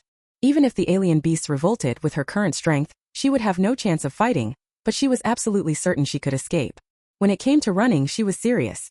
She really couldn't bear to leave this place with its abundant spiritual power. Even if she had to risk it, she'd stay and savor it as much as possible.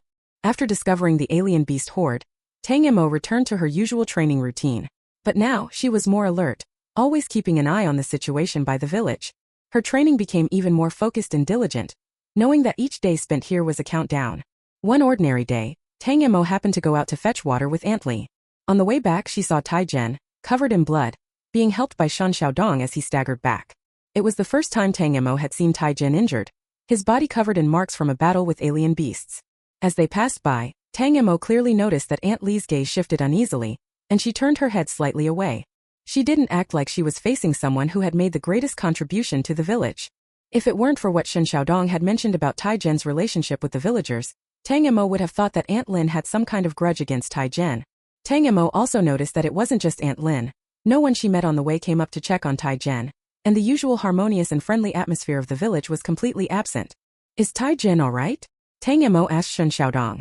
She had come to Taoyuan village with Tai Jian's guidance, and the house she was living in was built by Tai General. She felt grateful to this honest and big guy.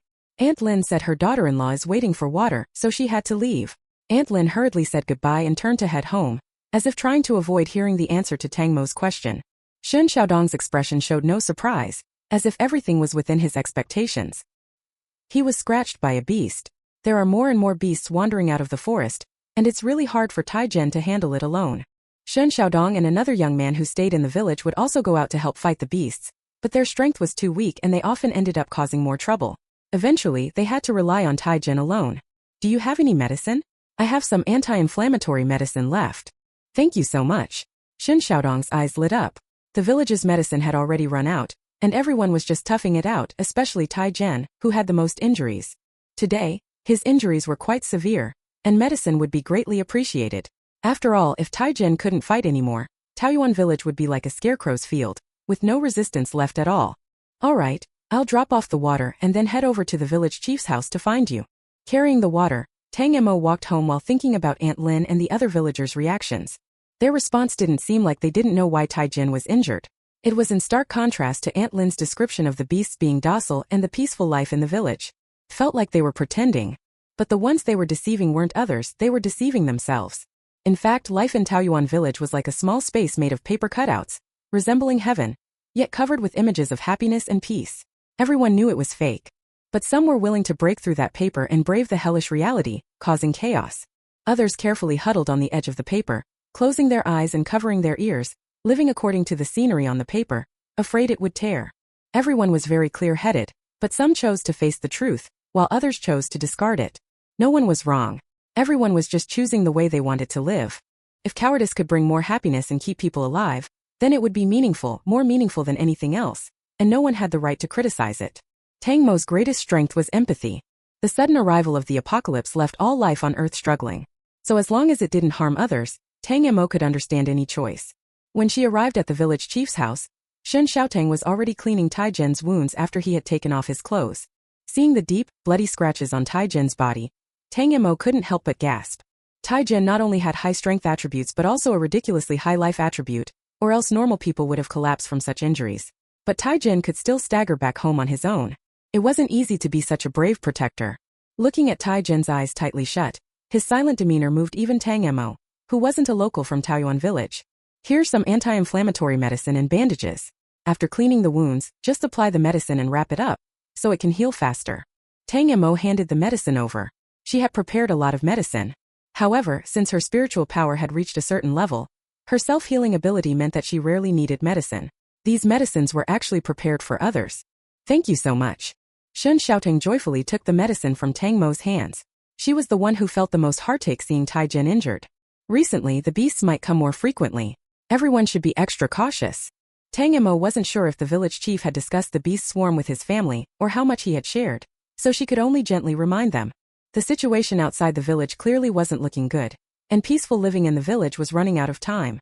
With this sense of crisis, Tang Mo worked even harder at training, making the most of the remaining time.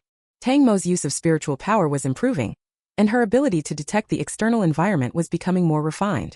One ordinary evening, Tang Mo once again stretched out her spiritual power to the perimeter of Taoyuan village's fence, checking the surrounding situation.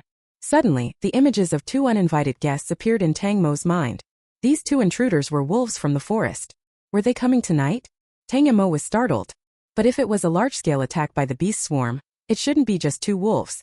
Tang Mo pondered for a moment, then continued to observe the two wolves' movements. After some time, Tang Mo confirmed that these two little minions were just scouts sent by the Wolf King to check things out. It seemed the Wolf King still hadn't awakened, but it should be soon. Tang Mo quickly put on her clothes, opened the door, and climbed over a convenient fence on the edge of the village. This location was very close to the two wolves. They soon noticed Tang Mo and turned to face her, their bodies tense as they bared their sharp teeth. Two lower-level beasts, just right for testing the results of her training. That was also why Tang Mo chose to face them head-on. It was her first one-on-two fight. She gripped her weapon tightly and waited for the wolves to attack. After about 10 seconds of standoff, the wolf on the left moved first, charging at Tang Mo's neck with its mouth wide open, exposing its sharp teeth. After enhancing her vision, Tang Mo experienced a slow-motion effect when watching the wolves' attacking moves during combat. She shifted slightly to the right and took a step back, swinging her weapon, breaking wind, toward the wolf's belly. The blade hit the wolf squarely, causing a large amount of blood to spill out. The wolf howled and rolled away, retreating to the side, but its eyes still glared at Tang Mo with ferocity. Taking advantage of its injury, Tang Mo rushed toward the wounded wolf, this time aiming for its neck. The injured wolf didn't dodge but charged straight at her. At that moment, the other wolf also charged from Tang Mo's side. The two wolves launched a coordinated attack simultaneously. Tang Mo kept her attention on the wolf on the other side, noticed its movement, but did not change the direction of her strike. Instead, she accelerated her attack, putting more force behind it. The blade collided with the wolf's flesh, accompanied by the softening of the body beneath it. Almost at the same time, Tang Mo's right leg executed a spinning sidekick, sending the wolf flying to the side. Tang Mo's leg hurt. Compared to the wolf, her strength was obviously weaker. After the kick, her leg felt numb from the impact. With a simple stomp of her foot, Tang Mo grabbed her knife and charged forward again. What surprised her was that the current low-level mutant beasts were worlds apart from the animals she had encountered before. They actually had the ability to think. After realizing that the direct strike to Tang Mo's arteries hadn't worked, the wolf that had been kicked aside changed its strategy.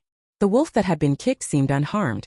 It took a few steps back, then started running faster, intending to use its massive inertia to charge into the human in front of it. The wolf was much bigger and heavier than Tang Mo, and although she quickly noticed its intent, its speed was too fast. Tang Mo only managed to dodge part of her body, and the other shoulder was solidly hit by the wolf. Seeing the human fall to the ground after being struck, the wolf did not stop. Instead, it continued charging forward, attempting to bite Tang Mo.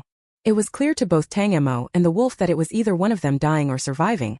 At this point, breaking wind had slipped from her grasp and fallen to the ground, and there was no time to retrieve it. In an instant, Tang Mo grabbed the wolf's jaw with one hand, preventing its mouth from closing and stopping it from advancing further to tear at her throat. With her other hand, Tang Mo drew out her poison-coated dagger from her space, then put all her strength into thrusting the dagger into the wolf's abdomen, twisting her wrist as she did. The wolf's eyes widened, full of unwillingness. Its mouth opened in a final struggle, but it couldn't break free from Tang Mo's grip. The blood from its abdomen flowed more and more, and eventually, its eyes slowly closed, its body limp on Tang Mo's. When she felt the wolf's life had left it, Tang Mo pulled the dagger out and, to be sure, slashed its throat a few more times. With the last of her strength, Tang Mo pushed the wolf off her and retrieved the single crystal core from the two wolves' heads. She wasn't sure if there were any valuable items on the wolves, but adhering to the principle of not wasting, she threw both bodies into a large barrel in her space, filling the spot where the snake meat had been. Tang Mo, covered in blood, dragged her tired body back home. She no longer cared about the discomfort of her body, instead replaying the battle in her mind. 1 versus 2. Before coming to Taoyuan village, it would have been somewhat difficult for her to deal with even a single stray mutant beast, but now she could handle two at once. She knew that she hadn't used all her strength in this fight. She had engaged head-on to test her combat skills. Had she used some ambush tactics or pulled out a gun to press it against the wolf's chin and fire, the battle could have been even easier. Tang Mo had been in Taoyuan village for half a month, and her strength had increased by at least a third, a result she was very satisfied with. Now most hunters usually form teams to complete tasks, hunting mutant beasts near the base. Only those particularly strong in ability could hunt alone, and their prey would have to be weaker, isolated mutants. Given her current strength in a smaller base, she could almost walk around freely. Of course, in a central base like the S base, she was just a small fry. Back in her room, Tang Mo's first task was to remove her blood-soaked clothes, and then use the water she had fetched earlier to take a bath. She also washed the clothes and hung them outside her room before comfortably lying down in bed to sleep. Wolves were persistent creatures. After one failed reconnaissance, they would keep coming, sending more scouts until the black wolf fully awakened. Tai-Gen was now at home recuperating, unable to go out and deal with the mutant beasts nearby. The village chief and others were always worried that with Tai-Gen no longer able to fight, mutant beasts might wander near the village, so they locked the doors tightly every day, nervously watching the situation outside. However, their worries had not come true, and everything remained calm. The villagers felt at ease, but Tang Mo was exhausted. Every day she went out to hunt some of the mutant beasts wandering out from the nearby forests. She didn't enter the forests, there were too many beasts there, and she couldn't kill them all. In the evenings she would jump out of the fence and hunt a couple of wolves nearby. One time 3 wolves came, and Tang Mo eliminated all of them. Tang Mo deeply felt that the intelligence of the black wolf might not be very high. There were only about 20 wolves in the pack, and with her sending so many of them to their deaths every day, it wouldn't be long before it became a lone leader. Tang Mo's space could no longer hold any more wolf bodies, and fearing that the smell of blood might attract something, she buried them in the ground. Fighting and digging pits every day, Tang Mo felt that life had become incredibly difficult. Of course, everything she did wasn't to surpass Tai-Gen and become the new MVP. She didn't have that high of an ideal. She simply knew that fighting would help her improve faster, and maintaining the peace and stability of Taoyuan village would allow her to stay longer in this place, which felt like a paradise for her spiritual power. The principle of when the lips are gone, the teeth are cold, was something she understood. But even these peaceful days didn't last long. On a fine and sunny morning, the black wolf finally awakened. It just so happened that it was the second day since Tai-Gen had fully recovered. He and several other elderly villagers went to work nearby. Of course, their tasks were different. Tai-Gen was cutting trees to continue repairing the fences, while the elders were collecting edible plants and fruits. Perhaps because recent days had been so peaceful, and the weather was so good, Taoyuan village didn't lock the gates as usual. Instead, the gates were wide open, welcoming the beautiful scenery. When Tang Mo walked out the door, she wondered whether the open gates meant that Shen Xiaodong and the others had lowered their guard, or had completely given up.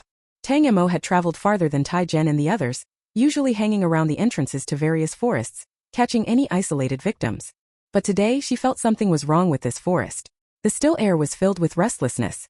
With her high spiritual power, she was always sensitive and trusted her intuition. She extended her spiritual power into the forest to see if there was anything abnormal. And what she saw gave her quite a shock. In the very center of the forest, beneath the tallest ancient tree, the previously sleeping black wolf stood on a large stone. Below it, a dozen or so wolves were staring intently at their leader. The scene appeared to be a lecture, and in Tang Mo's eyes, it looked entirely like a pre-battle strategy meeting. Tang Mo's mind immediately went on high alert. This was bad. The black war wolf, an intermediate-level beast, had already awakened. Over the past few days, wolves had been wandering near Taoyuan village. Tang Mo knew well that in the black wolf's mind, Taoyuan village was still a territory it could easily claim. Beast packs don't usually initiate attacks easily, and Tang Mo wasn't sure why such a small place, with only around 20 people, had become the black wolf's target. Now with the black wolf awake, it was clear that an attack was imminent. From Tang Mo's understanding of wolf pack behavior, a large-scale attack would likely happen tonight. Run. That was Tang Mo's first thought. Alone, she couldn't even handle the black wolf, let alone the whole pack. As far as she knew, only Tai-Gen had the fighting ability to hold his ground in battle. The others were just occupying space. Tang Mo had all her personal belongings with her, and if she left now, she wouldn't be threatened by the wolves at all. But, at that moment, Tang Mo suddenly thought of Aunt Lin, her delicate daughter-in-law, and the little grandson so adorable like a small bundle.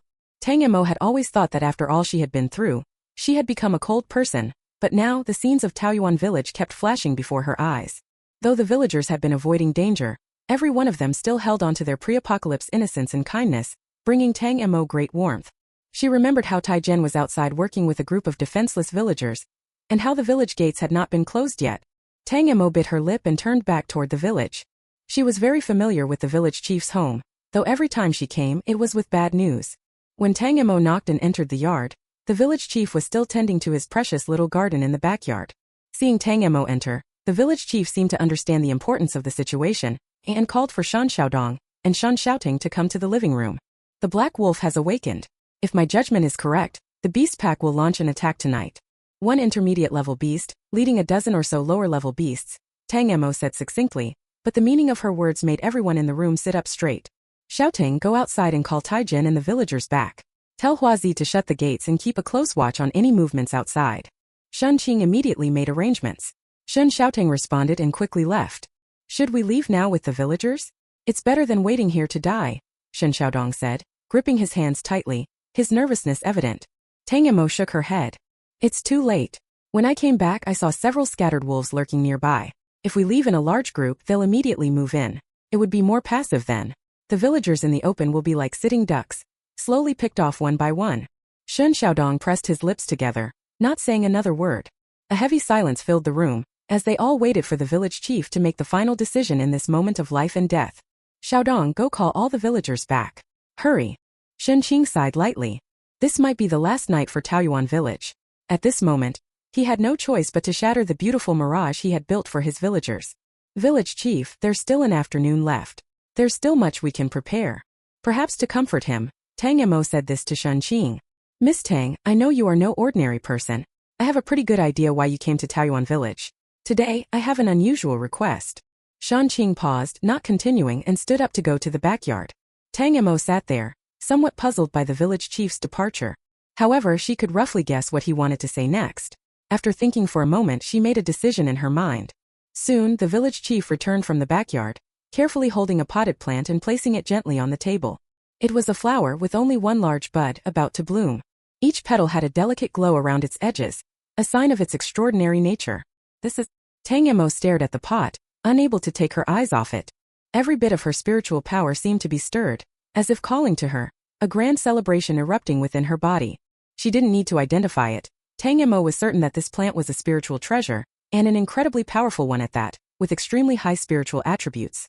I actually knew, Miss Tang, that you must have come here for Taoyuan village's rich spiritual energy, Shun Qing said as he pushed the pot toward Tang Mo. This white peony is the reason Taoyuan village's spiritual energy is so abundant. This flower continuously releases spiritual energy that can be absorbed by the human body during its growth, making it easier to cultivate spiritual power nearby, offering the strongest support. However, that's not its only value. When it blooms, each petal consumed will increase the eater's spiritual points by 10. Tang Mo suppressed her immense surprise. Each petal increased spiritual points by 10?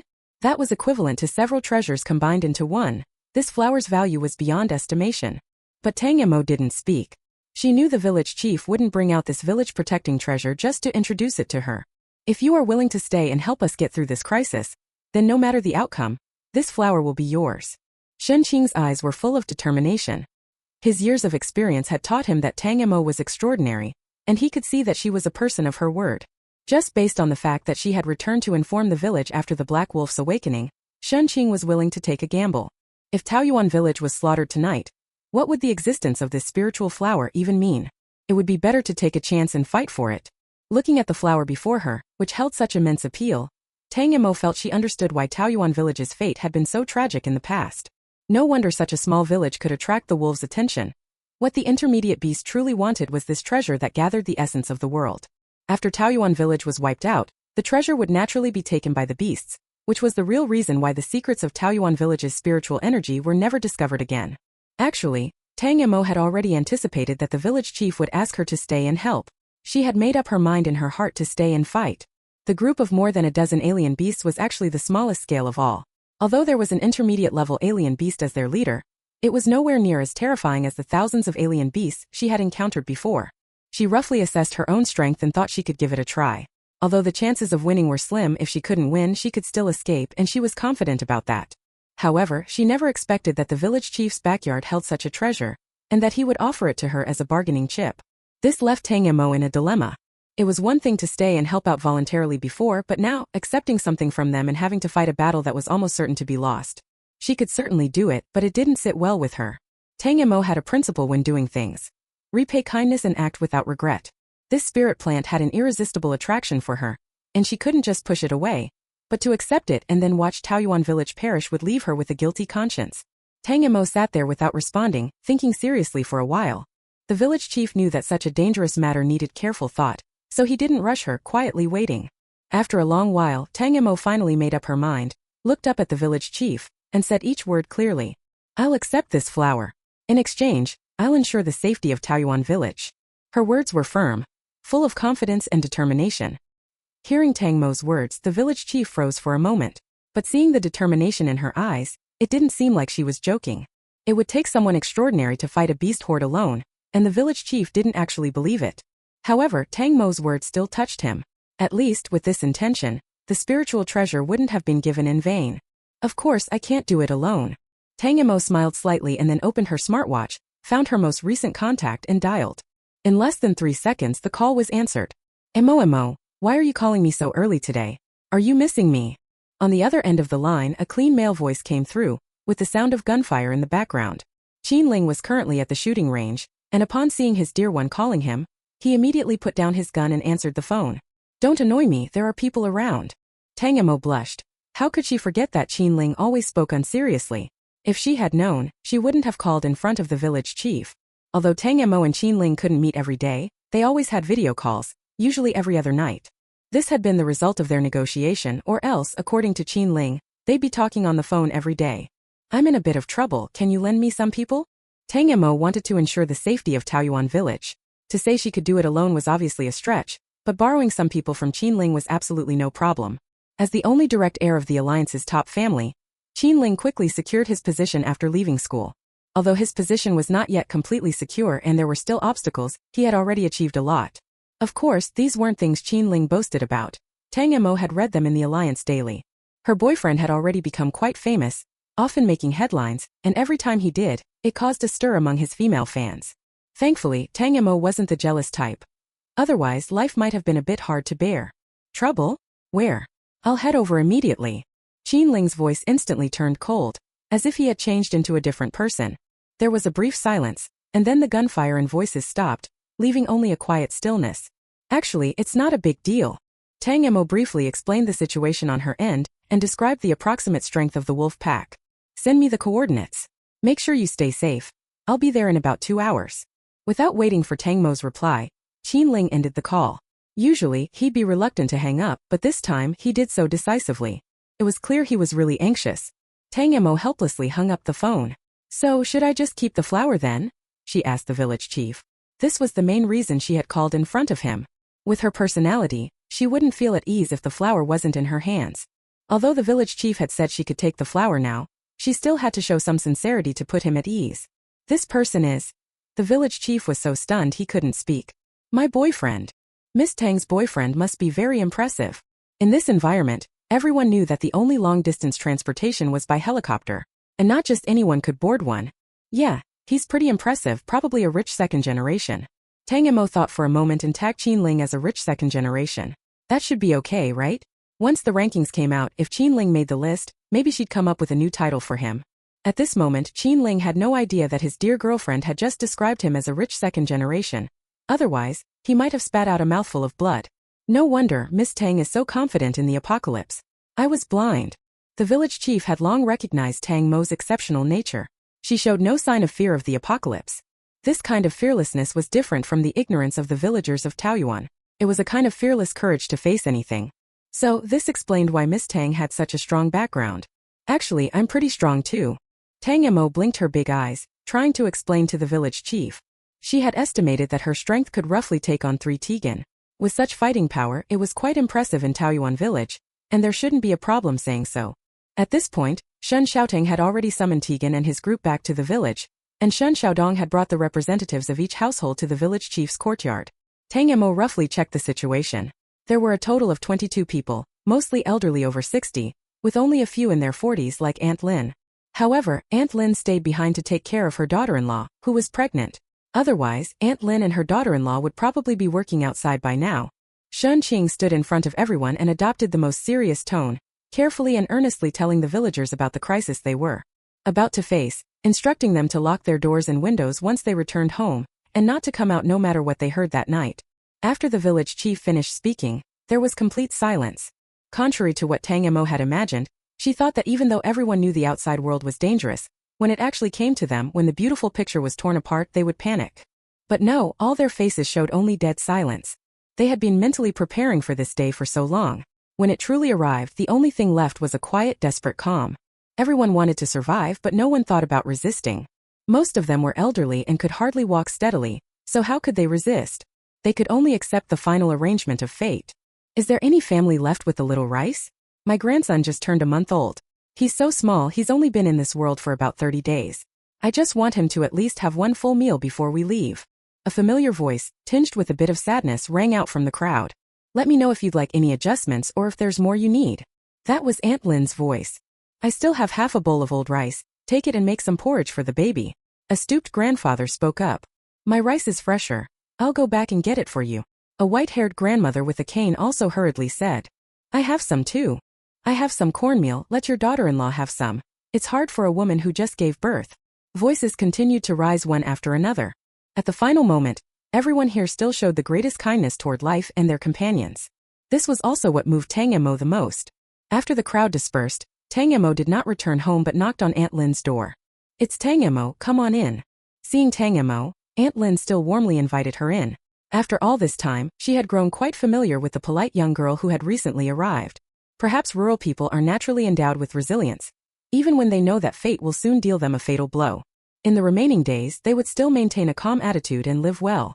Would you like to come inside and see my good grandson? He's very good-looking, you must see him.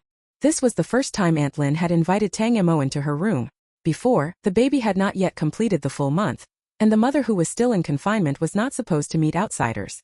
Tang Mo smiled and nodded, following Aunt Lynn into the room. Aunt Lynn's daughter-in-law looked the same as Tang Mo had seen before, about 18 or 19 years old, with a baby face, though she seemed a little thin. She looked like a child herself, holding another child in her arms. Seeing Tang Mo enter, the baby's mother smiled at her the whole time. Tang Mo thought that Aunt Lynn probably hadn't told her the information she had heard from the village chief. Would you like to hold the baby? It's not easy for him to come to this world. Besides his mom and grandma, you're the only other person he's met. Tang Mo froze for a moment after hearing this. Then, she quickly took the just-month-old baby from the mother. It was a boy. With big eyes, he drooled while smiling at Tang Mo. Aunt Lynn hadn't lied. The baby was indeed very cute, and he looked very much like his mother. After holding him for a while, Tang Mo returned the baby to his mother's arms, then took off her backpack and pulled out a large bag. There's a can of milk powder and 2 bottles of mineral water inside. You can make some milk for the baby. In this time, people were struggling to feed themselves, let alone produce milk for their babies. Adults suffered and children had to endure as well. Milk powder. Aunt Lynn and the baby's mother both stared wide-eyed at the things on the table. This is too much. Aunt Lynn muttered, her lips trembling. She had borrowed some old rice, thinking of making a thin porridge for the baby. She never thought that anyone still had milk powder these days. Mom! The baby's mother turned to her mother-in-law with a pleading look. As a mother, she felt for her child more than anyone else. In the end, the mother and daughter-in-law accepted Tang Mo's gift. Just as they were about to thank her repeatedly, Tang Mo quickly left Aunt Lynn's house. But not long after she returned home, she heard Shan Xiaodong's urgent voice from outside. Tang Mo, it's bad, the wolf pack is here. Already here? Tang Mo opened the door and hurriedly followed Shan Xiaodong. They're already at the door. That door won't hold much longer, and Tegan and the others are already here. When Tang Mo reached the village gate, the black wolf and its pack had started ramming the door. What do we do? This door won't hold much longer. Shan Xiaodong was anxiously stomping his feet. Tegan was also looking at him in worry. At this point he had no idea what to do either. His limited mind was making him circle around in a panic, not knowing what to do. We can't let them in. Tang Mo only had one thought in her mind. Once they get in, it's all over. The houses in the village now all had wooden doors, and the courtyard fences were useless against the beasts. Once the wolf pack entered and spread out with just 3 or 4 people on their side, they wouldn't be able to help each other. She had underestimated the intelligence of the mid-level beasts. They thought strategically and didn't follow the usual patterns. There was half an hour left. Tang Mo checked the time. Qin Ling had said that his people would arrive in 2 hours, and now there were only 30 minutes left. She had to hold them off. Tegan, are you afraid if I send you out now? Tang Mo asked the big guy beside her. I'm not afraid. We can't let them in to hurt Xiaotang. Tegan puffed out his chest, ready for orders. Good, then you come with me. Tang Mo rolled up her sleeves and prepared to climb the wall. The door couldn't be opened, so she'd have to scale the wall to go out. I'll go too, Shan Xiaodong said urgently. You stay inside and guard. If any wolves get through, you take care of them. Tang Mo shouted back. Those were wolves, and people with low attributes would just be walking to their deaths outside. There was no point in sending them out. Tegan stepped on a chair and climbed over the high fence with Tang Mo.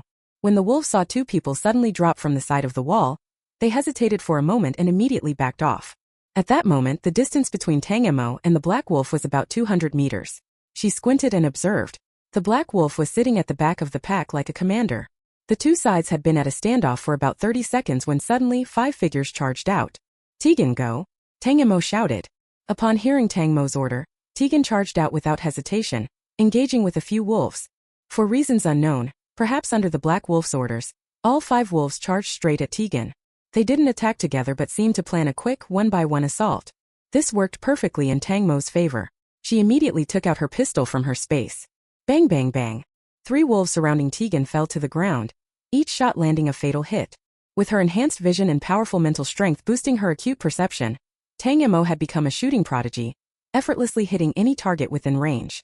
She didn't even need to practice. If she could see it, she could shoot it.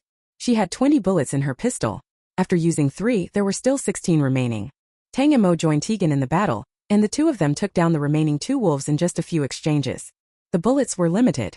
If possible, Tang Mo planned to use the remaining 16 shots to deal with the other 8 wolves. She couldn't afford to waste any bullets. As for the black wolf, bullets wouldn't do much damage to it. Seeing that the 5 wolves had been wiped out almost instantly by these 2 humans, the black wolf narrowed its eyes dangerously and slowly stood up. Tang Mo knew it was about to join the fight. "I'll take care of the black one. Tegan, handle the rest. Remember, prioritize defense and delay. Make sure to keep things safe."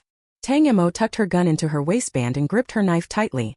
She had a feeling the black wolf was coming for her. Tang Mo had previous experience fighting intermediate-level mutant beasts, but at that time, she was just a small assistant helping Qin Ling. Now this is her home ground. Tang Mo's greatest advantage in battle was her mental strength, which allowed her to sense her opponent's next move before it happened. It might only be a second ahead, but that was enough. This gave her the ability to dodge fatal attacks and find the best entry points for her own strikes. Tang Mo and the wolf were almost entwined for a few seconds before quickly separating, only to enter the next round. She gripped her knife tightly, each attack infused with mental strength into her forearm, increasing her damage output. And she wasn't just facing the black wolf. Occasionally, she had to divide her attention to check on Tai Gen, firing a few shots to help relieve some pressure from him. She had to keep them all alive. In order to strike with precision, Tang Mo couldn't always perfectly dodge every attack from the black wolf. On one occasion, as she struck the black wolf's back with her knife, the wolf retaliated with a heavy claw to her shoulder. She staggered and groaned, retreating several steps. Looking at her shoulder, her clothes were already soaked in blood. The black wolf wasn't in much better shape. Covered in blood, it still stood, waiting for the next opportunity to strike. Tang Mo licked the corner of her mouth, the blood from the black wolf on her lips. Whether it was the blood stimulation or something else, a strange excitement started to surge through her, as if she'd taken some stimulant. A weird sensation rushed from her feet to her head. Every pore in her body seemed to scream. She wanted to fight. From a rational perspective, she knew the best strategy was to drag it out, to wait for Qin Ling's arrival. But now she could barely control herself, and she needed to follow the deepest desire in her heart. This time, Tang Mo took the initiative, charging at the black wolf with her blade. The black wolf didn't sit idly by either. It leaped toward her. Tang Mo swung her long, powerful right leg, aiming for the wolf's abdomen. The black wolf dodged sideways, only to collide with the blade she had calculated, causing another deep wound to tear open its body. Arg! The black wolf fell clumsily to the ground, rolling several times. The pain made it cry out. Without waiting even a second, Tang Mo immediately pursued, raising her leg high again. She realized that her legs were agile and powerful. When combined with her right arm holding the blade, her whole body's coordination was activated. Her neck and waist allowed her to dodge nimbly, while her arms and legs worked in sync to attack. Her eyes remained focused, always watching her opponent's every move, subconsciously calculating the next strike. Her brain couldn't afford to stop thinking. In a battle between 2 fighters of similar strength, the one with the smarter brain always held the advantage. As the battle with the black wolf continued, Tang Mo gradually fell into a trance-like state. It felt like fighting wasn't painful. Rather, she was enjoying it, relishing in the process of refining herself and turning into a fighting machine. Unconsciously, the fight with the black wolf seemed to draw her farther from Tai General. She was now completely immersed in her own battlefield. Soon Tang Mo shifted from being at a disadvantage to taking the upper hand, launching an overwhelming offensive. "Boss, is that our sister-in-law? She's quite fierce." At some point, Qin Ling and his team had arrived at the entrance of Taiyuan village. Qin Ling immediately spotted the 2 intense battlefields. He observed Tang Mo's current state and didn't rush to help, instead having his subordinates clean up the remaining wolves near Tai Gen. Although Tai Gen had been under pressure the whole time, The wolves hadn't managed to land any fatal blows. Taijian was covered in blood, his clothes torn and tattered, lying on the ground, but he was still breathing. Qinling had his men administer medicine and left him lying there, deciding that there were more important matters to attend to, watching his wife fight. The people Qinling brought were his personal guard, his most direct subordinates. Every one of them was a king outside S-base. Now 12 black-clad operatives stood behind their boss, their eyes glued to their sister-in-law as she fought. When they were told they were coming to rescue the boss's wife, they had imagined a delicate young girl cowering in a corner, waiting for the hero to come and save her. But upon arrival, they realized they hadn't come to rescue anyone. They were here to watch the boss's wife beat up a black wolf.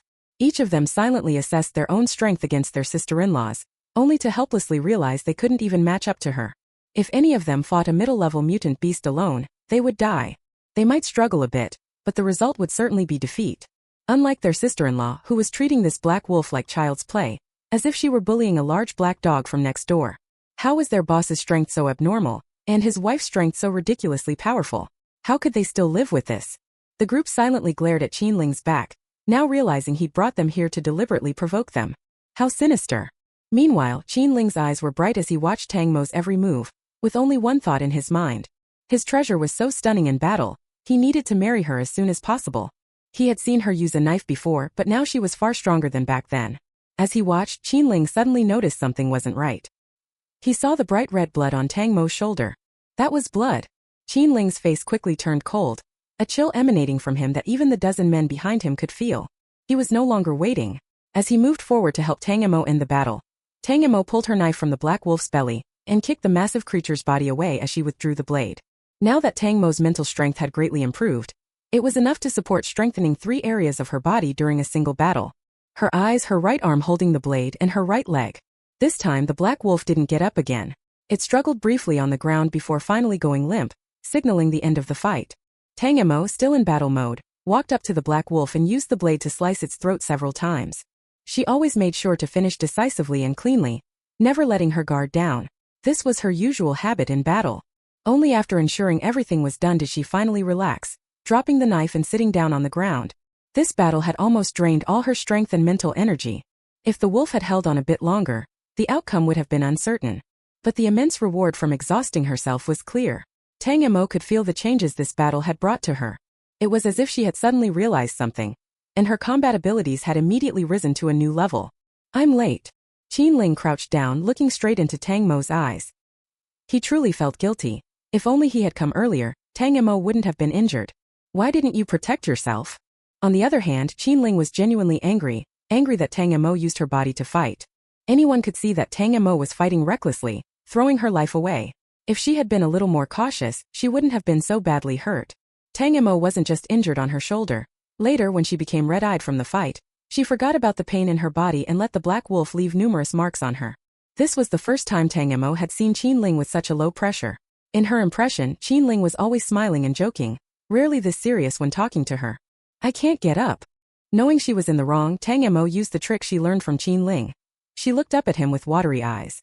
But it seemed she forgot that her face was still covered in black disguise. Her body was stained with dirt and blood, so it didn't look cute at all. However, Qinling seemed to ignore all that. Hearing Tang Mo's words, his heart melted, and he no longer cared about scolding her. He extended his arms, pulling her into his embrace, and then walked toward the village. Shun Xiaodong had been watching the battle from inside, feeling anxious as he saw both Taijian and Tang Mo being surrounded, unable to help. At some point, the village chief had arrived and was guarding the door with Shun Xiaodong, waiting for any potential beast to breach their defenses, as they were the last line of defense for Taoyuan village. When they saw a group of black-clad men led by a young man breaking through to help Taijian, they realized that Tang Mo's reinforcements had arrived. They were overjoyed. It seemed Taoyuan village really was saved. Dad, look at that man. Doesn't he look like one of the youngest leaders of the alliance, Qinling, who has been appearing in the alliance daily? Shun Xiaodong stammered. That man had suddenly emerged in the center of power in the alliance 2 months ago. His distinguished family background, strong connections, decisive decisions, and cold yet resolute demeanor, along with his handsome face, made every survivor remember the name Qinling. So the rich second generation Tang Mo mentioned is him. Huh. That term rich second generation is really... Shun Qing murmured. Naturally, Qinling's men and the Shun family father and son cleaned up the battlefield. Following Tang Mo's guidance, Qinling carried her to the small house where she was staying and gently placed her on the bed. Medicine, bandages, water. Ling scanned the room, which looked like no one had lived there, and could only ask Tang Mo, who had space abilities, for what was needed. In his haste to carry his wife, he hadn't taken anything from his subordinates. You go out, I can handle it myself. Realizing Ling's intentions, Tang Mo blushed. She had injuries on her shoulder and all over her body, and applying medicine would require taking her clothes off. You don't think that, with you like this, I could do anything to you, do you? Ling teased, his tone turning serious after a moment. You can barely lift your arm right now. Stop pretending to be tough, my little ancestor. Tang Mo struggled to lift her arm, and sure enough, the pain was unbearable. After a moment's thought, she stopped being pretentious, took the items from her space, and handed them to Ling. Ling's movements were swift and professional. Both of them had red ears, silently completing the task of treating her wounds. Once her body was wiped down and she put on clean clothes, Tang Mo felt much better. It's worth it. This is my reward for this battle. Tang Mo took out the spirit flower she had received from the village chief and introduced its special properties to Ling. It's indeed precious, but it's still not worth you getting hurt, Ling said after glancing at the flower, his tone calm. That's it. Tang Mo was a bit surprised. When she first saw the flower, she was nearly shocked into shouting. Ling's reaction was making her feel deflated. Don't forget, the Alliance trading post is run by my family. Ling rolled his eyes. The two largest profitable chain businesses in the Alliance were the trading post and the mission center. The trading post was fully controlled by the Qin family, while the mission center was jointly managed by the Wan and Lin families. This was the main reason the Qin family's descendants always had the best resources. Ling's attitude toward the rare spirit flower was because his family had plenty of them. Tang Mo silently took the flower back, feeling somewhat discouraged, and lay back on the bed. Fine, she wouldn't be showing off to Ling anymore. It was too deflating. Rest for a bit more. We'll go back together in the afternoon. Ling patted Tang Mo's head, almost as if treating her like a pet. Go back where? Tang Mo was momentarily confused. To S-Base. You're coming with me to recover. I can't let you stay here alone in this condition. What? I'm not going back. Tang Mo straightened up. If she returned to S-Base, she'd never be able to leave again easily. Though there were many unknown dangers outside, it had brought her immense growth. She didn't want to go back to S-Base and become a sheltered flower in a greenhouse. No negotiation. Ling took on the tone of a commander, unyielding. But you don't know, my spiritual power is quite strong, I heal quickly. Ling knew that spiritual power had healing abilities, but it only worked if the spiritual power was strong enough. Otherwise, the effect was negligible. Can your power heal you by tomorrow? What you say today doesn't matter. You must come with me, Ling insisted. Tang Mo lowered her head in defeat. She really wanted to say that with her spiritual power, she could heal most of the injuries by tomorrow. After all, they were all external injuries, not broken bones. But she didn't want to tell Ling the exact value of her spiritual power. Tang Mo had many precious items. Her space spiritual power-based abilities, the broken wind, the poison-enhanced dagger, her armor. But her greatest trump card was her incredibly high spiritual attribute value. Spiritual power had many uses: enhancement, detection, healing, etc. But each was most effective when used unexpectedly. So Tang Mo didn't reveal her trump card unless absolutely necessary. Ling was one of the few people she trusted, but she still couldn't tell him about this. Even her mother Lin didn't know. It wasn't that she feared betrayal, but that this secret was the greatest sense of security she had in this post-apocalyptic world. Fine, I'll go back with you, Tang Mo said softly. Lin spoke in great detail, covering almost everything since her arrival here, telling Tang Mo everything. Knowing that her mother was doing well here, Tang Mo felt much more at ease. As for what she told Lin, many details were omitted. She mainly talked about the people she encountered along the way and some interesting things that happened. As for the battles, naturally she strategically left them out. However, when she heard about Aunt Lin and her daughter-in-law in Taoyuan village, and their newborn grandson, Lin still felt deeply moved and sad. The Labrador named Jima was very fond of the new arrival. At first, it sniffed her, but then it lay down by Tang Mo's side, as if they were old friends, showing no hesitation or formality at all. The sunlight streamed through the large floor-to-ceiling windows, shining on the mother and daughter, along with the dog, creating a beautiful scene that seemed like a painting framed in a picture frame. The first floor of the villa was where the maids and servants stayed. The third floor was for Wen Jianshu and Lin, while Tang Mo's room was on the second floor. The room was no longer decorated in pink tones, but in a light blue that Tang Mo really liked. The wardrobe was full of clothes, no longer princess dresses, but various high-end sportswear, each piece looking sturdier and more stain-resistant than what Tang Mo bought herself. Indeed, the saying "you get what you pay for" was always true. It seemed that Wen Jianshu had gradually figured out the temperament of his new daughter, and the things he prepared were increasingly to Tang Mo's liking. Tang Mo changed into some clothes and comfortably took a nap for the afternoon. Having gotten used to the wooden bed in Taoyuan village, she had almost forgotten what it felt like to sleep in a soft bed. Sinking into the soft and thick blanket. She really didn't want to get up. Indeed, comfort makes people lazy. By the time Tang Mo got up again, it was almost dinner time. Before she went to sleep, Uncle Wen had mentioned the plans for the evening. She was to go to grandfather's place for a meal. It was an official introduction of Tang Mo to the rest of the family, acknowledging her as a member of the one family. Tang Mo didn't change into formal clothes. She just picked a gray-blue sports outfit from the wardrobe, washed her face, combed her hair, and then went downstairs with Lin Yi and Wen Jianshu to visit Old Master Wen. Wen Jianli's son and daughter were in close training at school, and were not at home today. At the dinner table were only Old Master Wen Jianli, Wen Jianshu, Wen Jiaming, their spouses, Tang Mo, and 5-year-old Wen Yixuan. After Wen Jianshu introduced Tang Mo, she politely greeted everyone at the table before sitting down. Seeing Tang Mo's poised and respectful demeanor, Old Master Wen nodded first. He knew that this girl had been away from S-base for a long time, venturing outside, and he admired her for it. Such a girl was truly commendable. Having already had a good impression of Tang Mo, Old Master Wen liked her even more after meeting her in person. "Girl, this is a welcome gift from me," Old Master Wen said, taking off a sandalwood bracelet from his hand. At Wen Jianshu's signal, Tang Mo quickly stepped forward and respectfully took it. So there was actually a welcome gift. Tang Mo thought to herself. Wen Jianli and Wen Jiaming also took out their prepared gifts. Both of them presented fruit in transparent gift boxes, though it was unclear what kind of fruit it was. Probably some rare treasures. They couldn't open the boxes in front of everyone to examine them. Tang Mo took the gifts and thanked them one by one. Although these items seemed ordinary, even at S-base, rare treasures were very precious. A level 10 attribute value treasure was equivalent to the attribute value of an intermediate level exotic beast, and was quite rare. The one family only took out such valuable things because they truly recognized Tang Mo's abilities. The reason they recognized her was simple. First, since Lin Yi married Wen Jianshu, she had been very cultured and well-mannered, getting along harmoniously with the family. Second, Tang Mo seemed to be a good girl, not spoiled, temperamental, or small-minded. Third, and most importantly, Lin Yi was now carrying the one family's bloodline. Just based on this alone, it would be no problem to give Tang Mo as much as they could. The meal was harmonious. The elder aunt and Lin Yi said little, while the others took turns making Old Master Wen laugh. Especially Wen Jiaming's wife, Zhou, who was the best at managing the atmosphere at the table, constantly showering Old Master Wen with compliments. However, she was beautiful, eloquent, and her compliments came off as playful rather than annoying. Having learned about the one family's situation, Tang Mo could understand Zhou Ying's way of handling things. Her husband was unreliable, messing around even after marriage and having a child. The only way she could secure her and her child's future was by firmly establishing herself in the family. After the meal, Tang Mo and her family returned to their villa. Before Tang Mo went upstairs, Wen Jianshu called her into his study. "Take this bag, consider it pocket money," Wen Jianshu said, pulling out a small bag. The bag was made of semi-transparent gauze. After Tang Mo took it, she glanced inside and immediately realized it contained crystal cores. 2 medium-level crystal cores.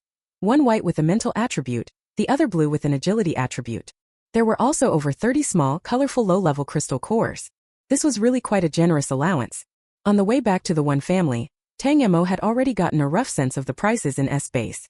The circulating currency was still food, as crystal cores were too precious to be used in regular transactions.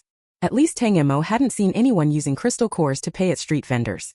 2 medium-level crystal cores and dozens of low-level crystal cores were indeed a lot. Over 30 low-level crystal cores were roughly what a 10-person squad would earn in a month. Tang Mo had been part of a small squad in her previous life, so she was very familiar with these prices. As for medium-level crystal cores, forget it. Ordinary squads would avoid intermediate-level exotic beasts as much as possible, as an accident could wipe out the entire squad.